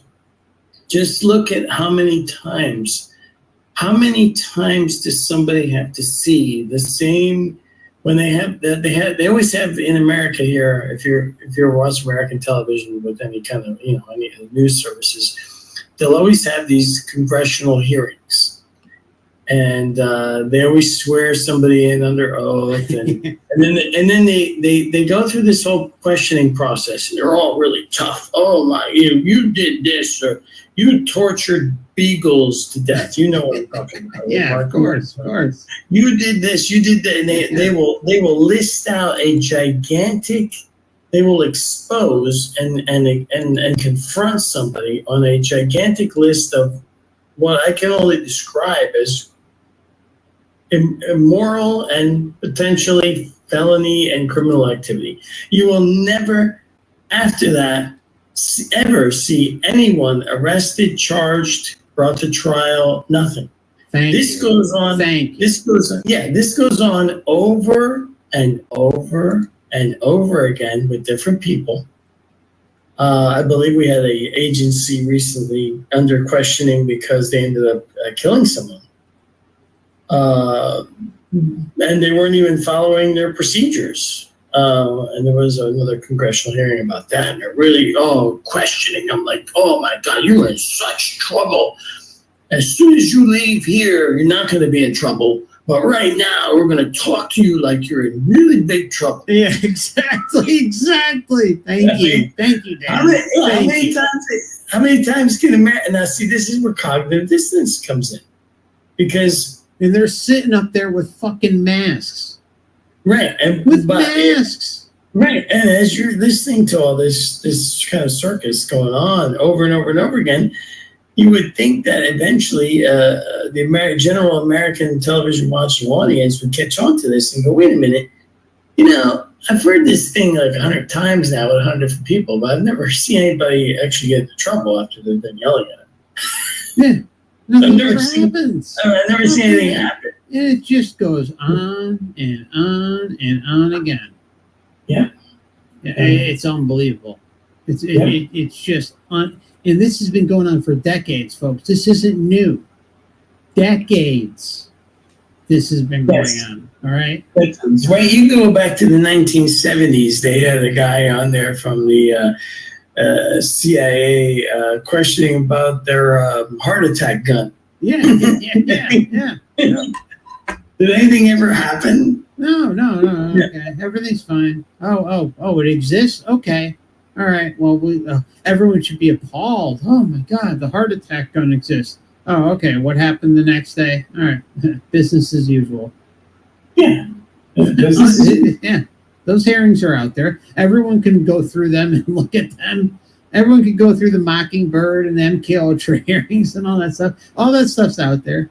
Yeah. I mean, yeah. And we're talking decades, 30, 40, 50 years ago. Right, and it's almost like they have like a thing. Okay, you're gonna sit in the chair, and we're gonna swear you in, and I'm gonna yell at you, and then I'll meet you at the bar down. Yeah, exactly. Yeah. I'm gonna play all kinds of names. And the blows in the bathroom and the blow and the hookers in the bathroom waiting for you. Yeah, exactly. It's just so sick. So sick. But but humanity's waking up, right, Jen? Everybody's waking up. We're in the new Earth is coming. Yeah, the new Earth, I'm telling you, goes back thousands of years. It's just thousands. Actually, about half the planet has been waiting for a new Earth for 2,000 years now. Any day now, it's coming soon. It's coming. According to the Holy Book, it's coming quick. Really quick. We're right on the prefaces of it happening. Just hang on, everybody. We're getting there. Yeah, it's just unbelievable. I want to thank Knack again for the very kind super chat. Second of the evening, he says, "How do we move beyond the black hole singularity that traps us here? The event horizon of our own consciousness once it's freed. We keep debating." Why the memory wipes? We know it's real. What's next? Liberation, my friend. Liberation and natural death. At least that's my opinion. And, just continuing to work on, I hate to use the term expanding your consciousness, but, meditating and being able to get in your firm resolve that you're you're in control, that nothing's going to prevent you from, taking back you when your time comes. I think, at least that's my opinion. It's something I continually work on, and or not even work on, but like put out there. It's not something I'm gonna, even though I think about it a lot, it's not something I'm gonna let ruin my day either. And my intention's out there. It's clear. It's unrelenting, and when my time comes, it comes. But I don't know. Any thoughts on that, Dan? I mean, I don't know what we can really. No, I think we covered it all. Except what we're doing here. Yeah. Make logical sense to me, my answer, even because how did anything change from one year to the next? And haven't we always done this? So I don't know the answer, but it is interesting to observe. Right. Yeah, it's fascinating to me to hear about that. And I have another question related to this topic. And I know you said you don't know the answer, so that's fine, but I just figured you seem like a good person to ask. On the internet over the last few years, I've been talking about near-death experiences I've been studying them for a long time, and I didn't see this until very recently, but like over the last year or two, this idea has been like gaining prominence in the near-death experience community, that this idea that Earth is a prison and the guides are actually malevolent beings and they're forcing us to come back here over and over and over. Based on your experience, do you see any evidence for that? Forced. I did start to see that, and I did start to wonder about that. Not that I did start to see that concretely. Yeah. But I started to wonder about that, and I had read a lot about that. And early on, I have an interesting journey with this life between lives hypnotherapy, because when I discovered that concept, and it really did relate to all of these clients, that almost all that were saying that they were forced to come here and that they didn't want to, I actually stopped doing LBL hypnotherapy. And then because of that, this was in around 2009 or something. And then my soul, I'm guided by my soul. So whatever my higher self or my soul is pushing me to do, I'll do. And eventually it came back around because people were calling me a lot for sessions. And I finally ended up starting up again. I was only on a short pause. I don't know if it was 6 months or a year that I decided not to do them because of this, but then everything kind of changed, like I told you. So I don't know, it could be that the concept is that the astral plane, it's like we leave this earth and the other side immediately after would be like the astral plane. And that's what they're saying was corrupted and would recycle us back, and they would be. Let me take a guess. Things are going to change. There would be the controlling forces there. I almost feel like perhaps there was a cleanup of that, and that perhaps there was a cleanup. Then things are getting cleaned up in here. Yeah, who's doing the cleanup? Why is it about it? It's just happening. Stop questioning things. The cleanup's happening whether you like it or not. I want to make it clear that under no circumstances will any of these people change their minds about anything. Even if they saw all of our videos and went to my website and went through all the books I post in the library there, and they went through all the material I've gone through, they would never. It is not possible. This may come as a shock to some people. You cannot change anyone's mind about anything. Only an individual can change their own minds.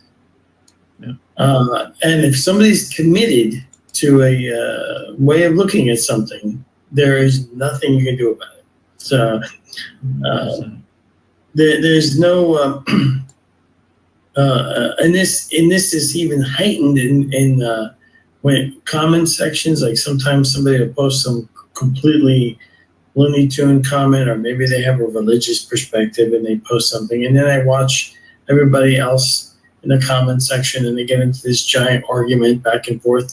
You will never change anybody's. There are things, psychological things, like besides cognitive dissonance, there's the backfire effect, there's a giant list of cognitive filters that kick in, and only a person that wants to know will be able to change their own mind about anything. And these two people don't strike me as wanting. I mean, when you get confronted with a barrage of people that have testified to their personal experience that this is a crappy place to be and they didn't want to come here, and you're able to brush all that off, plus what's coming up soon. Oh yeah. Alien Hybrid said I turned her video off right about here. Well, buckle up because there's the turning point's coming. It got to get worse. Yeah. Okay. Let's keep going. Okay. And that's why the sessions may have changed, because it was crossing over, it was into the astral plane where those beings were. And then that's what the sessions were like, kind of like the way Michael Newton wrote about them. And then when I started up again, people were bypassing that whole realm and going directly to probably like a higher level where there weren't the things that he would describe in the book. And so, you know, what's interesting too is that I'm a rebel and I don't follow what mainstream says or anybody usually. And so I had discussions with Michael Newton about things that I didn't agree with because I wasn't having them in my sessions. And I don't want to stir up controversy, but we did have an online forum for the hypnotherapists, and he was part of it. He would participate with all of us. And this is where I would have my discussions with him in our forum. And I would ask a lot of questions and say, this is not happening. This is what it's like in my session. So I'm not a rule follower. And a lot of the things that he wrote about seemed like rules, like this color equals this level of soul evolution.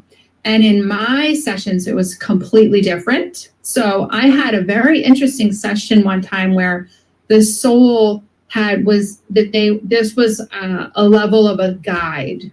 The soul was a guide. And also, I think he even says guides don't incarnate, but that's not true in my sessions. Guides do incarnate. And so this soul was with their soul group, and they were all guides, and each one had a different color. And so when you're on the other side, you're a light being and you have a color. You can change colors or, be a mixture.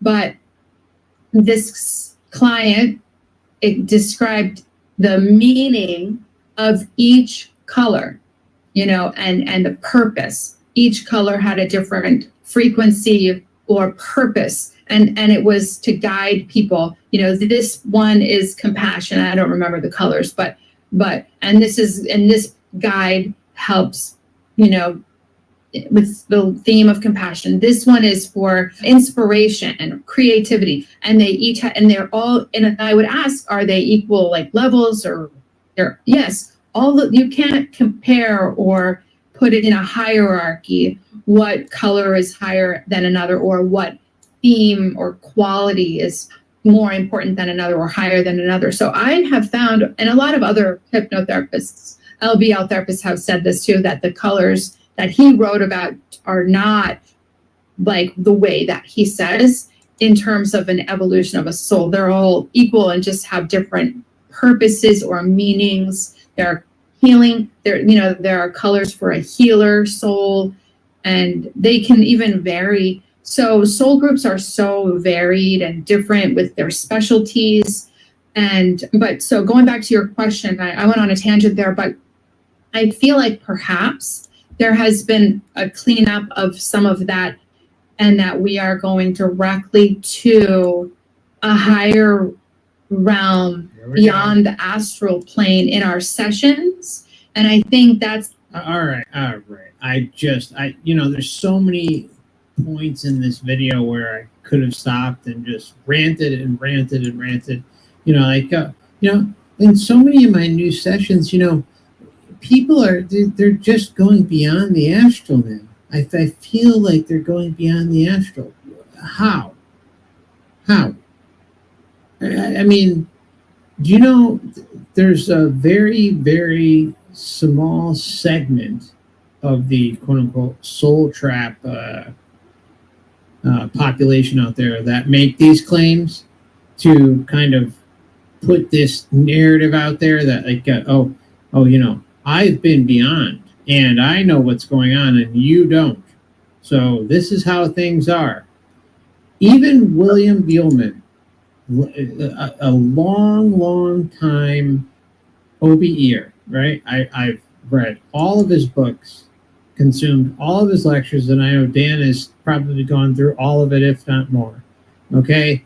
He talks about how it took him a long time. And if I recall specifically, he said about 10 years, if not more, to get to the point where he was experiencing things that he felt were possibly outside this reality or outside, should we say, the Matrix? I don't know. Okay, but he said it was a lot of trial and error for him to get there. And we're talking about someone who has like a very clear expertise in this field, okay? And then there's others as well. And he talks about kind of like things you can't describe, like even varying different colors or different, but the different colors things are also situations that pop up in NDEs, like colors are more vibrant and incredible, which NDEs are OBEs, but they're on people who have their life on the line in the moment.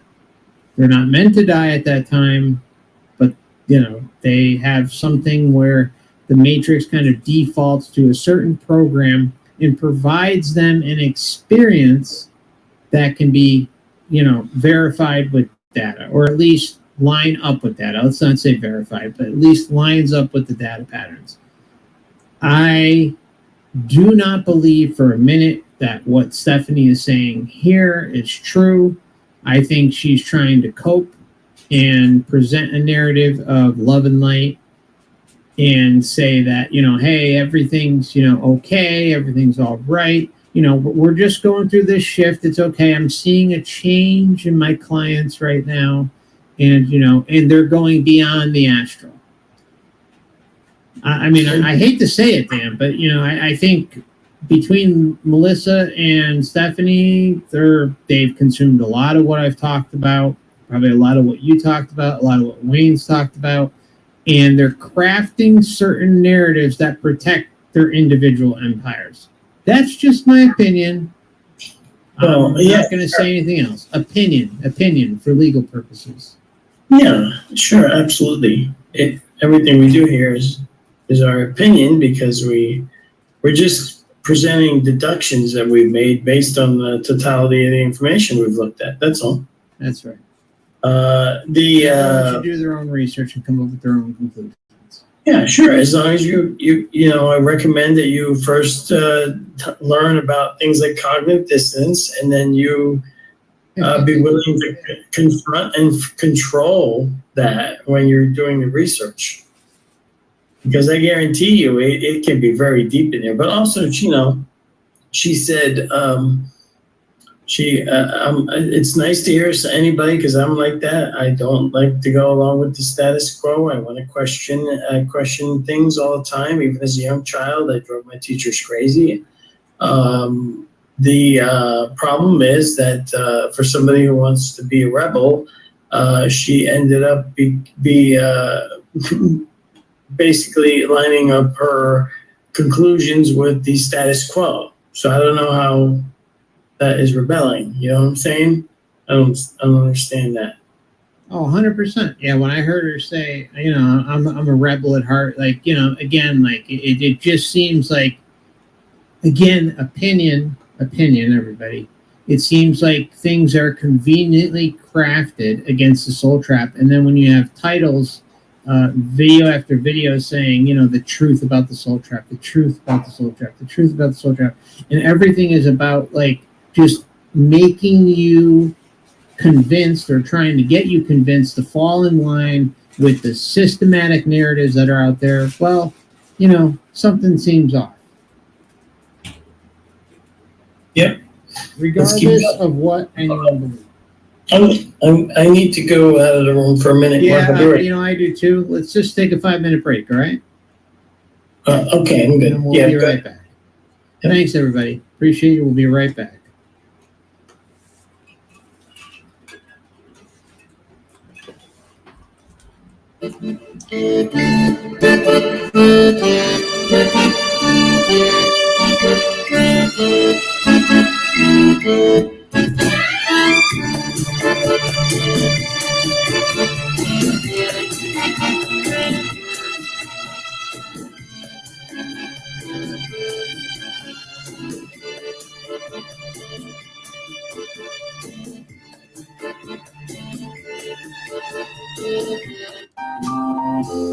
Heavenly Realm. Currently, and we're going to continue this extravaganza into tonight's video. It's actually the answer to the question that you had asked before, and this one, that why did that change? And I think I can only assume that that's the shift that happened. Maybe our consciousness became aware of that prison type of situation or that trap, and that we broke through. Because if we are humans, but we're having a spiritual experience on the other side simultaneously, and maybe our soul said, no more of this, and maybe we took care of it in some way, because I really have experienced the change in my sessions. They're not like the books anymore. Wow, that's amazing. Yes. So, going off of that, The degree of lying. She never followed. The problem is the degree of lying, and it's got a pretty face and sweet talk and smile and all that's supposed to reflect and manifest honesty, and unfortunately, none of that does. All that are great ways to deceive a person. Now, let's remember these two women, unlike the two guys and myself. So 3 guys, we are not getting any money. We're not trying to make any money off you. We're just trying to warn you. These 2 gals have clients. And when you have clients, that equates to money. And there's a separation. They're pretending to be the authorities, the experts. Now, I want you to seriously listen to the experts and see how many times they're just making up stuff as they go. This is pervasive. It could be the New Age movement. It could be Christians, Jews, Muslims. Everyone's just fucking making up stuff. Atheists, everyone's making up stuff. And you know what? And we have rationalized and justified that we could all just walk around in this world and make believe and belief, all right? Be like a leaf tossed to and fro all over the place. It could change anytime you want. And yet we use those beliefs, that make believe, to judge each other to the point that we're even willing to genocide each other or do all sorts of evil things. And I want you to think about this. And these women actually think they're doing something right, noble, but in reality, they're just manipulating their clients and everyone else, because this is what happens to everybody. And you get your numbers. You get 10,000 subscribers. Oh, it could be 1,000. It could be 500. It could be 500,000. It could be 1 million. And there's this desperation to keep pumping out the same old shit. Some people are better than others. Some people are better at questioning what they're pumping out, adapting, changing, but there are the exception.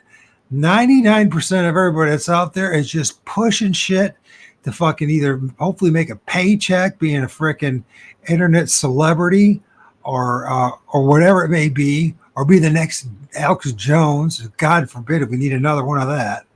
Or maybe there'll be a replacement of freaking CNN or Fox News and the mainstream media. The problem is when you really start deep diving this stuff and really questioning things, you start realizing even though people are dying from this stuff, people are having their land stolen from them, their future stolen from them, their identity stolen from them, all sorts of things. The crimes going across the board. It's criminals that keep on getting away with the crimes, and we're just watching crime syndicate after crime syndicate exploit the shit out of us while we disconnect, do nothing about our reality, do nothing about the immediate surrounding, and learn helplessness under the illusion that we're fucking learning something. And we do need to snap out of this illusion 100%. Or then if not, then collectively, in quotes, we'll get what we get one way or the other, right? Either we take control of our destiny ourselves, or somebody else or something else will. There's no exceptions. Nothing's free. We can pretend that, and it's fascinating, the New World Order with the internet and the start of the television. I just started with the radio, right? And maybe it started with printed word, the Bible itself, the holy books, right? Whether the Abrahamic faiths or others, right? And going to the church and being just complicitly being brainwashed because in the desperation and the confusion, the trauma that we're all going through, because we've all been slaves for generations after generation. It's a different type of slavery, but we're all fucking slaves, the vast majority of us, right? We don't have freedom of movement. We don't have freedom to do much of anything. So we'll learn all this stuff in this darkness. But it's important that we look at this stuff and look what these guys are saying, because there's something they have to say, if you can find it, that's profound about what's going on with the shit show we're in. What's that? Yeah. Well, no, it's just she said something very profound there. We're not okay. I think William Buhlman, Monroe has probably commented on this also, but it also becomes quite obvious if you do enough of this research. We are consciousness, individual souls, currently occupying a human body. We are not human. We are simply currently in human form. Yeah, we're at a rest stop. Well, not a rest stop, a parasitic stop. Yeah, basically. It's a rest stop in New Jersey. Exactly, the armpit of the nation on the New Jersey Turnpike. And no, but at least they pump the gas for us, right? I used to be from there, so I can say that. Yeah, I drove through there many times. The only thing I enjoyed about New Jersey was that they pumped your gas for you. But I remember, like when I was a teenager driving through there, early on when I got my license, and I went out to like pump my gas, and like, no, it's illegal for you to pump your gas. I'm like, what? I'm like, wait, what? I'm like, yeah, get back in your car. We're pumping your gas for you. And then it's like, oh, okay, I got to tip the guy. It's like, I'd rather just pump my own gas, you know? That's right. But remember, you live in a free country. Yeah. But don't pump your gas. Not allowed. No. If we're no longer part of that system that he wrote about in his books, which for anybody who's not familiar, he writes about this like whole like heavenly realm where people go on the other side to continue their learning and have all these experiences, ultimately with the goal of having their next reincarnation on Earth. So if we're no longer part of that system, are we still here for the same reasons? Did we ever really need to come here to grow spiritually, or is that just what we were being told? What a question. That's the ultimate question that maybe none of us know, but I do want to say, and I'll talk about it in a second, but I also want to say that even though we've just said what we said here, the souls do still experience some of those same things, like going to the life selection room and watching the movie of the different lifetimes that they could choose from. Maybe they're given an option of 3 bodies and lives, and they can watch the movie of that life or go into it and exceed, like, to make the decision and feel it. And so these things do exist still. It's so I don't want to say that that we as souls are not still doing things like that. And then to get to your question about it's confusing to me, because aren't we perfect? Aren't we loving and more knowing as souls? And so then why do we come here? I still think that we come here for the experience. Mm-hmm. And I always ask, this question. So, for example, on the other side, we're in total love, bliss. We don't have a physical body. We don't even have an emotional body, because the emotional body of the human. Wrong. You don't have an emotional body. No, the life review proves that that's incorrect. So let's get that out of the way. If you have a life review, you're going to have the bliss, you're going to have the overwhelm, you're going to have the overload, but you're also going to live through the transgressions, the positives, the negatives, all that stuff, and have an emotional component and compassion and empathy for those that you may have hurt or affected in a positive or negative light. So I find that to be completely false, just based on what the data shows. Your thoughts, Dan? Yeah, she was bouncing around a lot in this last segment that you played, and she even said, I was confused. Now, sometimes you can be confused. You can be confused because you're trying to figure out what truth is, and you're getting different opposing pieces of information, and you don't know what to believe. Or you can be confused because you have to use your cognitive dissonance to maintain your premise, and you have just received conflicting information. And so now you have to get rid of that information, which is what I think more of what likely is going on here. She is a good data collector for hypnosis, probably, but she's really, in my opinion, really bad at interpreting the data, because these people have made up their minds as to what the data means before they even analyze it, and it has to mean that it's a loving thing. Everything's love, all good, it's light, which doesn't really jive with actual love. No. Like, I was thinking the other day, I was taking my dogs for a walk, and they have to do their business. And I was thinking,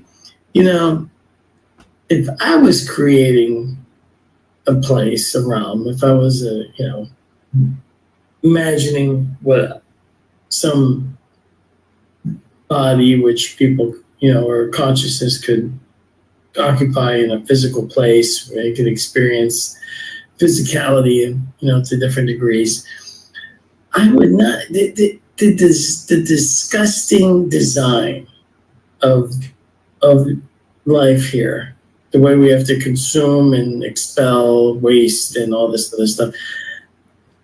I just thought about it for a minute. What would I design? Well, I think, it would be more like charging a battery. So it would be like your body would be able to absorb energy when it needs to fulfill itself. And the energy would be this different, like energy balls that would, float around or whatever. And you could just choose different colors, and different colors will give you different experiences or different flavors. And, and something clean, something simple. We've even designed stuff that works that way, right? We've invented batteries so that we could put energy into something, contain the energy, use the energy, and then refill the energy. And there doesn't have to be any disgusting waste that comes out of the battery to, when it's done feeding. It just comes back out as energy. I mean, why do we have to be so gross? Oh, don't even get me started on that. Don't even get me started on that. You know how often I think of that too? Like when I'm not, no, it's like I don't even want to talk about it. It's just, it's so insane. It's a really bad design. It's not even like a design. Like it's well, no, I'm with you. Like it's a horrible design, but I think I'm gonna just put this out there. I think it's a reflection of the system. Let me just say it. Taking a dump, taking a leak, right? All that stuff, like just how nasty it is, right? How it's something we all have to do. I think it's a reflection on the day-to-day life that we all live, in what this whole system, what the puppet masters think of us. It's a really sadistic thing. That's just my opinion. It is. It's a way to humiliate. It's weird, man. It's really weird. Humiliation. Yeah. It's just. I don't know. I would never think. I would never create this. And that's the thing. It was be created by some kind of all-knowing, all-loving being. I would never create this shit show. This would not be. It would just not be made this way. We'd never allow children, men, women, whoever, dogs, cats, to whatever, either work in slave factories, or to be whipped and abused by owners. None of that stuff would be allowed to occur. Dogs are, and cats are some of the most amazing beings and creatures on Earth, right? They provide much love and assistance and necessary, I don't know what, leveling. They're just incredible. Yes. Yeah. And yet they're made to suffer in great numbers here. Yeah, huge numbers. Like, for instance, I'm not going to drone on about this too long. I've talked about it before, but I adopted a pit bull when I graduated high school. I went to a inner city kennel, and I looked at probably 17, 18, 19, 20 dogs, something like that. I looked at a lot of dogs. And the last dog that came up to me, she just came up to me and put her head in my lap and just looked up at me.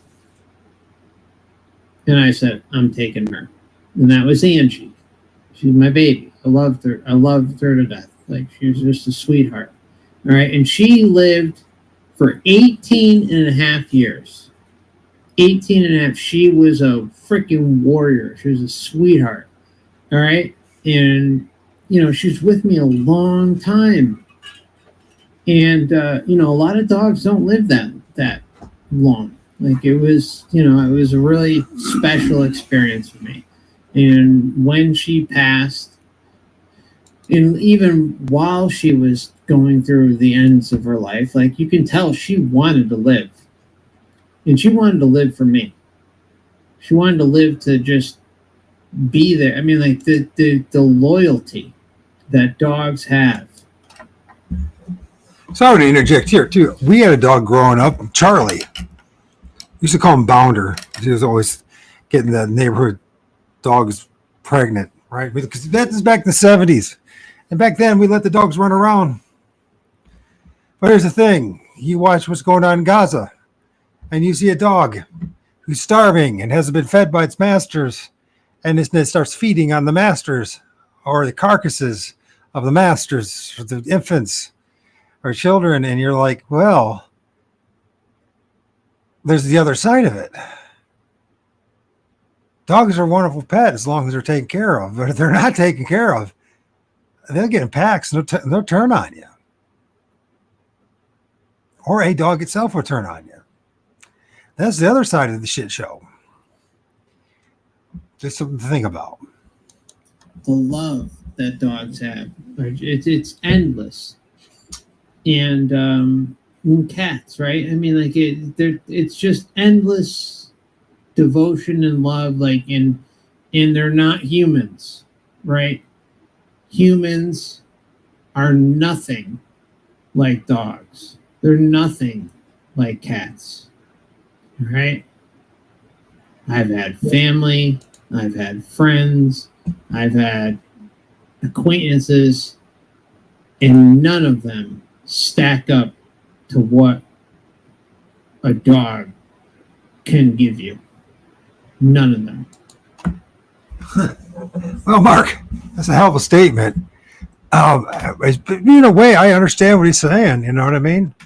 If anybody's been around the block, you know what it's like to be in broken up relationships, breaking up, someone telling you that they love you, and the next moment they're not with you anymore, they're with somebody else, telling you they're never going to leave you. But this is all part of the Loosh production. This is all the reason why all this stuff, because the real purpose why we're here, from all I can tell. This is my best guess. That's part of the reason. That's part of the problem with this place, right? Either you follow what somebody else says is true, or you go try to figure it out yourself. And God forbid if you do that, right? You'd be called everything under the sun instead of just, I'm just another critter in the forest trapped in this matrix just like the rest of it. Well, one thing I discovered is that this place, it's a soul trap. It's some kind of trap, at least. Everything's an illusion. Everything's a lie. And I mean everything. And even the things that you believe in and the people that you follow. You know what I mean? And yourself and what's going on between your ears, the constructs. Most of us, our heads are so full of, we all are. Let's just be honest. We all are suffering from this. Our heads are full of fucking lies, make-believe bullshit, stuff we can't confirm or make or verify or prove at all. Yet we'll argue and we'll beat the shit out of each other about it. We'll insist that we're right about a belief or some kind of the dogma that you're under. And then, but if you're honest, no matter what you believe in, it's going to fall apart. And you're still left with the same uncertainty. And most people can't handle uncertainty. And they can't handle the fact that most of the things that they believe in are bullshit. And they can't handle that. They can't. They'll project it on each other. They'll beat the shit out of each other. Verbally, emotionally, intellectually. But it doesn't matter what you believe in. There's someone out there that can prove, if you're willing to listen, or disprove what you believe in. That's why it's a belief. Faith, blind faith and stuff is dangerous. That's what's got us in all this trouble all these years. And let's think about the design. He was talking about waste and consumption. We live in a very predacious creation where everything's feeding on something else. Something bigger is feeding on you until that big thing. So for instance, the lion feeds on the frickin' deer. The deer feeds on the plants, and then eventually the lions are fed on by the dung beetles and the maggots and the flies and all that. Everything's feeding off each other. It's this constant and gross, and everything's defecating and pooping. Think about it. All of the diseases, the largest part of the diseases that man faces is due to the waste that comes out of them. And if it wasn't for plumbing and for the things that we have today to deal with the waste, we'd all be right now, especially in the West, be sitting and living in our waste. We'd be dumping it out of the windows, out of convenience. We'd have some outhouse somewhere, whatever. We have to deal with all that kind of shit. Now you can use that to fertilize the plants and shit like that. But the problem with the shit we eat, it's probably not a good idea to use our shit to fertilize the plants. And here's the other thing. Why is it that when we take a shit that it should be a problem at all? We should be able to take a crap somewhere and it just dissipates and a flower pops out. None of that happens. What happens if you're around too much? There's gonna be flies, and then the flies are gonna get your food and get in your fucking eyes and on your hair, and it's nasty. This place is fucking nasty, is what it is. And we go out of our ways to manage and control it because this creation is fucked up. Whoever created this thing, you would call it God, you want to give a name to it, whatever these things are, they either fuck this whole thing up, or they design it specifically, that's at least I see it, so that for suffering, pain, and misery. So that a whole bunch of shit would be made. And they feast off it somehow. They benefit from somehow. But we're so disconnected from reality. We're so disconnected from everything that's around us. It's absolutely shocking when you finally wake up to it all. And you realize you actually have empathy and compassion for the first time, because you realize we're all under the mind screw. We're all under the lies. You guys were talking earlier about karma, and they're talking about reincarnation. If we do come back, do you know the problem with all that is? And we're supposed to learn something. But we have forced amnesia. None of us remember anything in the previous lives. So if that's true, then there really is no lessons to be learned, because in order to learn something, you have to experience it, go through it, actually learn the lesson, and then apply it the next time. And you have to learn the lesson. You have to know what lesson you had to fucking learn. But that doesn't happen. If there's previous lives, we don't remember what the previous lives were. If it's true what the Abrahamic faiths have to say, then we have this awful, nasty God that if you don't believe in it, you're going to hell. Across the board, they believe that. What kind of a shitty God is that? If you create it, let's think about your children, if you're a parent, or, whatever it may be. Let's just say, go with parents. I have a son. Would I ever punish my son the way God wants to punish us if we don't believe in him? And we don't believe him in the right way, the way somebody else says, some book says. The same religions condemn idol worship. Their prophets are idols. Their fucking books are idols. Their flags are idols. Their symbology is idols. Their characters are idols. They'll deny it. They'll make all sorts of rationalizations. But the truth is, it's an idol. What kind of God is out there that you need to have to read a book in the first place in order to have a relationship with it? Or you need to have some other human being to lord over you to teach you how to have a communication with God or the spirits and all that, instead of them interacting with us personally. Think about it. Genuinely question whatever you believe in and what people believe in. You don't have to be mean about it. You don't have to hate on everyone else, because everyone's fucked. Doesn't matter who you are. We're all fucked in this shit show. That's where the empathy comes in, when you realize we're all fucking screwed. Think about it. I've had great loving relationships with humans, but you know what? At the end of the day, the dog's not going to judge you. The cat's not going to judge you. They love you and care about you to the end. As long as they're fed. And if most of them, they're not fed, Mark. And there's plenty of images. And we saw the past 9 months what's going on in Gaza. And these freaking dogs running around with freaking people's hands and babies and everything in their mouths. Then what? You see? Even the dogs will turn on you in this shit show about creation. And how anyone can abuse that loving relationship is just, it's beyond me. It's beyond me. I agree. Yeah. Yes.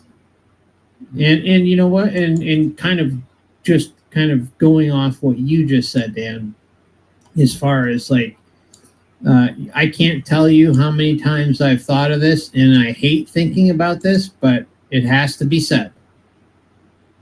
It has to be said.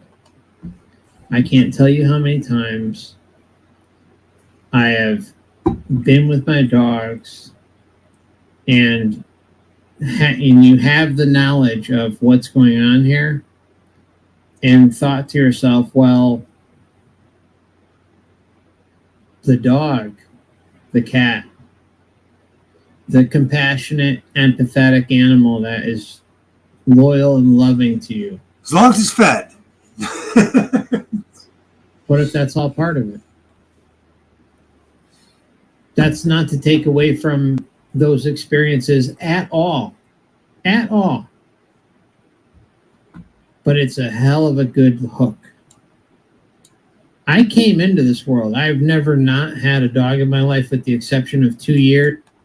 So this dog, right? Let's think about what I'm saying here. So a dog is a wonderful companion as long as it's fed, as long as it's taken out to go to the bathroom and take a leak. If you're lucky, maybe you got healthy, you can take it for a walk and all that kind of stuff.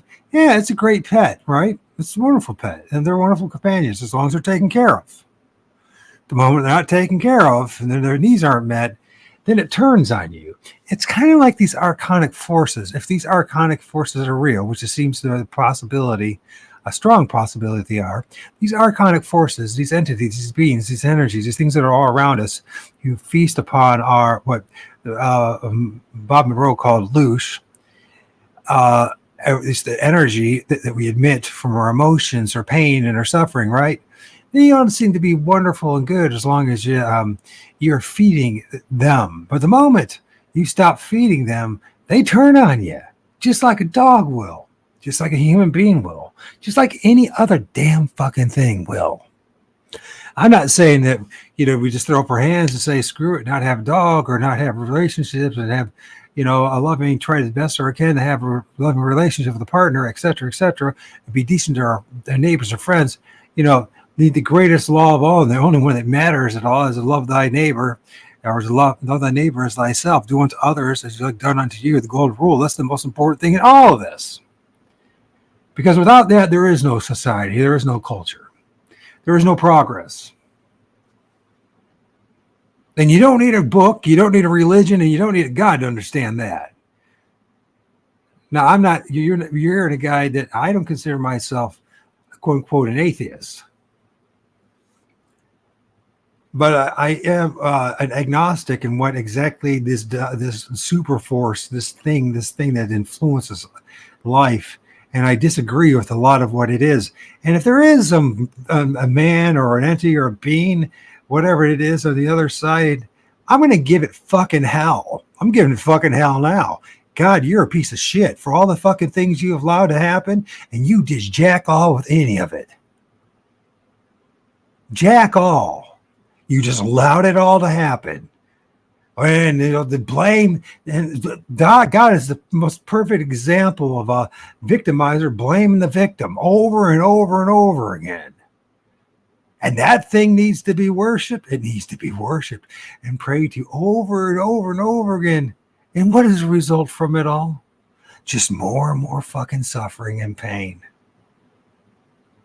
As evil and as nasty as that sounds, I'm not making up anything. I'm not lying. If it is fucking real, if God's real, if Yahweh's real, if Allah's real, if Jesus is real, if any of these things are real, they're all condemnable and they all should be judged terribly. Not us. Not that 5-year-old kid right now in Gaza or in Sudan or the one that's in Congo that's fucking working in a goddamn mine naked with guys all around him with machine guns probably doing all sorts of horrendous things to him after they're done fucking, slaving away so I can have our fucking cell phones and our, you know what? That God's a piece of fucking shit. And that's the same God that everyone claims they're fucking worshiping. You don't like it. And you'll damn judge me for what I didn't do. I didn't do this to you. I'm just telling you the truth. Apparently, the God that all you guys believe in can't bother to tell you the truth about anything. In fact, it hides behind his religion and his books and his mandatory acts and dogma that you have to fucking follow. And then in the end, if it feels like it, if it even gives a shit about it, yeah, it might give you some crumbs off the fucking plate. Yeah, more like the crumbs off the table that you'll have to fight with the maggots and the fleas and the fucking flies to have. That's your fucking God. You can say anything you want about me, and you can condemn me. It won't mean a fucking shit. You talk to your God about this shit. And stop acting like a goddamn pussy to your fucking God. Because if your God is worth a damn, then you would think it would want to have warriors, priests and priestess. You know what? Kings and queens, not fucking worthless, frightened slaves. They fucking don't know what the fuck's going on. Your God wouldn't confuse you about every goddamn thing and give you empty promises. None of you know what heaven is. None of you do. Try to study and research it and qualify. Really, you know what you have to do? Just like every other son of a bitch has to do. You write all these fucking books and you make up shit.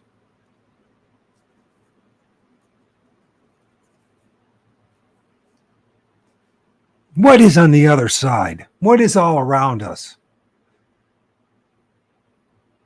Get off your asses and start filming the trees and use the camera. Use the camera, start filming shit. You're going to film shit. And you want to call them jinn, or you want to call them demons, you want to call them whatever the fuck you want to call them. The fact of the matter is somebody else told you that's what it is. You didn't figure it out for yourself. And therefore, you and I, anybody else that falls in line with what somebody else fucking says, you are the slave to that human being, not to the God. The most evil son of a bitch I know is the fucking Pope. Hey, the rabbis are pretty fucking bad too, aren't they? The imams aren't much better, are they? They'll fucking make up stuff. And you know what those imams will do? If you don't freaking believe in what they say, they'll just tell all their followers, just ostracize you and say, oh no, he's a non-believer. Don't waste your time with him. He's going to hell. Righteous and loving God's making sure you're going to fucking hell because of the creation that it made. And it's going to blame you for all this bullshit. And they say, well, it's your fault. You shouldn't have fucking done it. Instead of taking any responsibility for its own actions. Do you understand how insane it all fucking is? But you're an apostate. You're one of the profane. You're evil. That's your way. You're guided by fucking demons. Am I? It's interesting. If that's the case, the demons seem to be more fucking honest than your fucking God. Do you understand? Now we're having this, I've listened to this very interesting conversation debate because it hopefully will make you think about other things. Most importantly, stop fucking following other people. And when they fucking tell you this is the way it is and they fucking can't verify it and prove it. If they have to use brute force, they have to bully you. If they have to ostracize you, if they have to reject you in order to make you believe that fucking belief system, that belief system ain't worth a fucking shit. And that's the reason why, a big reason why we're living in such a corrupt society, because the goddamn foundation of Western civilization and the Abrahamic faith is all based on fucking corruption. It's all based on fucking lies. Demonic lies, if you will. Evil fucking lies. Lies that justify murder and genocide and fucking slavery and all sorts of horrendous fucking things. And all the double talk and all the contradiction in your holy fucking books, and you won't be honest with any of it. And you'll spend hours and hours rationalizing, justifying all the goddamn contradictions. Now, if this is the word of your mighty God, there's something fucking wrong with it. Or the realistic thing is, some dudes get together, very clever guys get together and fucking gave you a holy book for you to follow so that they can control you, so they can exploit you, so they can tax you, so they can cause you to fight their fucking wars and be your goddamn slave. That's what it's really about. But we won't talk about that. We can't talk about that. If you do talk about that, you're an evil person. Isn't it interesting? In this world that we live in, everything's reverse. You tell the truth, you're evil. If you lie your ass off people with a fucking smile and a grin, oh, they're wonderful people. They're sweet and loving. And you know what? I want to tell you something. After all the years I've been on this place, I don't trust a smile. Smiles don't mean anything except one thing. There's a good chance someone's going to bullshit my fucking ass when they fucking smile. I mean, there's one thing to listen to a good comic and have a good laugh, to let go of some energy, but the smile that they want you to do, it's a manipulative smile. It means nothing. Except that someone is about ready to fucking screw you over. What kind of a creation is this?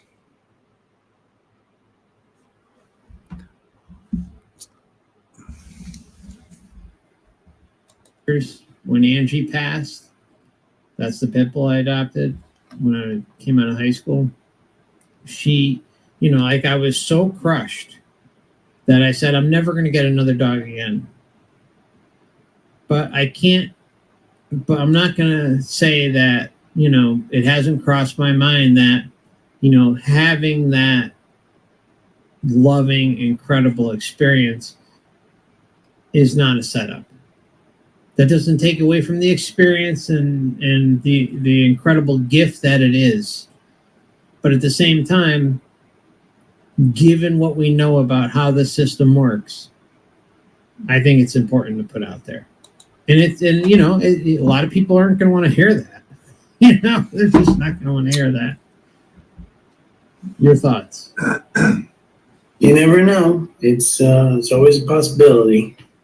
Yeah. Okay, let's move on.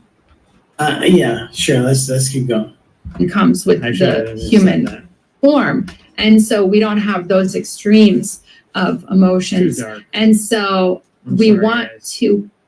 Every time I ask that, the answer is that it's fun. And so I think it's a challenge. I think maybe it gets boring. I don't know if it could possibly get boring on the other side, but it's the contrast. And so I even had a client that it was hilarious. He and his soul group thought that every single thing that happened on earth was hilarious. And even murder, trauma, the most horrific things from their perspective in the soul state, they thought it was all hilarious. It's all hilarious, Dan. This is where I stopped the video. Yeah, how can you not? I had to stop it here. I haven't heard anything past this point because,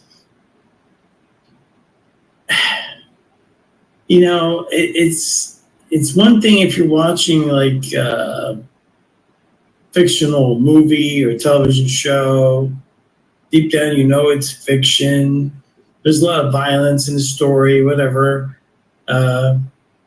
But you always know that it's staged, it's choreographed, it's not real. So you can sort of get out your, like maybe you're watching a revenge movie and or like a Jason Statham movie or something.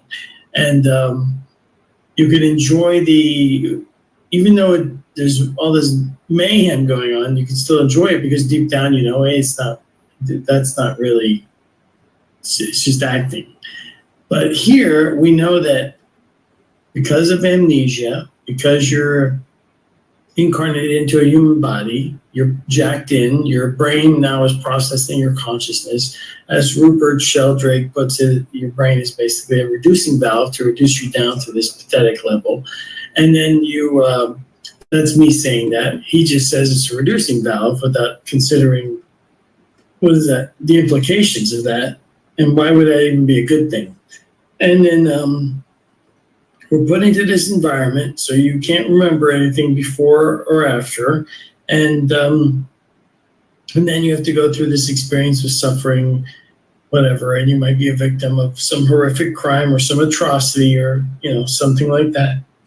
And then to think that this is in any way, you have to really be, you're getting close to being narcissistic here, where you can just casually say, oh, isn't that hilarious? That is so funny. 100%.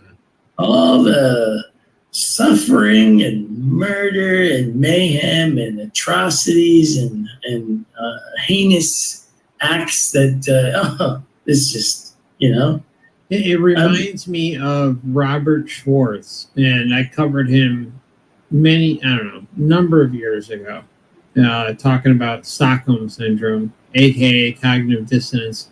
And one of the things he said was, and I quote, and this quote may be a little off, but this is what he said. And funny enough, Melissa interviewed this guy too. He said, we think of those with AIDS or those who are drug addicts as losers. That's what he said. And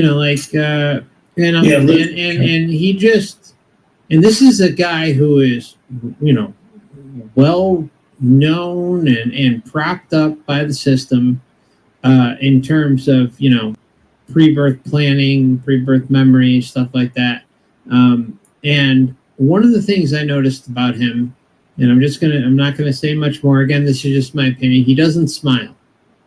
He smiles on his book covers, and all he does is talk about his books. And he makes up excuses and says some really horrible things that prop up the atrocities that happen here. And, if you guys want to check it out, feel free. Stockholm Syndrome, it's a 2-part series, probably 2-3 years back. And I go over what he says, and it's appalling. It's horrible. Horrible.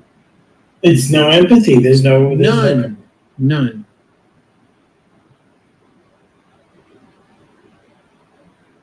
Thought that every single thing that happened on Earth was hilarious. And even murder, trauma, the most horrific things from their perspective in the soul state, they thought it was all hilarious. And so, not everybody's ready to hear that here, but and it was funny. We were both laughing a lot because of how funny they were perceived. You notice how she admits that, I'm laughing too. There's not a laugh about that. There's nothing to laugh about. Absolutely nothing to laugh about this. This is where, you can really see, like, if you ever wondered how far cognitive dissonance, if there's a limit to it, there is no limit. You can literally justify anything. I think human beings were created to be containers for consciousness for some type of slave purpose. And cognitive dissonance is like a programming baked into the design because it makes it absolutely easy to have people believing whatever nonsense you want to have them believe. Well said. Doing things as souls. So I had another client. This was a fascinating story.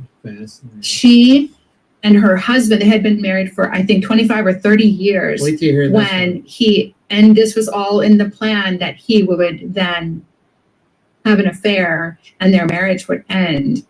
And the souls explained that they had made this agreement because they thought it would be fun.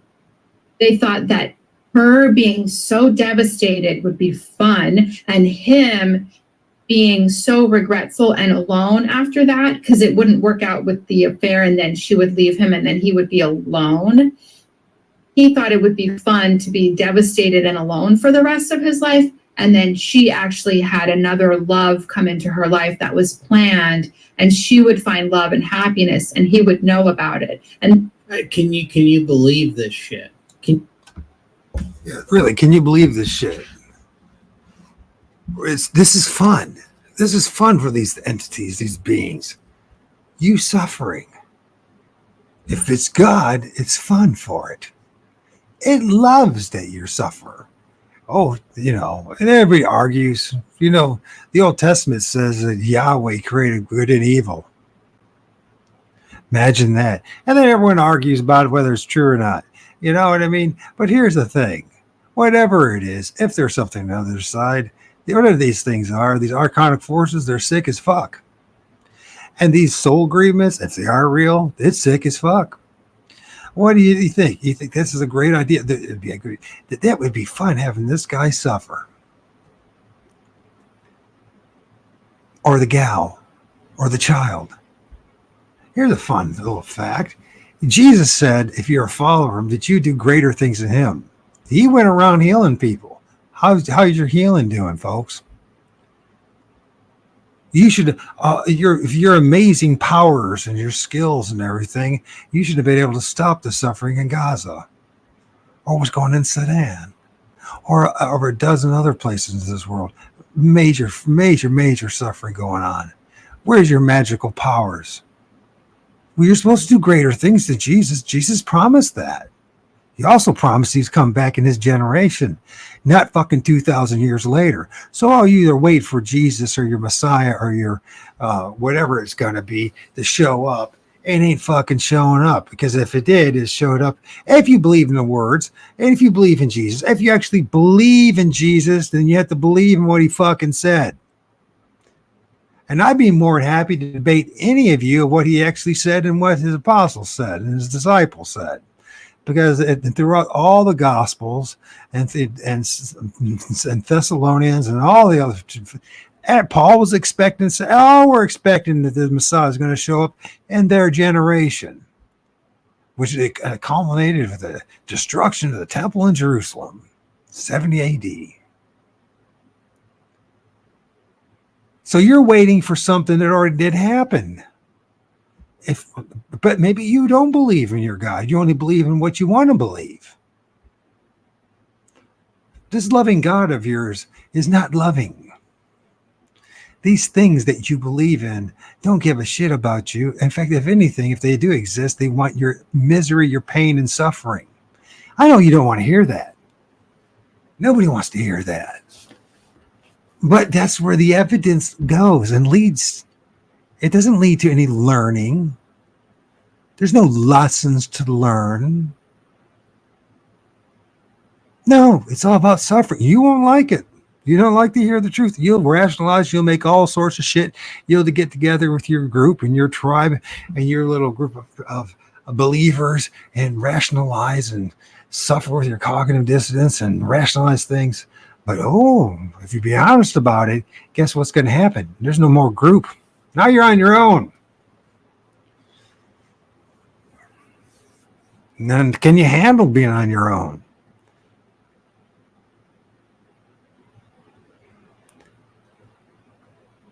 That's a damn good question. And she's smiling and laughing. They think it's real funny, the suffering. And this is one of the things about New Agers. They are so disconnected, and their empathy and their sympathy is so disjointed and so disconnected. They don't have it. They think it's funny. They blame you. They say it's your fault. You chose all this stuff. You chose the circumstances you're in. So they say that there's one of the videos floating around on the internet. Go look on Twitter, and there's a kid, and there's numerous kids. And you know what? This kid, because half his arms, his hands are amputated, and his feet are amputated, walking around in stubs in the fucking goddamn fucking beach. And pretending, here, I don't know who you are. This dude's pretending there's some kind of fucking resort going on in goddamn fucking Gaza. They're just having a great old time on the fucking beach. I hear other people saying, it's all just a psyop, it's all make-believe. There is no, it's all just, fake bodies and all that, and everything's going on in Gaza. I hear all sorts of shit. That's what I hear. That's what I hear. But what I see, too, is a terrible, evil fucking shit show in which the worse you are in this place, the more evil you fucking are, the more likely you're going to fucking succeed. It's like that cream that rises to the top. Well, that cream is just pure fucking evil is what it is. It's blood-soaked. Exploitation. about everybody around you, whether it's through the banking system, whether it's through politics, or it's through war, through religion. The bigger the liar you are, the bigger the scumbag you are. But as long as you believe in God, everything's okay. Except the truth is, in this place, the worse of a human being you are, the more you fucking get. That's the truth.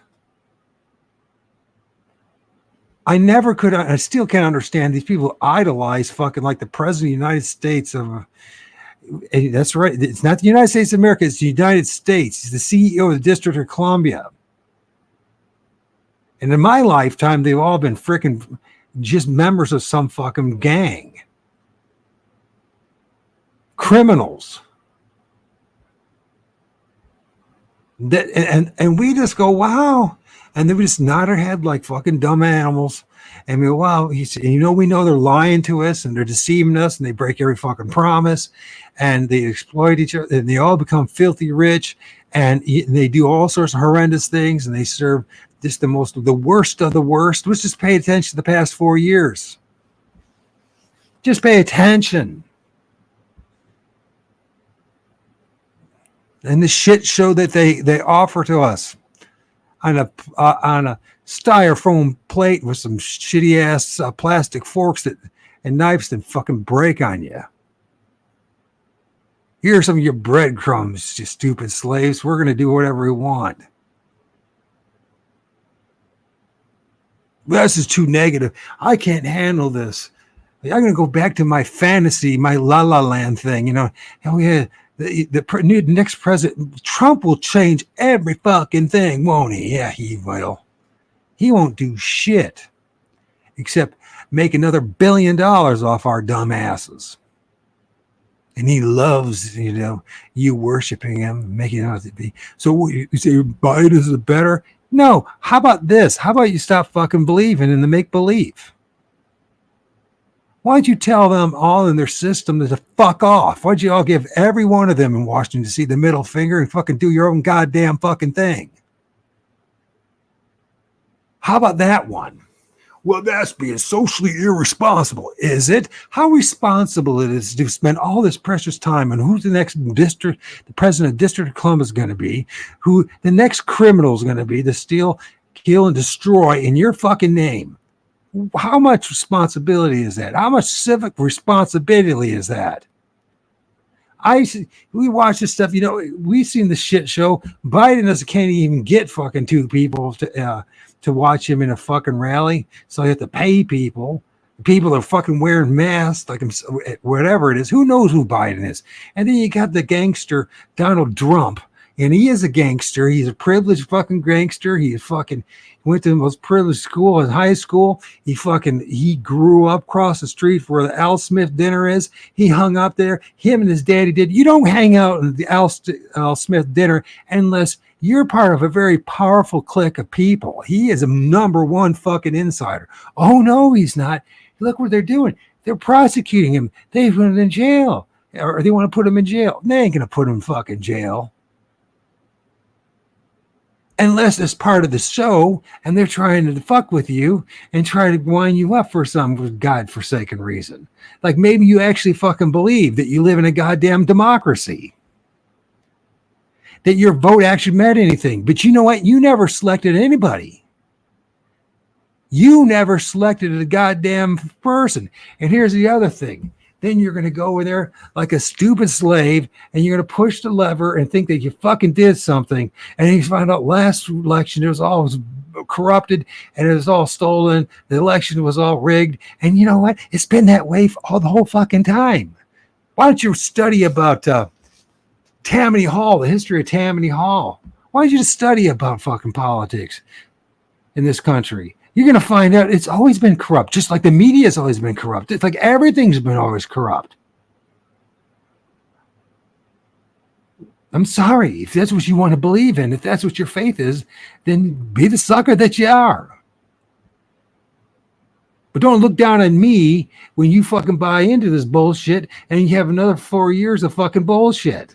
Because that's exactly what's going to happen, as it always has fucking happened. It's never going to fucking change, except you're going to idolize this person until that person lets you down and he walks away and all that billions of dollars, and he's going to hand it over to his cronies and to his son and privileged son. And, you know, he'll probably end up being a goddamn president too, and big fucking deal.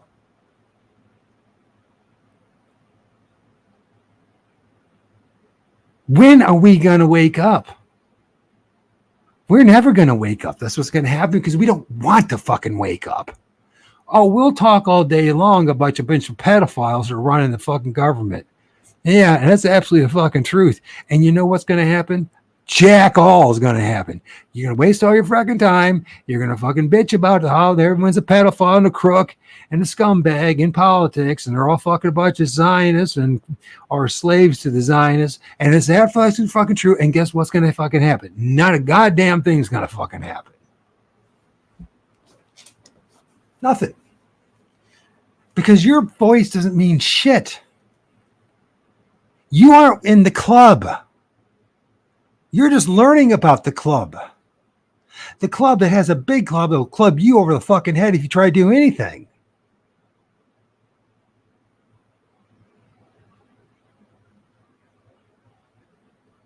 Now, you see, we like, well, shit, you're so negative, or terrible negative. What are we supposed to believe in? Why don't you start believing in your goddamn self? How about that one? Why don't you start believing in yourself and stop believing in somebody else? Especially a jackass that walks around in a goddamn suit and tie. I want to remind you once again what a suit and tie is. That tie that joked around that slave's neck is just that. And you know, it's kind of in the shape of a fucking obelisk and a snake, and an obelisk and a snake. And you know, it points to your snake, your fucking penis. It's Osiris's penis. It's a symbol of Osiris's penis. You think I'm making it up? I'm not fucking making up. You're just too damn stupid and dumb. You're so blind. We're all so blind. It's hidden in plain sight what it means. When I see a man in a suit and tie, you know what I see? A dickhead. And you know what that dickhead means to me? That means he's a fucking slave to this fucking system. He ain't worth shit in my book. He'll pretend to be a big shot in a man. He might even use some of the force to abuse me or you or whatever. There's a good chance it's going to fucking happen. I don't have any respect for a 6'4" clown fucker walking around in a suit and tie. I see a goddamn criminal there. I see a goddamn slave to the system. I don't respect it. Nor should you if you had any common sense. You know, whether it's this whole stupid thing about the president and everyone's grifted on it and trying to make money and trying to get a following and other stupid freaking spaces and other group discussions and all that, blah, blah, blah. I guarantee, I tell you, this is what I do. Everybody, this election, left, right, whatever, none of you fucking vote. Just stay home, make a commitment to each other. Don't fucking vote and see what fucking happens. Because nothing's going to fucking change because you didn't select those motherfuckers. That's the truth. And the moment you get honest about this shit, maybe things could change because it don't fucking matter. It doesn't matter. Well, this guy might be better. At least they're both Zionists, but maybe he'll do something for a country instead of fucking Biden. Look what he's fucking doing. He's destroying the fucking country. Is he destroying the fucking country? The guy can't even fucking wipe his own his ass. He can barely fucking walk. He's the one destroying this country?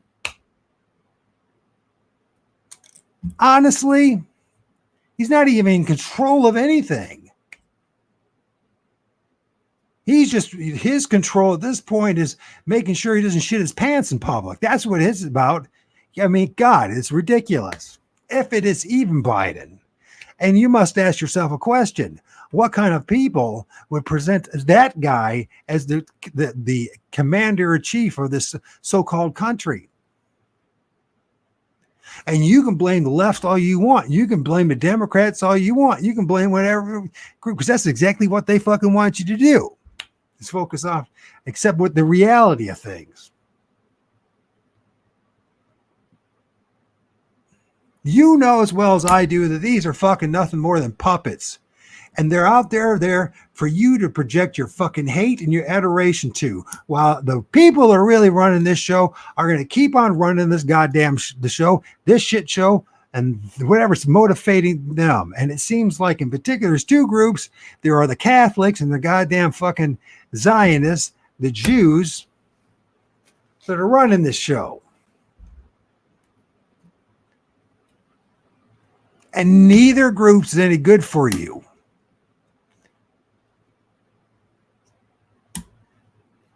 They don't care about you. They never did care about you. You know who's got to care about you is you got to care about you.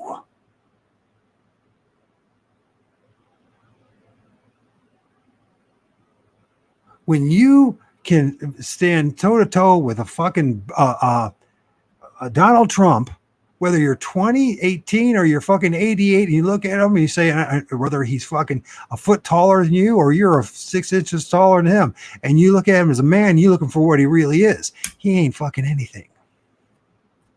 Except that if he so chooses, you know, he could use brute force on you, send to Guantanamo Bay, and fucking be tortured and all that kind of shit. Oh man, where did all that shit happen?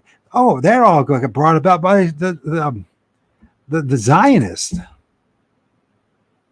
the neocons. In our lifetime, we've seen all this shit fucking happen. There is no democracy. The best thing you ever could do is give them a fucking middle finger. Maybe start paying attention to who your local sheriff is, who your fucking mayor is, who your fucking politicians is here. Maybe you ought to run for them. You might as well exploit it. They're not any better than you.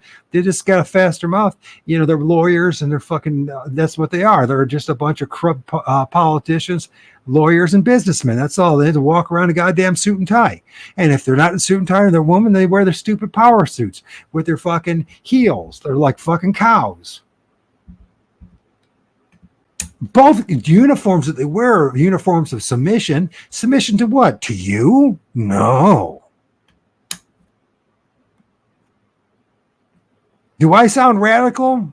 The truth is, I'm not radical at all. I'm just using some fucking common sense. The rest of you aren't. Got to believe in something. Yeah, you got to believe in something. So why don't you believe in you? Because that's the only thing that's going to make a fucking difference in your life is you. Can you believe this? And I've heard this in something similar in Newton's first or second book. I don't remember which one, but this is something I've seen pop up. Yeah. It's going to be great. We're going to go down there together, and I'm going to cheat on you and make your life miserable.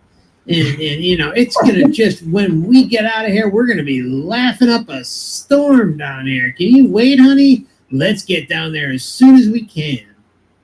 This is what's funny about this is actually that people can believe this, that this will fly, and you know, and then that there's people out there that would rather believe that version of the explanation than what we're presenting, which is, hey, you got to figure this stuff out, assert your individual sovereignty, and then you can get out of here by simply willing yourself out of here, because they can't really keep you here if you really want to get out.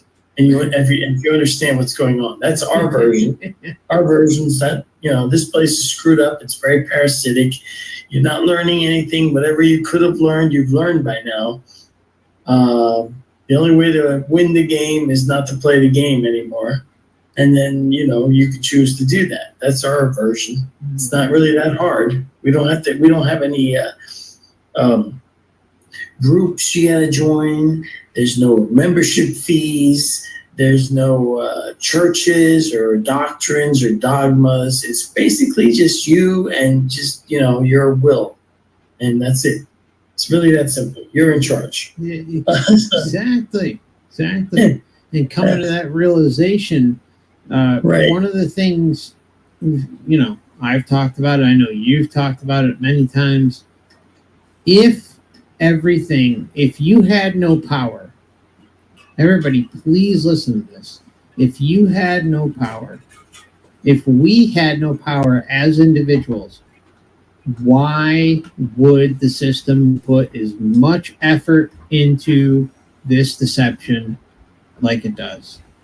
It goes way beyond Loosh. It goes beyond like just completely. The whole point is to take away from your individuality, and that it couldn't be more clear.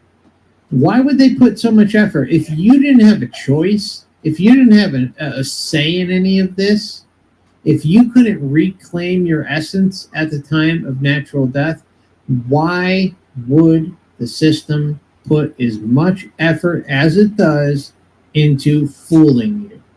Why? It makes no sense.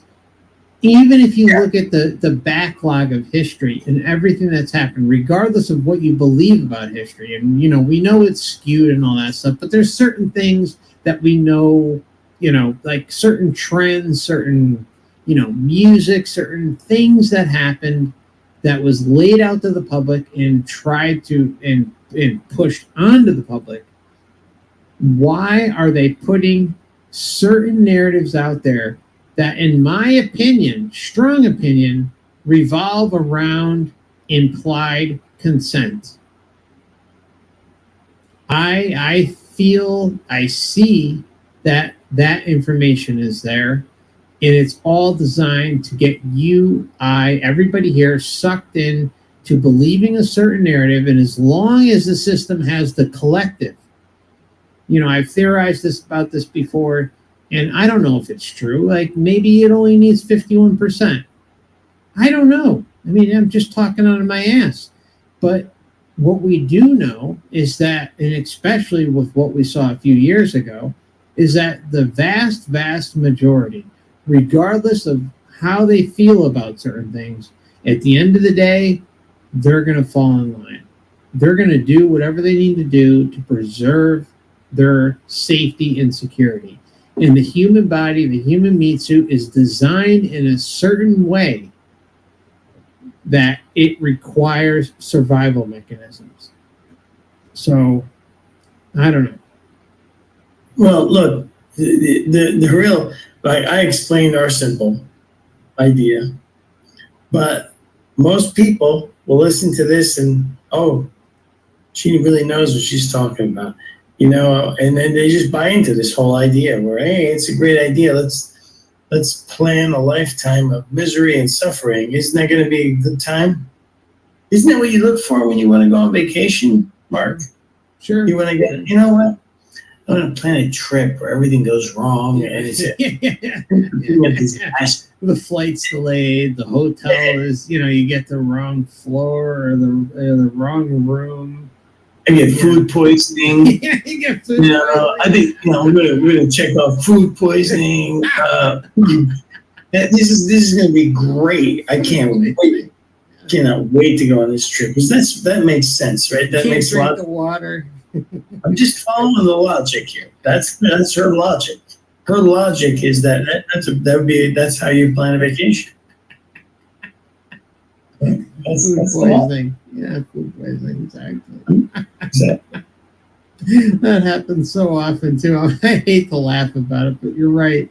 It's just so screwed up. And they thought that this whole dynamic would be fun. Wow.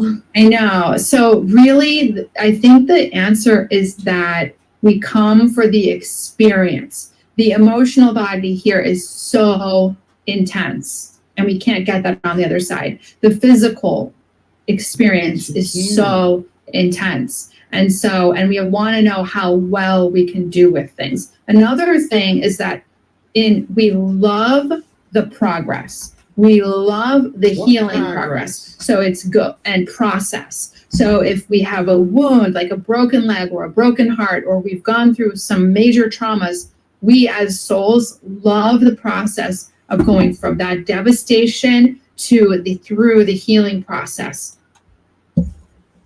Now that is the biggest pile of bullshit I've ever heard in my own goddamn life. That's what we love. We love all the devastation, right? The pain and the suffering and the healing process, and we're addicted to it. Isn't that freaking interesting? Not that I believe anything that woman's saying. Remind you, she has clients. They have YouTube channels. They're trying to make a name for themselves. And they're trying to make money off this bullshit. Just like a pastor and a priest and a pope and an imam. They all want to make fucking money and have following. Yeah, that's what they want to do. And they'll say whatever they need. I guarantee you, and I've had followers before, and anybody who knows me in the past, if I had freaking 2 million followers on Twitter and everything else, I'd still be saying the same old bullshit. I'd be telling you, get the fuck out. Drop out of this fucking nonsense. Go fucking find your own sovereignty, be your own person, your own man or woman, and tell everyone else to fuck off. You say, well, that's not very sociable. Oh, is it? So instead, you want to fucking just be part of the fucking giant, the hive mind and just follow the nonsense in the next round of BS. Oh, we love the process. And mind you, she said, I think. That's what I think. Isn't that she knows? That's what she's speculating. That's what she's, making up. This is what she's conjured up from for all their clients. All her desperate clients to probably spend outrageous money to listen to her bullshit. That's what's going on. Now, when you hear this and you hear this woman, her nonsense, now that transfer that to your fucking priest, to your fucking pastor, to your fucking rabbi, to whatever it may be, your politician, to your boss, to, maybe your goddamn wife or your spouse or whatever it is.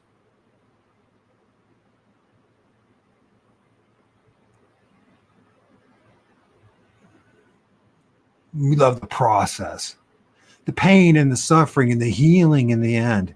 Oh yeah, it's such horseshit.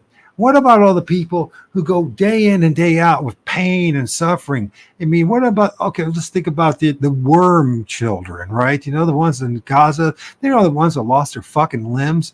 And you know what happened? It happened in goddamn fucking concentration camp, the Israel fucking camps. They're the prisoners of war, quote unquote. And they fucking end up with fucking no limbs. And they're the worm people now. And they walk around and die. They don't walk. They fucking crawl around, worm around with fucking diapers. And that's going to be their lives. And some of them are going to fucking live decades like that fucking thing. Love the fucking process. It's insane. And that same dismissive attitude you'll find in all the other cults out there. It's your damn fault. You believed in, it's just like now everyone's Hamas. When you re-study it, and there was the Hamas was fucking created by the goddamn fucking Israelis and from Netanyahu and the Mossad. It's all the same fucking thing. It was all just a goddamn excuse to fucking get rid of the people. Ethnic cleansing, get you out. It's always been the plan is to get rid of those people. So their group of people, they can hang out on the fucking beach. And guess what? It's going to fucking happen. And just remind your fucking God what it's allowed to do. And by the way, what's happening, the people, the Palestinians, has happened 10,000 times before. Probably 100,000 times before. Probably millions of times before. How many thousands upon thousands of cultures of people have been just wiped out, exterminated? We don't want to talk about any of that. When is anybody going to get honest about any of this shit? Everyone's playing fucking games with each other. And I see what's going on with the grifting and everyone trying to make a name for themselves and get a following. And they have these fucking their spaces and all the other horse shit on Twitter and then the shit that's going on and all the other platforms. It's just fucking a way to, everyone's exploiting each other. Oh, this guy really knows what he's fucking talking about. He read a fucking thing, interviewed a few people. He don't know shit.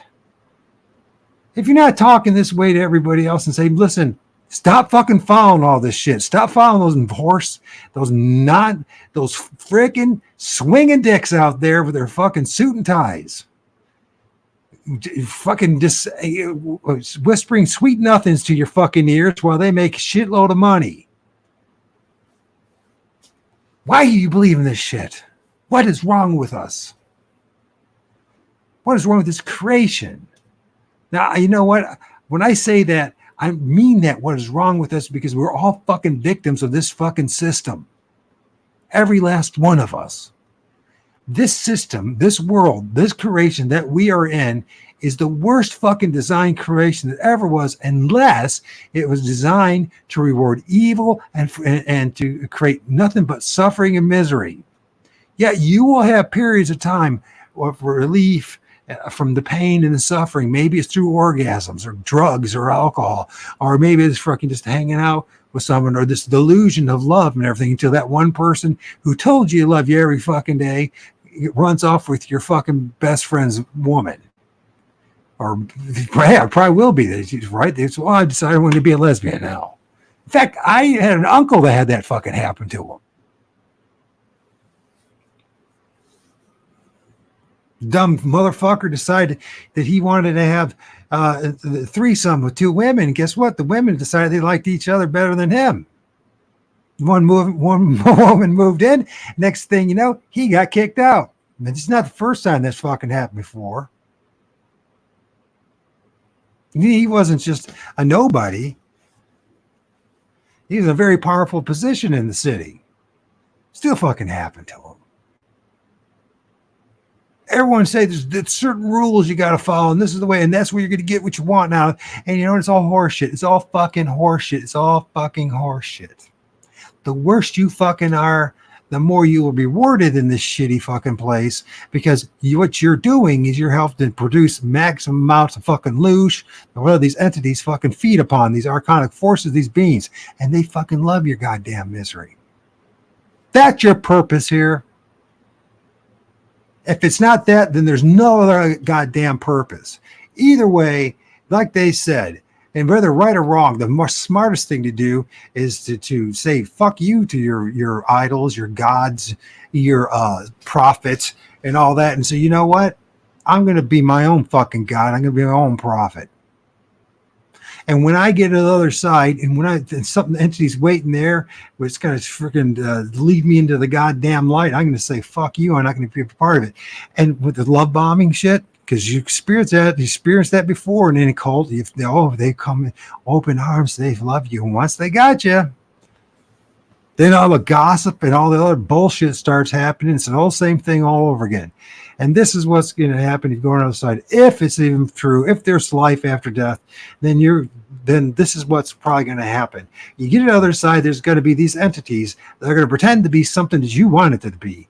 A mommy, a daddy, a fucking prophet, the Jesus, whatever it's going to be. And it's going to give you that Cheshire Cat smile that you never learned to fucking have any defense on, and that fucking warm, fuzzy feeling, and says, you know, that's bullshit. I don't need that.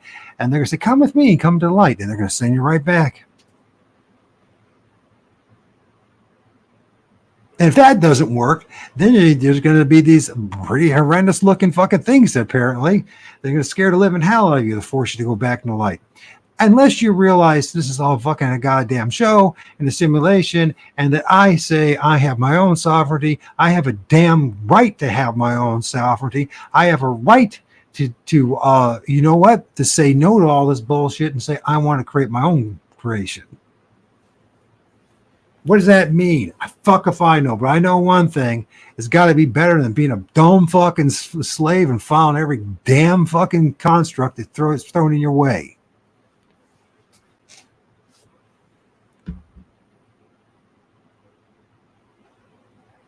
I've heard nothing but speculation, guesswork, pondering, whatever it is, all this stuff, make-believe bullshit. I believe this. This is my faith. I believe that. Blah, blah, blah. And none of it anybody can substantiate at all. None of it. Except what I'm telling you. Open up your fucking eyes. These things don't... The people around you who want to rule you don't give a fuck about you. They don't give a fuck about their own kids. They don't give a fuck about their spouse. They don't give a fuck about anybody but themselves.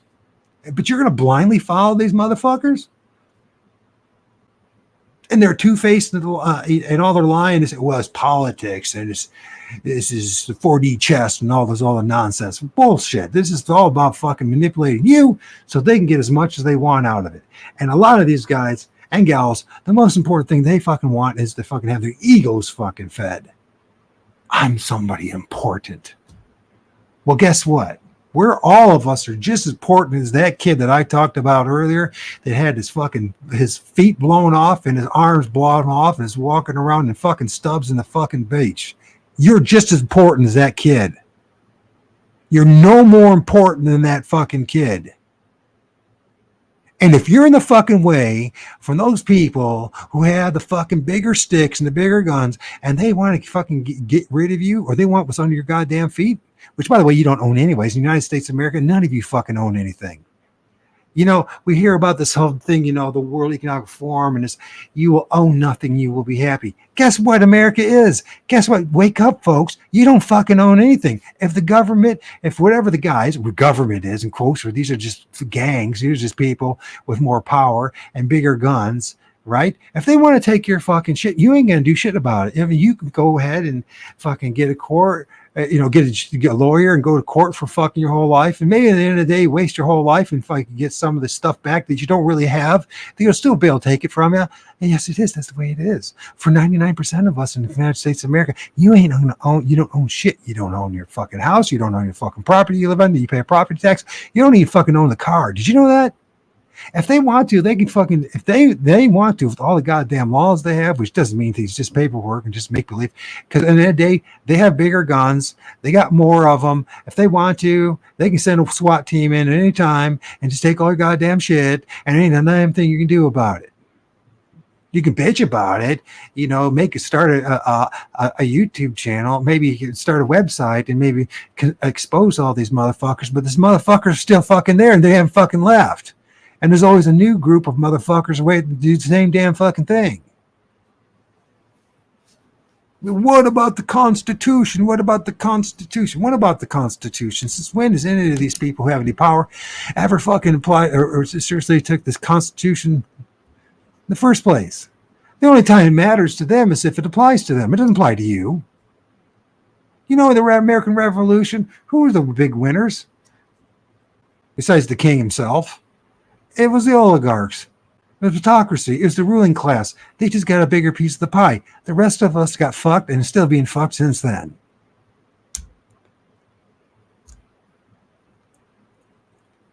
That's the reality. But we can't talk about that way. We can't say that. We have to say what the group says. We got to say what they say. We got to say what the hive mind says. We got to say what they say, or else you're not a citizen, right? And you're negative. But the problem is reality is negative. And all our energy is being put into this shit that doesn't matter. Because they're still going to do whatever the fuck they want. They're going to keep doing whatever they want. And you can bitch and moan about it. And you can focus all your energy on them. Or you start focusing your energy on yourself. And realize they don't fucking give a shit about you. You're not even in electoral college. You're not even the one who's going to select who's going to be president. Who gives a fuck? It doesn't matter. It probably would be some freaking Jewish princess who end up being the president of the District of Columbia. And they'll do whatever the fucking their masters want. And it's always been the same way. But because we've been brainwashed and indoctrinated and then believing all this nonsense and being part of the kind of club, the damn club, the cult of personalities, we believe in this shit.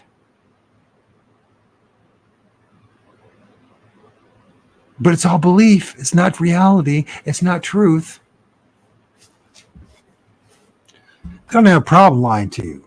Just like this woman and the other gal. They're going to make up shit and they feel good about it and they're going to have no problems. And, if you have a conscience, though, you're going to feel bad about fucking lying and you're going to feel bad about making up stuff and you're going to try to check yourself and you're going to actually, if you really got integrity and you're really honest, then there's this whole thing about making amends and you're going to tell people, you know what? I was fucking wrong. I'm sorry. I thought what I believe was real. I discovered is not real. I told you, I misinformed you. Maybe this informs you. I was wrong. I'm changing direction. And you know how many people have that guts to do that? And this is what fucking happens when you do that. You guess what? The following's going to go away.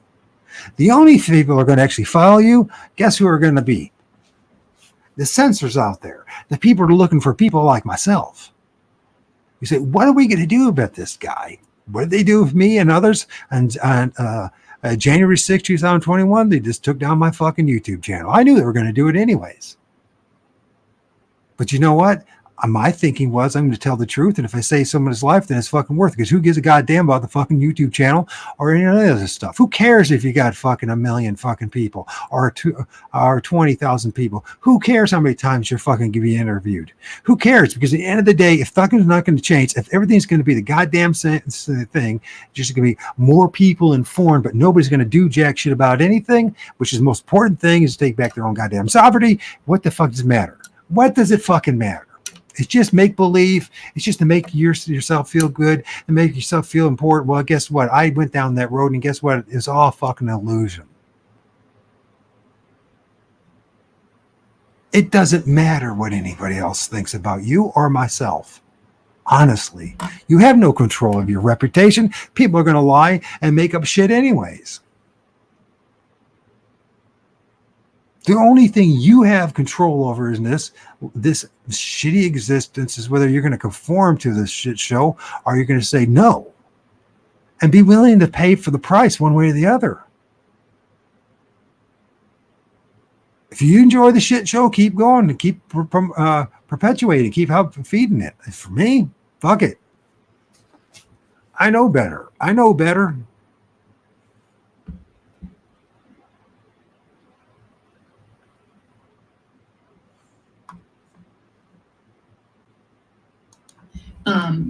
Okay, let me give you an example of something that I experienced as a child. Okay, I loved skiing, loved it. My dream was to be a ski instructor or to be a mountain bum. Okay, that's what I wanted to do when I was, in my early teens or something, right? And so I was working to be on the ski team. Well, the Matrix comes along and okay, so I have my cleats. I'm wearing cleats because we were doing like drill exercises, like the halfway, like in the mountain. And I slip on some snow, and I'm not even joking. I do a full 360 in the air, at least, maybe even a little bit more, in the air, and I land on my shoulder and my wrist. Okay, I shatter my shoulder. Okay, my dream was to be a ski bum. Okay, and all of that came crashing down in that moment. And I learned I learned absolutely nothing from that experience except pain and suffering. Okay, I had to have a surgery. I had to be hopped up on pain meds. I had to go to physical therapy, and in my, probably like 12, 13 years old, whatever the age was. And I was never able to ski again because my shoulder chronically dislocates. Okay, I learned nothing from that. In fact, I didn't just not learn anything from it. I felt like everything that I wanted to do, at least at the age of 12 or 13, was stolen from me. Like my dream was to go and ski in Colorado or Utah, and kind of be able to experience those types of things and hopefully be able to secure a job or like be able to ski competitively. All that stuff was destroyed, and I learned nothing, absolutely nothing from that experience. So, here we are. I'm just going to throw this out there and say that, what she's saying is complete bullshit because it's just hope porn. That's it. It's just trying to suck you in and get you to believe certain things. Now, maybe some of you out there can relate with what I said with something else. Like the other thing I did was I love skateboarding, right? And I shattered both my wrists. Like I was an idiot. I was reckless, and then I would jump, speed bumps and ramps and make my own ramps and do all sorts of, things that I probably shouldn't have been doing without protection. And, I shattered both my wrists, shattered and dislocated my shoulder with skiing and stuff like that. And all that stuff just eventually like had to be put to the side because I knew I couldn't do them anymore. But those are things that I loved. And I was hoping to kind of bring into, my adult life. Now, again, whether that would have happened had I been able to not have those things occur, I don't know. I mean, you do certain things at 12 or 13 years old and you don't even really think about them. And, like they're pipe dreams, half pipe dreams, yeah. So, yeah, I just find it complete bullshit what she's saying here. Did you have any dreams when you were younger, Dan, that got shattered through some sort of highly traumatic incident? Sure, all the time. And my youth my youth was kind of rough to begin with. So actually, I lived mostly in my imagination to get by. It was the 70s were really, really, if you lived through them as a child, boy, it was quite the time, there was a lot. Jersey. Yeah, it was just, mostly it was in my head. Just kind of like, almost like as if I was waiting for the time where technology would finally catch up to where I needed it to be. But yeah, sure, I'd want to, I was very sick a lot as a child. I had to endure a lot of time, with fevers, with flu-like symptoms. Turns out, even though my mom, she was the old-fashioned Italian mom, and unfortunately, in old-fashioned cooking, things were overcooked a lot, so I wasn't getting enough vitamins.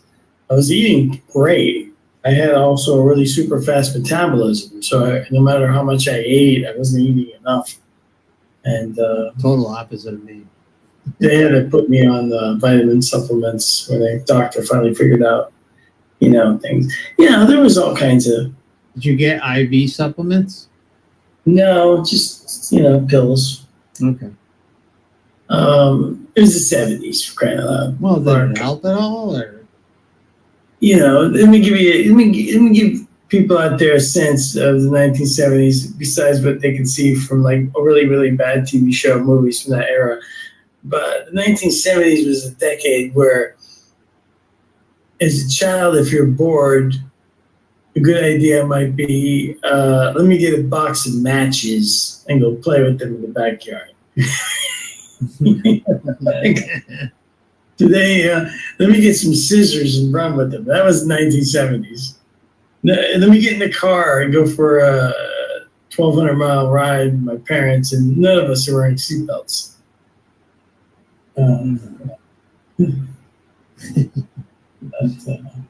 Yeah. You love that part of it. Wow, I can relate to that in my own life experience, actually. Me too. Do you think there's a sense in which it's still important that we're loving and compassionate through all of this, that we're trying to bring out that nature in us? Or is it just for the experience and that's it? It's all about love. Just like the vast majority of the NDers who come back, it's the same in Life Between Lives Hypnotherapy. The theme is always, always, always to love. So that's the number one. We are meant to love. We are meant to forgive all. We're meant to love everyone, be loving.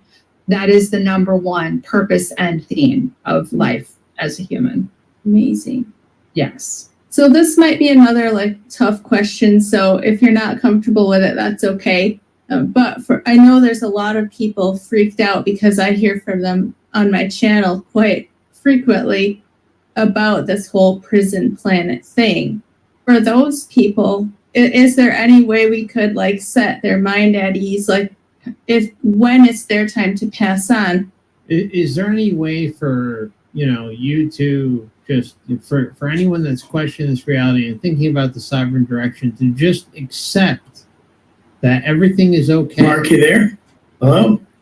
Oh, I'm sorry. Is there any way for this whole system to just accept everything as if it's okay and just go along with the show? Is there any way to just ease everybody's mind and not question the reality that they're given? People, is there any way we could like set their mind at ease? Like, if when it's their time to pass on, is there a way that they can tell if they're dealing with a truly loving entity that's there to help them, or somebody who might have ulterior motives? That's a great question. And It really is. based on all of the NDEs and LBL hypnotherapy sessions I've witnessed, I never think personally that there's anything to worry about when we cross over. To me, it always seems loving and benign. I never think, I think personally, oh, it's so loving and benign, and they really do care about us.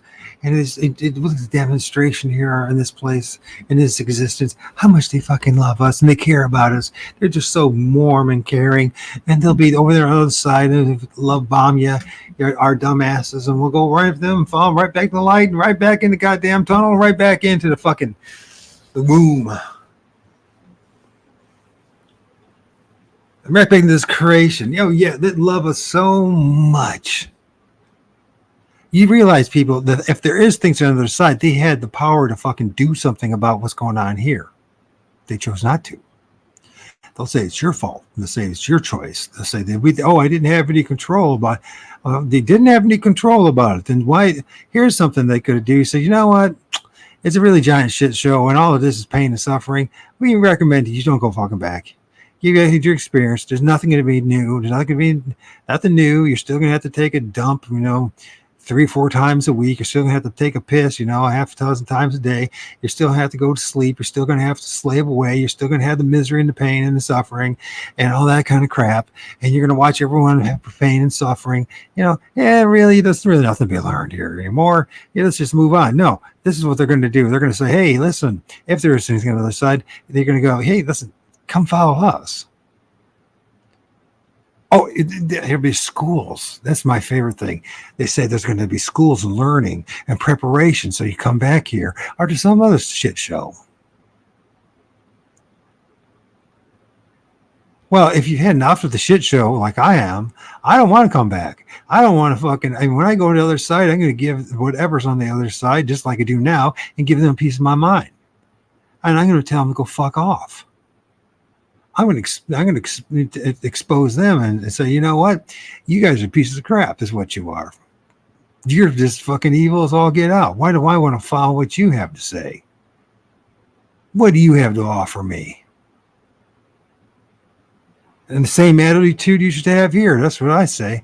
You know what? You follow these politicians and these political analysts and these fucking theologians and all these fucking banksters and all these fucking financial advisors, and God forbid, when it comes to the medical establishment, what the fuck they've proven. If anything they've proven is that the foundation of the pyramid of the medical establishment is all about eugenics. They produce more pain and suffering. Oh, they could fix some of your ailments, but they're not going to heal you. They're just going to fucking maybe give you a pig's heart or whatever. Or maybe they'll give you a heart of some poor kid that came from Palestine, or some of the poor kids that fucking were brought here from Southern and Central America, or wherever God will goddamn well be.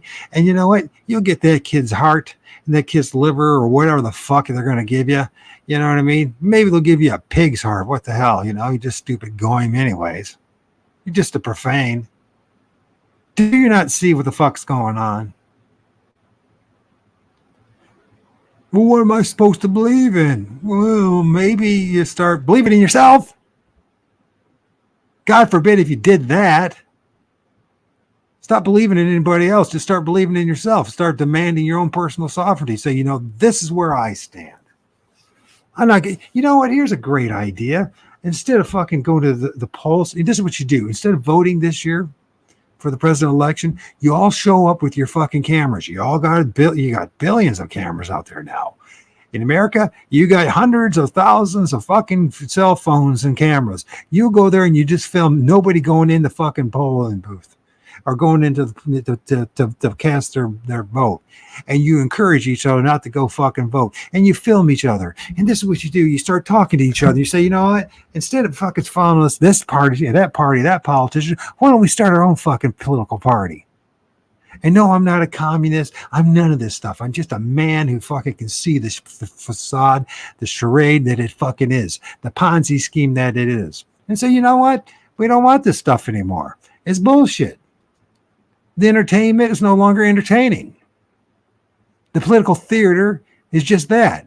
And the theater sucks. The acting sucks. We're bored of it. You know what? We're going to do our own goddamn fucking thing. And yeah, they'll come after you with a big stick and their guns and their bombs and their planes and all that kind of shit. But you know what? What else are you going to fucking do? Keep playing along with your stupid charade, their games, or you fucking stand up for yourself and stand up for each other. You know what? The best fucking thing that could happen to all of us is if the internet was just taken down. Because that would force us to wake up in the morning and hear the birds chirping, and at night hear the crickets chirping. And you know what? And maybe if you start paying attention to your neighbors again and your immediate surrounding, and you might actually start paying attention to what actually is really going on.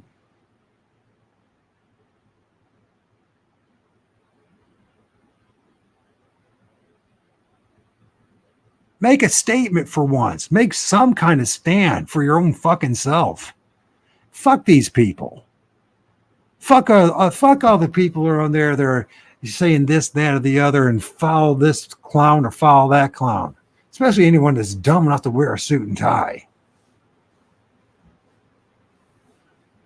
You deserve better. Your kids deserve better. Your neighborhoods deserve better. Everybody deserves better. Everybody fucking deserves better than what they fucking offered us in the past, not just the 4 years, but our whole fucking lifetimes. I've been around for 56 years, and I can tell you that I deserve better, and I'm just a fucking human being. I deserve better just for the fact that I'm a human being, and so do you, and everyone deserves better. Even that stupid politician, that stupid rabbi, that stupid freaking pastor, that stupid, Zionist, that stupid freaking whoever you may be, whatever group you decide to join, you all deserve better. We all deserve fucking better. The first thing you can do is stop complying to all this bullshit. Because I'm going to tell you right now, nothing's going to change as long as you fucking play along with their stupid games. Instead of worrying about the pain and suffering that's inevitably going to happen in this soul trap matrix and the giant Loosh farm, you know what? You say, you know what? Fuck you. That's what I say. Fuck you.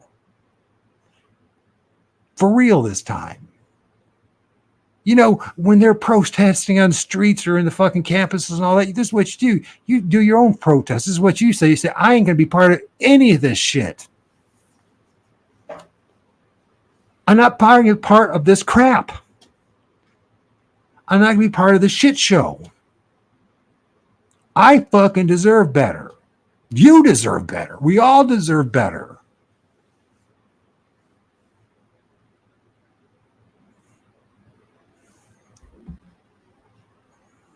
And absolute bliss and oneness and pure joy and love. So I would really hope that anybody who has those kinds of fears just drop it, because the fear is what's...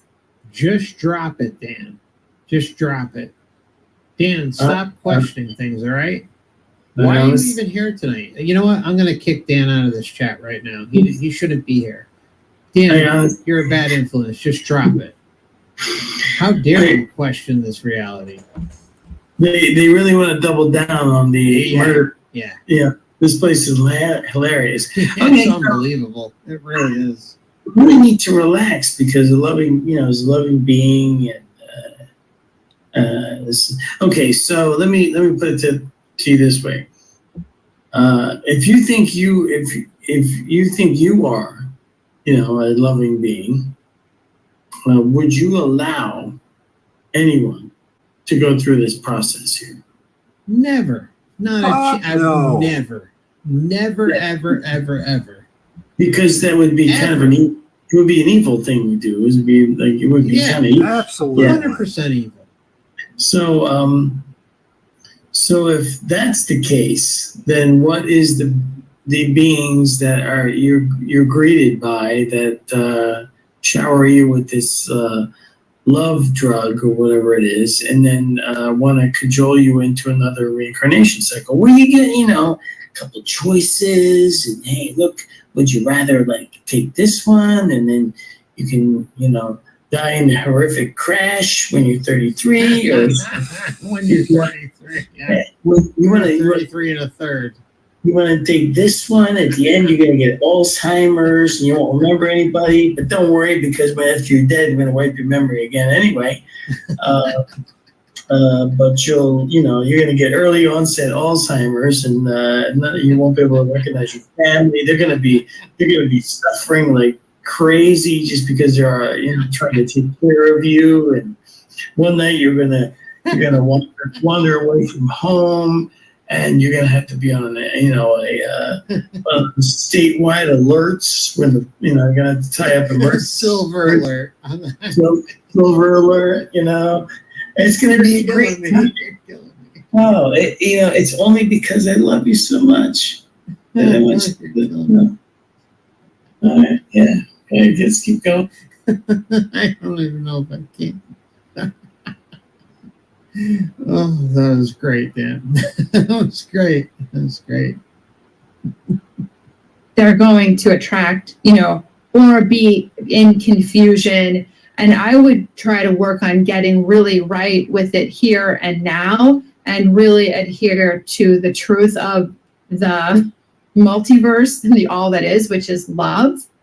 Oh, and God. So I'm a perpetually. The multiverse is love. What is love but an emotion? Isn't it interesting that all these cults, they always put love. Then they wrestle all day long in defining what love is. The science has said, it's an emotion. Others would say it's an act.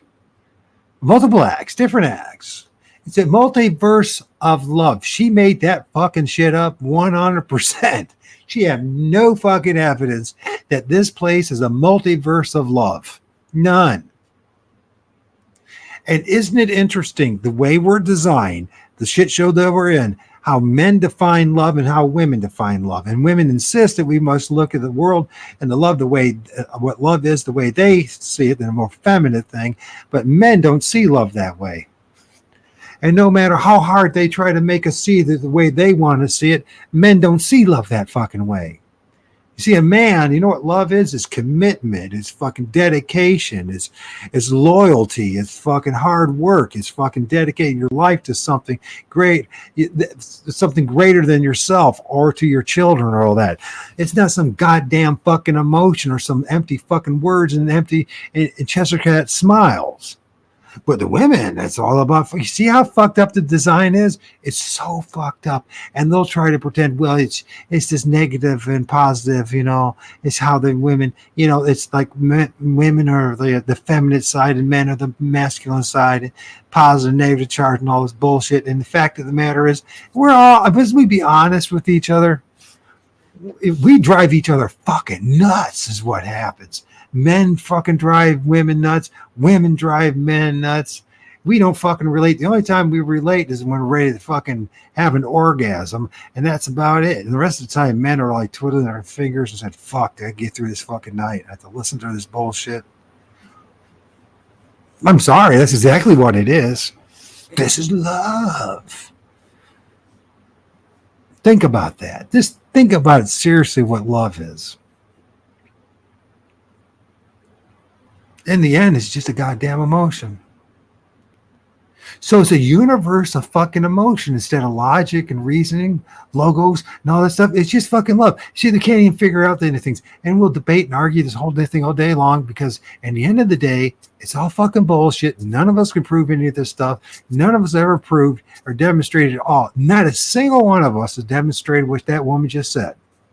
That there's a multiverse of love. But it sounds really good and it's tantalizing. And there's a lot of gullible women out there and some sucker men. They're going to say, oh, yeah, that's what it is. Yeah, that's what it is. Yeah, that's what it is. Meanwhile, all around you, Where's the fucking love?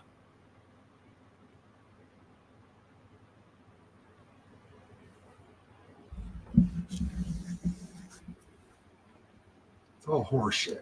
Hopeful and positive person, so it's really hard for me to latch on to anything fearful. So even though I had heard about it, read about it, and even pondered it so much, it's like you see, this is another hypocrisy, which is saying I can latch on to fearful, this love, everything. It's us focusing on what's really going on.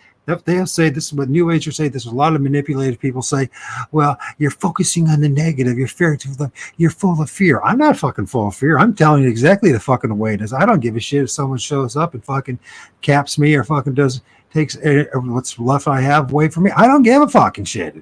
That's the way everyone should be in my book. Everyone should be the point where they're like, I don't give a fuck. There's nothing you can take from me. You have nothing. It's all a facade. It's all charade. It's all fucking illusions. You know what? What do they have? Oh, they have a more fancier fucking car so you can fuck some stupid bitch. Here you go. Oh, you have a bigger rat cage. That's what you have. So you have a fucking mansion and I live in a fucking simple apartment. Who gives a fuck? At the end of the day, we're all in the same fucking boat. The only thing that's different is that you have a bigger rat cage. And that rat cage, in order for you to have that bigger rat cage, you had to compromise your fucking ass on just about every goddamn thing you did.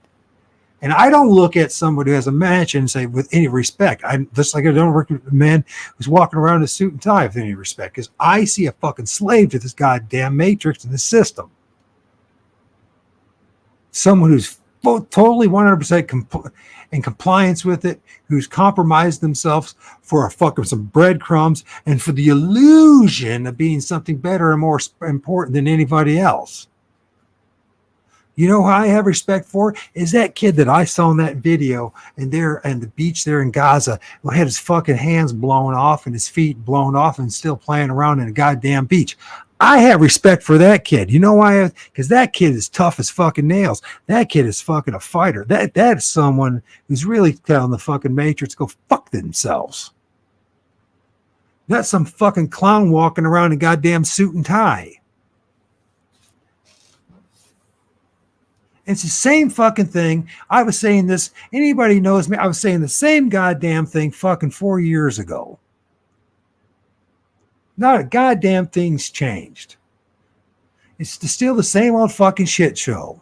Whether it's politics, whether it's the spirituality, whether it's religion, whether whatever the fuck you name it, it's a whole bunch of word salad, and it's just about pacifying each other and entertaining each other so we get through another fucking day. But at the end of the day, we don't know. Nobody knows anything. You're just pretending they know something.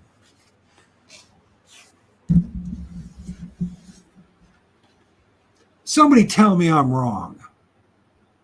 Trying to grasp like water or sand, I can't hold on to fearful concepts like that. So once I went through that phase of like, oh, wait a minute, maybe it really is like that, it didn't stick for me. So I hope that other people can kind of move through that phase too of like, well, maybe that's a possibility, but ultimately, why don't we just go ahead and believe all the NDEers, right? Because nobody's coming back and saying that. They're all talking about the love and the bliss. Same for LB. Okay, this point drove me nuts, and it drives me nuts about the entire Soul Trap community.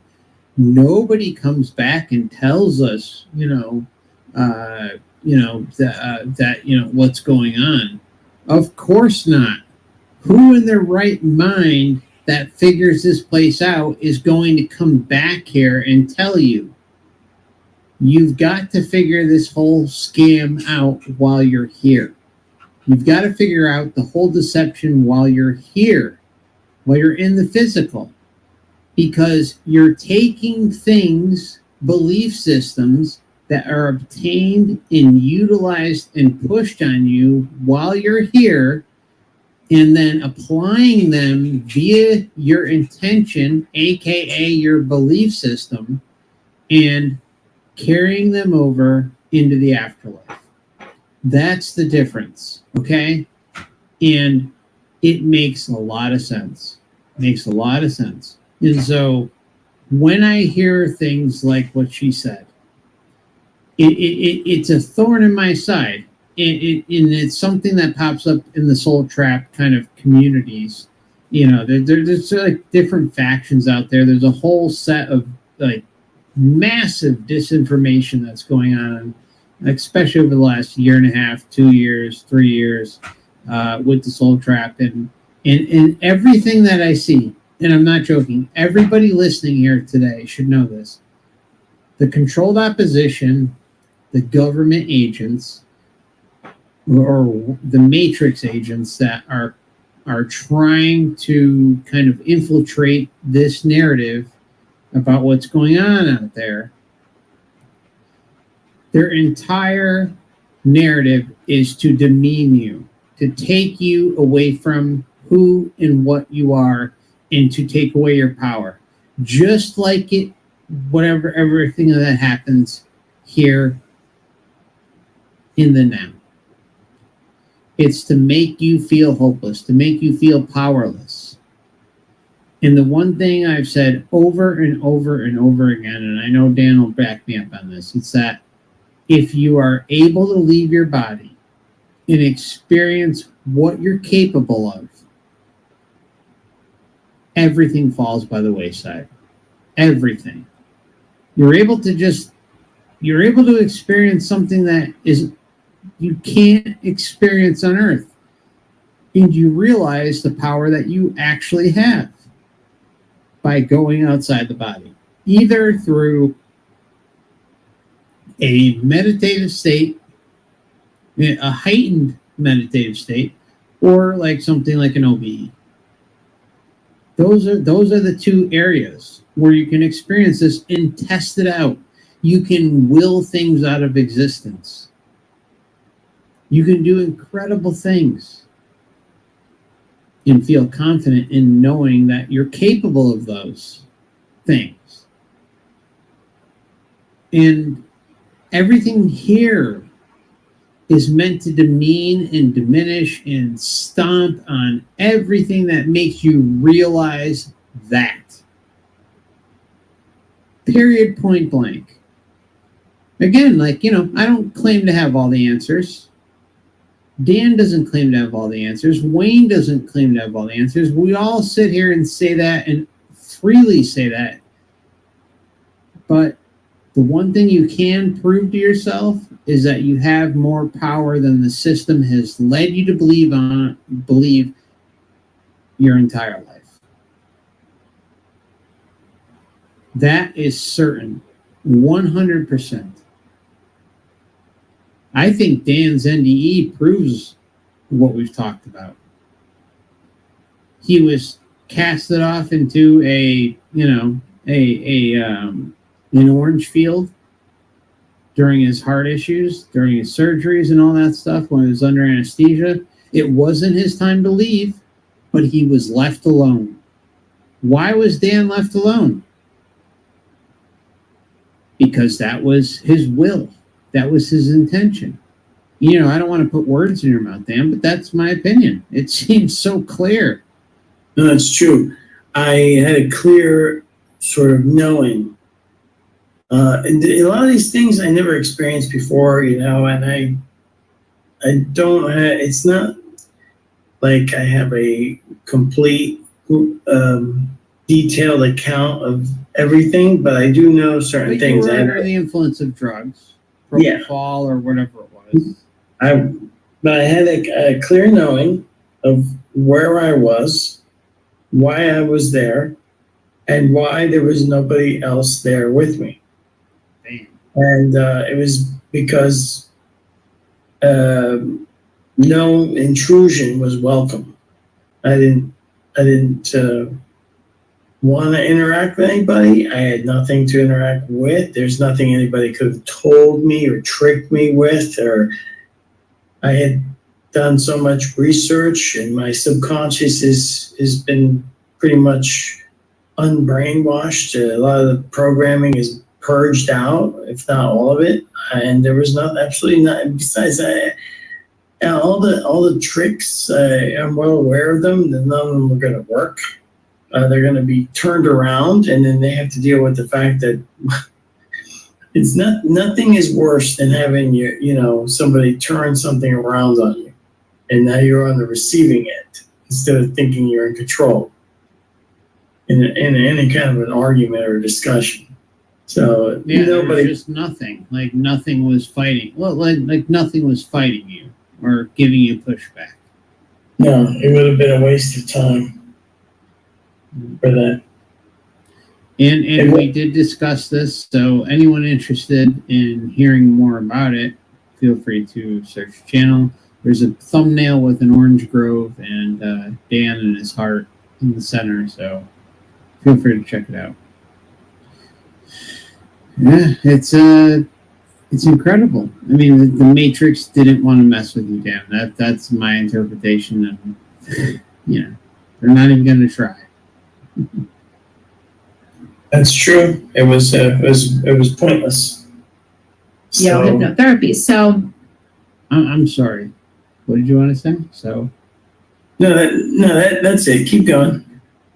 in my opinion, we always go into bliss and love and oneness and joy. And I've never heard otherwise. Okay, there are people who have had hellish NDEs. I've never looked into those personally, so I can't speak about that. But that's never been the case with the Life Between Lives hypnotherapy session. There has been a little bit of darkness, actually, that I have come across in one. I only can remember one client who, or two, there might have actually been two in all 15 years of doing this. And they had agreed. They had made an agreement to embody with both the light and the dark. Those really scared me because I could feel the darkness. I'm an empath, and those were difficult sessions for me because my body responded with fear. I could feel the resonance of it in my body. So that was very strange. And so there is darkness, and many humans do have some darkness in them, but it's a choice and it's an experience. I think that we get to choose these things at the soul level. It's a choice and it's an experience, and it's picked out on the soul level. But when we look at the way the world's run, everybody, Dan, like this whole world seems to be a juggernaut, like of a small group of individuals that continually are able to yield control against the masses. And this is something that I talked about in my intro video. Some of you may have seen it, like what's the point of living on Earth? Like what's the point of Earth? Like what's life all about? Whatever the heck the title was. And I talked about this, like this is not new. What we're going through, what we experience, what we see happening out there, it's not new. This has been going on for a very, very, very long time. As far back as we have documented history for, across multiple cultures. Yes. Also, there's always something stomping on us, Dan. Yeah. Also, if you listen very carefully to this last portion you just played, this is if you study it long enough, this is a classic. This is like the full-blown cognitive dissonance at work here. Oh, there was a hellish experience. I didn't look into that. Of course not, because if you look into it, it might disrupt your premise, your blueprint for reality, which you have.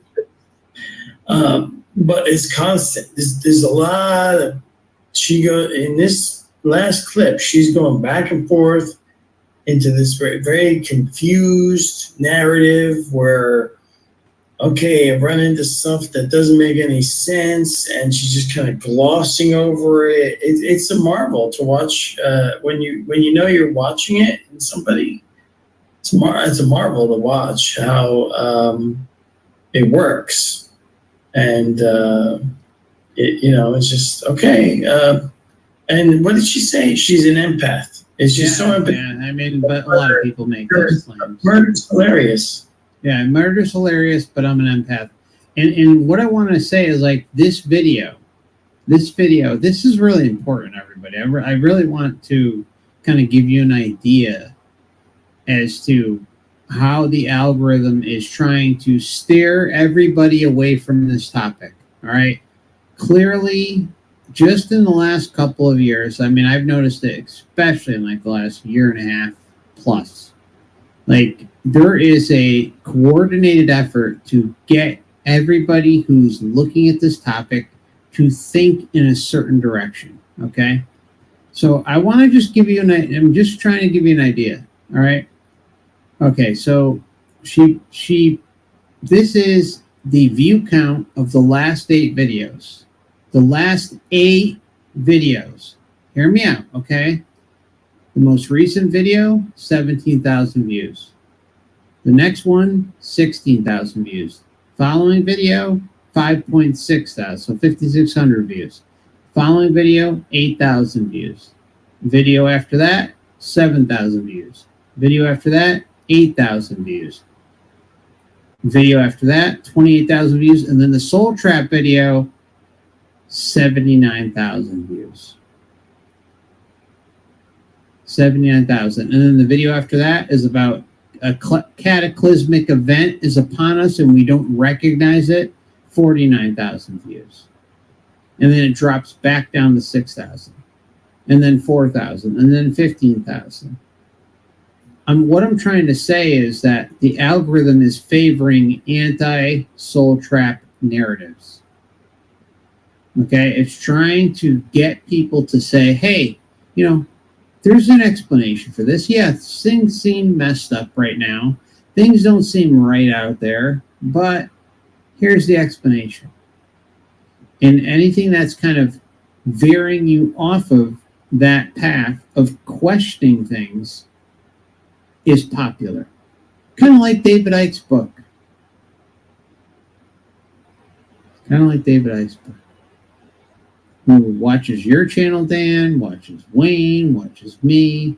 He kind of compiles information and, you know, throws it at the wall. And anyways, I'll shut up.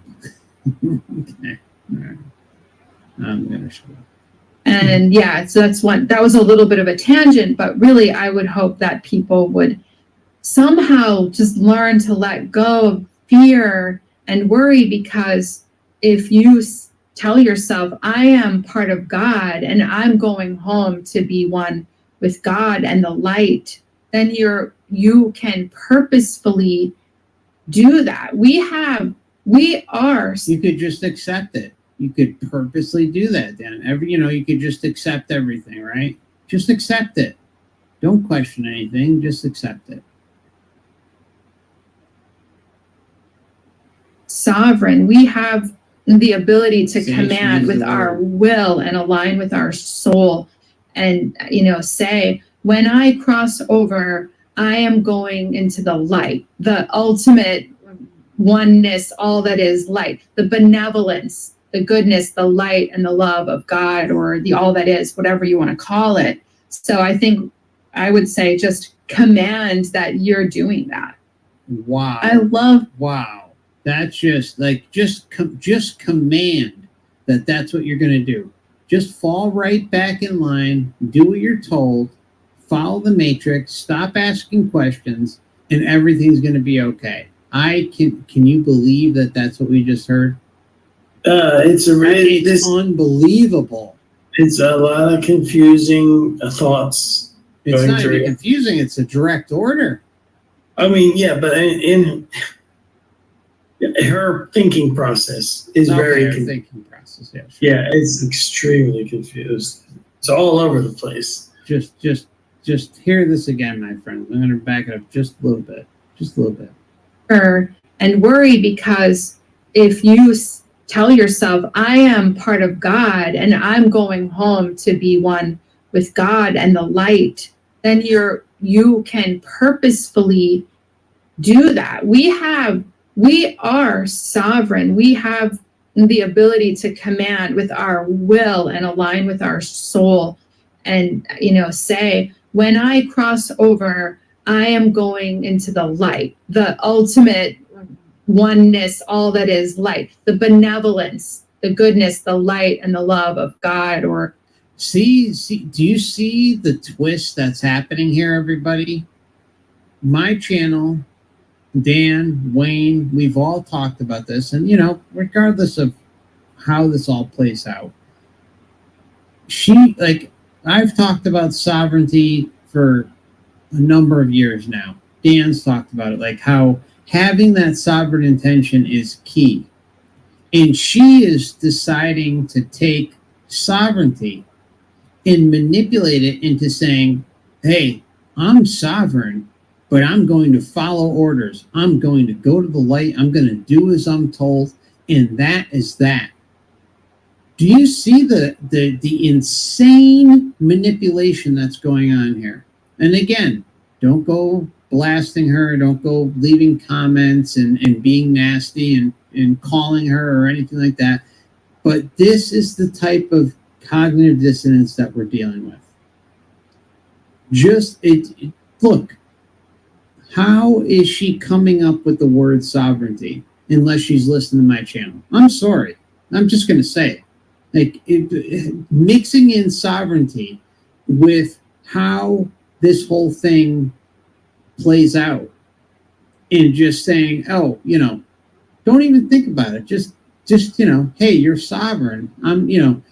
Do your own thing, go your own way, but follow the rules and go to the light and do as you're told.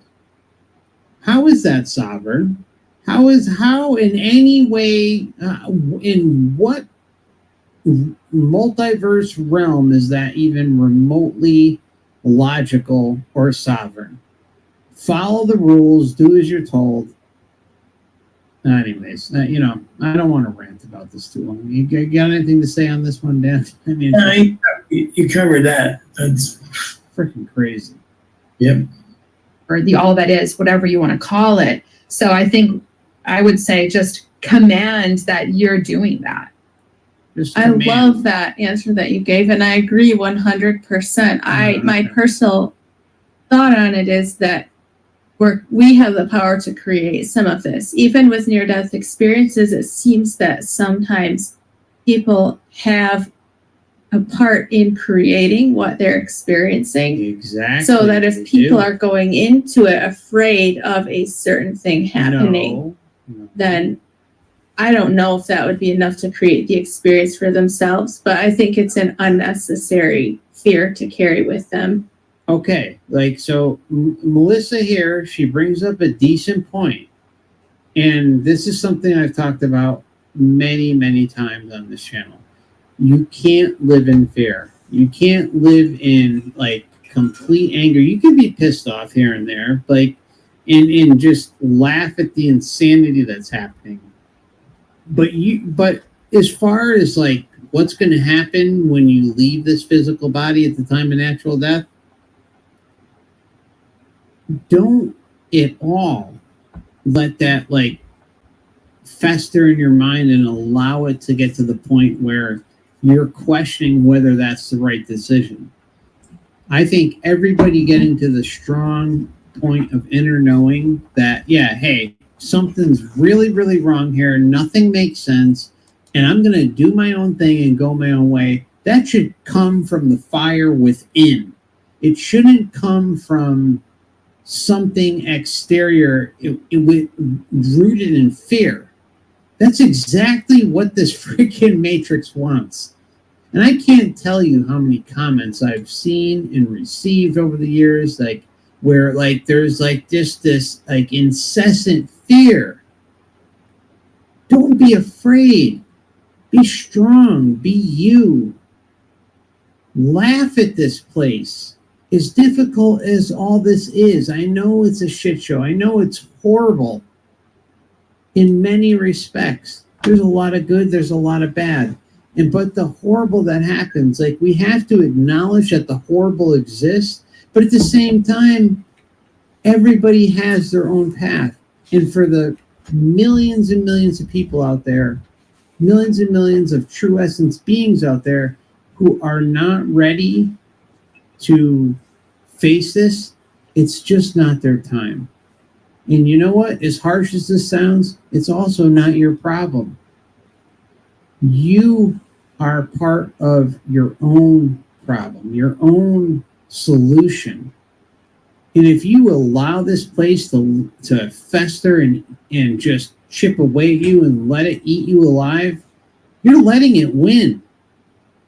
Because it is a Loosh-based system that's designed to just suck the energy out of you and get you to doubt yourself and get you to like just throw everything about your essence away. And it's like it's the worst mentality to come here and like allow yourself to be at. It's just not good.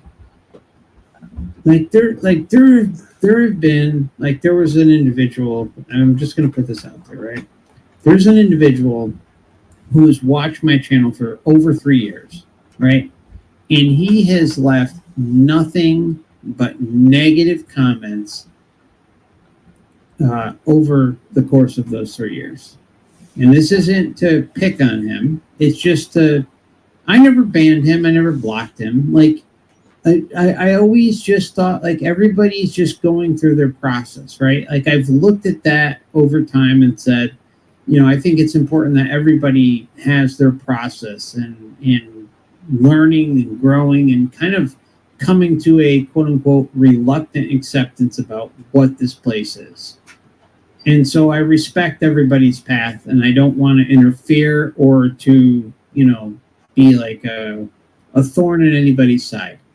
But what I started to notice is also at the same time is that there is a clear combative disinfo group that is likely rooted from exterior forces that will go unnamed to kind of take down the morale, the ethics, the positivity about kind of building everybody up in the information that's been shared here.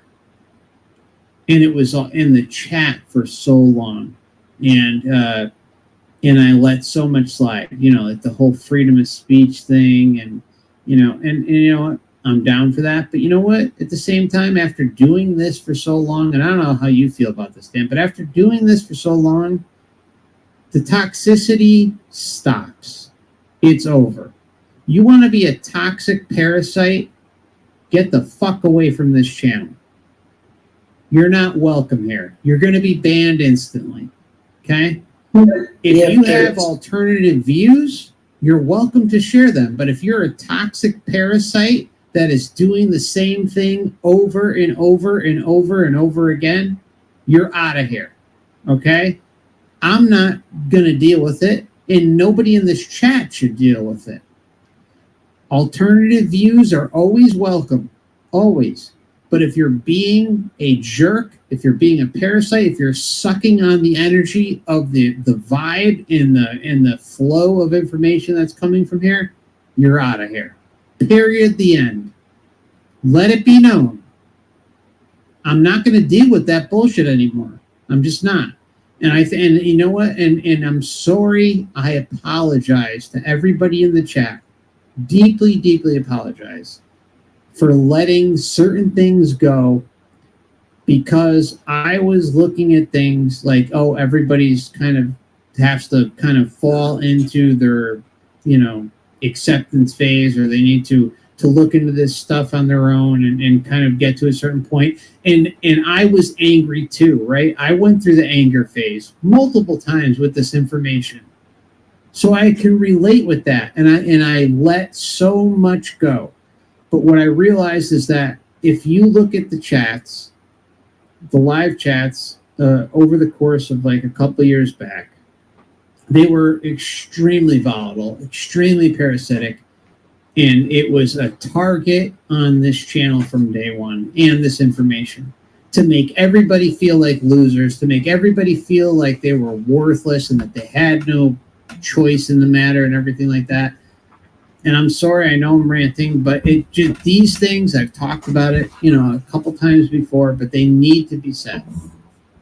If you're a parasite, if you're a piece of shit that is trying to take everybody down with you because either A, you're a government agent, or B, you're just a complete waste of space, you know, probably an NPC, you're gone. And it's just not going to happen here anymore. You'll be banned instantly. You won't be warned. You'll be banned. So let it be known. Anyways, I'm done ranting, Dan. I'm so sick. I'm just not going to have it anymore. I just don't care.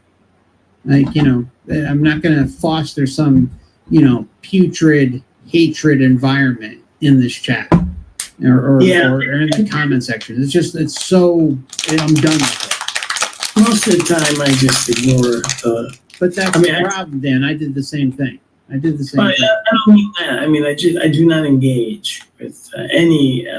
Look, even with people that just want to disagree or whatever, That's I just no let them problem. That's different.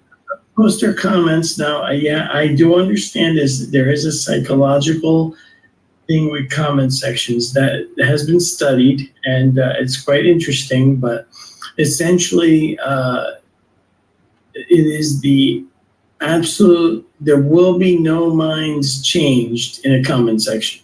So if somebody, like sometimes I'll get a religious fundamentalist that'll just put a comment on there, and it'll be like some quote from the Bible that he feels, or he or she feels obligated to type in there because, you know, I have to be told whatever their religion requires me to be told about. And then fine. I'm not responding to the comments. That's different, Dan. See, like, I'm in complete agreement. Like, I would never delete a comment like that. I would never ban someone who says something like that. I'm talking about consistent parasitic activity. That's what I'm talking about. Like, I'm you know, you should see some of the chats that, like, are the reason why the chat isn't on screen, everybody, anymore, is because of that. I would love to have the chat on the screen. I'd love it. But I'm just, like, with what happened in the past, no way, no how. And it seems to me, actually, I know it's like a targeted approach to taking away, like, the sovereign intention that is discussed here.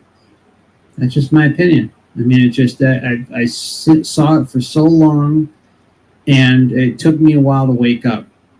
Some people that I trusted deeply too, like, you know, like, that were close to me, and you realize who they really were in the end, and you just kind of let it slide, and you realize who they really were the whole time. I don't know. I mean, anyways, I don't want to get into the weeds with all this stuff, but it's just the controlled opposition comes in here and tries to just take down everybody, and it's really disheartening. It hurts, and I feel absolutely horrible for letting that kind of vibe continue on for so long by a certain segment of the chatters that were out there. Again, it has nothing to do, like, you can come in here and talk about the Bible or the Quran or the, you know, anything, and say, hey, I don't agree. That's no problem. But once you start being parasitic and, you know, 24/7, you're just not welcome here anymore.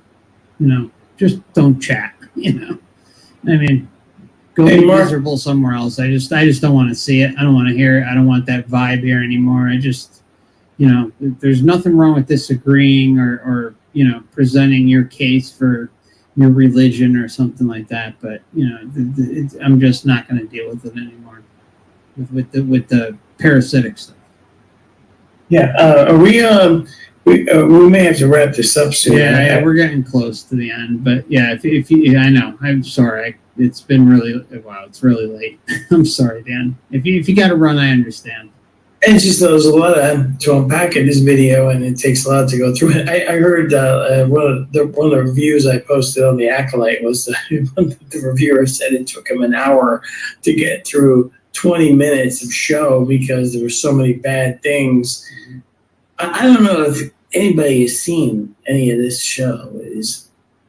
There's a fire in space, and one of the characters puts it out with a fire extinguisher in a spacesuit. Okay. That is actually not Outer spaces. Yeah, I'm just saying a vacuum. If you're in a vacuum, there's no there's no oxygen. air. No You oxygen. can't have a fire. I'm talking about crackling fire, like a campfire. Anyway, yeah, I do have to go, Mark. All right, brother. It's been fun. I appreciate you. Thanks for stopping by tonight and joining us. I really just loved when we got to the part where they're laughing about because that's it all. I mean, if you can't get it at that point, you're not going to get it. Yeah, I know. Sometimes I feel like when I'm talking about this stuff that it's, even though like you're trying to convince others to kind of research this stuff, that like it's a lost cause, but I know it's not too. Like they're even if like there's one person out there who's like close or kind of just running across this or otherwise on the fence, like encouraging everybody to do their own research and look into this stuff. Look at all the different data points, all the different experiencer cases, and seeing how this whole system connects and clearly shows that it's some sort of matrix simulation. Yes, exactly. That's all that matters. Like, even it's just like when I started talking about this, like we discussed this before. Like, it took me a couple years plus to even though I knew this was going on. Like, I had seen some of your stuff. I had seen Wayne's website. And kind of dabbling in and out of like the whole kind of soul trap thing, and then really, really, really kind of cross-referencing all these experiencer cases and seeing the same thing. It still took me a while, aka the cognitive dissonance, to kind of break free and see it for what it was. And nobody needs my channel, nobody needs Dan's channel, nobody needs Wayne's channel or website. Nobody needs any of us. Like, you can go out there and just consume hundreds of thousands of these experiencer cases, not just NDEs. It's not just NDEs. It's just across the board. If you look at my channel's main video, it drops a list of, I don't know, like 20 different experiencer types and how they all connect together. And that's what's important. Like, you can go out and do your own research and see the patterns for yourself, and then come back and say, hey, okay, I see them. Nobody needs this channel. You can all do your own research and come up with your own conclusions and see it for yourself. Like, something's wrong. Something doesn't make sense. This whole thing doesn't add up. We're being told one thing in the afterlife, but yet what's happening here is a complete slap in the face, because everything isn't about love and light. So I'll just step off the soapbox and say thanks, Dan, for coming on tonight. I appreciate you swinging by, and it's always good to see you, my friend. Any closing thoughts, words you want to share with everybody? I really appreciate everybody that showed up, and there was a lot of comments flying by on the screen here. I didn't get to see all of them, but I'm sure they were all good.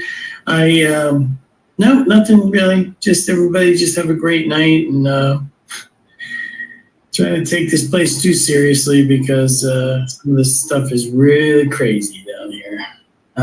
All right, thanks, Mark. I'll see you next time. Yeah, thanks, Dan. I appreciate you stopping by, and take care of yourself, man. We'll see each other again soon. Yeah, see ya. Have a good night. Bye. Thank you. Dan, Yeah, and I think Dan kind of encapsulates it perfectly. Don't take this place seriously. Just don't. I mean, we have people running around with masks pretending to be people of authority, or celebrities, or musicians. This rabbit hole goes deep. The deception, like on the base surface of everything, is just more than most people can handle. But it's there. And just to kind of give you a glimpse as to how this whole thing runs with the mask, make sure when you're watching any sort of video out there of an authority figure, especially like presidents or like old musicians or anyone in authority, right? Anyone who's really, make sure that the quality of the video is on max. So whatever your device that you're using is of the highest quality. Like, so if you go to YouTube, you make sure it's like 2K, 4K, 1440p, whatever. And that you have the capability of zooming in and out. The beauty of having a phone is that you can do that. You can zoom in and out just like you can zoom in and out of a picture or a website with, moving your thumbs, across the screen or whatever. Or just if you're on a computer, you can zoom in and out with the browser, right? And I'm telling you, how often you're going to see masks of these clowns that are quote-unquote authority figures of the Matrix, it'll blow your mind. It's out there. So I'm sorry, I'm just going to go on. I'm just going to continue the video and shut my mouth because we got a little ways to go. I agree. And I do agree with you about being creators. And so it's very important for people to keep that in mind with their thoughts, their words, their feelings throughout life, because not only are we creating this, but yes, we could be creating what we experience there as well. Yeah. So I know we've touched on this a little bit, but could you share a little bit more about soul families and how those relationships work? This is fascinating because soul groups are people that you incarnate with over and over again, and there's a purpose, and the purposes are to fulfill these agreements that we talked about before about the virtues, right? How if someone wants to learn about love, then maybe someone in their soul group is going to play the villain, and the antagonist, and so they agree to it beforehand. So soul groups could be big, but we could incarnate with only a few or very few members of our soul group, or some could have several, and they come in the form of family members. Not everybody in your family is in your soul group. Not always both your parents, all your siblings, or it could be one, or none, or other people that are friends or a teacher or a boss or people that could be in your soul group. Different soul groups can have a purpose. There could be a soul group of truth. There could be a soul group of protectors, healers, but they're not limited that way. There could be a mixture within the soul group. There are adjacent soul groups. No, there's mostly a mixture, and there's mostly not healers. So let's just, get to the point of that. There may be healers, quote unquote, but those are few and far between. Come on. I don't know. Just saying. And they learn from each other and teach each other. So other people that you might feel like they could be in your soul group, they might be in an adjacent one that's very close, and you participate in lifetimes together, or you learn together on the other side. And what other questions do you have about soul groups? I just find that the interactions, like the relationships, interesting for myself. Do we come to challenge each other in a certain way, or a specific relationship will give us a certain lesson?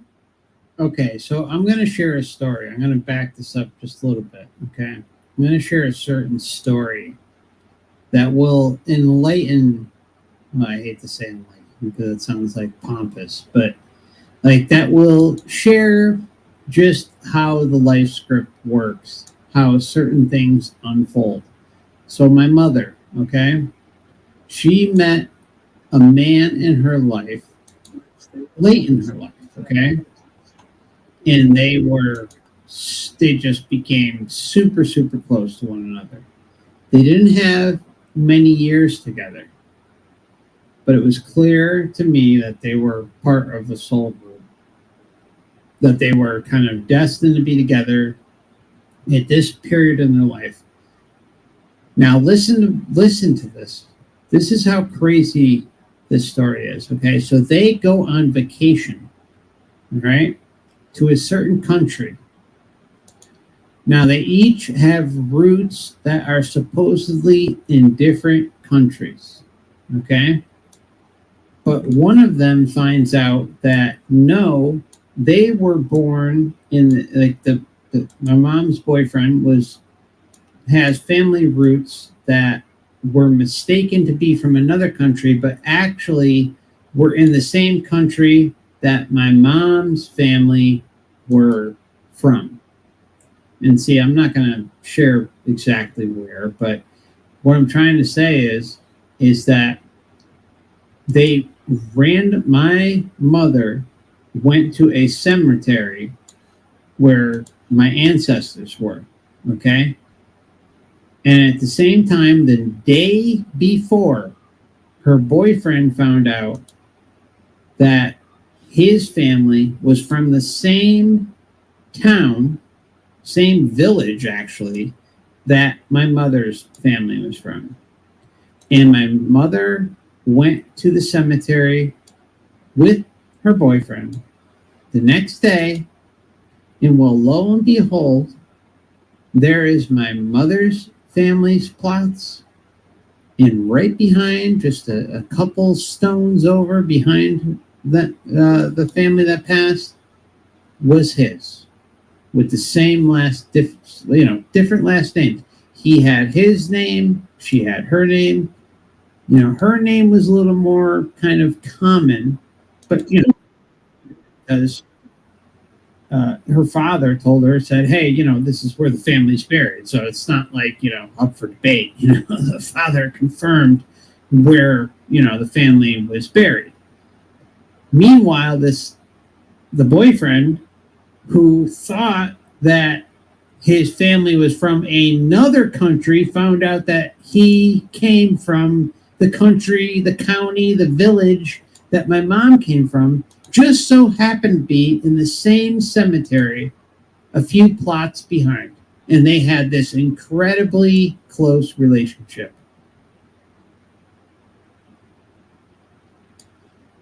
That is Life Script 101.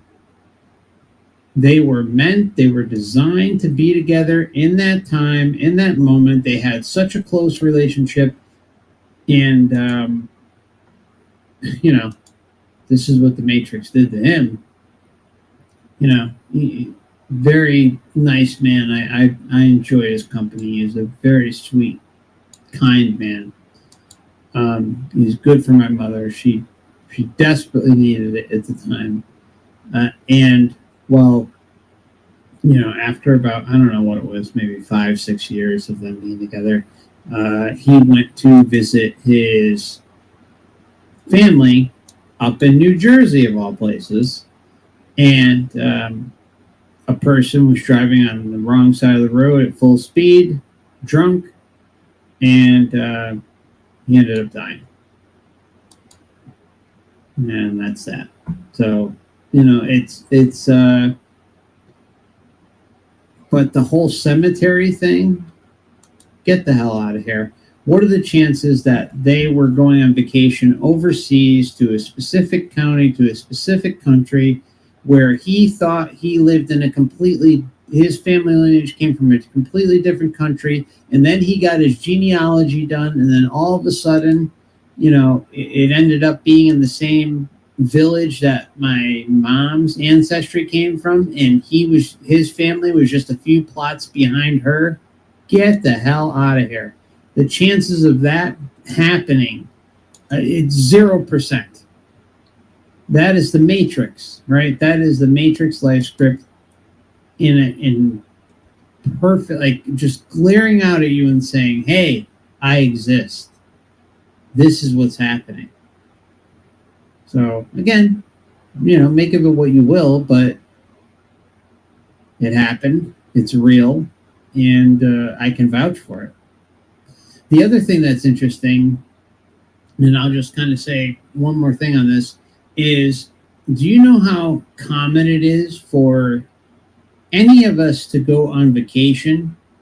And I'm not talking about vacation like, in the same state or something like that. Like you go on vacation far, far away to another country, to, across the country, whatever the case may be. And do you know how common it is for individuals like you and I to run into individuals that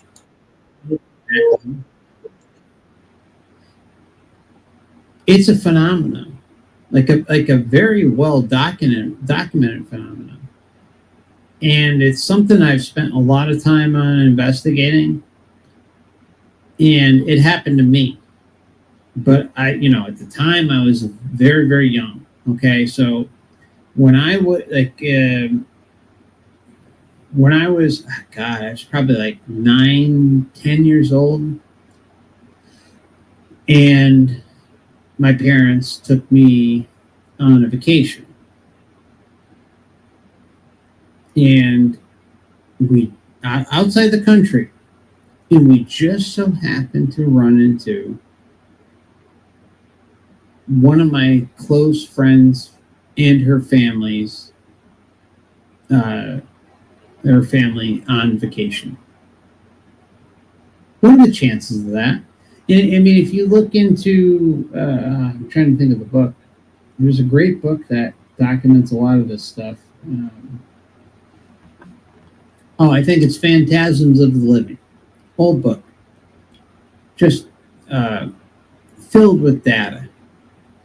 An excellent book. If you have the chance to, you can find it on archive.org for free in a PDF or, mobile format. You can find it in all different types of formats for free. I think the copyright ran out years ago, but it's a big book. It's, I want to say like 500 pages or something like that.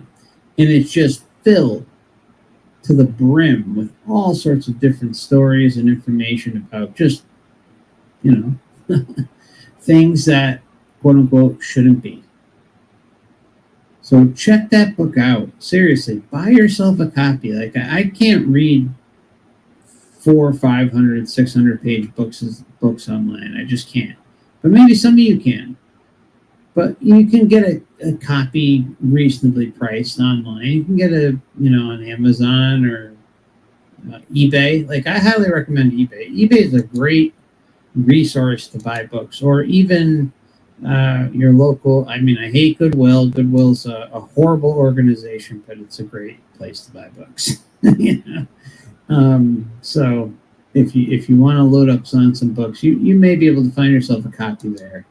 But it's kind of an old book too, so the chance you find it in a brick and mortar store like Goodwill is probably far and few between. So check out eBay first, and then if you can't find it and you want a physical copy, then you can check Amazon too. So, all right, I'll move on. I'll shut up. Or they might be in an adjacent one that's very close, and you participate in lifetimes together, or you learn together on the other side. And yeah, what other questions do you have about soul groups? I just find that the interactions, like the relationships, interesting for myself. Like, do we come to challenge each other in a certain way, or a specific relationship will give us a certain lesson? Yes. I recently had a client whose husband passed away, and she's very sad, obviously. And so when we went into the past life part of the session, she met with him as her husband. And I think that we might have visited more than one lifetime, and they were always spouses. And then when she crossed over, of course, he was right there to greet her and be together with her. And so we explored this quite a bit. And they just love each other eternally. And he got really good at being without her. So they do these lifetimes where, okay, let's be together and be totally in love. And then there's going to be an ending. One of us will die. And over lifetimes of that, he got good at being alone, and she hasn't gotten good at it yet. She's devastated. She hates God. She's so angry at this whole process of incarnating and life. And she just wants to be with him. And so he was explaining to her on the other side, like, you're working on learning how to be alone and help me, even though I'm here and we're always coming back together, but for the rest of this lifetime, he's not with her. So this is not the first time I've come across this theme. I have had this with other clients where they do have a soulmate and they do incarnate over and over again, but they each need to learn how to be without the other. And usually one of them has gotten better at it and the other one is still learning it. And then I had a session with her daughter, and this man is her stepfather, the soulmate of the mom. But the daughter had an extraordinarily close relationship with him as if it's her dad as well. So when it was her turn, she found that they had also had multiple lifetimes together as a family, and that she was their child and they loved that combination of incarnating together over and over again. And so the love is eternal between the souls. And then, yes, about your question about teaching each other things, we will play different roles to teach each other specific things. And it's very interesting to visit the different lifetimes to see how that has been playing out from lifetime to lifetime and then comparing it to this one. Yeah, that's just fascinating to me, because I can even look at the relationships in my life and see that these different people play these different roles. Like I have several sisters, but they each See, even Melissa saying, I can see that they play different roles. Acknowledging the Matrix life script. To me in a different way. One of them is like my support that I've had since I was 2 years old, and then one is the person I can work out emotional issues with, and I could just go on. And this stuff is just so clear to me, even as I'm going through this life. It would be fascinating to see what had happened in other lifetimes. Oh my gosh, yes. You would probably love exploring the relationship with your sisters in other lifetimes. I mean, it's, these things are, I had a situation where I needed to speak up to one of my best friends. And it was, the need was so deep in my soul, and it was so hard for me because I cherished the friendship. And but then I learned the reason that I needed to speak up. It was about I had to defend another person and sort of protect another person. And then I learned that we had been in a lifetime together before where I didn't speak up. But luckily our friendship survived this, and it went on silent for a few months, but then we reunited. So I'm so glad. I mean, I had to do what I had to do, but it was completely related to another lifetime. So we changed our karma, and we're just extremely close friends. And I did what I needed to do for myself and the other person in this life. And it, like I said, it was completely related to another life. So sometimes we feel like we're going through something that's really hard and that's very intense. I think that when we are experiencing something that's very intense with another person, it is part of our soul journey with that person, and we're meant to be experiencing these things. But then if we try to observe ourselves and do the best that we can,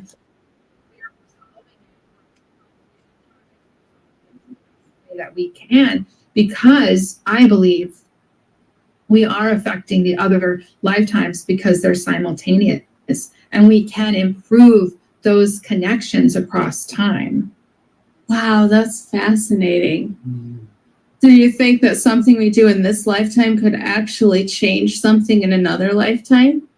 I do. I think that there are so many timelines. I do think. Now I'm going to I get don't know, but I quantum think. physics on you. Good. I love quantum physics. Okay.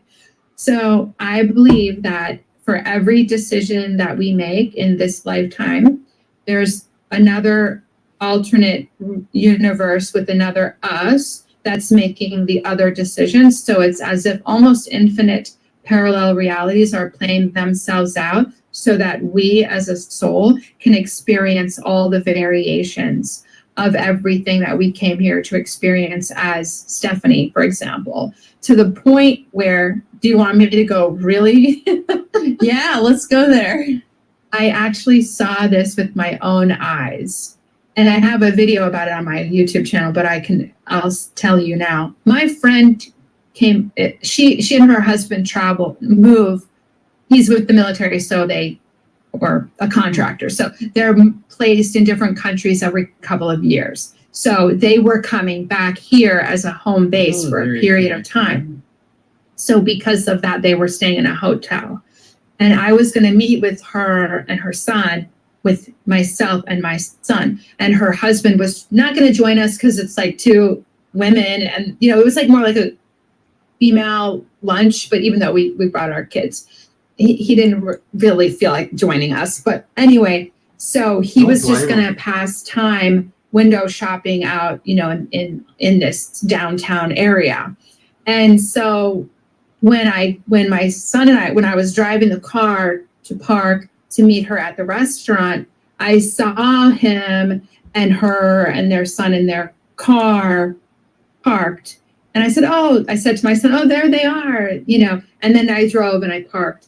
And then I'm not going to go into the details because I don't want to make it too long, but we met at the restaurant. And after I parked, we were walking to the restaurant and I saw him in the car, just like on his phone, still in the same place, still on his parked. And then she wasn't there anymore. And he was just kind of like on his cell phone, just sitting in the driver's seat. And I didn't say hi because I'm shy, but, and we were headed to the restaurant. So I was like, oh, there he is. And we went to the restaurant. But then after lunch, she and I were going to walk back to our cars. And I said, oh yeah, I saw you parking. And that was impossible in her mind because we parked next to each other, it turned out. And I said, no, I saw your husband. And she said, no, he didn't come. At the last minute, he decided to stay back at the hotel.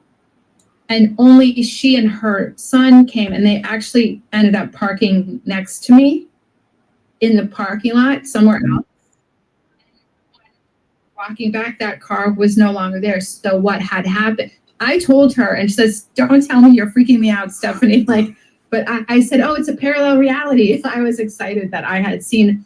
I said, I saw you here and you there, but they were different realities. And I saw her husband. So what happened was their thinking was, we're going to go together. This plan is what's going to happen. Last minute, he stayed home and only she left. But I saw both of them play out in the reality. I saw him there and I saw her and her car next to mine, and literally in a parking lot building that was not on the street where he had parked.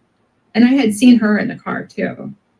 So that happened. And I have other friends who have seen similar things where they'll see someone walking toward them, and then, impossibly a minute later, they'll see that same person walking toward them again. In a situation where it's impossible to, go around and come back. So what I believe is that going back to the original question, I do believe that because if we are going into a past life and healing, this is what we do in hypnotherapy. We heal the trauma, we heal the situation with the people.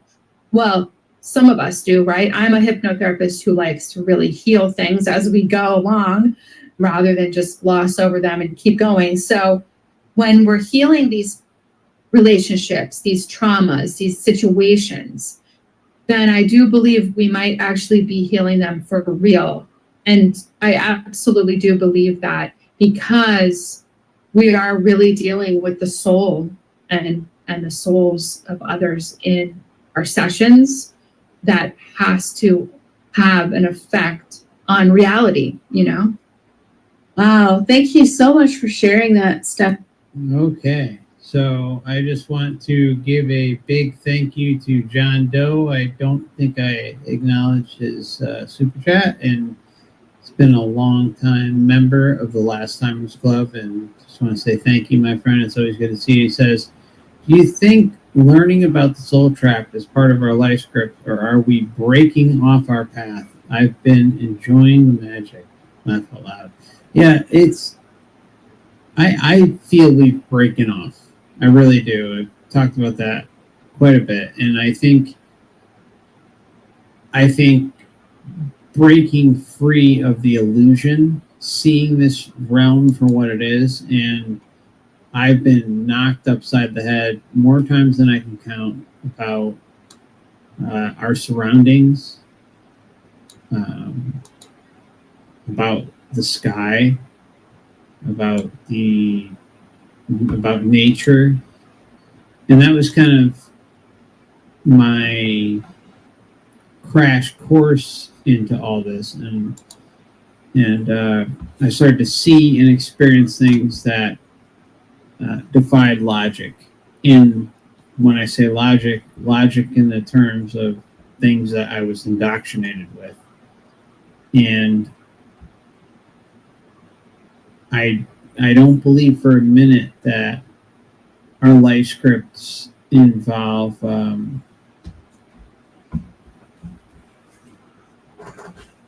actually seeing this place for what it is. I think there may be aspects where we see through certain things, and whether we actually pursue finding out more information is up to us. But this realm does its damnedest to make sure that it throws everything but the kitchen sink at us to keep us contained within the illusion. I mean, I had, I don't want to make it about me, but, I can only talk from my experience, right? Just like we can all only talk about from our own experiences as individuals. It took a lot for me to get here and to see through this realm.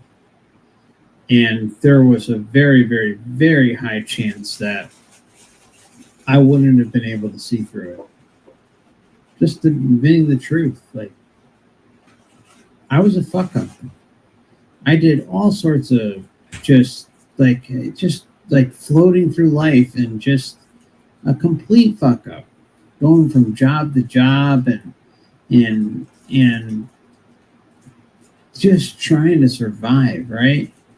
And questioning this place. But it all started at the base level. Like it started questioning, like at the beginning, like with the first time I voted and the war on terror and all that stuff. And like it was just like little bits and pieces were falling apart and didn't make sense. And then the spiritual component came flying in stronger. And then I started looking into all sorts of different things and experiencers and wanting to believe in my heart of hearts that, everything was on the up and up, and that there was like a rational explanation for all this. And I had to like fight through that tooth and nail and try and make sense of things over almost a couple decades.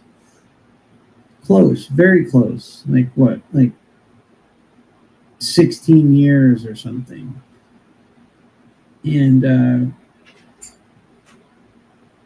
I don't know. I think we have to give ourselves credit. I really do. I think we need to get to this point, to see through reality to this extent. It takes a lot. And some may skip the line and not have to spend as much time or something like that, and that's awesome. More the power to you. Like anyone who is able to kind of decipher this reality and get through this quicker than maybe some of us have, that's awesome. That's like the best gift ever. And you were just more in tune, and tip my hat, really do. But for me, it was a real battle, and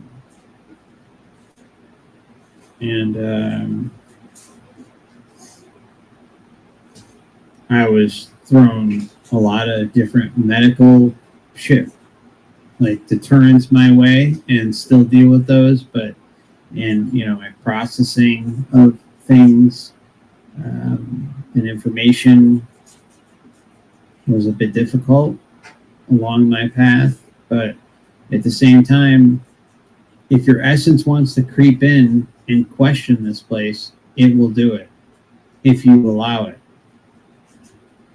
It's your true self knocking at the door over and over and over again saying, this isn't right, this isn't right, this isn't right, this doesn't make sense, that doesn't make sense.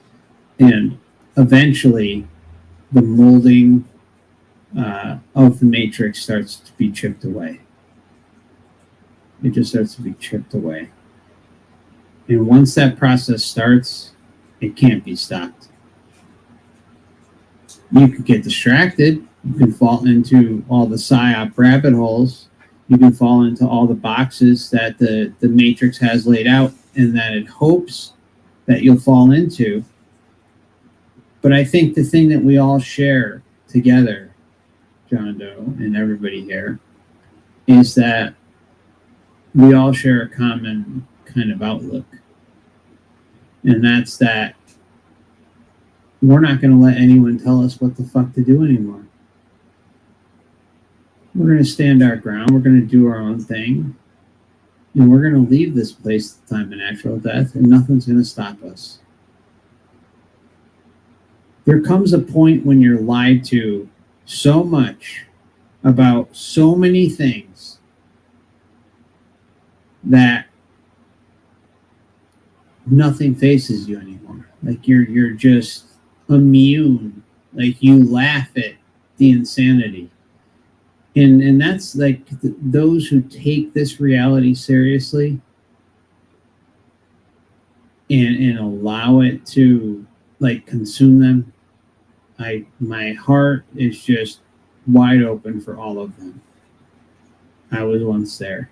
I was in all sorts of different, protests and groups and things that were, signed petitions and all sorts of ridiculous shit, hoping that things would change and that things would get better. And this isn't to cast down doom and gloom. It's just the reality of what we're living in. Like this system, it's broken. It's corrupted. It's bigger than all of us. And if you let the exterior distractions like politics or Trump versus Biden or RFK and Trump and Biden or voting for this one or voting for that one or doing this or doing that, and I think some change can be made at a local level.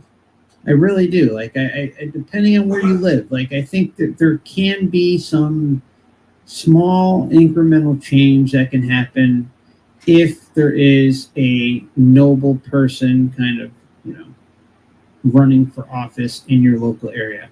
I don't think it's a very widespread thing, but I think it does exist to some extent.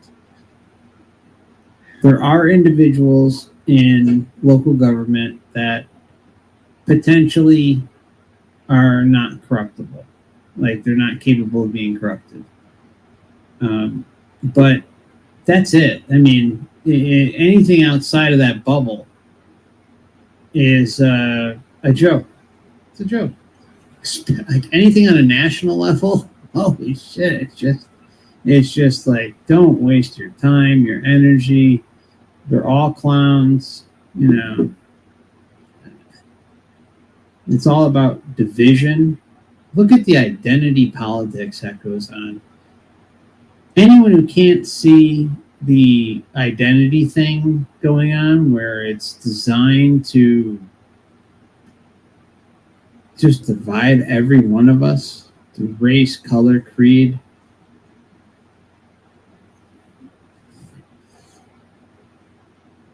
I mean, some of the stuff I've seen and witnessed just in the areas that I've been in, like over the last 5, 6, 7 years, is just, it's horrible. It's horrible. You know, some people refuse to acknowledge this. Some people grew up in the same time period I did, but when I grew up, there wasn't this consistent race baiting insanity that went on. It didn't exist. We all coexisted and knew that that's just what you do. Like, you know, treat others the way you want to be treated. But this whole system is designed to make us hate one another, to hate our brothers and sisters. And that objective has one goal and one goal only, and that's to divide us, to make us not realize that, you know, skin color or beliefs or this or that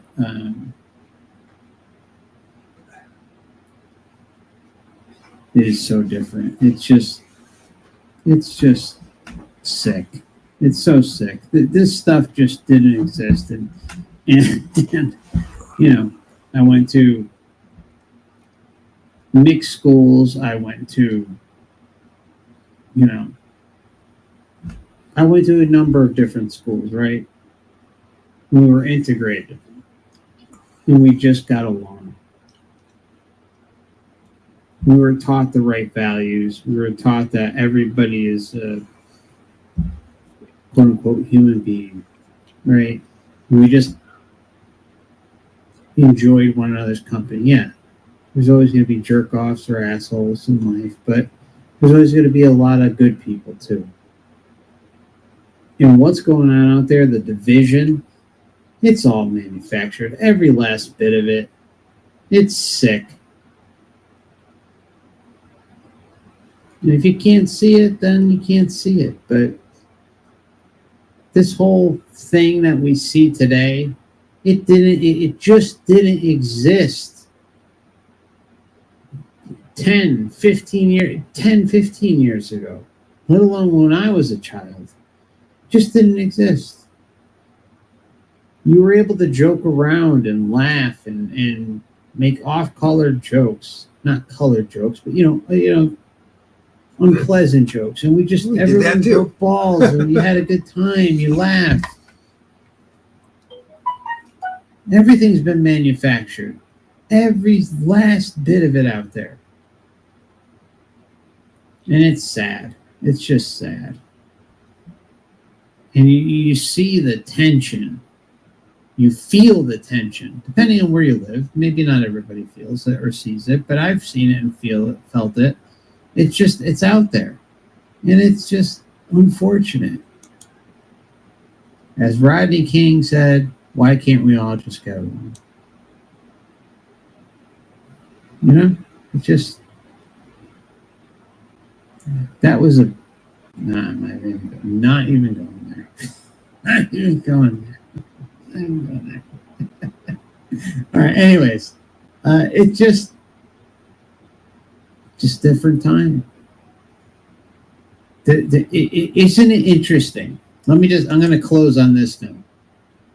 Isn't it interesting that the system just so happens to be shifting in a certain direction for all of us, and at the same time that those systemic changes are being made, it's just blatant division among everyone and everything.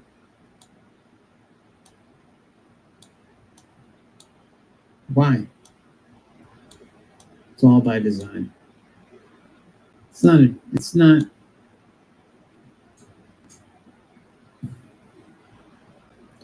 It's sad. It's just sad.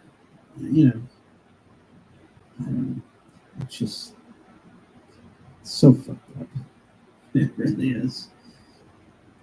And so, you know, to end it on a positive note, you can't take this place seriously. It is a literal clown show of epic proportions. And if you allow a mainstream piece or a mainstream kind of rah-rah rallying call to suck you in and get you committed to it, you're just serving its purpose. Especially if it has to do with something related to like identity or, you know, or race baiting or something like that. It's sad. It's just so pathetic. And all the system wants is for you to keep falling into those traps. And politically, too.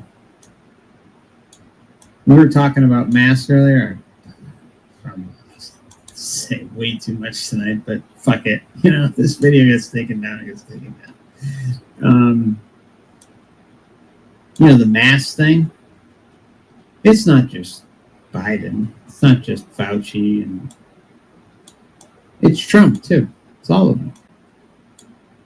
It's all of them. So anyone who kind of like wants to hang their hat on Trump or Biden or RFK, I am telling you right now, there are official press conferences, there are official rallies, there are official phone calls or interviews, quote unquote, official, quote unquote, where all of them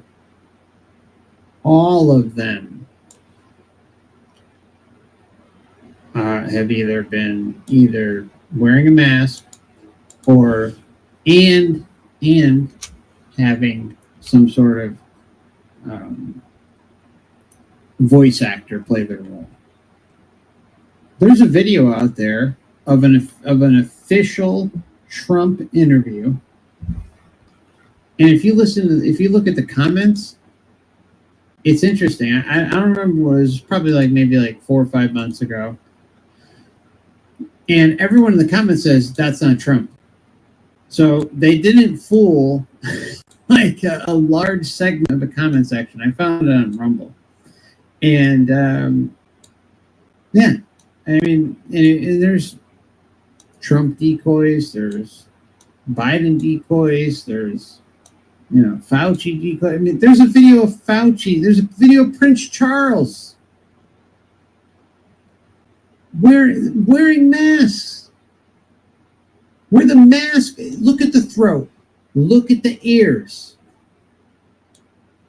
Just look. Zoom in on that shit. Spend time. You think I'm lying? Prove me wrong. Think I'm bullshitting? Go look.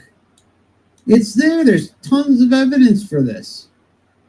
Nobody's going to like hold anybody's hand and say, oh, well, you know, this is the such and such a date and this, that. You'll find it. It's there.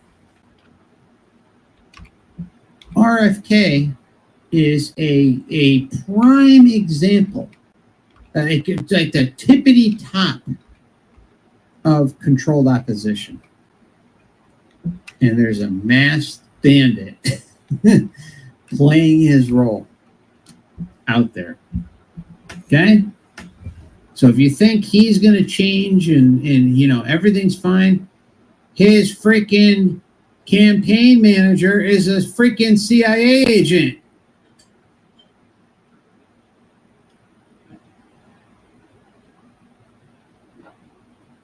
You would think someone who has come out openly and said, hey, my uncle was killed by the CIA. Hey, my father was killed by the CIA, wouldn't go and hire a CIA agent as his campaign manager. But yet he did. Come the fuck on. Let's get real, okay? He's part of the gang. He's part of the clan. He's part of the whole freaking scheme. They're giving you truth candidates, right? We live in a time where people are questioning everything. The system knows it. The system's not stupid. And every 4 years, the system rolls out these candidates, and it takes a poll of Americans. That's what the presidential election is, my friends. The presidential election is designed to poll your thoughts, to get you to embrace your slavery. Year in and year out. And it's going to give everybody. Why do you think there's 10 people on the stage compared to, maybe 5, well, not 5, like maybe 10, 15 years ago where there'd only be like, 4 or 5 or 3 or 2? Why do you think you're getting such a wide range of characters out there to pick from? Because it's trying to cater to everybody's needs. Why do you think Marianne Williamson is out there? She's a freaking new age clown. Because she's there to provide you love, peace, and hope. RFK is out there to provide you truth and what's right in the world and everything that's good and just. And that, he's got all this experience and he's going to take care of everybody and he's going to do the right thing. Meanwhile, I'll leave a bunch of that stuff alone. But anyways, this whole system, it's a joke. And if you believe in anything related to what it's pushing as far as the president or Congress or the Senate or anything like that, it's a joke. One big fat joke. And all you're doing is voting for your enslavement. Don't vote. Voting is just telling them, giving them information. And if you're voting for like an alternative candidate, you're just putting a target on your back, right? You're just putting yourself on a list. Like, hey, not like we're not all on one anyway, so I guess it really doesn't matter, right? I mean, we're clearly just being here and, looking at the things we've probably all looked at and realized about this shit show. We're all on many, many, many lists. But who cares, right? What are they going to do? Knock down our doors? Who gives a fuck? Right. Ooh. We're just individuals. I have no desire to rise up against this shit show. You think rising up against this shit show is has any merit or value when everybody's asleep? What proved that was what we saw a few years ago, right? That proved it. That proved everything. It proved that this country, the United States of America, is so asleep. But yet we hear tonight, there's an awakening process happening. Things are changing. Things are shifting. No, it's not. For Christ's sake. All you have to do is common logic dictates that if you had any sense of attention whatsoever with what occurred a couple of years ago, and that the fact that nothing happened, nothing. There were no mass protests. There was nothing. The only thing that there was a protest for was an event. And some of you may remember an event that it was a baiting event. And then all of a sudden, all the rules that were out there just magically disappeared. They were temporarily suspended. And then you had news people